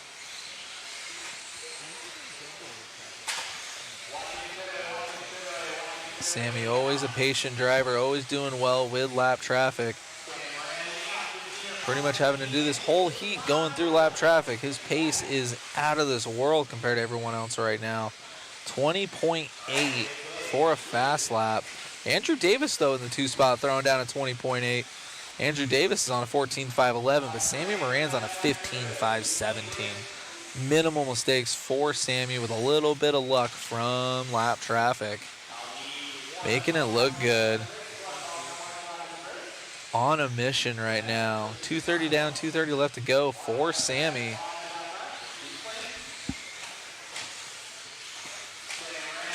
.6 for Moran. Down to a 5.16. On fire right now. When this race first started, it almost looks like he had too much grip, but that car is just settled in perfect right now. Just to put it in perspective, first round he did a 14.502. Now he's on a 15.515 and going faster with open track in front of him. Got a car upside down over the triple. Good luck with traffic, but bad luck with marshals right into the heel of that marshal. That B7 though, tough as nails. Dropped 2 seconds on the pace and almost getting into it with lap traffic there. Minute 35 left to go for Sammy.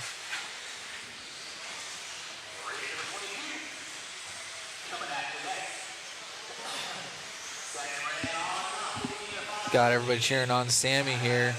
Minute 25 left to go.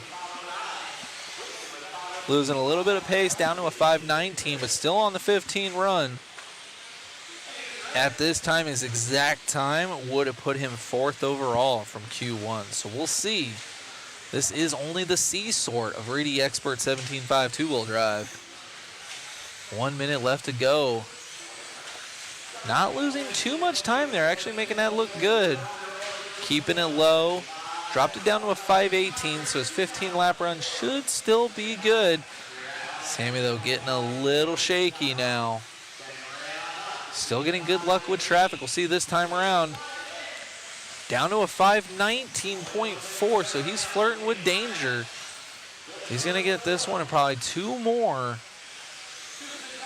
See what Sammy can do here.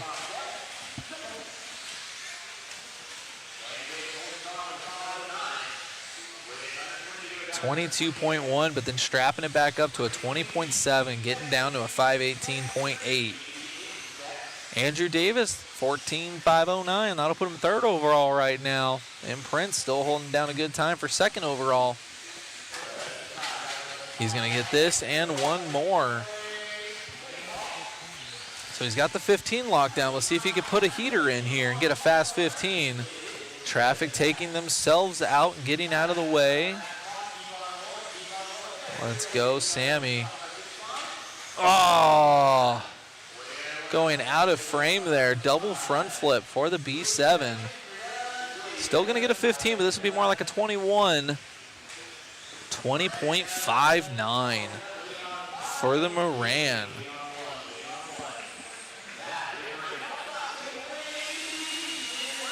There goes Sammy. Let's see if that's going to be good enough for maybe top 5. We'll see. Moran 20.64 with a 21.3 average. Even with those bobbles, that's really good consistency. How's our C sort, guys? Coming on up into the B sort. Checking out the chat. Got TQ Chef with the love. Smash that like button. 111 watching, only 46 likes. Appreciate you. And Kenny coming in. Gold is the medal, and how can you not like this? Then we got Lazy coming in. Stay in the inside and you win. That's pretty much the name of the game. Keeping it tight and keeping it clean. What's going on, Eric? Yeah, that B7 is looking good, man. I was talking about it earlier. I'm waiting for that T7. Well, that's because I'm a goon and I like the truck class.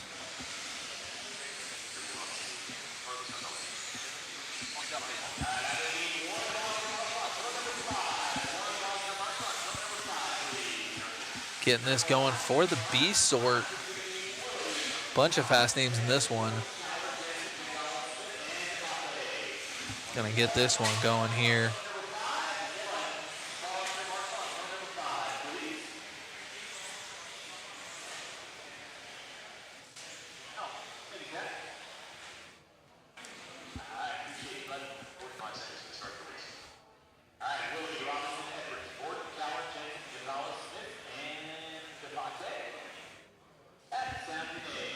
All right, we're gonna get this one starting out with the Willoughby.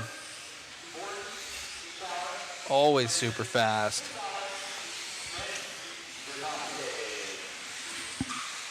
See what anybody has to say about Sammy Moran's 15.520.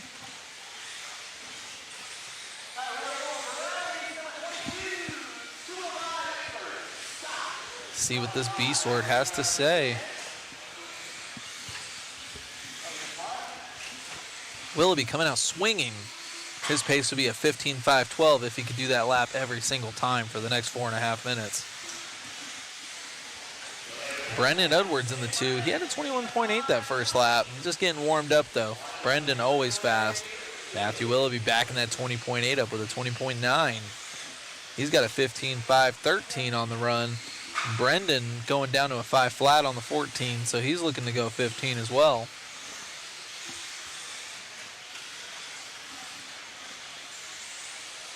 Four minutes left to go in this one. Willoughby losing a second on the pace there with a 21.1 that last time by.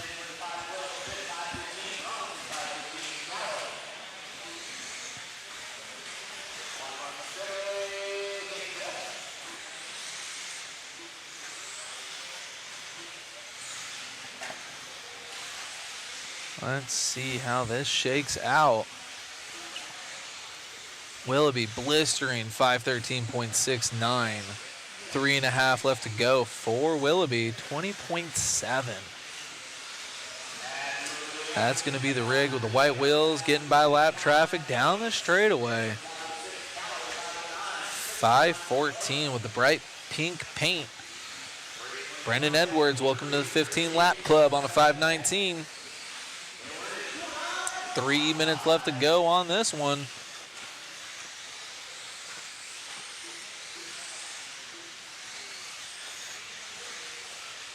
$20.7 again for Willoughby. The man on a mission. Crazy enough to think, though, as we're watching Willoughby start to finish on this one, how amazing his buggy looks. Oh, gotta get through lap traffic here. There we go.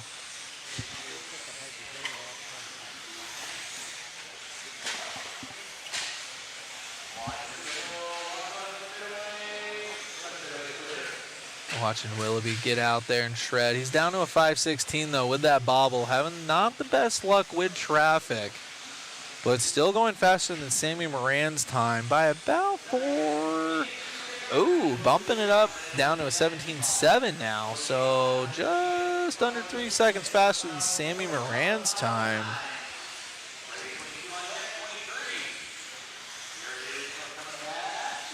And checking out here the round 1 results. 20.8 for Willoughby, being super consistent in this run. Got it down to a 517. That would have put him 4th overall. Close to Sammy's time before he had that rough 15th lap in the last qualifier here.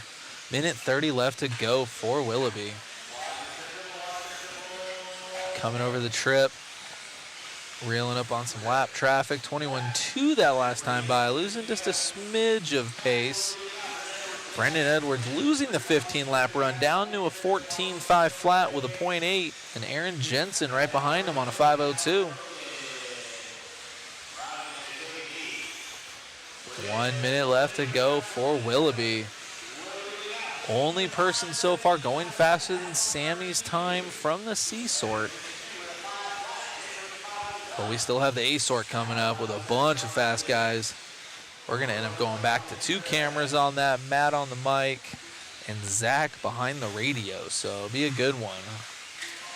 Oh my goodness, no love lost. Wow, he said later nerd and just left him in the dust. Don't throw it away, Willoughby. Oh, man. And just like traffic's upside down. Gotta love it. Man, 26.4, brutal. Oh my gosh, 14.502, putting a 4th overall and 3rd in this heat. So Sammy Moran would still be your TQ unless one of these 3 guys can pull out something crazy here at the end of this one. Wow. No love lost between these guys. Oh, and then just Willoughby backs it back up with a 20.8. That's amazing. But only enough to get a 5.01. Aaron Jensen gonna get that one, but 2nd overall with a 5 flat 0.3. Willoughby with a 01.6. And Brendan Edwards with an 02.7. So Sammy Moran, RTQ from the C sort, and the only guy so far on a 15 lapper. But we got the A sort coming up. I'm jumping on cam. Chris is going to run over to the other camera. We're going to get this one going. A sort coming at you.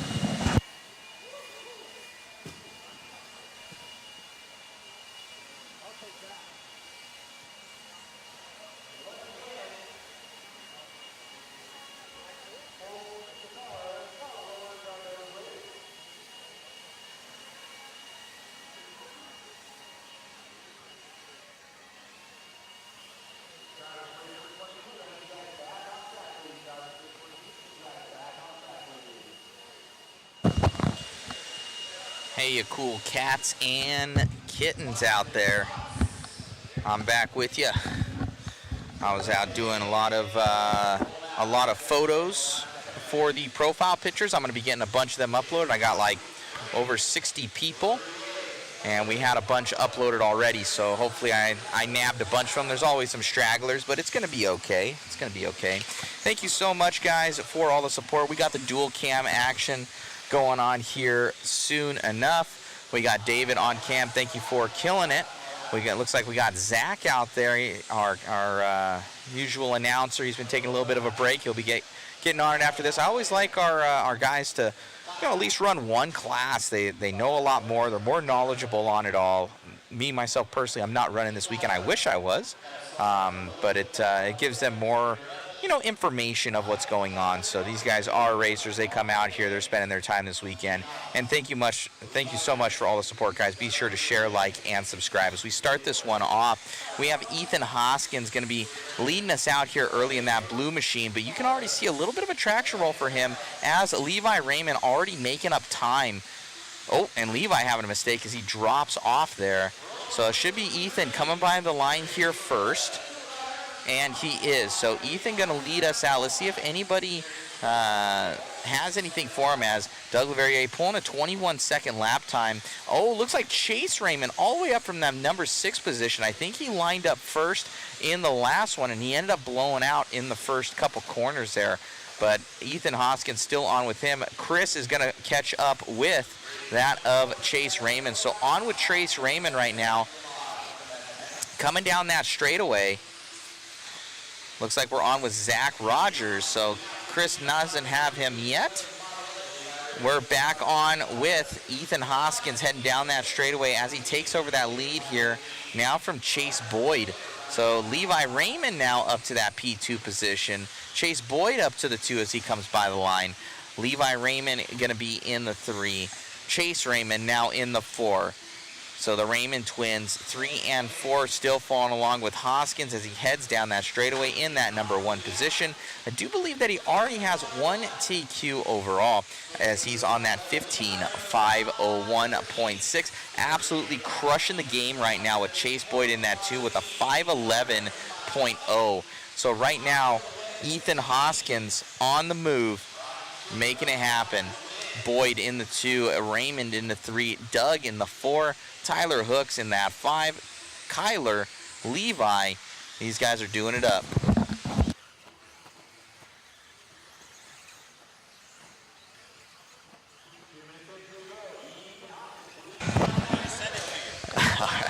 All right, guys, we're coming around here up and over the triple here for Hoskins. Oh, I'm hearing that Boyd just broke Chase Boyd out of this one. Unfortunate there for Boyd. Coming around here for Hoskins as he heads over that triple. That new B7 Factory Tracks machine looking good. Oh, almost shearing off the front end there as he paused back durability testing for the B7. Not when you want to test it with 2:20 left to go as he heads onto the straightaway. Chase Raymond going to be in that P2 position.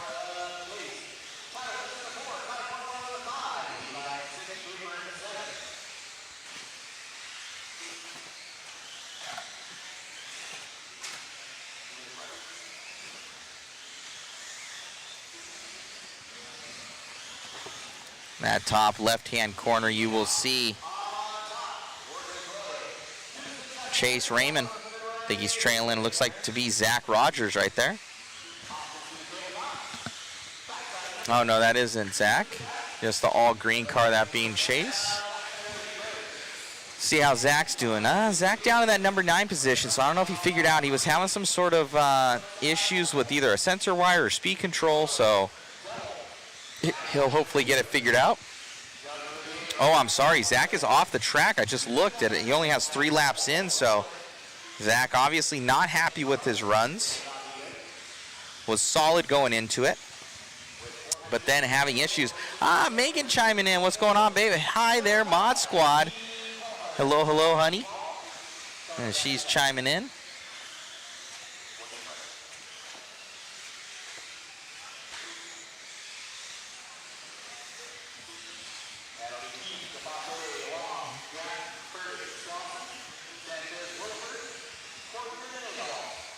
Megan always coming in, checking in.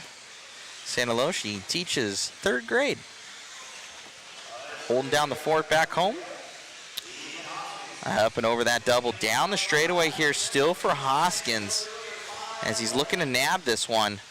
And 2 TQs. That would be him sitting very well going into tomorrow. It is not locked up, though, since they take the best 3 of 4. So, really, you got to be here on the first day.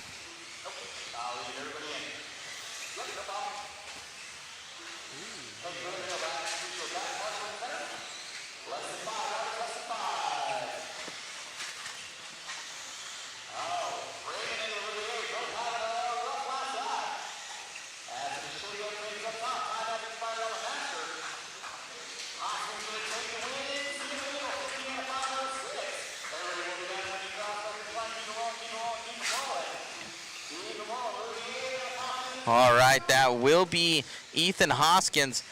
Gonna grab that one. I'll get an interview with him real quick, guys.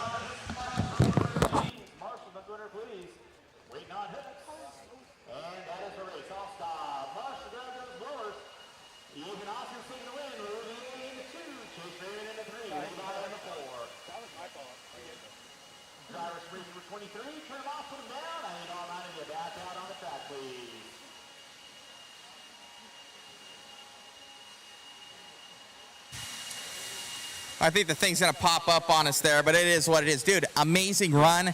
Grabbing that one, sitting really well going into tomorrow. Yeah, I was really excited. I kept it smooth all the way through. I didn't get too cocky running super fast laps at the end. Just kept it smooth. I had a really good first qual, had a really good second qual, so I'm really pumped. So I've been excited to get in there. So congratulations on the run, my man. Great job out there. Best of luck in the next one. Thank you. You got it, buddy. Back to myself in the booth.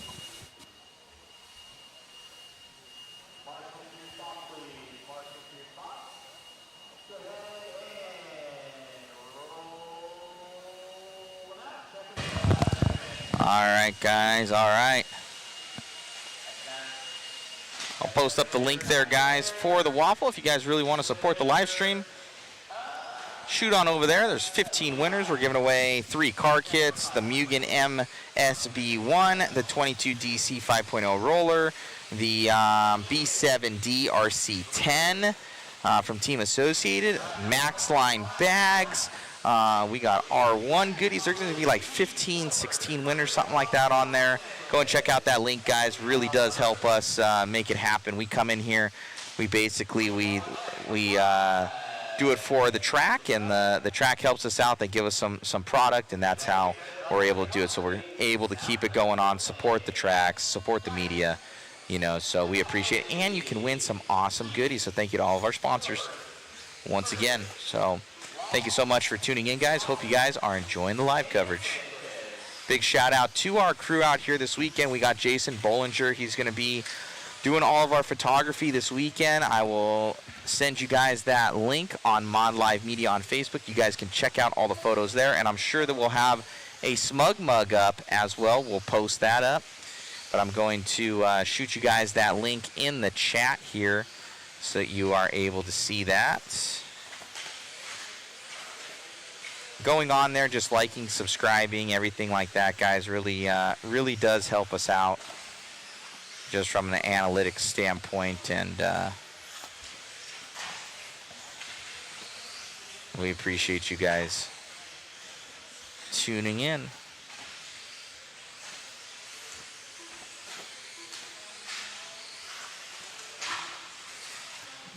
Check out that link. Yeah, we're on cam number 1 right now with Kyle leading us out in that one. Oh, our Facebook is down. Our Facebook is down. Oh, that's right. 8 hours, guys. 8 hours. So Facebook down. You guys will be coming back. We're going to get you back. All right.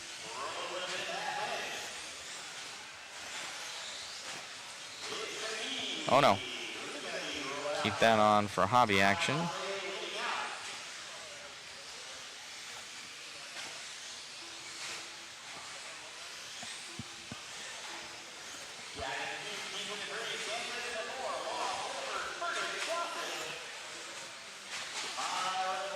All right, we got to update some of these guys. We got to update some of these. I just saw it go dead.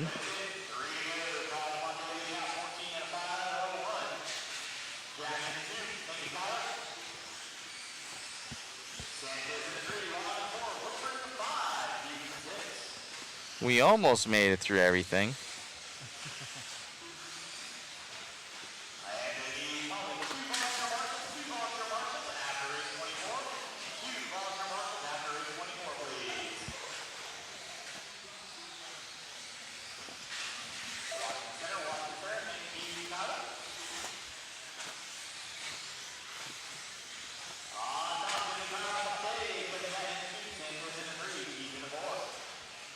Thank you all for tuning in. I'm going to turn on Richard real quick. I'll be right back with you guys. Devontae down to a 14 and a 5.02. Keith on a 5.06. Watch coming down the front straightaway. Watch coming down the front straightaway. Front straightaway is clear. And Tim gonna be out early on. Rough bit of luck for Tim. 3:15 in, 1:45 to go. 3:15 in, 1:45 to go. Race 25 coming up at you next. 25 coming up at you next. That is my C resort of two-wheel drive modified.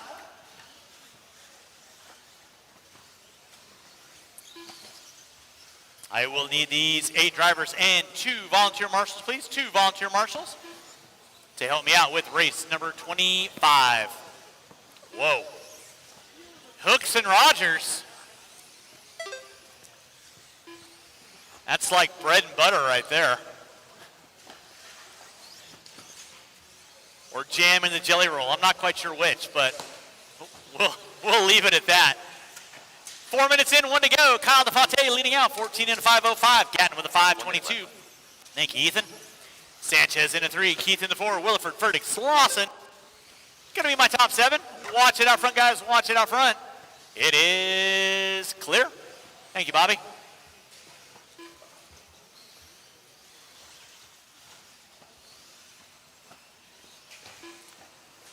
Drivers, you have under 40 seconds to go, under 40 seconds to go. Marshall out front. Thank you, Levi. Nicely done. Good, sir. Race 24 on deck. Watch it out front. Thank you, Riley. Under 20, drivers under 20. Again, I will need 2 volunteer marshals for race 25. 2 volunteer marshals. Help me out for race number 25. DeFate leading out, Gatton in the 2, Sanchez in the 3, Keith in the 4, Williford in the 5. With less than 5, drivers less than 5.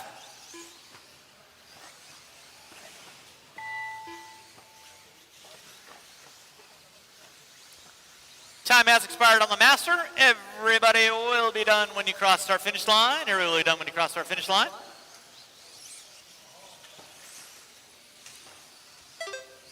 DeFati, you are done with a 5.11. Waiting on everybody else. Sanchez, Williford, Keith, you are done. Slauson, you're done. Waiting on Furtick. Marshall out front, please. 1 more to finish out. And that is a race. I'll stop. Marshall, going to grab those blowers. Start blowing off the track. Race number 25. Your C Resort coming up at you next. 25 coming up at you next.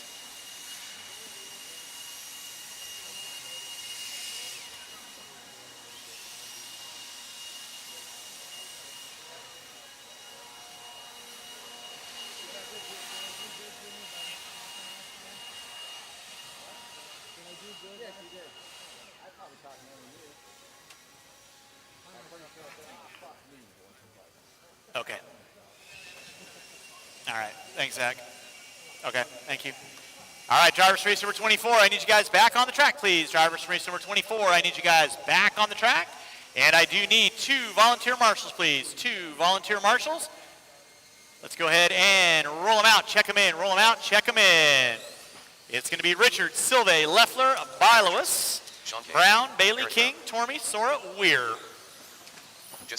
Marshals to your spots. Marshals to your spots, please. Black Stallion. Mike Sara. I need 1 volunteer marshal in front of the driver's stand, please. 1 volunteer marshal in front of the driver's stand. Thank you, Caden. No more laps. No more laps. No more laps. Go and get our cars lined up. No more laps.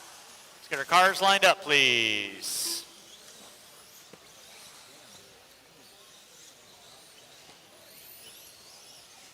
1 minute to the start of the race.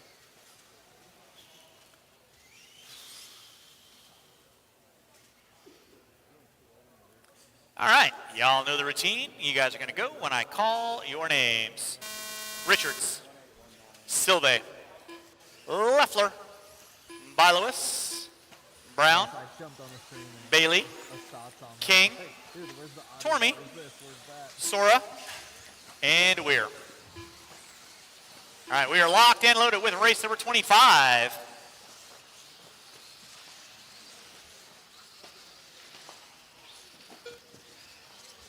You're on. All right, guys, I'm back in the booth. Zach at you after a rough go around for a minute. Jay asking how late the qualifying goes till. It should be around 7, I believe. 7. Yeah.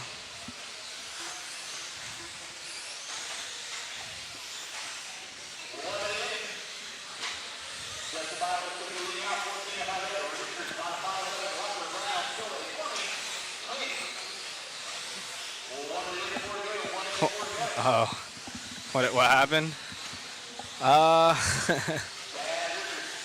Yeah, well, if I didn't have bad luck, I'd have no luck at all this weekend, right? So my CVD popped out due to my shock screw coming undone. I'm just going to assume that was me probably not tightening it all the way, or I don't even know. I have no idea. I'm assuming that I messed up again, so it sucks trying to showcase the 3-gear because my car feels so good. This morning in practice, I was like, oh, I got a shot at, being top 3, and I've had a sensor wire problem, and now the CVD popping out, so I don't know if is there even a chance at bump ups, or am I done? Oh, there's bump ups? Oh, okay, well, I'll try to keep the dream alive, make it into the B if I can do some work here in the next 2. And I put a new speed control in and put Sammy's settings in it as well, one of our newer speed controls, and I didn't really like the brake frequency at all. It felt like they just drive with a lot of roll, and I come from racing mod, and I need to I point and shoot the car, and it had no brakes at all, so fix that, and yeah. We'll see what happens. Oh, I still had fun though, yeah. I mean, still smiling. Like I said, I'm here to work for mod. I also do, the R&D and stuff over there for R1 on the transmission, but there's no expectations. We've already figured out everything that we wanted to figure out as far as the actual transmission goes. So performance based on, my results don't really base on what we were trying to learn. And we learned what we wanted to learn, and I'm actually super happy with the transmission, So it just sucks that I've made mistakes myself. Yeah, and I'm a new driver. I don't even own the radio I'm running. I've only owned an RC car for 2 weeks. So, Paul, yes I do. The HRC R2-wheel ride.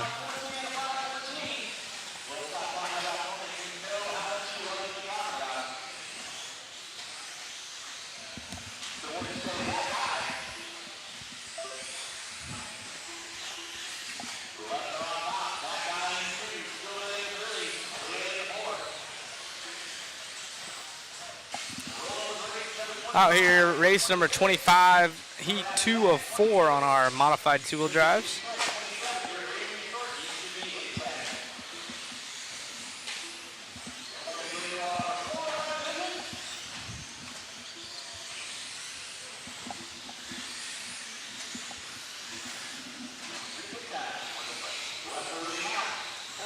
Less than a minute left for James. Leffler out there. Jim in the 2 spot.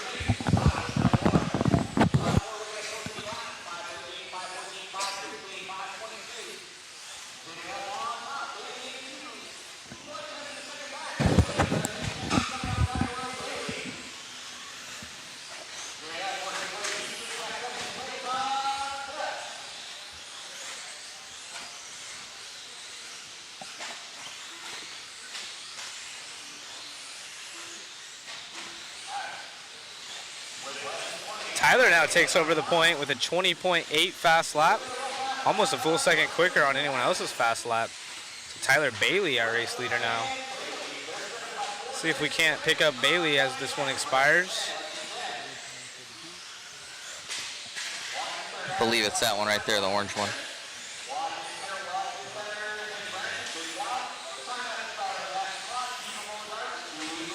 So Tyler out here, late race charge. Trying to make something happen, looking good. It will not set a new time after Kyle D.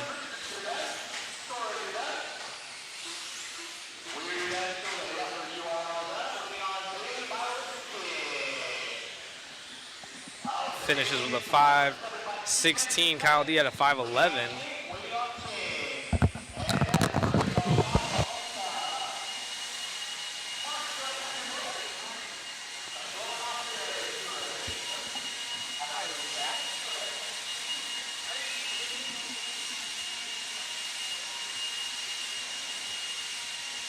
In California? Oh, you know what? We're closed right now. Our one guy ended up having to go to Florida. So we're closed till Tuesday next week. Yep. Thank you, man. Have a great day. Thank you. Bye.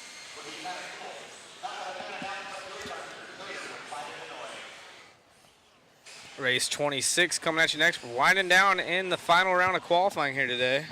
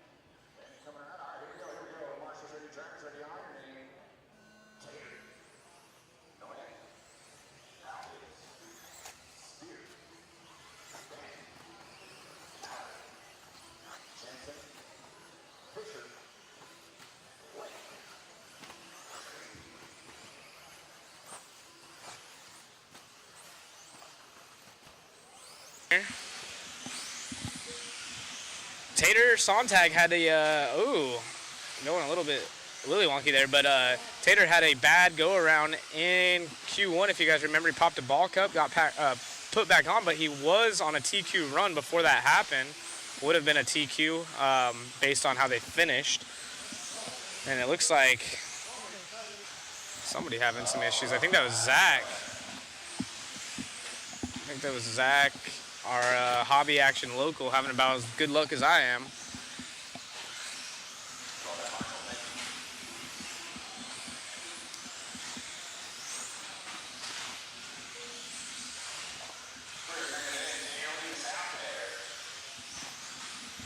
Sontag leads the way in that TLR, looking pretty stout right now. Love his colors.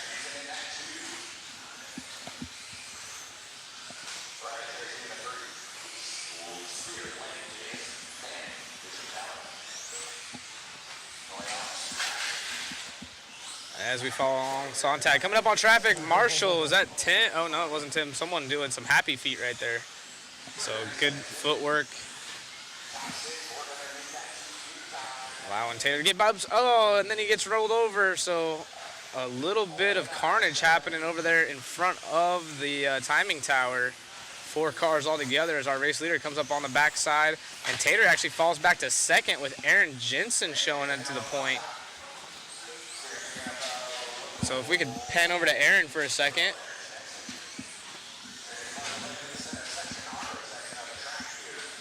Looks like we'll pick up Aaron as he is our race leader now.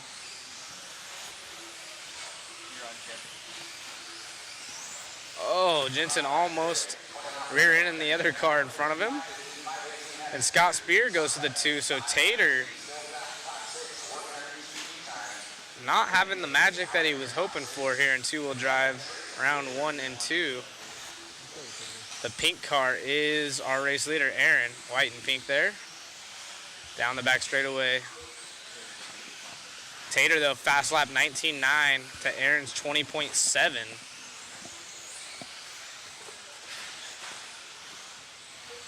What's crazy is some of the guys in stock are doing 20.0 fast laps.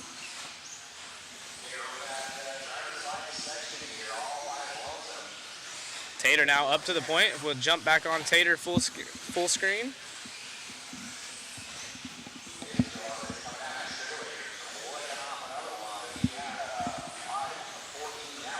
Our race leader with 1:45 left is the young world champion.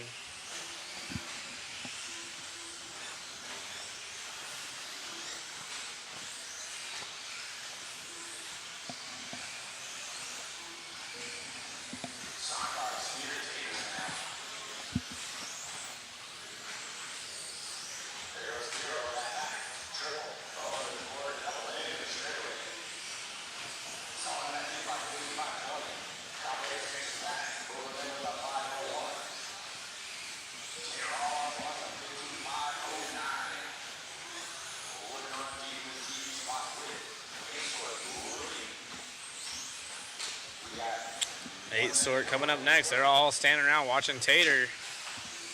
Scott Spear now in the 2 spot. Kyle Davis the 3. Tater on a 15.509. Will we see a 16 lap run in the next one? Cole Tollard was a round 1 TQ. Spencer, though, was on a 16 lap run, fell off, and it actually ended up 4th when it was all said and done.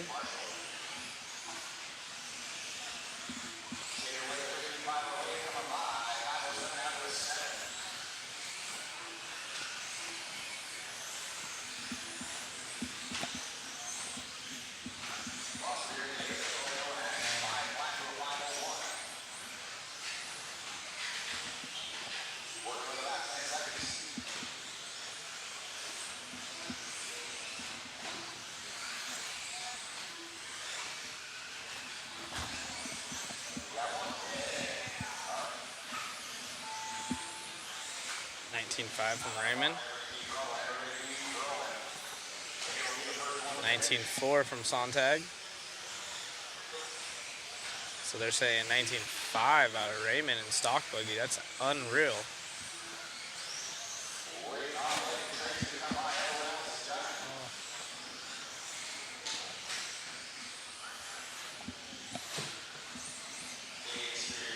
No, they're saying that stock went faster. Oh, Tater up on 2.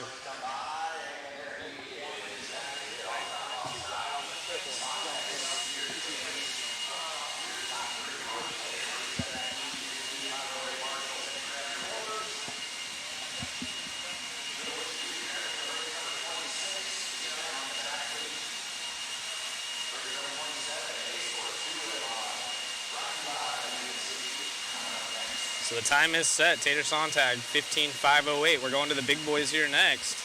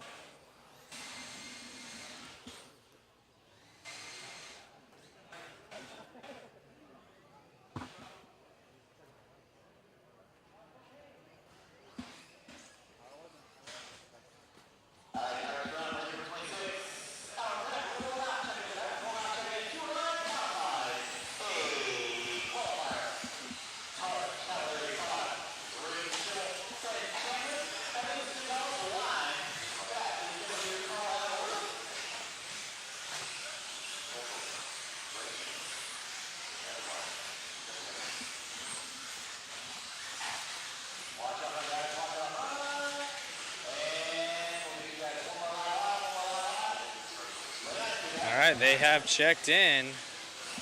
We are going to get everyone lined up over here in the corner and see who's going quick.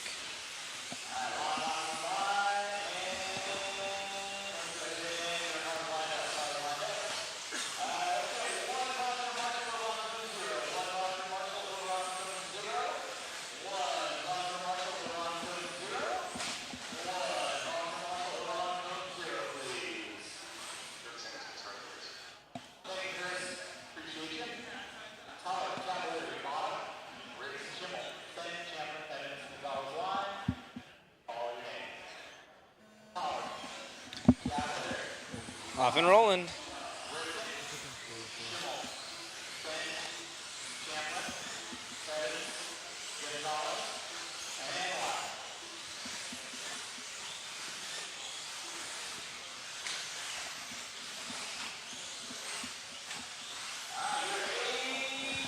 Cole Tollard, our round 1 TQ, was fast going on, but now it is Bada out front, the AE driver, over Rivkin and Schimmel.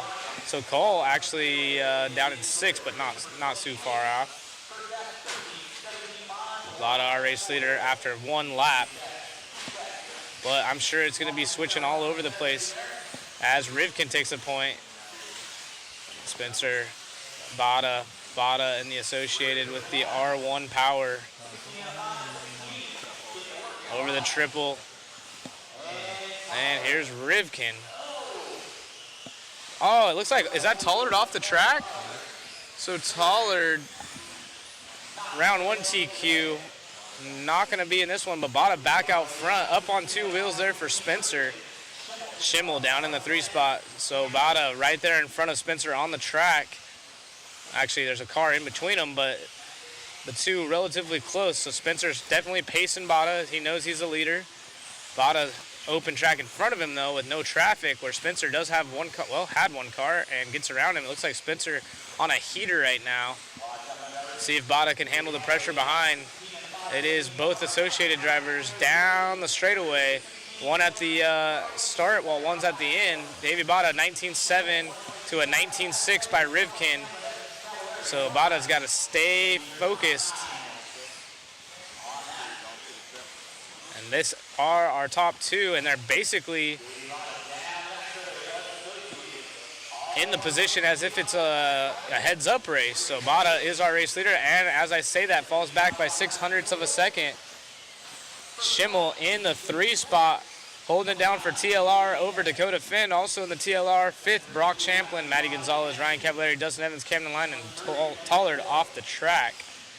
It is a 16-lap pace out of our top 2. They're virtually tied. Spencer and Bada back and forth right there together. They're separated by 1/10 of a second. It looks like maybe Bada making up a little bit of time in that last sector. Oh, and comes up short on the triple, so going to race it all. Spencer Rivkin sees his prey is injured off of that one and going to tuck in as close as he can, put the pressure on that green buggy in front of him, and he's got that car rotating. So Spencer almost getting in the pipe right there, no harm, no foul. Back after it.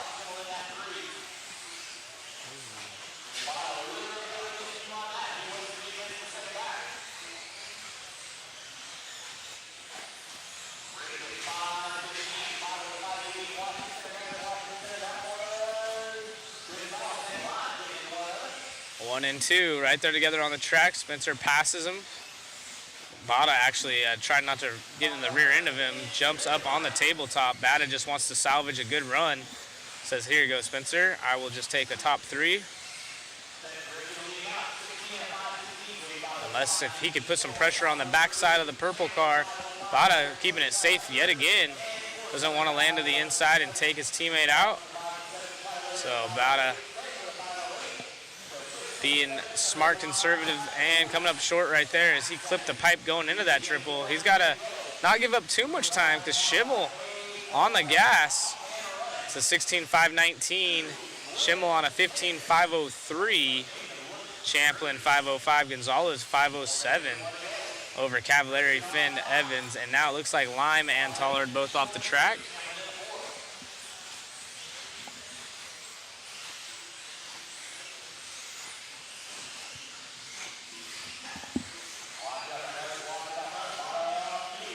Bada another mistake.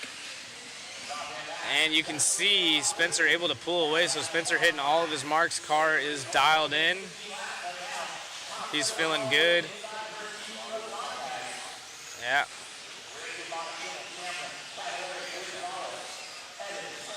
Bada now in his groove. No pressure on him. Knows he's got a solid lead in second. It's a 19.4 to a 19.5 last time by out of Bada. So he goes 0.3 quicker, but Spencer still has the hot lap by 1/10 of a second. See if Bada finds his stride. Oh, almost coming up short right there. Trying to get that timing of the tabletop down, and some of these guys clipping their rear end just enough. So last time by, it was a 2.1 deficit, and here comes Bada all over the backside. But again, he knows he's far enough back where he just needs to settle in, take the 2 for the round, not take his team out. As they, so Spencer lands up on top. Bada goes for the full tabletop jump, which is the opposite of what they've been doing, and almost gets on the backside. And smart play right there out of Bada, taking the 2, and we're going to go over to Rivkin.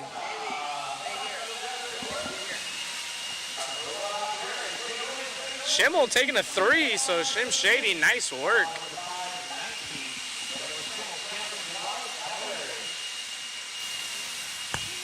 Hey, Zach, if this thing pops up, you just click on it. It'll go away.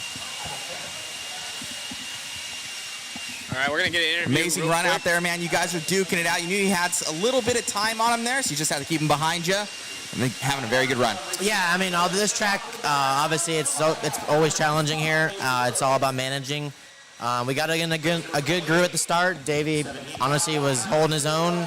I think he had a small bobble that I was able to kind of sniff in there a little bit, and he ended up crashing, ended up getting by him on the track, and just kind of managing a little bit. So yeah, we made some pretty big changes to the two-wheel drive that last run. It seemed like all through practice and Q1, like my car was really good, but also it was really like not so good on the jump. So I think on this layout, there's so many jumps and there's so many like difficult sections where you need to be land good and have some comfort, and that's what my car was doing, and I was able to have a really consistent run. So that's what it's gonna take. Congrats, my man. Yeah, thanks. Got Davey over here. Dude, finding your groove out there, car looking great, and saw you kind of just drop back from him, and then you rolled right back up on him. You know, definitely having that speed and that pace that you need and being comfortable on this track. Yeah, the car was awesome. You know, I made a mistake early on, just tried to stay with them best I could, and I ended up staying with them the rest of the race. And then, yeah, I just had trouble timing that table jump just past qualifiers, and I made some changes to my power, and it's ended up a lot better. Most definitely. Congratulations out there, man. Anybody like to thank? All my sponsors, Mom, Dad, Pork Chop, Brent, Jason. He's kidding. It's everybody who's helped me. Congratulations, man. Now it's time to Marshall. He'll get after you. Good job. Back to you, Zach, in the booth. Classic. So the race having to hold up real quick while we interviewed Bada. And yeah, so we're excited. There's his dad right there. About to run out there.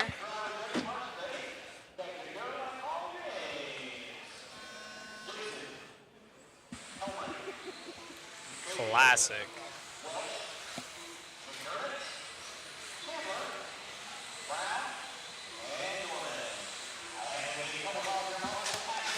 So exciting round right there between the teammates at Team Associated. Unfortunately, Cole off the track early. Schimmel puts in a top 3 for TLR. Finn right there in the mix, so these boys trying to get after it as well.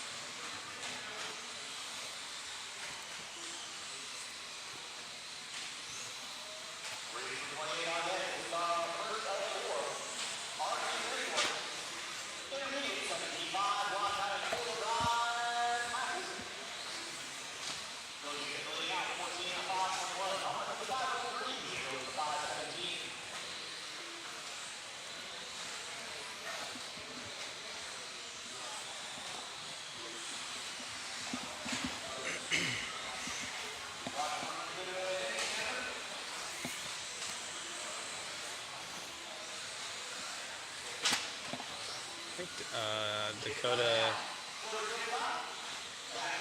is using the sand wall now, if I'm not mistaken.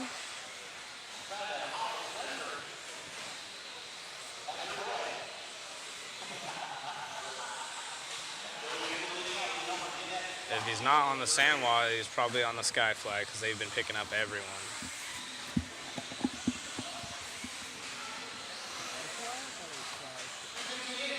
Or fly sky, whatever. Yeah.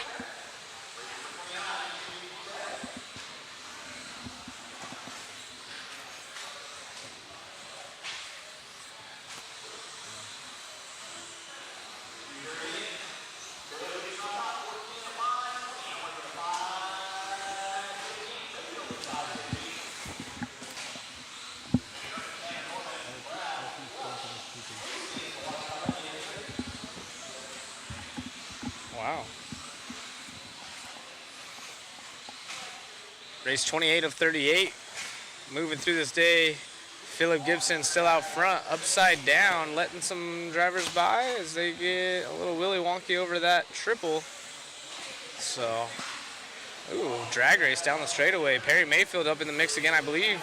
1, 2, 3 have been pretty much 1, 2, 3 in this heat. The first one, and then obviously they seeded that way.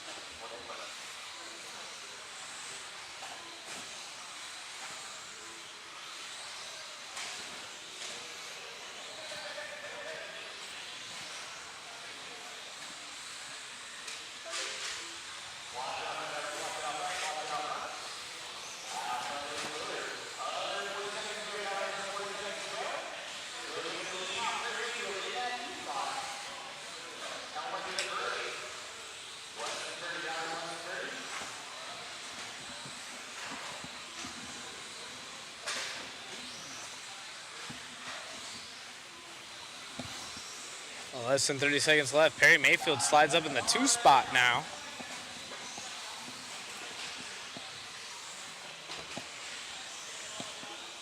Helbrick in the 3. Fast lap is a 20.5 out of Gibson, our race leader, with the similar old school Cavalieri paint scheme.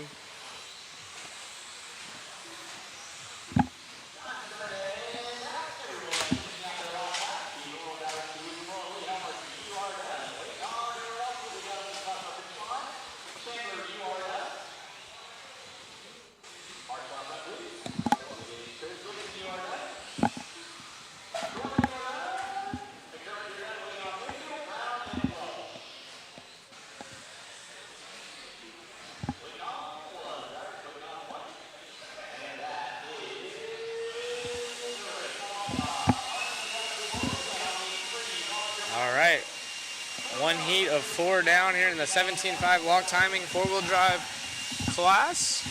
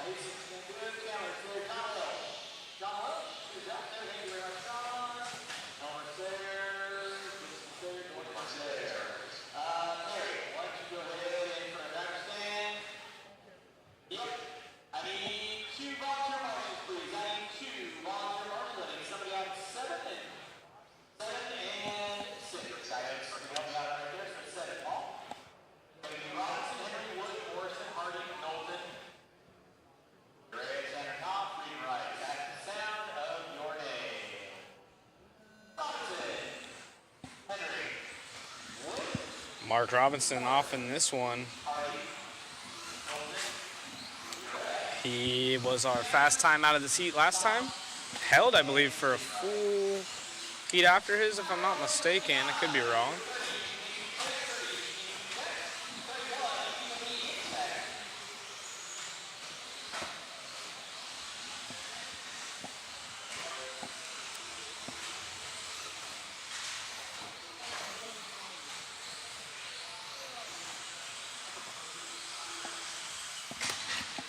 John Henry leads us off early on in this one.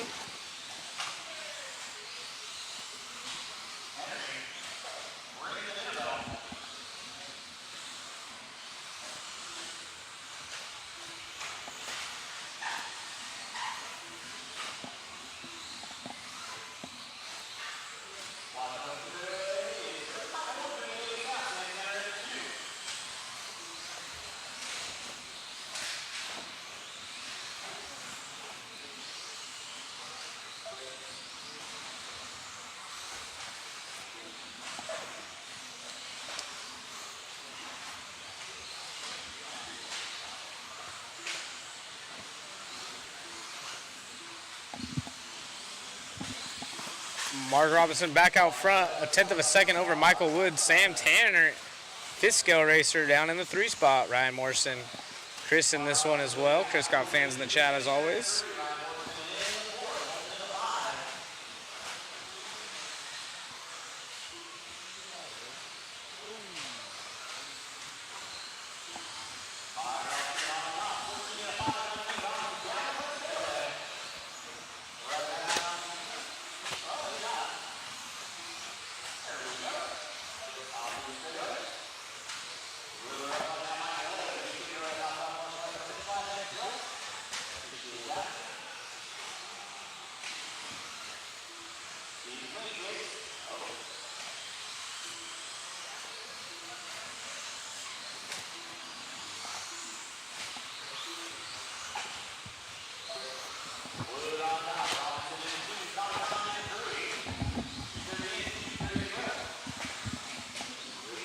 Michael Wood leads the way. Mark Robinson in the 2. Tommy Tom now up into the 3 from 9th.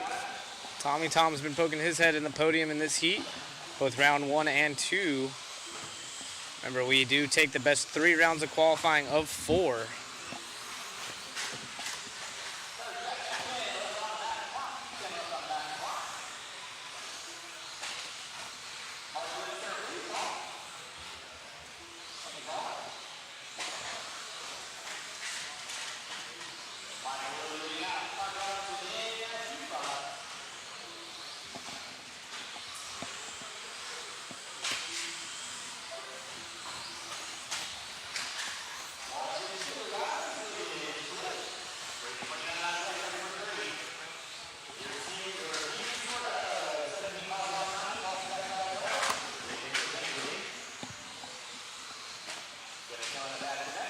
.7 seconds difference.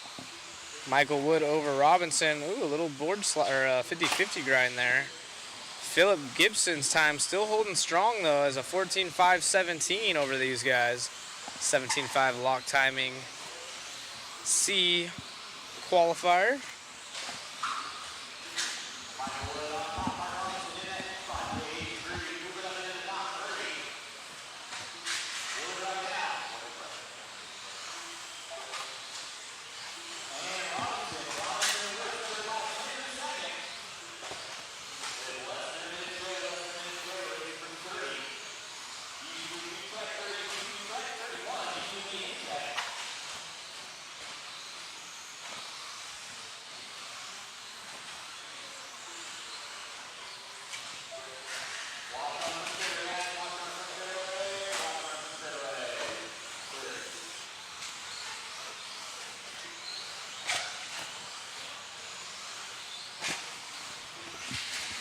Oh, upside down right there for Robinson, and the marshal's gone. Oh no.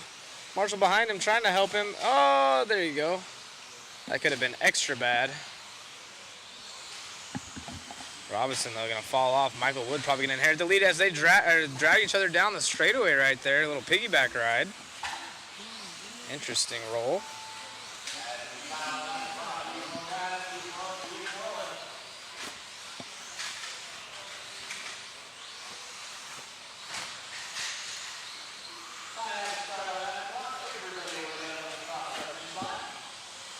Chris in the 5, holding it down as time has expired, and Mark just throwing this one away at the end, goes back to 3rd. So 1st to 3rd in the last couple laps. John Henry going to inherit the 2 spot. Ryan Morrison, though, takes the dub and then gets 2nd overall for the round so far.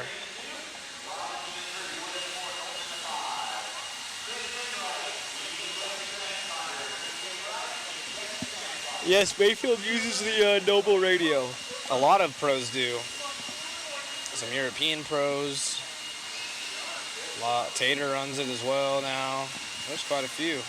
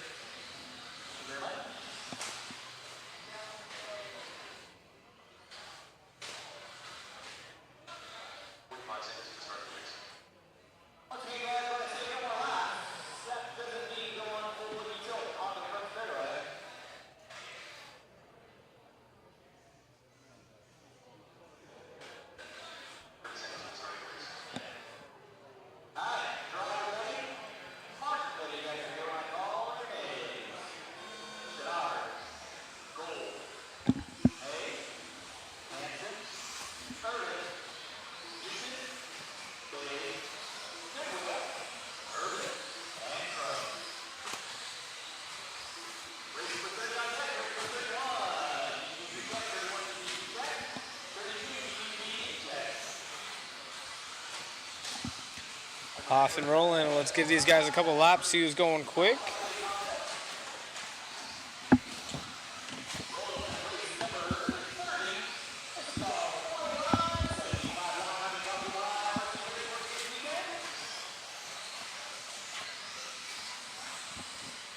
Heat 3 of 4.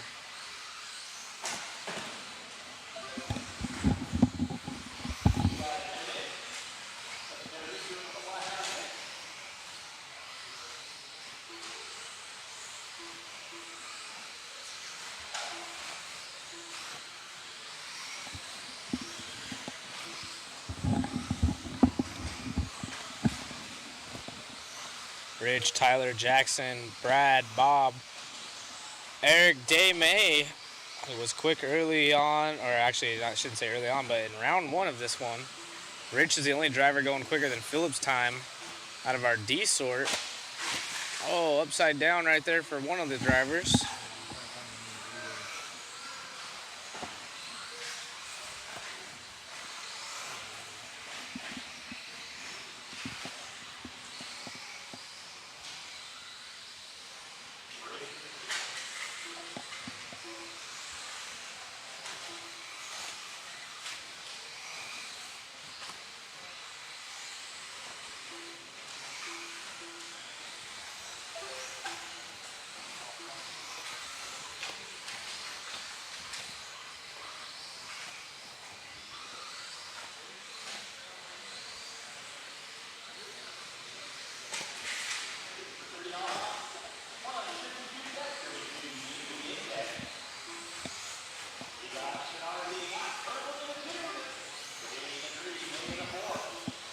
Rich leads us around. Brad from the 10 spot on the grid goes to 14.518 is not going to be good enough for Phillips' time. So second, or I should say first and second, sitting second and third on the overall pace as of now.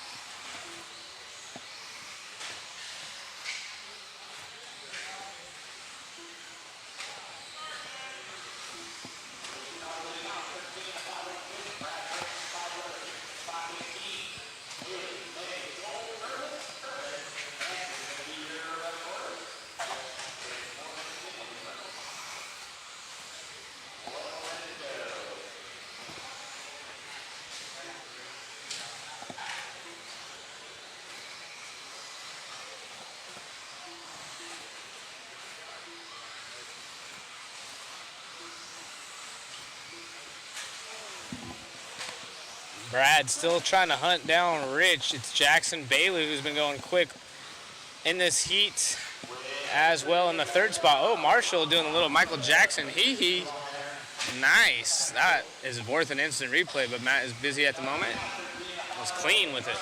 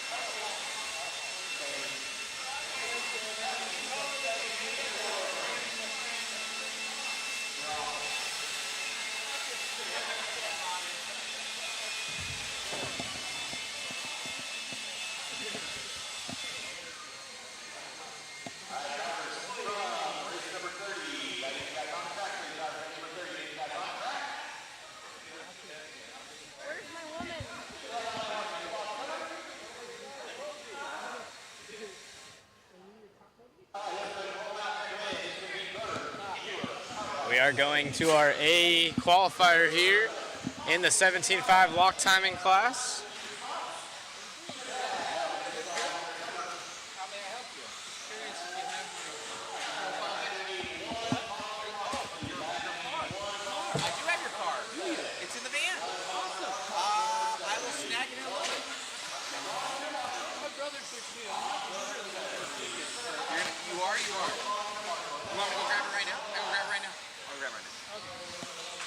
Royberg, Chris Mueller, our camera guy in this one, Landon Cartwright. Get these guys dialed in.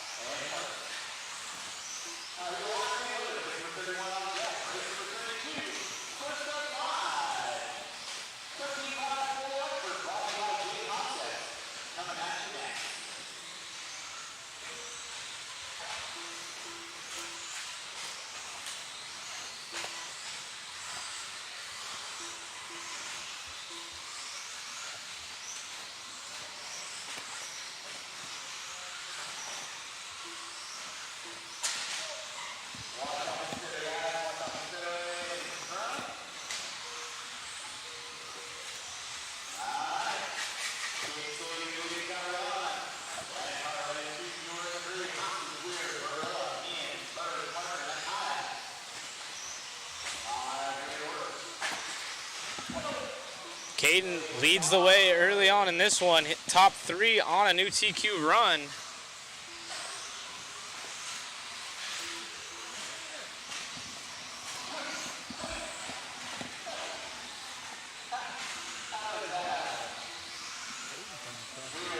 Chris Mueller, cameraman Chris. Purple and green, he's trying to do the Incredible Hulk as he bullies his way around.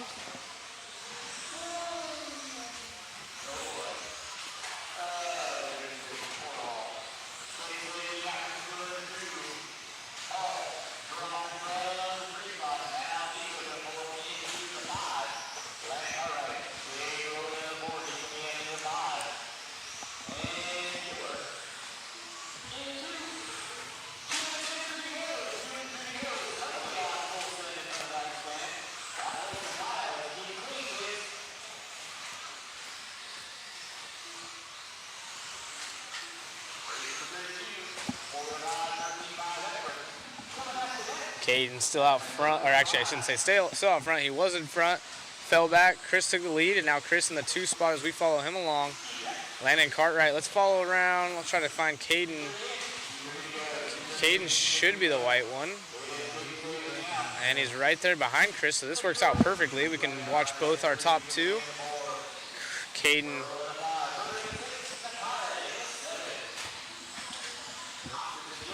is right there behind. And Chris let him go, and then he does a double front flip, and wow. Chris probably is going to take the lead because they were separated by about 1.8 seconds, so Chris just got to keep it nice and smooth. It looks like Caden has a little bit more speed as far as lap time is concerned.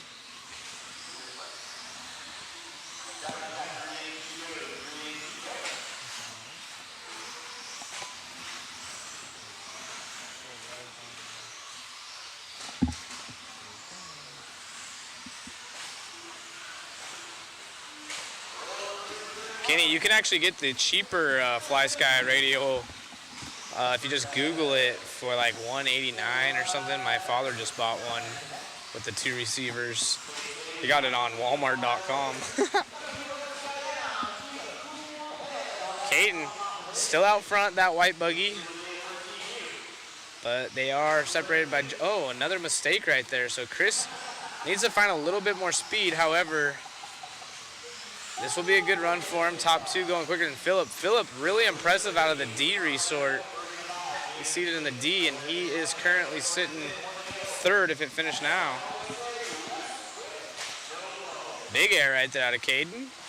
17.5 4-wheel lock timing cars are still getting it.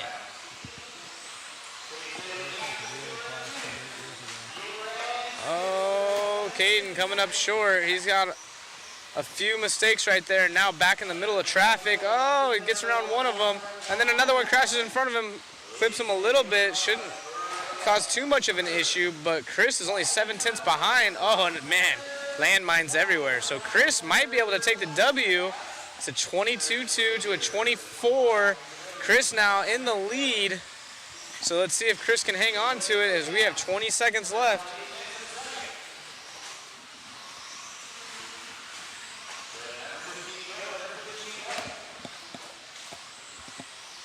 Can the Hulk get it done? Chris Mueller with half a second up on Caden. Caden behind some traffic, a sick line right there out of our race leader. So Chris just got to do what he's got to do. Come on, Chris, make it over that triple. Had me scared, thought he was going to come up short. This is going to be it for Chris as he crosses the line on a 14.509. He's going to get the TQ. See if Matt can grab an interview with cameraman Chris. Nice work. Caden finishes 1.3 back.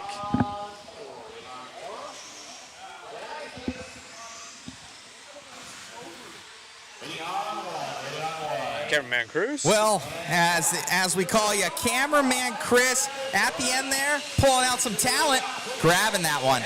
Yeah, that was a great run out there for me. Like, it looked good out there. Yeah. How do you like 17.5 four-wheel? It's actually really fun. It's got perfect amount of power to do everything. You got the puck system in there, obviously. Oh yeah. The pucks and the techno. No doubt. Congratulations, man. You're looking good out there. Any sort of changes going into tomorrow? No, my car actually felt really good. I changed it for this round, lowered it a little bit. Congrats, buddy. Great job. Thanks. You got it. Back to you, Zach, in the booth. Holla. Good job, Chris. All right, so we're actually going to feed Chris tonight. He did well enough. We're going to let him out of his cage. All of us. Yeah. No, just that round. 1 and 1. What? He's got one, and the other guy has one. Yeah. But I think Chris has like a fourth, no? No, he's got 1 and 2. Oh, he has a 1 and a 2? I thought he blew out at the end.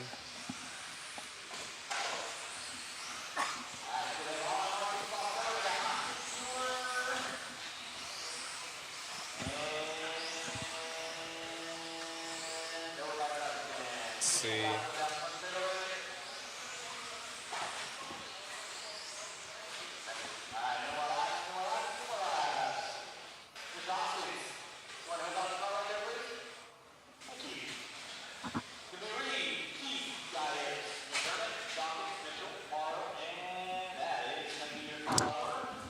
Chris actually got third round one.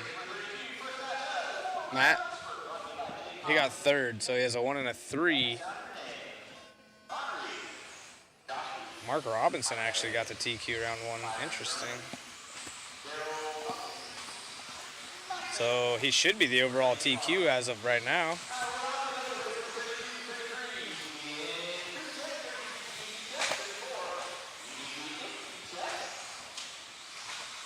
Yep, he sure is with a 3 and a 0. He's got 3 points. Next closest one has a 7, so great job out of cameraman Chris.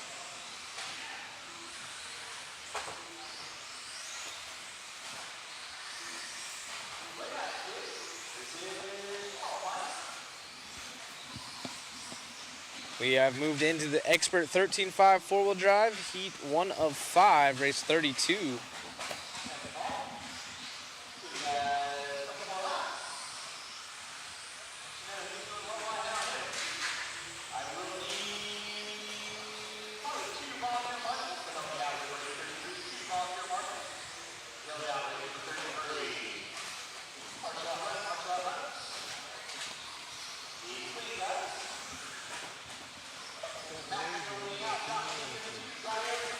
We can do it.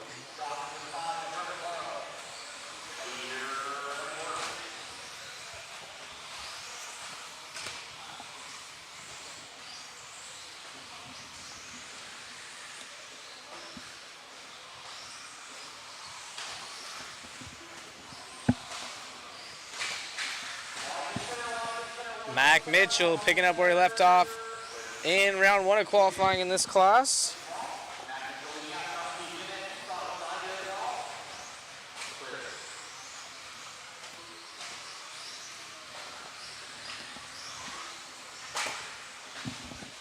Josh Keith in the 2. Galeos in the 3. Ron Reed, our quickest seed in this heat, down in the 4 spot.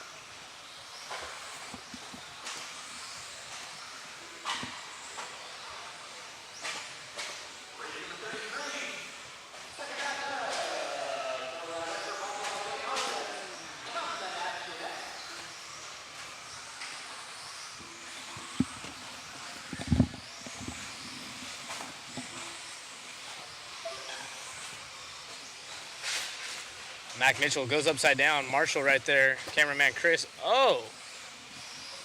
Nose picking it. So some of these 13.5s almost looking slower than that fixed time in 17.5.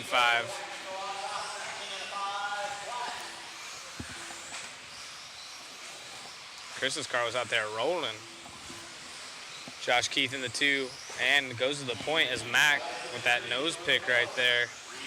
Gonna cost him some time.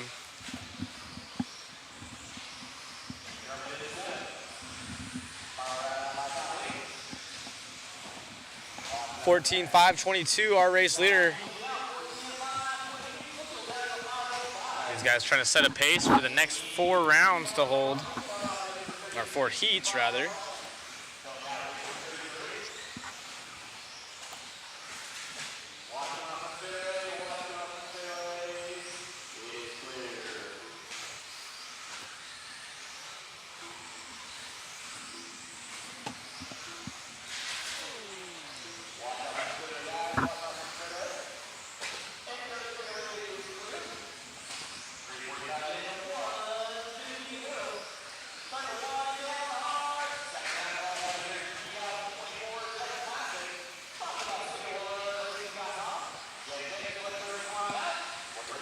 And these guys all together on the straightaway right there. 4 cars jumping in the same corner. Mac Mitchell, our second place driver, going backwards. What's happening there? I think he's unable to turn around or something, and he's pulling off. Hey, it wasn't done. There's 45 seconds left on the clock. I think he might have just been mad.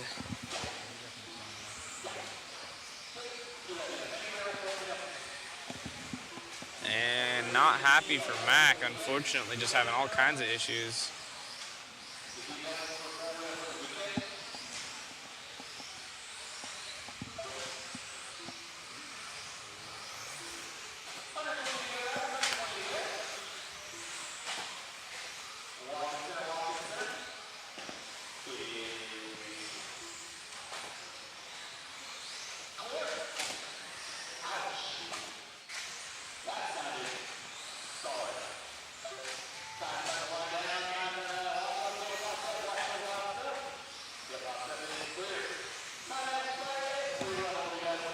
As time expired, Josh trying to capitalize with a early TQ in this class.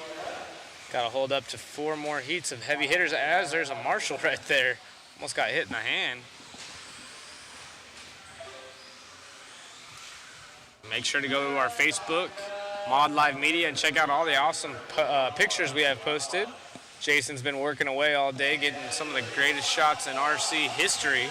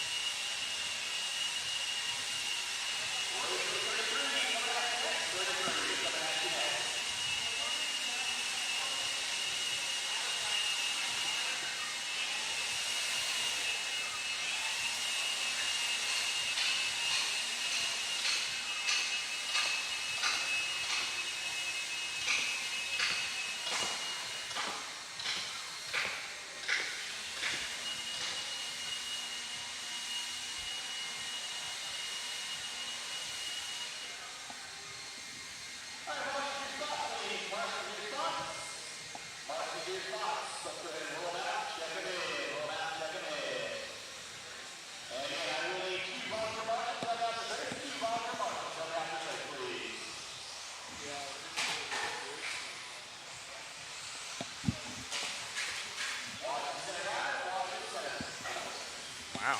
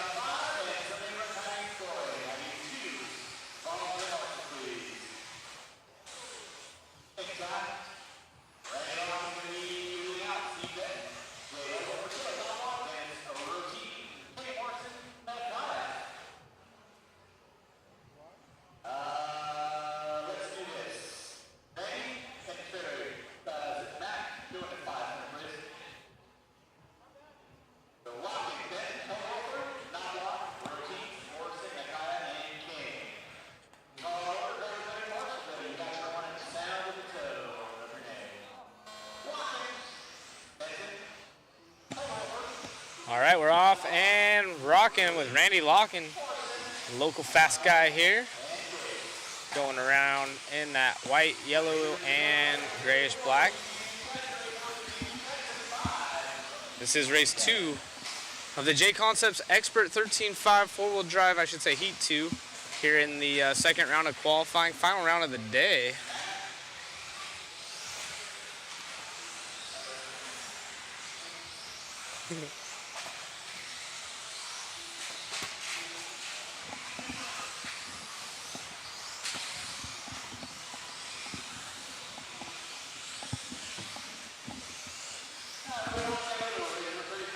Caleb and Randy, the only ones knocking into the top 5 here. Randy still leads the way, 22-1, his hot lap of the race last time by.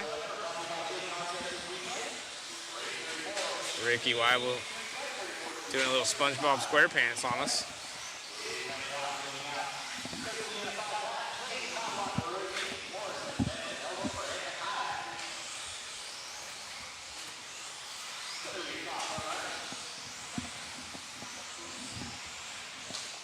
Ready for some mod 4-wheel.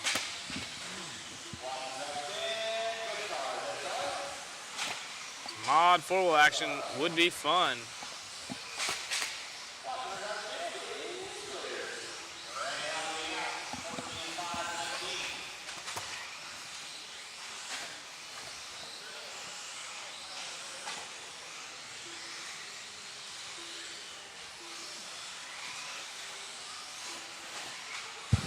Hey guys, be sure to go on there. I just posted up a link.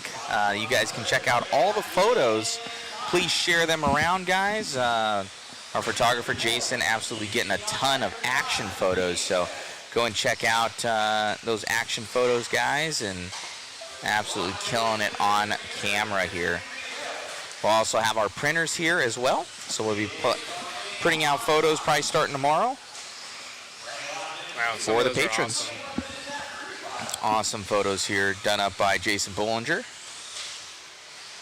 Jason does a great job of grabbing people from all classes, not just focusing on the pros. So if you got some buddies out here, there's a good chance he's getting a shot of them.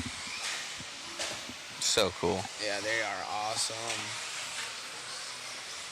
It's crazy he does them from an iPhone. I know, pretty good. What camera does he use?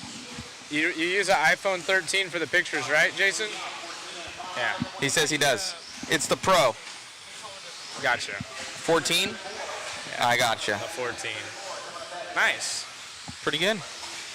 No, Jason, longtime photographer here in the industry. Worked with Matt, actually, right, at Extreme. Yeah, you're right. And always had that signature white lens, I feel like. I could be wrong, but it feels like as long as I've known him. He definitely has had the signature crisscross applesauce sit down in the middle of an 8-scale track. That's been his for a while, but he gets some awesome shots. He gets it. King out front over Lockton now. Morrison in the 3. King got fans up in here. Mother Matt's OF. Rodham down there to 4. Is it a link to Mother Matt's OF? No, I'll post that one. Yeah. That one doesn't make as much money. Which one? I was kidding. Your OF. Oh, shoot, no. Oh, you're going to do the OF? This is the OF right here. Yeah. That one does matter. Let's go King. Scott cheering on Sean. I won't put that. It goes to a lot of feeds, so I'll just put it. That's too poppy to you, Ricky. That link helps support the live stream and the track. Yeah, so speaking of, pretty badass waffle we got going on. If you're just tuning in, we have the new Mugen 2-wheel drive kit. Comes with ball and gear diffs. One of the only kits, if not the only kit that comes with it. That's going to be in the waffle, as well as the DC Roller 2250 by Horizon Hobbies, the TLR. That car's been going really good, and it's already pre-built. And of course, the super popular Team Associated B7D. So we have 3 2-wheel drive kits, as well as tons of other little goodies by R1, Shell Racing, ProTech, Maxline, Hobby Action. So it's a quite a good waffle, $20 to get a ticket, and that drawing will be at the end of Sunday after the mains have concluded. So be sure to get signed up, get yourself some tickets with a shot at winning probably some of the best grand prizes I've seen. We've always Easily. had car kits, but to have 3 and some of the all of the newest kits, pretty awesome. Gonna be some happy waffle winners. And everything is shipped to you guys free of charge. Giving away some bacon with them waffles. Absolutely, Kenny. Yeah, it's all free of charge on shipping, international shipping. Yep. Another kind of a unique one, we have a bottle of champagne. Oh, yeah. Here, show that one off. That's actually pretty cool. Hold on and a it has second. signatures from our top 3 in two-wheel drive. So you got Rivkin there, you got Brock, and of course Tater, the WC. He's already added the 23 WC to his signature, so really cool. Be shipping that out to a lucky winner as well. And I wonder if they'll pop it or not. I would definitely just keep it as is. I'd keep it as is. Almost breaking. That was classic. You almost broke it. But it just busted. It just busts right there. I would not open it. So I almost did the Daniel Ricciardo. That was almost really bad. Or I'm sorry, the Lando, not the Daniel Ricciardo. Oh, Lord have mercy.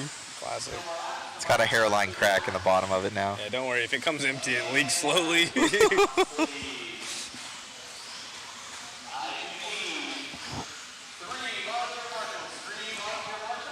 Your current TQ, Chris.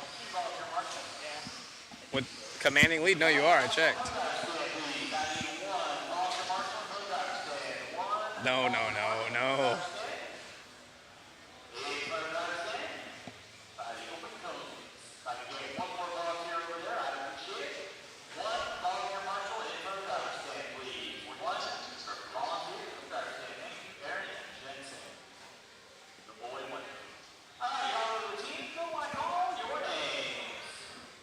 Crawling tomorrow. Wow.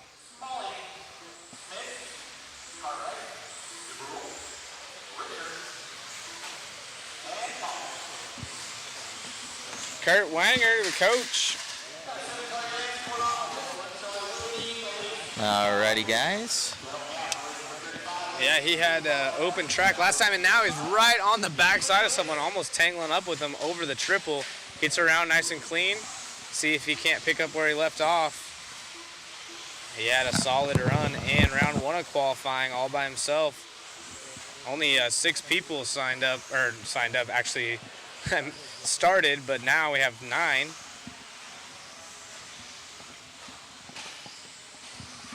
Getting closer to some of our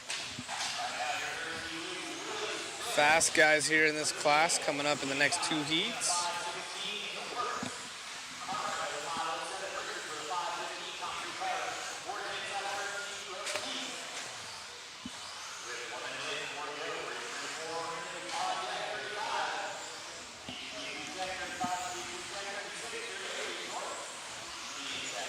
Wow, it went up in price. $237 out the door, huh?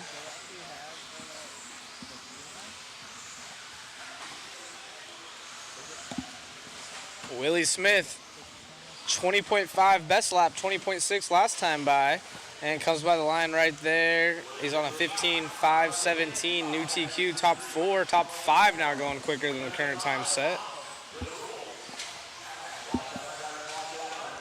That's actually pretty cool that the wheel moves from what you guys, Kenny's calling it left-handed.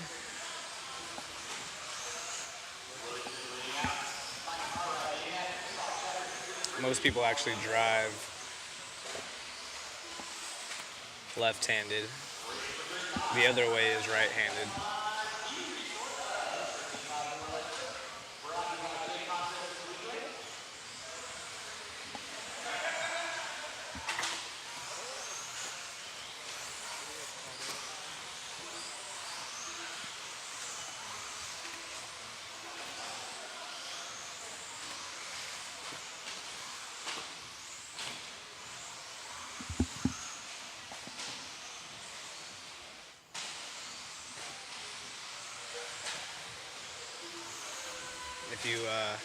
pull the trigger with your left hand. That's left-handed remote. If you pull it with the right, it's right-handed.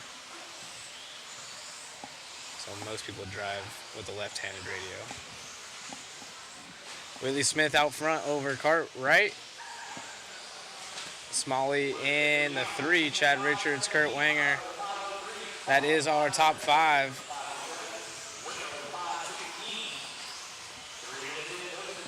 Pretty good spread between these guys outside of Chad and Michael Smalley. They're separated by 0.2 of a second. Everyone else a second and a half or more.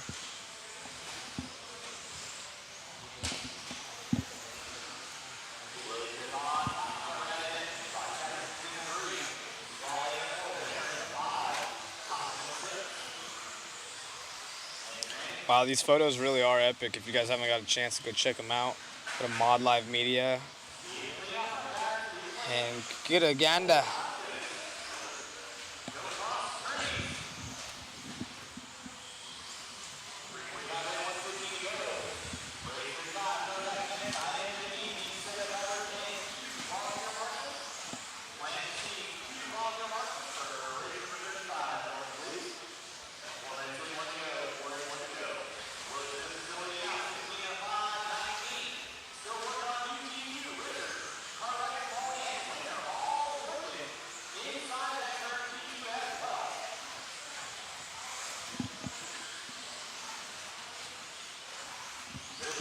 Willie Smith coming down the straightaway, 20.4 to a 20.2 last time by, so picking up the pace. That's fast lap out of him and looking good this lap as well. Let's see what he can do. Expert at 13.5 four-wheel drive, heat 3 of 5. This is going to be a heater as well. Maybe his best lap yet. Oh, and as I say that, it gets the announcer's curse, so now we'll never know.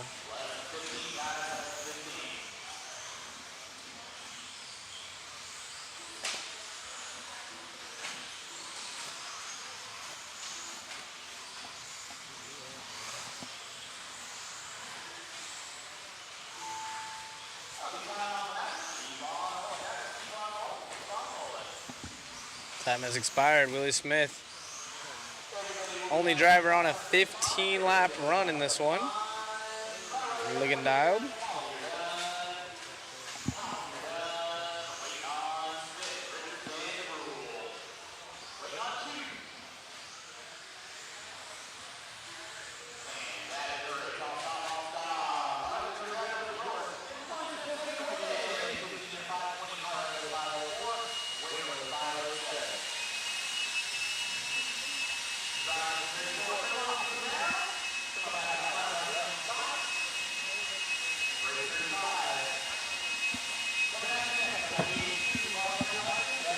One step closer to the fast 13.5 guys.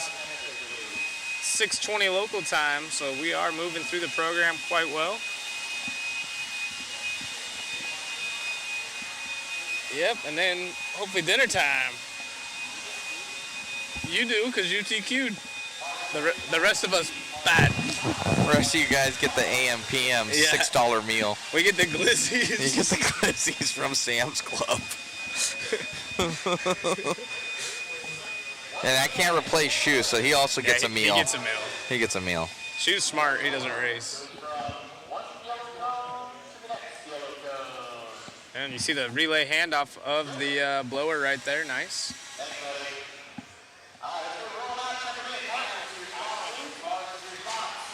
Oh, man. So race 35, guys, of race 38. Good stuff. I hope you guys have enjoyed the coverage. All of us starting to run a little bit on fumes here as we start to finish up the night. Can't ever knock the Sam's Club glizzy.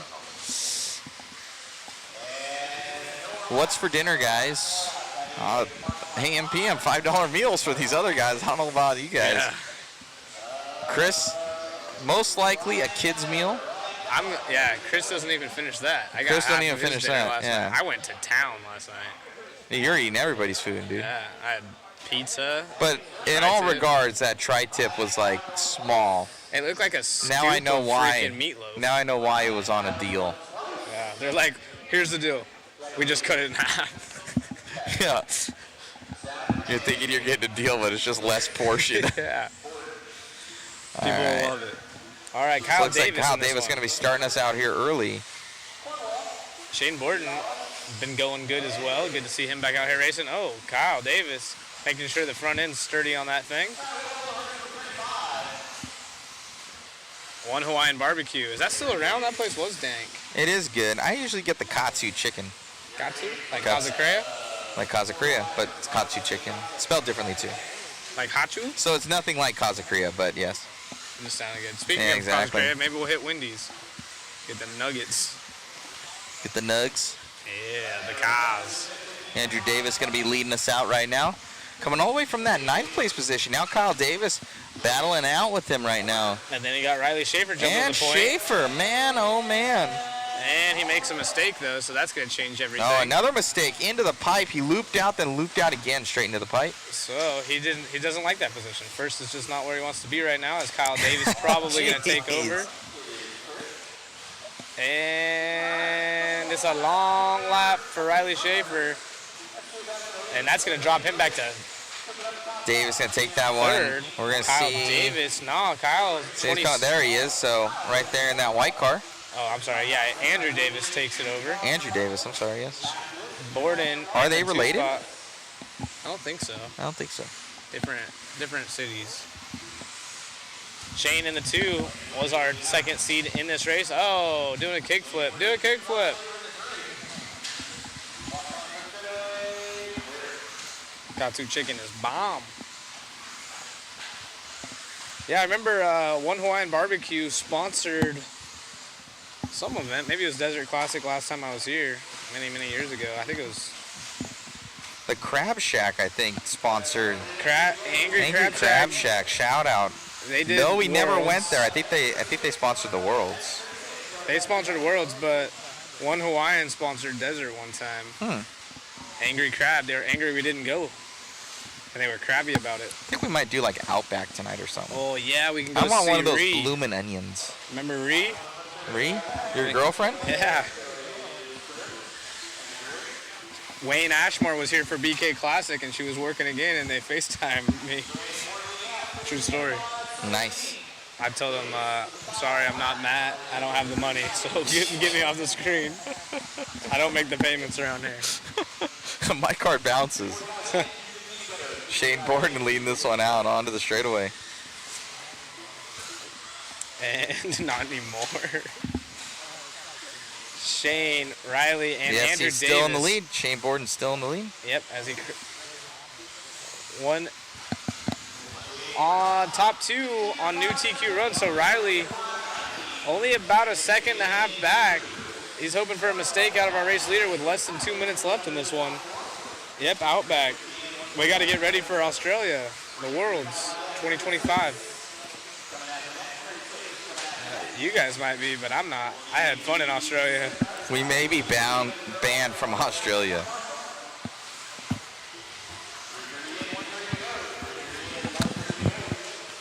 That was from when we had the hot mic and the...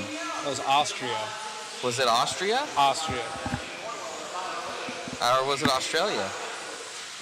What did we say? I don't know. Well, now I'm confused. Now I'm confused. I thought it was the Australia guys. Oh, you're right. Oh, I was thinking of a different hot mic. Oh, yeah. Oh. All right. Anyways, back to Riley and We're banned from racing. both. Yeah, basically we can't leave the U.S. Domestic races only. Riley Schaefer down to the point, so Shane half a second back. Okay, mate. Kyle Davis in the 3 after a rough go around. And Now Shane Shane. back and forth with these two. Look at that. 1 second ahead on pace right now here for Borden. Yep, and the top 2 going quicker than Willie Smith. Oh, no. Oh, big carnage. Oh, no. And lands on all 4, so let's see what happens here. Schaefer might pick up the lead, and he does, just like that. Schaefer, 20.7 to a 22 by Borden, as they have 15 seconds left. Yeah, OCRC boy. And now Arizona local, I believe. 0.6 of a second. He moved out here just for hobby action.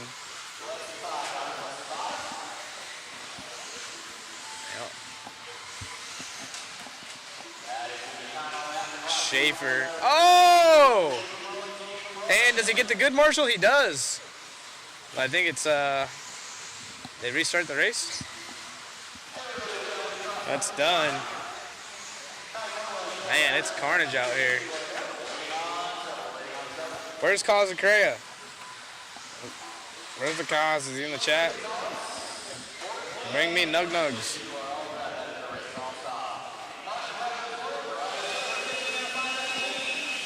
We're gonna go to dual cam for y'all.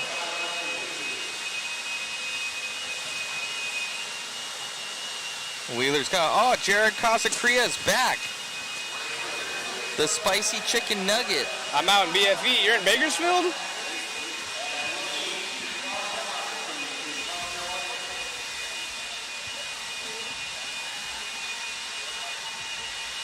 Here's the cause right here, spicy chicken nugget. Right there on screen there, Zach. Hey, make it a sticker. Come on now. That's a man. The cause. Been doing some hardcore testing at the compound. How many nuggets till I get a stomach ache?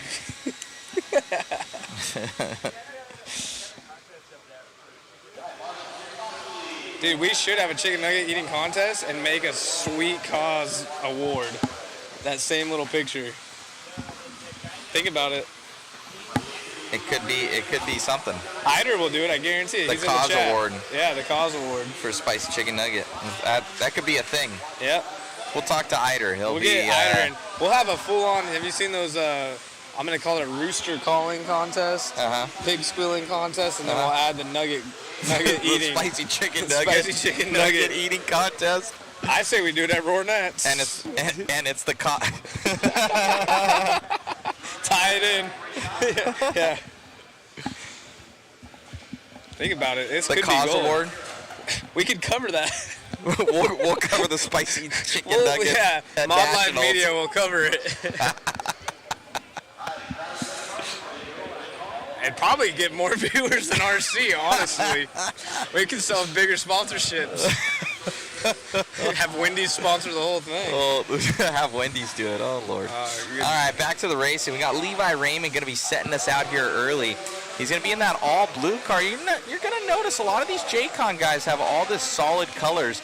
So I'm thinking J-Concept's coming out with some new sweetness bodies right now. Well, I actually talked to Tyler Hooks about his all-silver two-wheel, and he said the only driver to have the new two-wheel body is Spencer, and that literally happened as he picked it up, hand-delivered before he came to this race. So, yeah, I think you're right. A lot of these guys just not having time to get their stuff painted, unless, of course, you're Rivkin. And then, yeah, the Raymond brothers kind of always opting to go the green and blue. If they're not running their typical schemes. And it is Levi leading the way. Ripping. And I do believe that Levi, what did he grab? Two-wheel or four-wheel already? I think he has a four-wheel. He got four-wheel last round. Four-wheel already? Yep. So Levi leading us out right now in that B74.2. Up and over. So the current order is Levi, Ethan, and Doug from round one, and Chase right there in the fourth spot. Speaking of Tyler Hooks, he got a 5. And Jermaine Robinson trying to get up in here. In that P2. We'll have Chris pick up Jermaine. Oh, Jermaine, into the pipe as we right say now. What that, are you doing? Big bummer right there out of Jermaine as he's going to fall back to fourth. He's going to drop down. We're back on with Levi. And now the twins, 1 and 2. They're separated on the track, but right there together on the clock. I shouldn't say right there together. There's a little bit of a difference, about a second and a half on pace. We'll have Chris pick up Chase Raymond. But Chase actually with a quicker lap. So it's a 19.2 to a 19.3 on fast lap. He's got Ethan right there in between them. Ethan sits third. Raymond brothers ripping.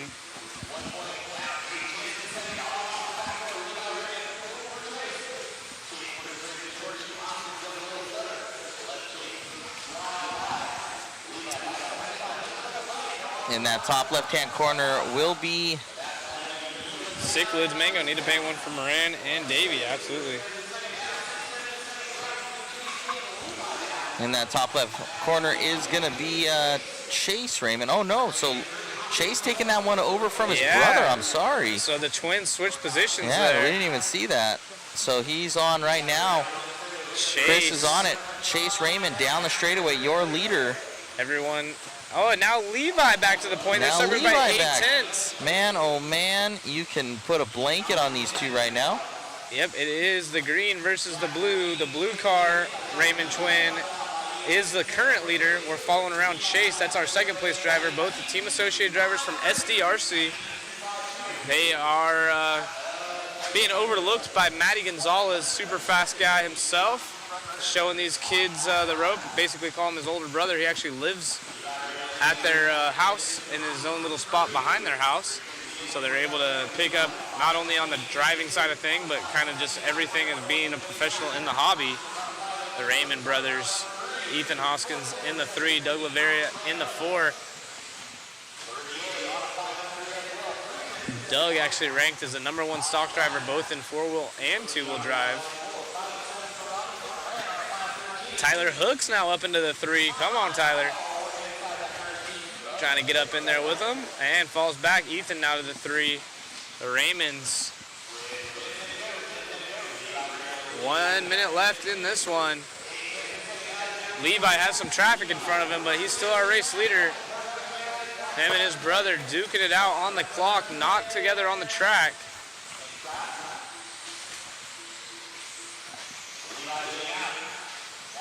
So it is the blue associated. Oh, hits the pipe right there. Going to lose a little bit of time. It's 6 tenths difference between the two brothers.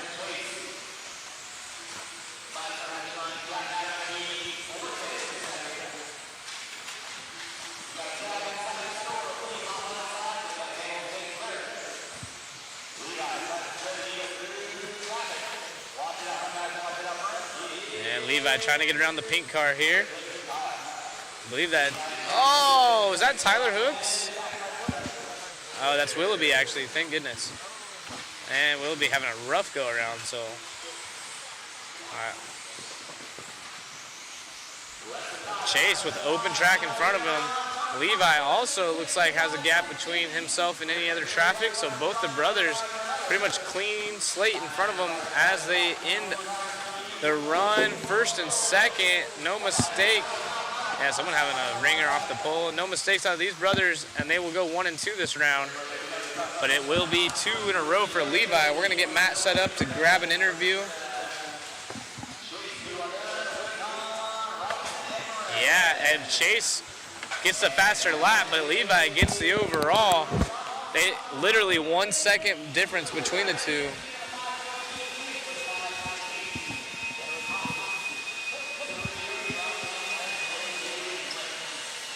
Young Levi already knows the drill waiting up there.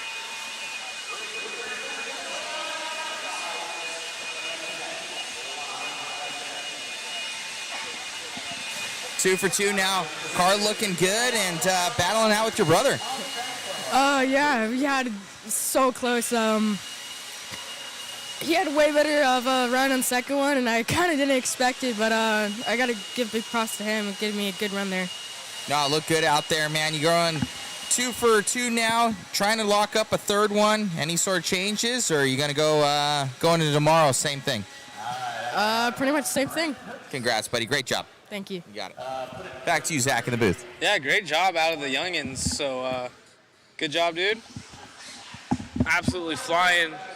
And cool to see him give props to his brother right there. His dad's got to do a great job of managing both of them. You know, it's kind of like anything, you know, especially when your kids are competing together. They're twins, so, you know, you got to congratulate one, kind of be bummed for the other one, but 1 and 2, that makes it a lot easier.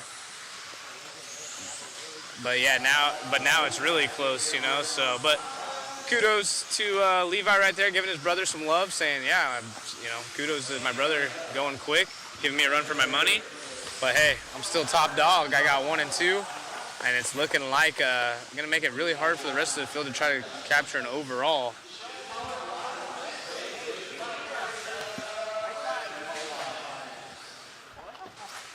Scott wanted to try some stick radios. Watching Little Bump makes me want to try it. Actually, we have a local racer. We call him Green Chris.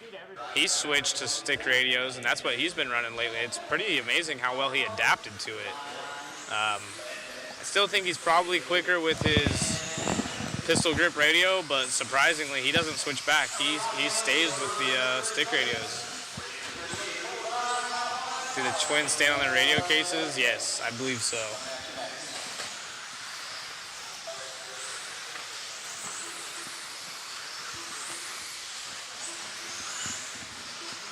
All right, we're off here in modified four-wheel drive. Final 2 races of the evening to wrap up day 1 of qualifying. Brennan Schimmel, A-Main four-wheel drive finalist at the World Championships here at this track, is our race leader. Let's see if we can find young Schimmel out there. He's the silver car. No, it's one bat. That's Cole Tollard. Yeah, the silver. No, it is not. Oh no, I'm sorry. Yeah. I'm on another one. My bad. I was looking at it. I was thinking, I'm like, dude, that's Cole Tollard. Yeah. My bad. Schimmel is our race leader. Camden Line now in the 2 spot in the S-Works. Not far out of it. So see. Oh, that was a beautiful line right there out of Schimmel. Schimmel's car turns really well. Got that TLR hooked up, like you mentioned, might be a prototype body.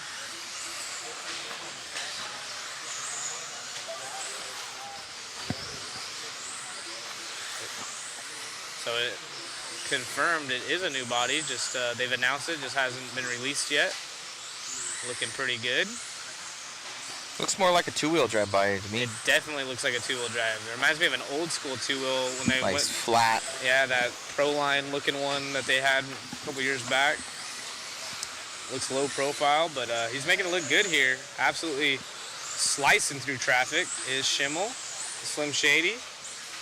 And Cole Tollard back into P2, jumps over Camden Line by 1.1 seconds.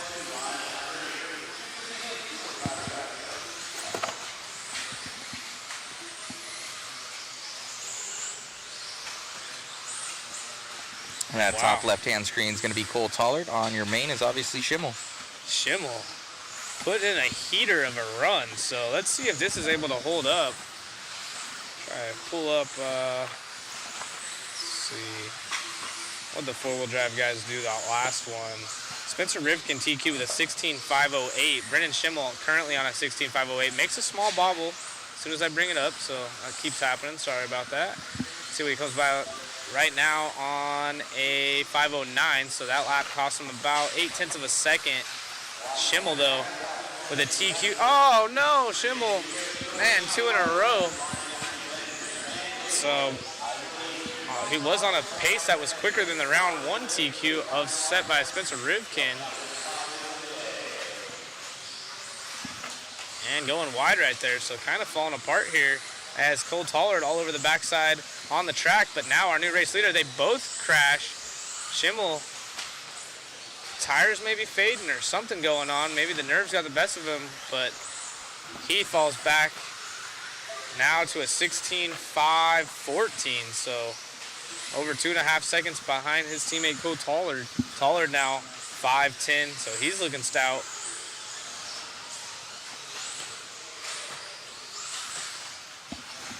Gotta do Texas Roadhouse.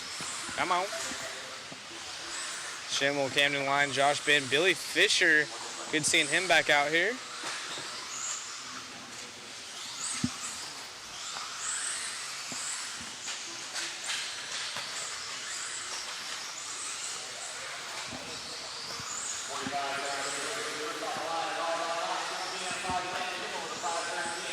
And Schimmel now falls back yet again. Camden Line with the S-Works getting up in there. So great work out of Camden. The lone S-Works driver, at least that I know of, working on the setup, getting his stuff dialed in. I know yesterday he was feeling happy with his four-wheel.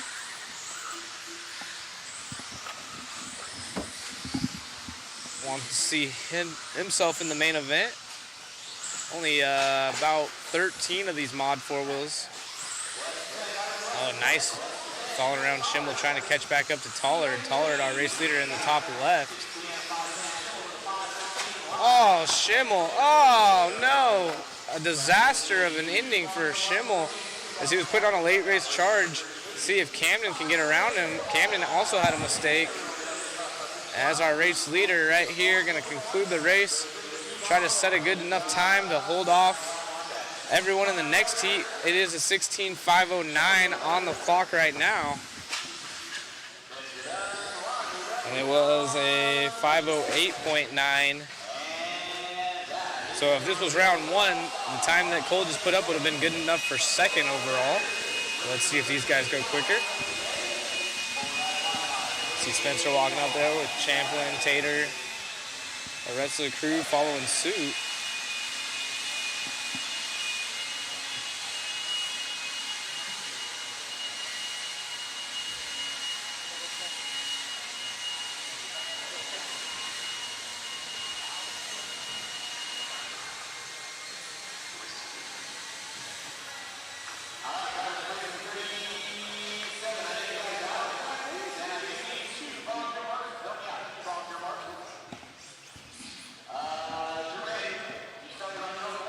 Schimmel still able to hold on a second that last one.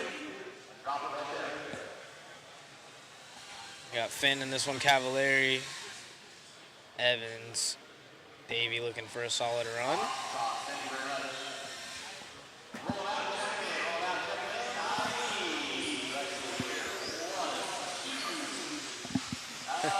Yeah, Cav has been doing this for a long time, but still goes good.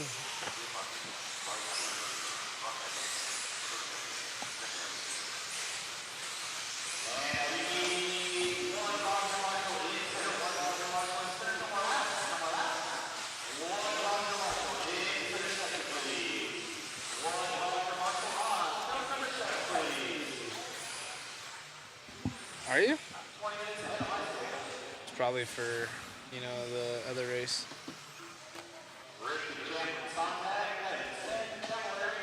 Alrighty.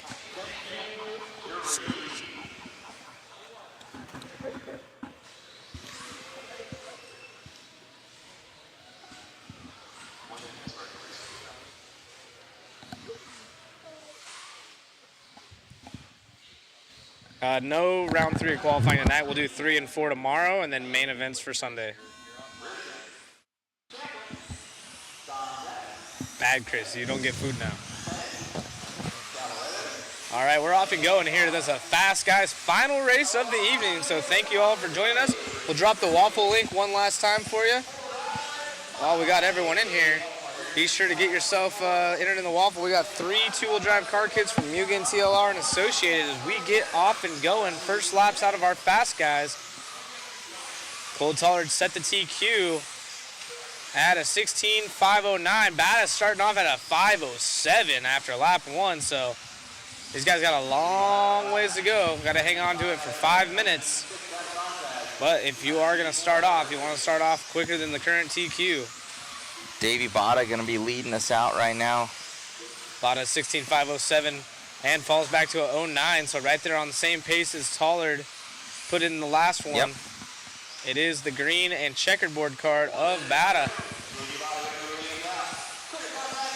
Sontag in the 2 spot. Followed by Rivkin, Finn, Evans, Champlin, and Cavallari. Cav having a little bit of a rough start. See what they can do. He's following around our race leader right there. So he knows he's got to pace himself to that checkerboard card in front of him. Starting to see Davey's name up front in a lot of these electric races in the mod class. So bumping up from stock racing and been doing an amazing job. He actually, tumble right there out of Champlin. He actually won 4-wheel drive here at the, I think it was the J Concepts INS race. Yeah, over the finals. all the heavy hitters. So Looks like Sontag dropping down. Yeah, Sontag in the 3rd spot, but going good on screen right now. Rivkin out of the point, top 2, quicker than current TQ out of Tollard. We'll have David pick up with Spencer. Yeah, we're gonna grab Spencer here. In front of the driver's stand is Spencer. And through the chicane, up on 2, nice save. Comes up just a bit short over the tabletop, able to hang on to it. So it's gonna be a little bit of a slower lap right here from Spencer, I'd assume. And comes by with a 19.2, but still better than Davey as Tater takes over the point now. So the top 3 all 16.508. Great racing. We'll have Chris pick up with Tater. There's a Tater on the track, and he's running in P1. Oh, and as I say that, bounces off the pipe right there. So Rivkin going back to the point. Champlin following suit right behind our race leader. Oh, second spot on 2. And Brock goes around, surprisingly, down in the 6th spot. So Tater now has to deal with Brock being a quick driver, but off the pace. And now Tater bounces off the pipe as Rivkin, nothing but clear air in front of him. Team associated white, blue, and purple as Davey goes upside down. So big mistake out of Davey is going to allow Dakota Finn in the 2 spot. And he's about a second back from our race leader. See if Finn can jump his nose up in there. Oh, looks like Tater upside down again. No bueno. We are falling around with the orange and blue second place driver TLR. Dakota Finn, Rivkin, hometown hero. Double world champ is our race leader.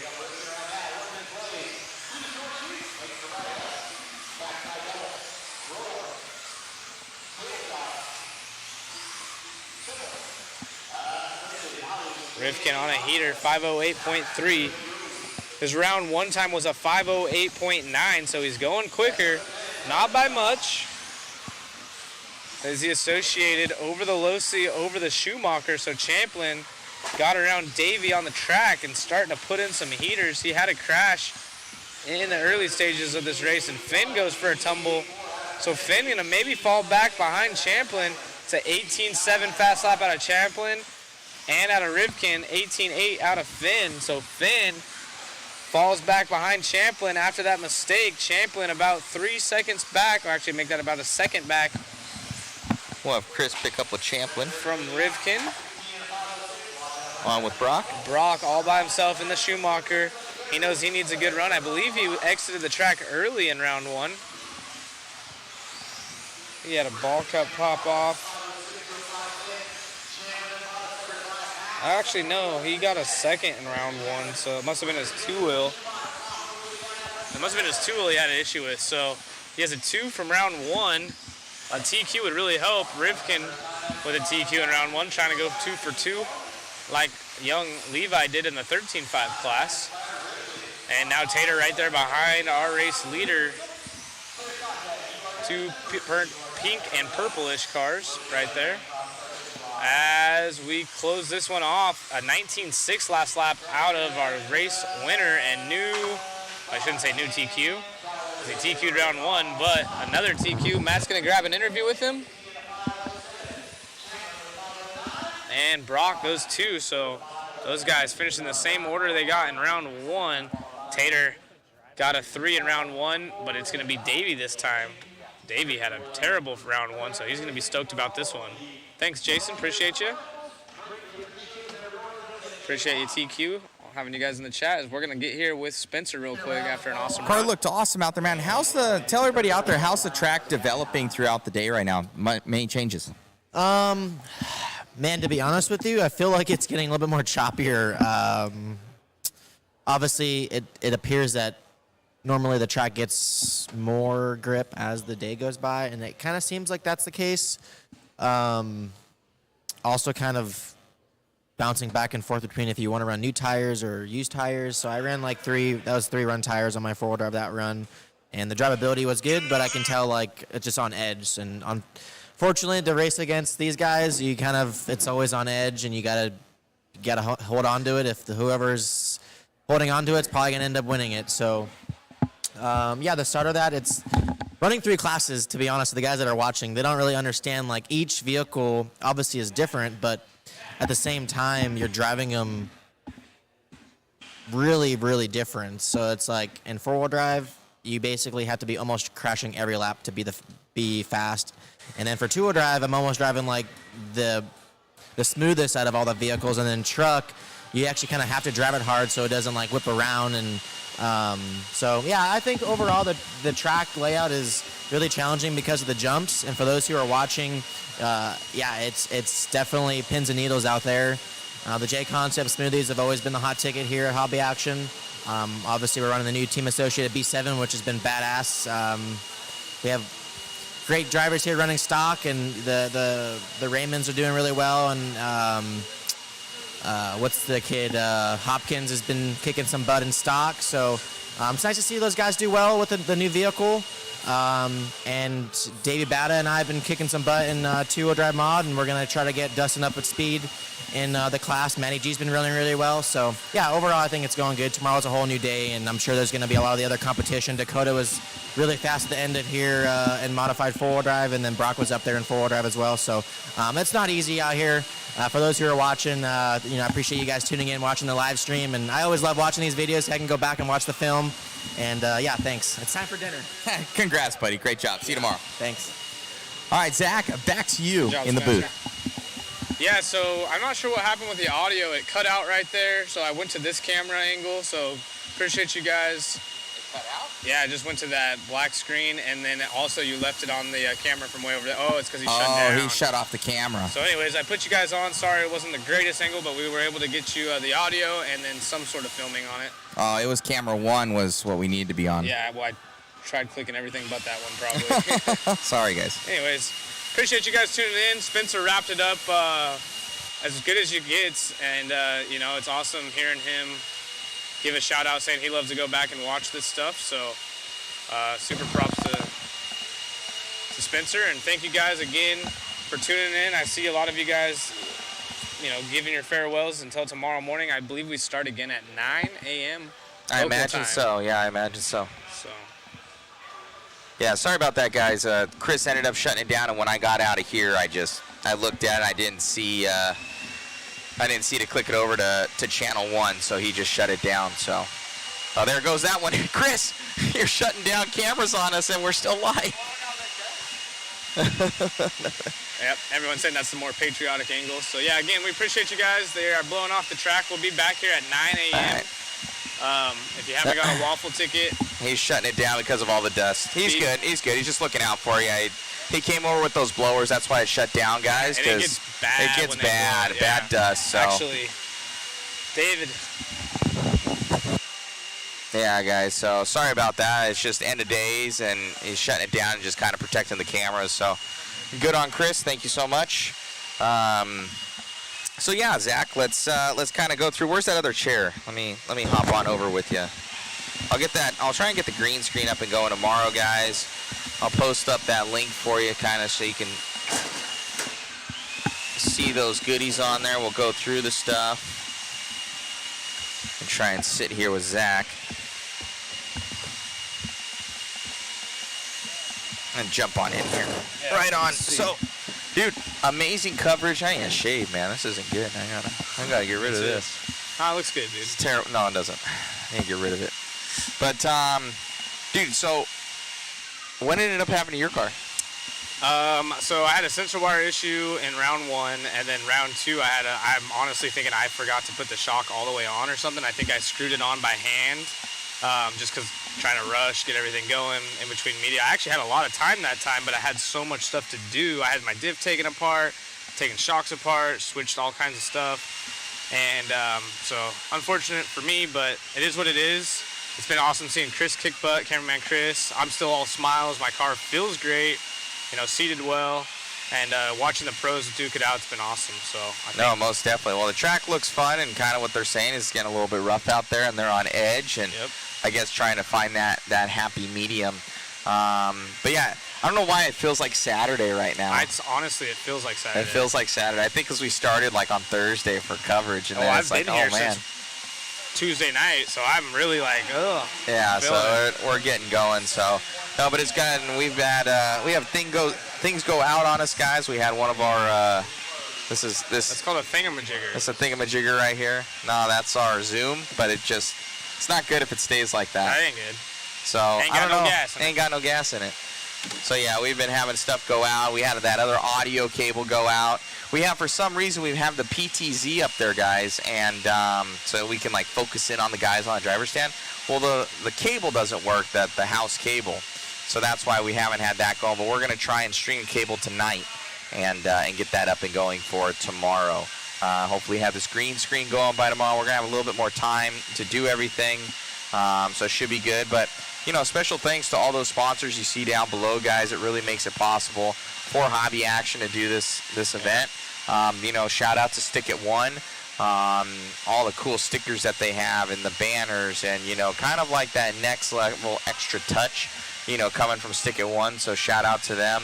And thank you to the entire mod crew out here, guys. I hope you guys are liking the live stream, and, you know, shout out to David and Chris and Shu over here. Check out those photos, like and share them. You know, Zach over here killing it. If you guys do want to have your chance to win some cool prizes, and it supports the live stream and the track, we've got that Mugen buggy here. We've got the new B7D, obviously. These guys are kicking butt with this thing, you know, from Team Associated. And then the 22 DC roller right here. The And for only those one of guys, these kits that's built. For those guys that need parts, you can now have parts. You know, all jokes. I love Horizon, but they haven't been able to get parts. Yeah. I know the feeling with that with manufacturing. It stinks. Yep. Especially a company of their size. It's not good. And then again, we have this. Yeah, the champagne bottle that's signed for two-wheel drive, all the two-wheel drive mod winners. Pretty nifty. And then R1, shout out to them. We got a awesome. That's a new battery. Little LCG battery right there. Some Max Line tools. We got that Max Line bag that's too big for us to get in the booth. It's basically an OGO. It's basically an OGO. Got the tools. It'll be a combo. Some other R1 goodies. Some Shell bearings, Protec servo. So all kinds of fun stuff. Shell good. So thank Hobby you so much. Action Yep. apparel. So it'll be like 15 winners. So if you guys want to support and possibly win oodles of stuff, like you can win more than one thing. Yep. Just need more than one ticket. Put a ticket on with my name on it if you're Yeah. out there. I could definitely use the luck, because my racing luck hasn't been going this weekend. Most definitely. So, but it's a good time out here, guys. Larry from Hobby Action, special thanks to him for, you know, always supporting and bringing us out. And yeah. We try to do more of the, you know, live-esque crew here we might still have, or we might be light on some things, but it kind of even shows you how much it takes to, you know, to put on these kind of things. There's 5 people here that we have right now to make it happen, and that's just, you know, I feel like we're, again, just barely scraping by, like we're sharing jobs and going around and getting photos and, you know, doing everything. And it's working well, though. But it's working good. Yeah, everyone's getting enough time to get away for a minute and then get back after it. Someone else could take a quick break, and getting David up here in the booth is kind of cool. Yep. And I know last race, I haven't done it yet, but last race I jumped on the camera because I enjoy just getting away for a second and doing something different. And then obviously you have a ton of tasks to do and manage everything. So again, we appreciate you. Be sure to support the waffle. Not only does it help us, but there's a great chance for you to win something cool. And you know, we're gonna be here all weekend having fun. Hope you join us in the chat. It's always fun talking to everyone. No, most definitely. We have 2 more days of this. Yeah, 2 more days of some live coverage, and looking forward to it. I think these guys, we're looking forward to having some good races. And, you know, I've been seeing some other guys up top. You know, I've seen Davey having strong, you know, runs here in 2-wheel and 4-wheel drive. Usually it's one or the other for him, and he's kind of settled in on his own. Getting those runs out there. Spencer, obviously, always fast. Always. And doing his thing, you know, guy's a killer, and, you know, multiple world champion in 2-wheel drive. And, yeah, it's just the Raymond twins. They've been really impressing with them being so consistent. Usually they'll have a heater every once in a while, but they've been very, very consistent with it. And now we're going to be getting dusted out over here. I'm sure you can see. Yeah, so... feels like Bakersfield. Have to cover our eyes, guys. They're blowing all over here. Man, oh man. So let me see. What's going on, Jose? Need a third guy in the booth from Jared Casacria. We can't fit anymore. Oh my God. Yeah, oh that's jeez. gnarly. That's gnarly. They put some water on that. That's nuts, that dust. Yeah, that's off the top of the shelf. That's off the top of the shelf. All over my laptop. They need to try gluing this track, in all honesty, if it would hold up. I guarantee it would hold up. I'm going to need to take one of those blowers and then blow off all the equipment. Oh, it's coming right towards us. Oh, it's coming right towards us. We're going to get beamed. Terrible. Yeah. Hopefully it hits the wall and then it just goes up and away from us. I think all the other cameras are shut down. Yeah, pretty much. Kenny Silver's All-Stars. Need a third guy in the booth. Yeah, I'm gonna be taking a blower to all this. This is terrible. Yeah. All of our stuff just got mega coated from the dusts. Well, anyways, guys, thank you so much for everything. Yeah, just tune in tomorrow, 9 o'clock. We'll be going live. We're gonna, I think the only thing we're gonna do is we're gonna test if we can get that PTZ, if it's the cord. If not, it's the camera. And then I can't do anything about that because I don't have another one here. And then see if we can get it running and go get something to eat. Yeah, I'm ready for that. I'm hungry. All right, and blow off all this equipment. And, Yes, sir. It's all over. Yeah. It's all been right. fun. So we got to clean up. We're done for the night. If you guys want a chance to win that super cool Mugen Seiki 2-wheel drive, jump in on that waffle. Cool other stuff on there, and it's going to be a good time. So thank you guys for all the support, and we will see you mañana. We're 9 done. a.m., guys. See you tomorrow.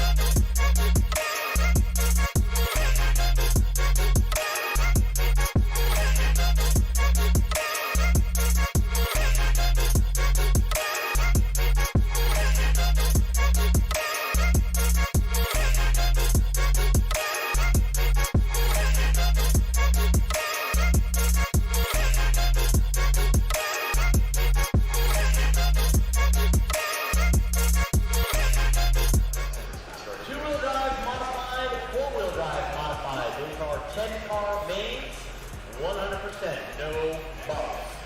So two-wheel drive modified, four-wheel drive modified, 10-car names.